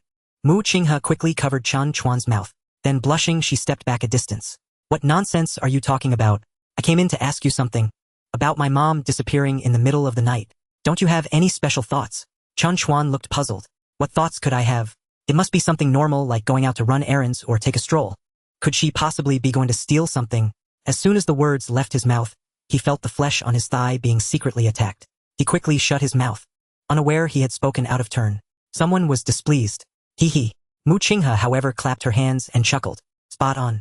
Chen Chuan, we really thought of the same thing. It's just that there's a small discrepancy. She made a tiny space with her thumb and index finger. Chen Chuan was taken aback. What small discrepancy? You can't really think that Antwon could be a thief. Mu Qinghe raised her eyebrows, hinting at some gossip. Is there a possibility? My mom mysteriously disappears not to steal something but to steal a person. Chen Chuan's eyelids twitched. He scrutinized Mu Qing's expression, trying to discern if she realized anything. The more Chen Chuan thought about it, the more plausible it seemed. From the very beginning, she had strongly insisted on opening the door. Once inside, she searched everywhere. She almost concluded that Aunt One was hiding in this room. Even at the last moment, she had attempted a diversion and a surprise attack. If it weren't for him taking off his top in advance, Aunt One would have also tightly held the lower blanket. At that moment, he would have been exposed. Now again and again returning and repeating this, and she still spoke like this. It was obvious she was testing him. At this moment, she should be quietly observing his reaction, right? No, he must remain calm. He must hold on. Under the blanket, when Ruyu was also greatly startled. Her daughter Qinghe was usually very smart. The various behaviors tonight were already unreasonable. Now she even spoke so directly. It was just a step away from breaking the window paper and directly asking, "Is my mom hiding here? Is there something going on between you two?" Under Mu Qing's big eyes, Chen Chuan feigned calmness and said, "That can't be, can it? Your thinking is too absurd. Aunt One is so dignified and graceful, gentle and virtuous. How could she possibly steal a person?" Mu Qinghe shook her head, appearing very certain. "You don't know. Ever since my parents divorced, my mom has been single for over a decade. My mom is so beautiful. Over the years, countless people have pursued her fervently. Unfortunately, because I was too young, she worried that I wouldn't be able to accept it or that I would be hurt. She has always resolutely refused." She displayed a look of reminiscence. "But I have often seen my mom alone, hiding in lonely places, secretly crying. It's not easy for a single woman to raise a child alone. Doesn't she want to find a man to rely on?" Moreover, suddenly Mu Qing's face flushed. "I heard that women at 30 are like wolves, at 40 like tigers. My mom is 39 this year. Isn't she at the prime age of being like a wolf or a tiger?" "What?" Chen Chuan almost thought that there was something wrong with his ears. What kind of outrageous words are these? Could such statements come from the lips of a cold and aloof school beauty? Moreover, the person she described as fierce as a wolf was her own mother. In Chen Chuan's eyes, she was gentle, generous, knowledgeable, and elegant. A beautiful aunt who treated him exceptionally well. Suddenly, the blanket under Chen Chuan's legs bulged up violently, as if about to be thrown off. Chen Chuan was stunned, his soul trembling. This is bad. This was his first reaction. Mu Qinghe was also startled by the sudden change. "Ah!" He staggered back 3 big steps, pointing at the bulging spot, nearly speechless. This was the state of when Ruyu at that moment. She was almost about to explode. She had never imagined that such rebellious words would come from her own daughter's mouth. It was simply shocking. She even doubted whether this was still her obedient daughter. What was even more infuriating was what her daughter had said. To think that she was being labeled as that kind of restless woman who couldn't adhere to her womanly duties. No matter what, today she must teach her obedient daughter a severe lesson. Let her reminisce about what it feels like to wear her mother's clothes. Can she still manage her college student status? When Ruyu exerted her strength with both arms, she intended to lift the blanket and straighten her back. Poof! Chen Chuan's leg came crashing down without mercy, directly resting on her shoulder. With just a slight effort, slap. When Ruyu, who had been eager to get up just moments ago, immediately lay down obediently. She couldn't move at all. She wanted to resist, to protest, to rebuke. Ultimately, she had to swallow it all back. The disparity in strength between the two of them was simply on a different level. With just a bit of force from Chen Chuan, he had her completely subdued. All of this was happening under the blanket right beneath Mu Qing's nose. Yet she knew nothing. She was simply very surprised and confused. "Chun, what are you doing?" Chen Chuan laughed awkwardly. "Oh, I was just so excited that I almost jumped up. What you said was simply shocking." He waved his hands repeatedly. "I find it impossible. Aunt One is absolutely not that kind of person. In my heart, Aunt One is the most beautiful, kind, and elegant aunt." Having just rudely suppressed Aunt One, he feared she was filled with anger. If he didn't comfort her in advance, he would definitely suffer the consequences later. At this moment, Chen Chuan appeared to be talking to Mu Qinghe, but in reality he was addressing Wen Ruyu. He had to flatter her with his words. He praised Aunt Wen fiercely to alleviate the beautiful aunt's resentment towards him. Indeed, as soon as the words left his mouth, the resistance under the blanket immediately lessened significantly. Mu Qinghe nodded. "Of course I know my mom is not that kind of person." But Chun was afraid of igniting the powder keg again. He immediately offered a friendly reminder. "Senior, you mustn't say such things.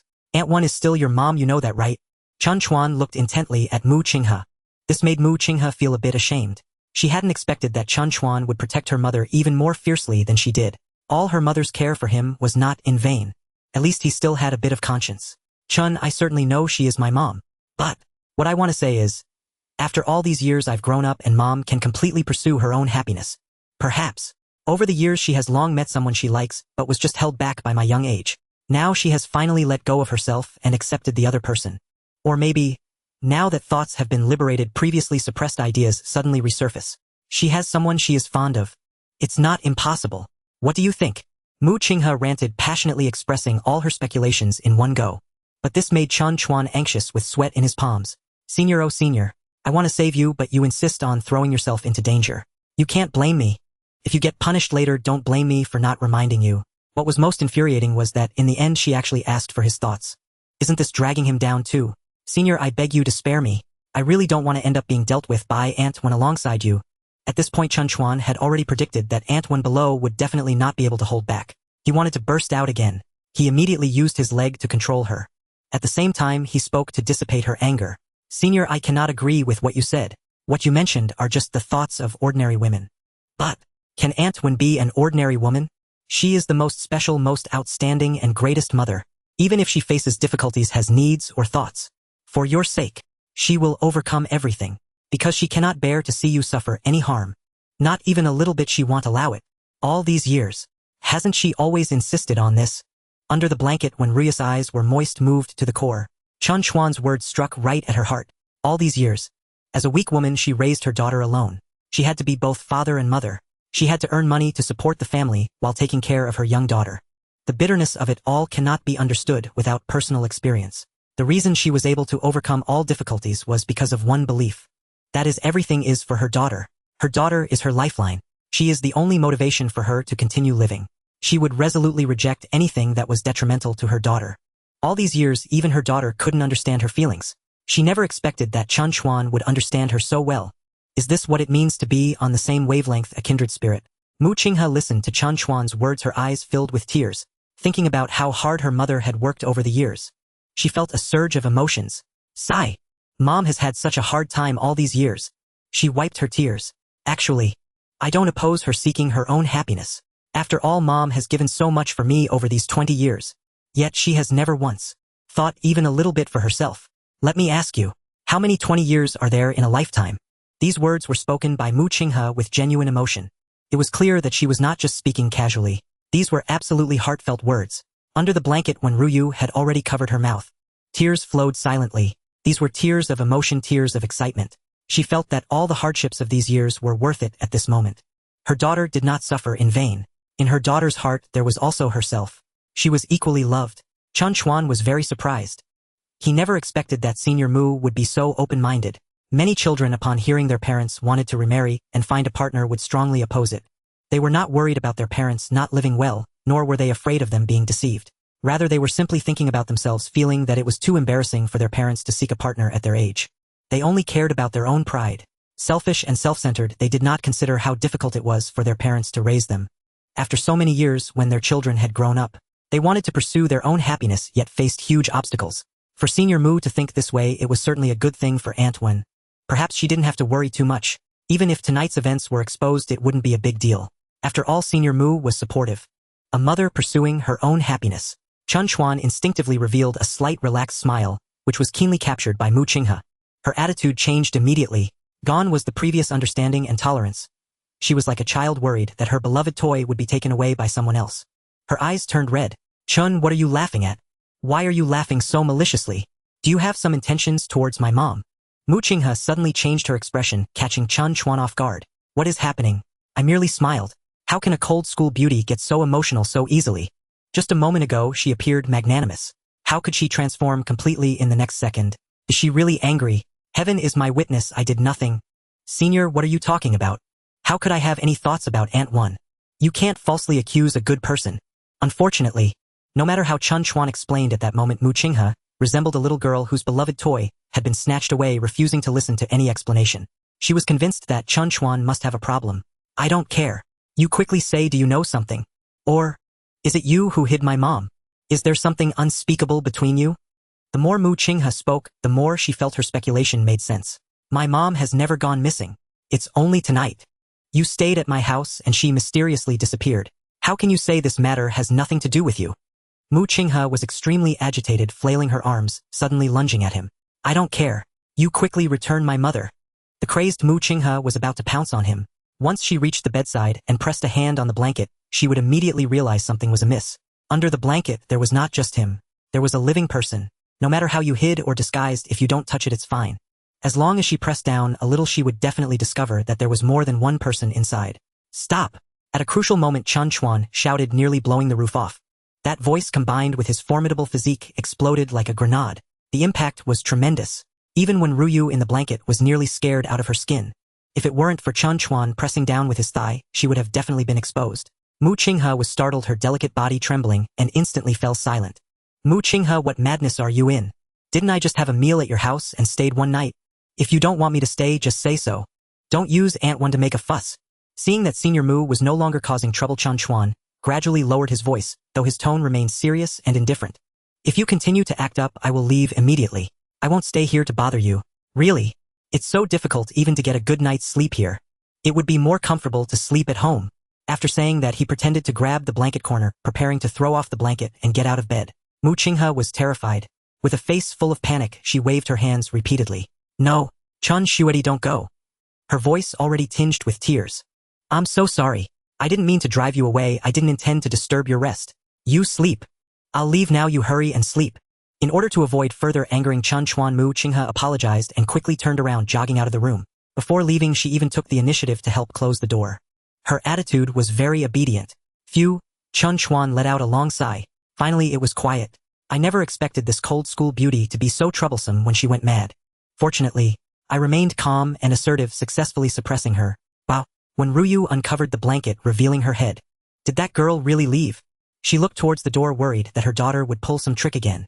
Chen Chuan felt a bit awkward, apologizing. Aunt Wen, I'm sorry. I didn't mean to be harsh on Senior just now. When Ruyu waved her hand. It's fine, I understand. That girl was out of her mind just now. Fortunately, you got angry in time. Otherwise, it would have been hard to contain her. I can't imagine the consequences if she had charged in. Chen Chuan quickly reminded. Aunt Wen, how about you go back first? The longer you stay here, the greater the risk of exposure. When Ruyu immediately became anxious, raising her buttocks, kneeling on the bed, crawling towards the edge of the bed.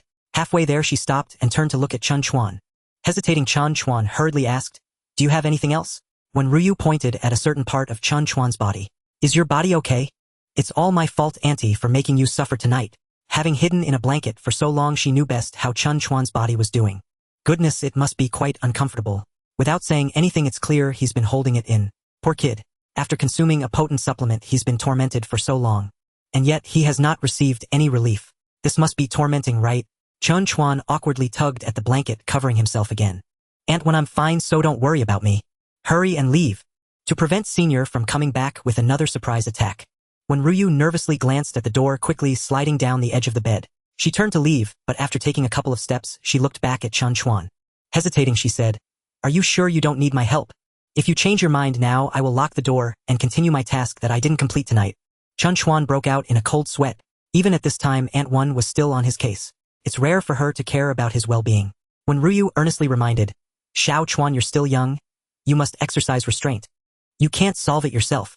I heard that if it goes on for too long, it's very bad for your health. You absolutely mustn't go outside to find some dubious women. If you really can't hold it in, you can come find me. I can think of a temporary solution for Qinghe for you. By the end. Her voice was getting smaller and smaller. If it weren't for Chen Chuan's keen hearing, he probably wouldn't have caught any of it. Just like that, she was already blushing furiously.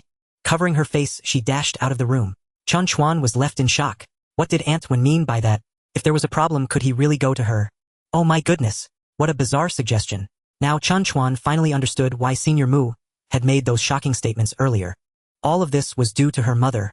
Watching the beauty leave the bed still retained her warmth. Especially the faint fragrance wafting to his nose kept reminding him. Not long ago, a stunningly beautiful, voluptuous woman had been lying here. This made his body not only fail to improve, but rather feel even worse. Chen Chuan couldn't help but murmur. Aunt, when I need help right now, can you come over? At this moment, when Ruyu had already snuck back into her room and Mu Qinghe had gone out to find her mother, the two did not cross paths.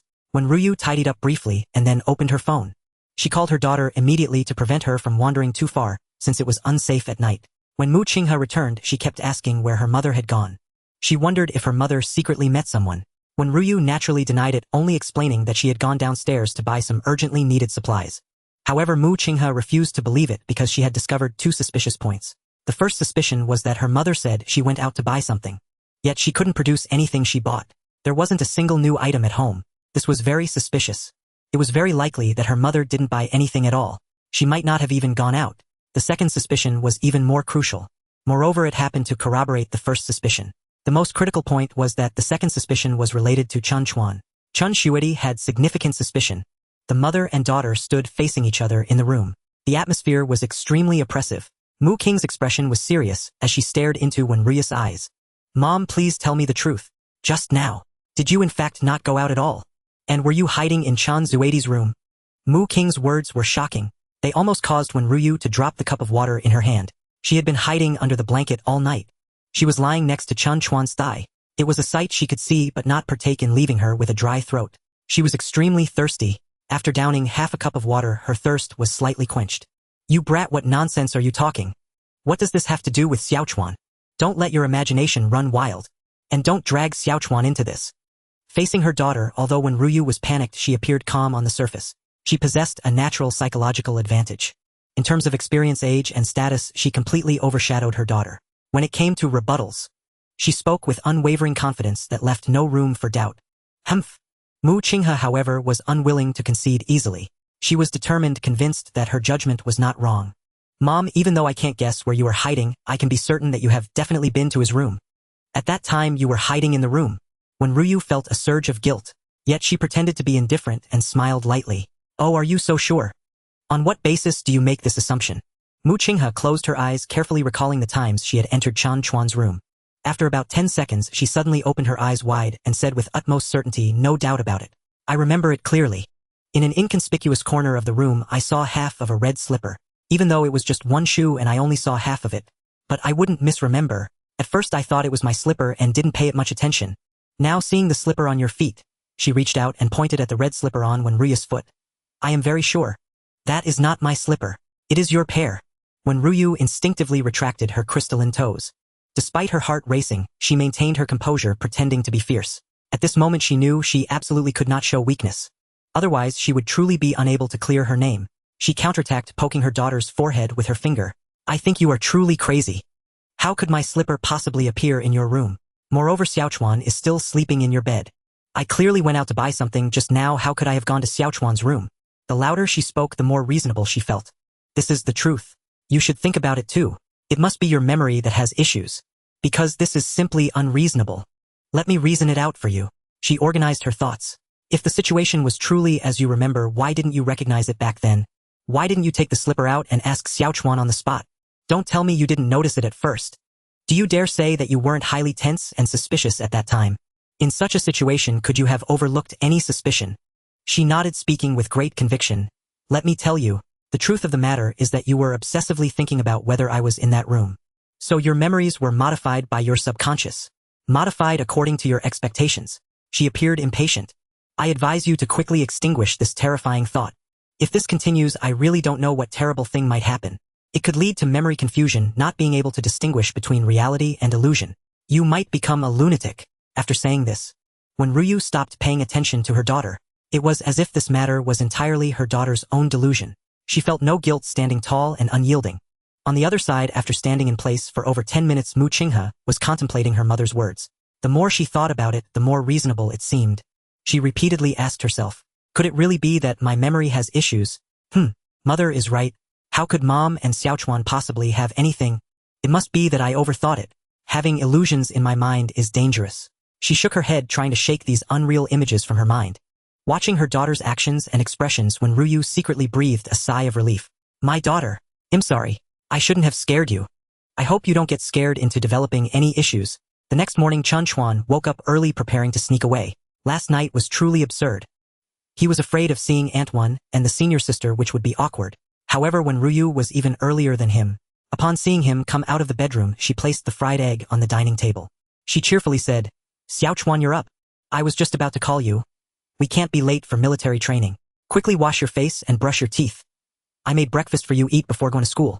Seeing Wen Ruyu in a short top and shorts with a small apron that revealed her long, smooth, and fair legs, Chen Chuan swallowed hard. Thank you, Aunt One. The toothbrush and toothpaste were already prepared by Wen Ruyu, placed beside the basin. Chen Chuan felt a rush of gratitude. Aunt One is truly too good to me. Sitting down for breakfast, Chen Chuan pretended to be indifferent and casually asked, Aunt One, did the senior sister say anything last night? When Ruyu glanced at the bedroom door, her daughter was still asleep. She shot Chen Chuan a glare and whispered, What do you mean she didn't ask? At first she wouldn't let it go, but later I managed to convince her, so you don't need to worry.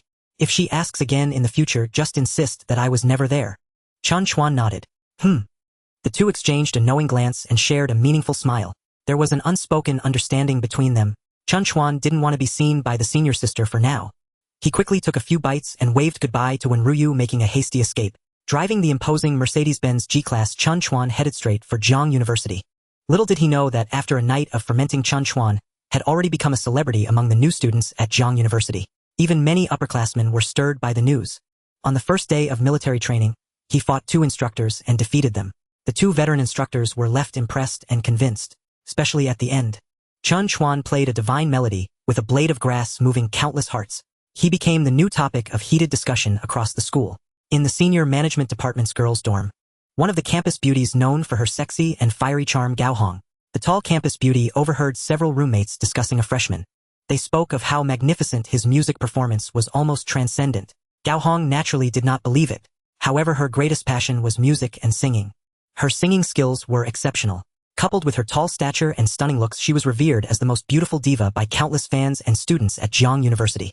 During her 4 years at university, she had been the headlining act at almost every large event. She was the perfect goddess in the hearts of countless boys. With her special status, she had been admired by countless boys.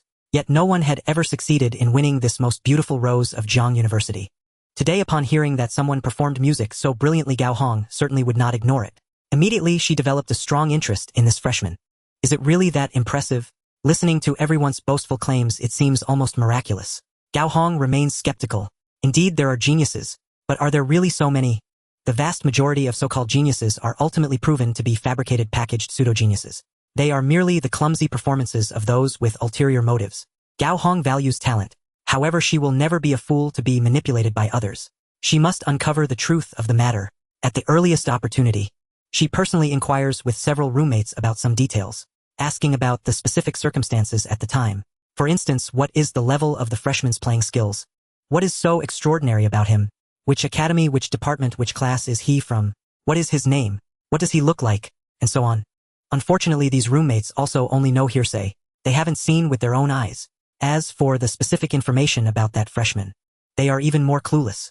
Gao Hong has no choice but to take out her phone, dialing the number of her beautiful assistant. President Gao, how may I assist you? The beautiful assistant answers the call promptly. Gao Hong smiles and says, Yi-ro, could you help me investigate someone today? It's about the freshman who played an astonishing tune on the grass during military training yesterday. I need his specific information, especially regarding his musical talents. Is it genuine? You must find out clearly. The secretary Yi-ro smiles and replies, Understood. I've heard about this matter too. I will start the investigation immediately. In fact, Yi-ro is also one of the campus beauties at Jiang University. She is also a senior this year. She is Gao Hong's roommate. She is also her best friend and Gao Hong's most capable assistant. Unfortunately, she happens to have something to attend to and is currently not in the dormitory. Gao Hong's identity is very special. She is the sole heir of the Gao family, a wealthy family in Jiang City. Shortly after starting university, she was sent into the family business by her father. Due to her father's poor health in recent years, in order to ensure the smooth transition of the company, she was promoted rapidly, utilizing weekends, evenings, and spare time. In her sophomore year, Gao Hong started from an ordinary employee. In less than half a year, she became a department manager. By her junior year, she became the vice president of a branch. 3 months later, she was promoted to general manager of the branch. As the senior year began, she directly took the position of the group's leader. She became the youngest beautiful president in Jiang City. Gao Hong's inspirational story has long been a legend at Jiang University. Countless students at Jiang University see her as a role model and model. She is not only a goddess in the hearts of boys, but also an idol for many girls. Don't let her young age fool you. Despite managing the company with a decisive and assertive style, at the beginning no one had high hopes for her.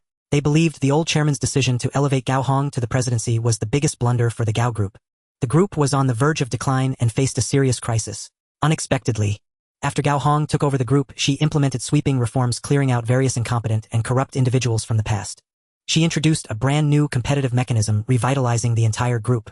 Subsequently, she successfully completed several major projects. The group stock price soared and the development trend improved significantly. She earned unanimous recognition throughout the group, securing her position as president. Of course, Gao Hong's success cannot be separated from the strong support of her good friend and assistant Yi-ro. Both of them are talented. Hanging up the phone, a glimmer of anticipation flashed in Gao Hong's beautiful eyes. If this freshman is indeed that extraordinary, She wouldn't mind giving him a chance to forcefully be her accompanist. However, if he's just a show-off without real talent, then she would have to expose his facade in front of all her classmates. Let him reap what he sows. In the morning, military training is about to commence. Everyone is at the training ground waiting for the instructor's arrival. Today the weather is far from pleasant.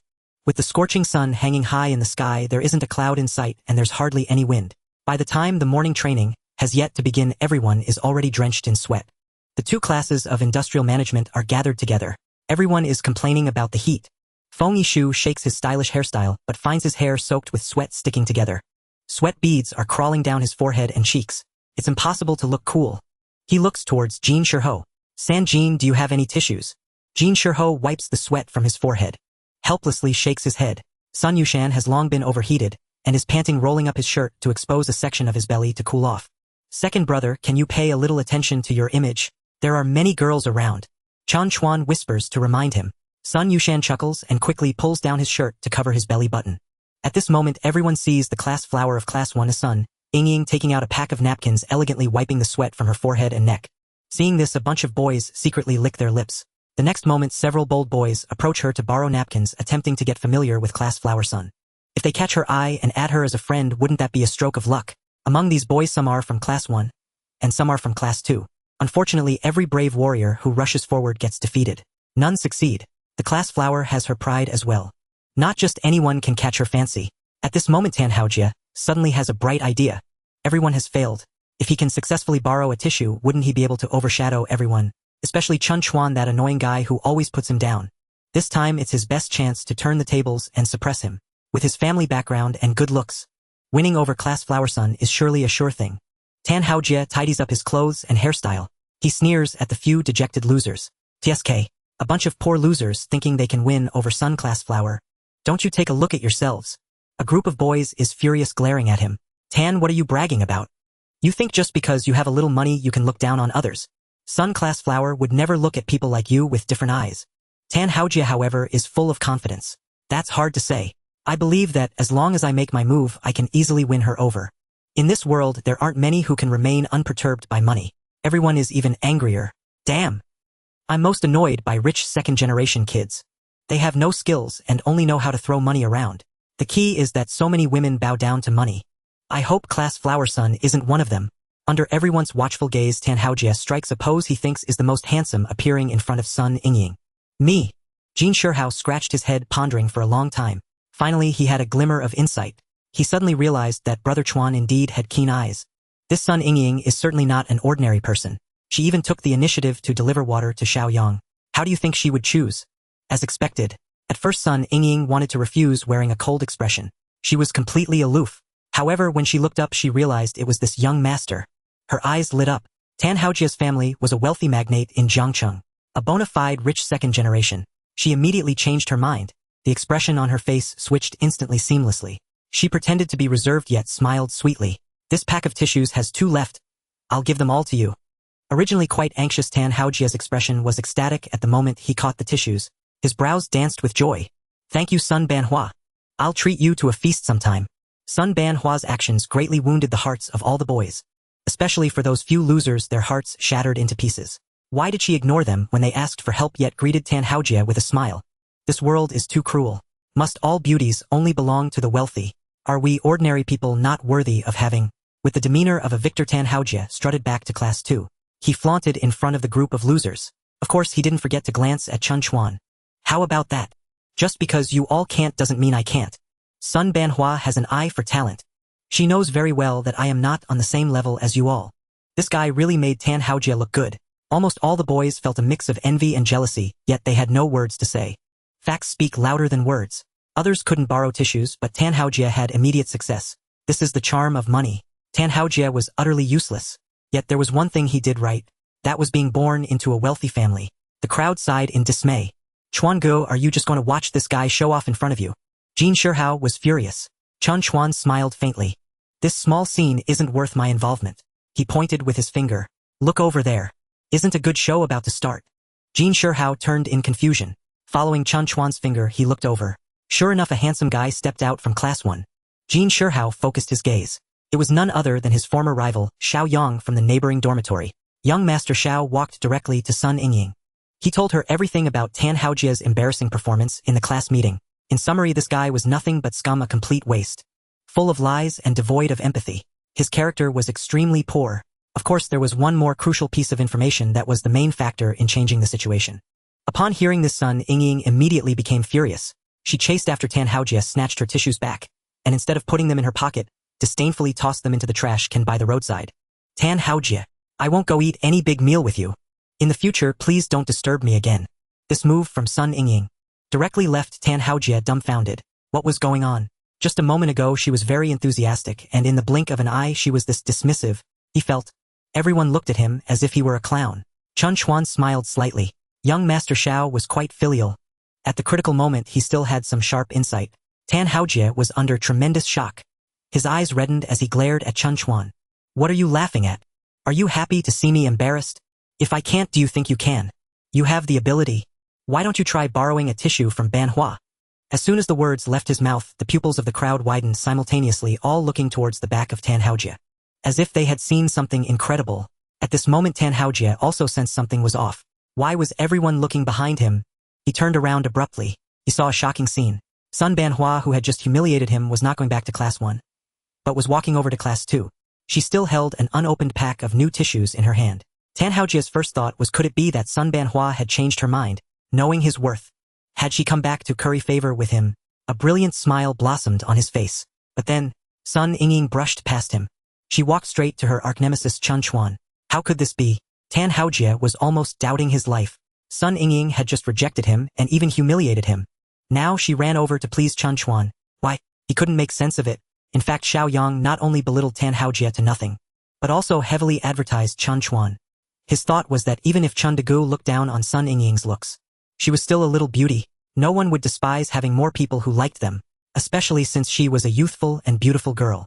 In his words, Chen Chuan was 1,000 times more impressive than him, Xiao Yang. Not only was he handsome, but he was also powerful. His worth was in the billions. A proper business elite, a commercial mogul. In front of such a young and talented person, what was Tan Haojia? He wasn't even worthy to carry Chen Chuan's shoes. Sun Yingying's eyes sparkled. Of course she wouldn't miss such a great opportunity to curry favor. Classmate Chen Chuan, this pack of tissues hasn't been opened yet. Do you want to use it? There's such a twist. The onlooking classmates, especially those losers, all looked over with envious expressions. Why is the gap between people so huge? When they approached to ask, she ignored them. Yet Chen Chuan did nothing and Sun Ban Hua came to him willingly. This is too ironic, isn't it? However, the next second, seeing Tan Haojia's unfortunate expression, everyone's mood instantly brightened. Compared to Tan Haojia, their situations seemed okay, right? At least they weren't humiliated by the class flower. And Tan Haojia, who was initially arrogant and proud, later fell from the peak. Instead, he fell harder. His heart must be hurting even more. Facing the initiative of a beauty, Chen Chuan's composure was still very steady. He gently waved his hand, politely refusing. Thank you for your kindness, classmate Sun. But I don't need it. Look, I'm not sweating at all. Sun Yingying was initially disappointed, thinking Chen Chuan surely was looking down on her and casually finding an excuse. Upon closer observation, her eyes widened in surprise, because she discovered that Chen Chuan really wasn't sweating. Not even a bead of sweat on his forehead. How could this be? Under the scorching sun, all the classmates present were drenched in sweat. Why was Chen Chuan not sweating at all? Moreover, looking at his demeanor, he seemed very relaxed. He didn't appear to be suffering under the blazing sun. What a truly miraculous handsome guy. Sun Yingying returned disappointed. This result was beyond everyone's expectations.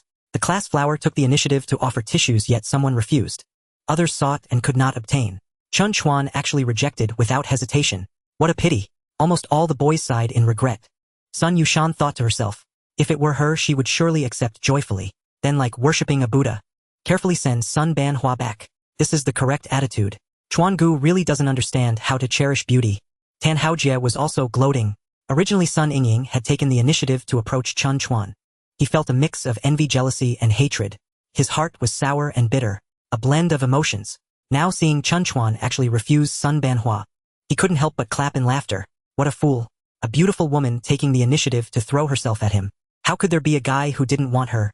If he's not a fool, what is he? Haha, it's too late to regret now. The opportunity is right in front of you, yet you're useless. Suddenly, this beautiful girl is none other than Li Hui, the flower of class 2, and a classmate of Chen Chuan. A spicy little pepper with a somewhat bold personality. She is truly stunning. With a great figure and a beautiful face, she possesses a voluptuous chest, a slender waist, and a perky backside. Her fair skin and exquisite features make her exceptionally pleasing to the eye. In the class, if we were to speak of beauty aside from the school's flower Zheng Xituan, who is extraordinary and ethereal, she firmly holds the first position. Her title of class flower is well-deserved. As for the school's flower Zheng Xituan, that is an entirely different level of beauty. Her competitors include the most beautiful girls from various departments at Zhangchang University. For example, Mu Qinghe, Gao Hong Yi Ro, etc., all of whom are class flower-level beauties. Strictly speaking, between the school flower and class flower, there are two additional levels, the department flower and the faculty flower. The disparity is quite significant.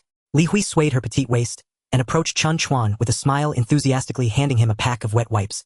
Brother Chuan, here are some wet wipes. They are more comfortable for wiping sweat than regular napkins. This whole pack is for you. Chen Chuan chuckled lightly.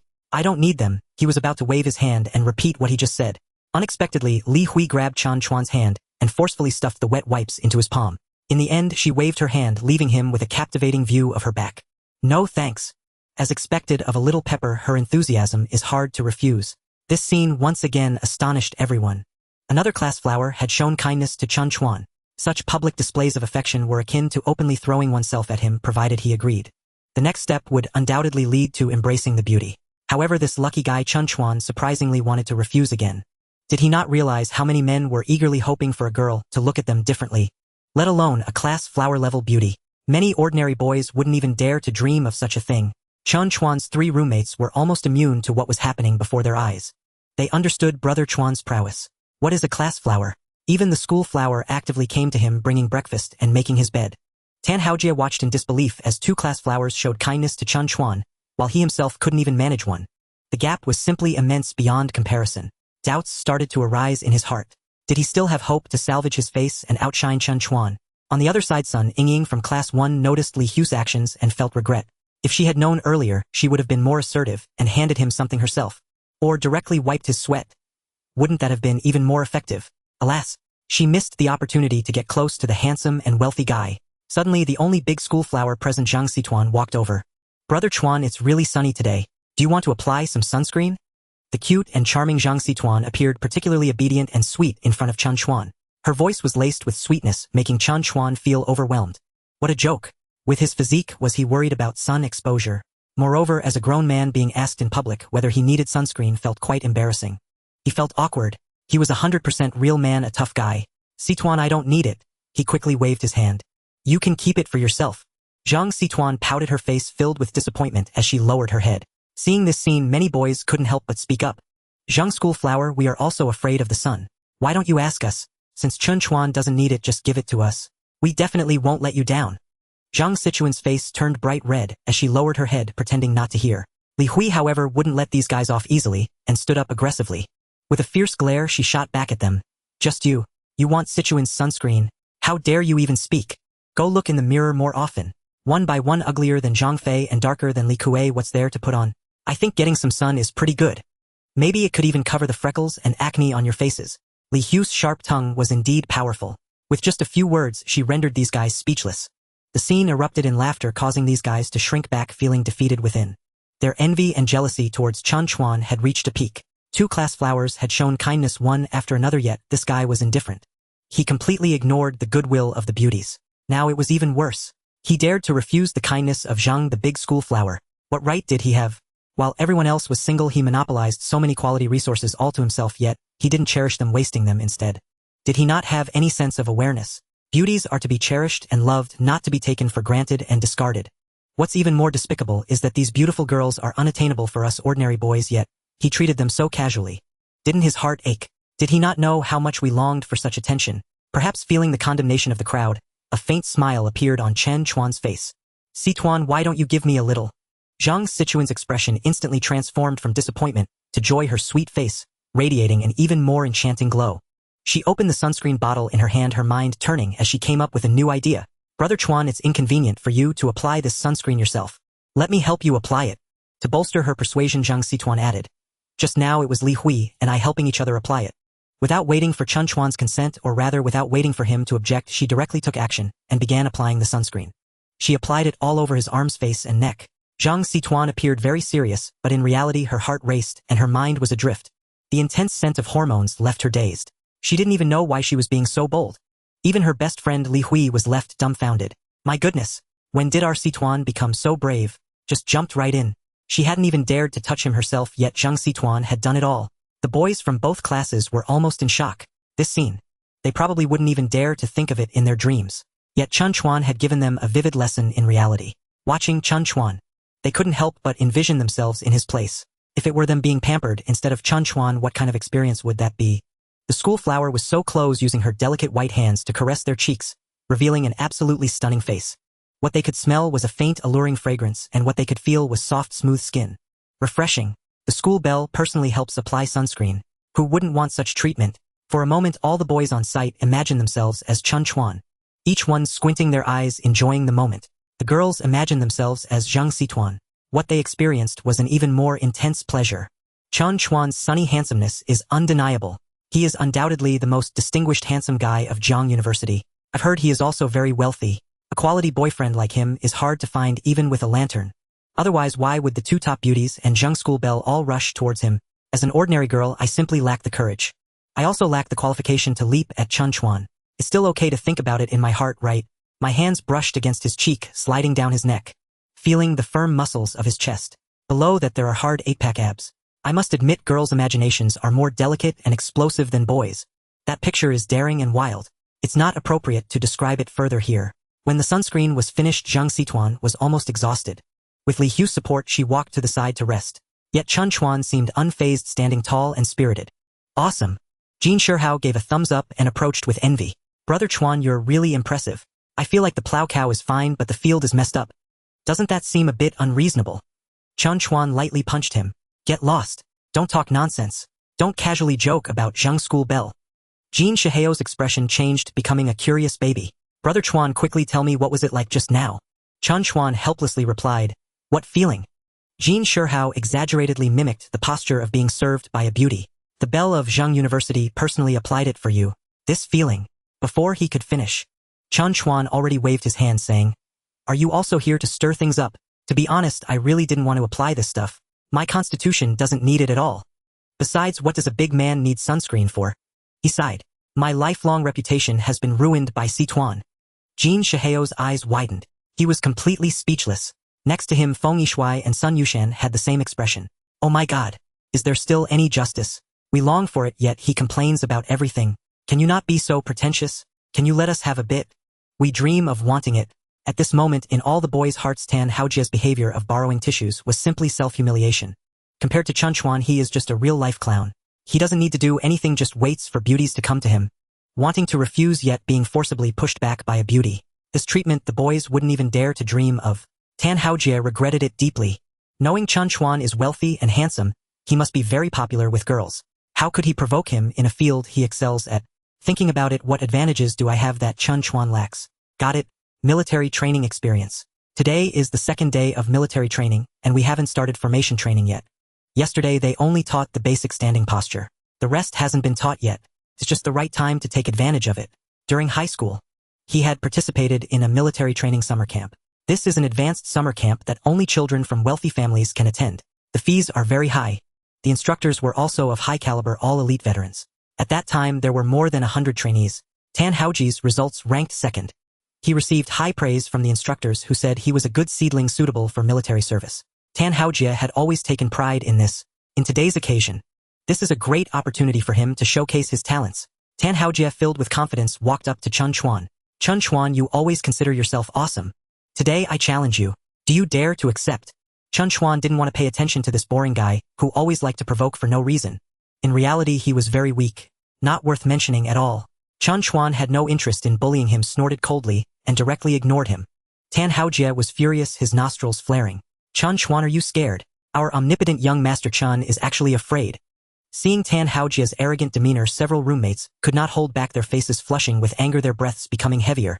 Sun Yushan exclaimed excitedly, Brother Chuan, go for it. Feng Yishui and Jin Shihao shouted at the same time, Brother Chuan, we support you, give him a loud slap. Chen Chuan glanced at Tan Haojia, his tone very calm. What do you want to compete in?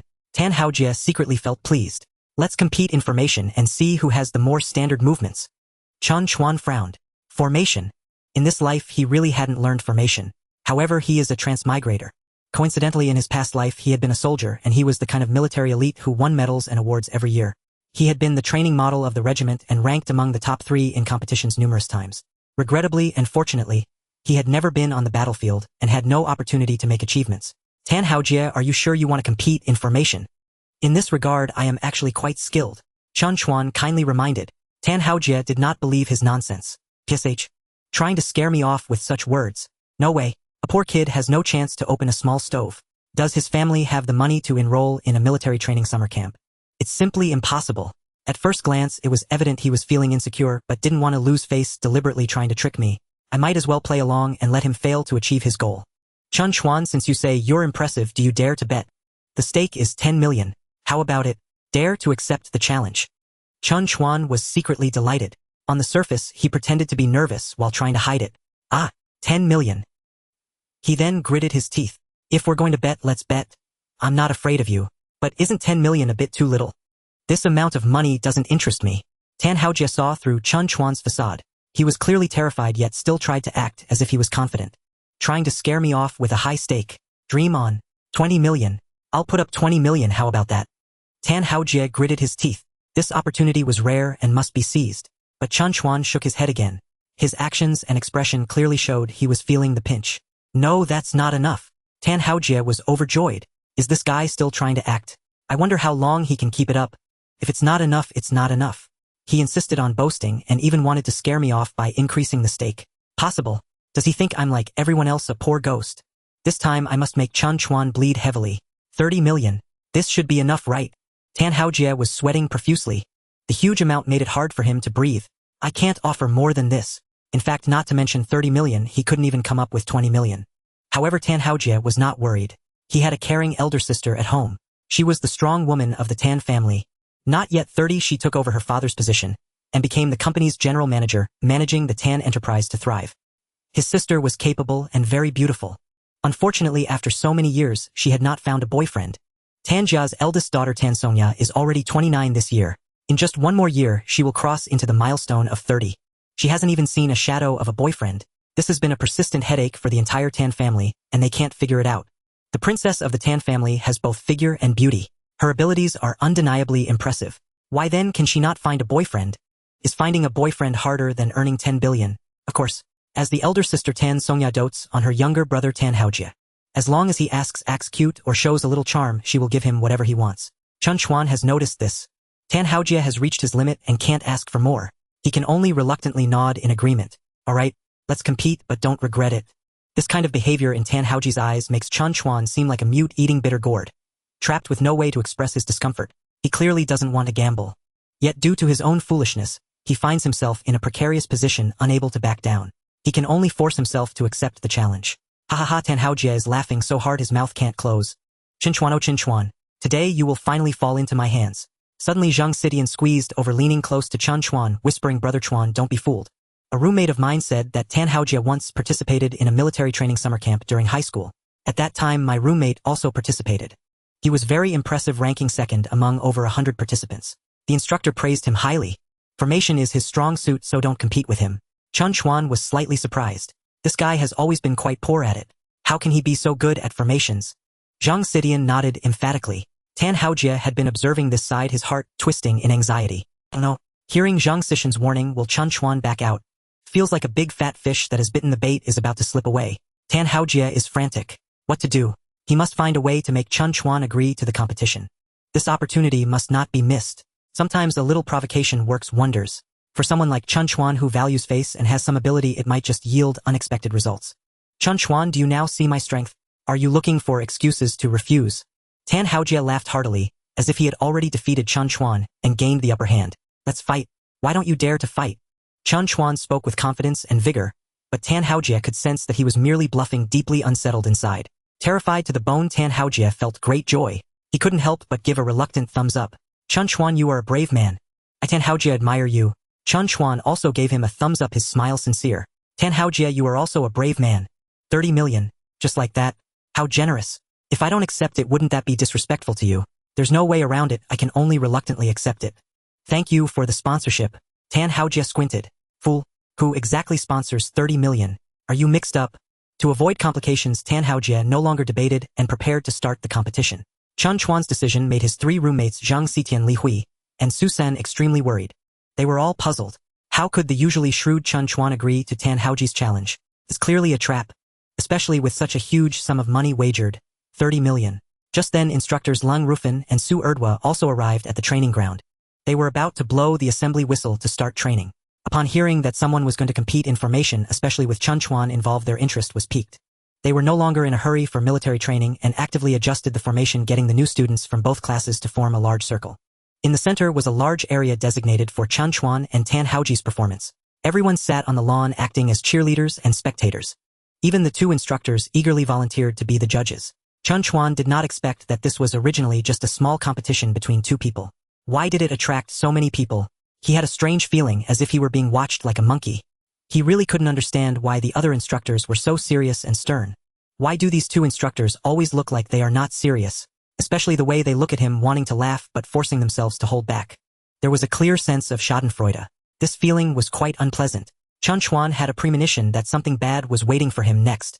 Oh well, what comes will come. What is meant to be will be, and what cannot be avoided will happen. Chen Chuan shook his head, deciding to deal with Tan Haojia first, then focus on the unknown challenges ahead. This guy Tan Haojia indeed has some skills. Standing at attention, he was no worse than an ordinary sentinel. Lung Rufin nodded continuously. Tan Haoji's performance was commendable, earning rounds of applause. Even the class flower of Class 1 Sun Yingying was clapping enthusiastically. This Tan Haojia is not only wealthy but also very handsome in his movements. She felt a bit regretful. Had she known that Chen Chuan wouldn't work out, she could have strung along Tan Haojia instead so she wouldn't leave empty-handed. Amidst the enthusiastic applause, Tan Haojia completed his formation performance and returned to the crowd of Class 2. From the intensity of the applause, he could guess that his performance was a great success. He couldn't help but look at Chen Chuan. It's your turn. Remember to have the 30 million ready in advance. Tan Haojia was extremely excited. This time the challenge he proposed was simply brilliant.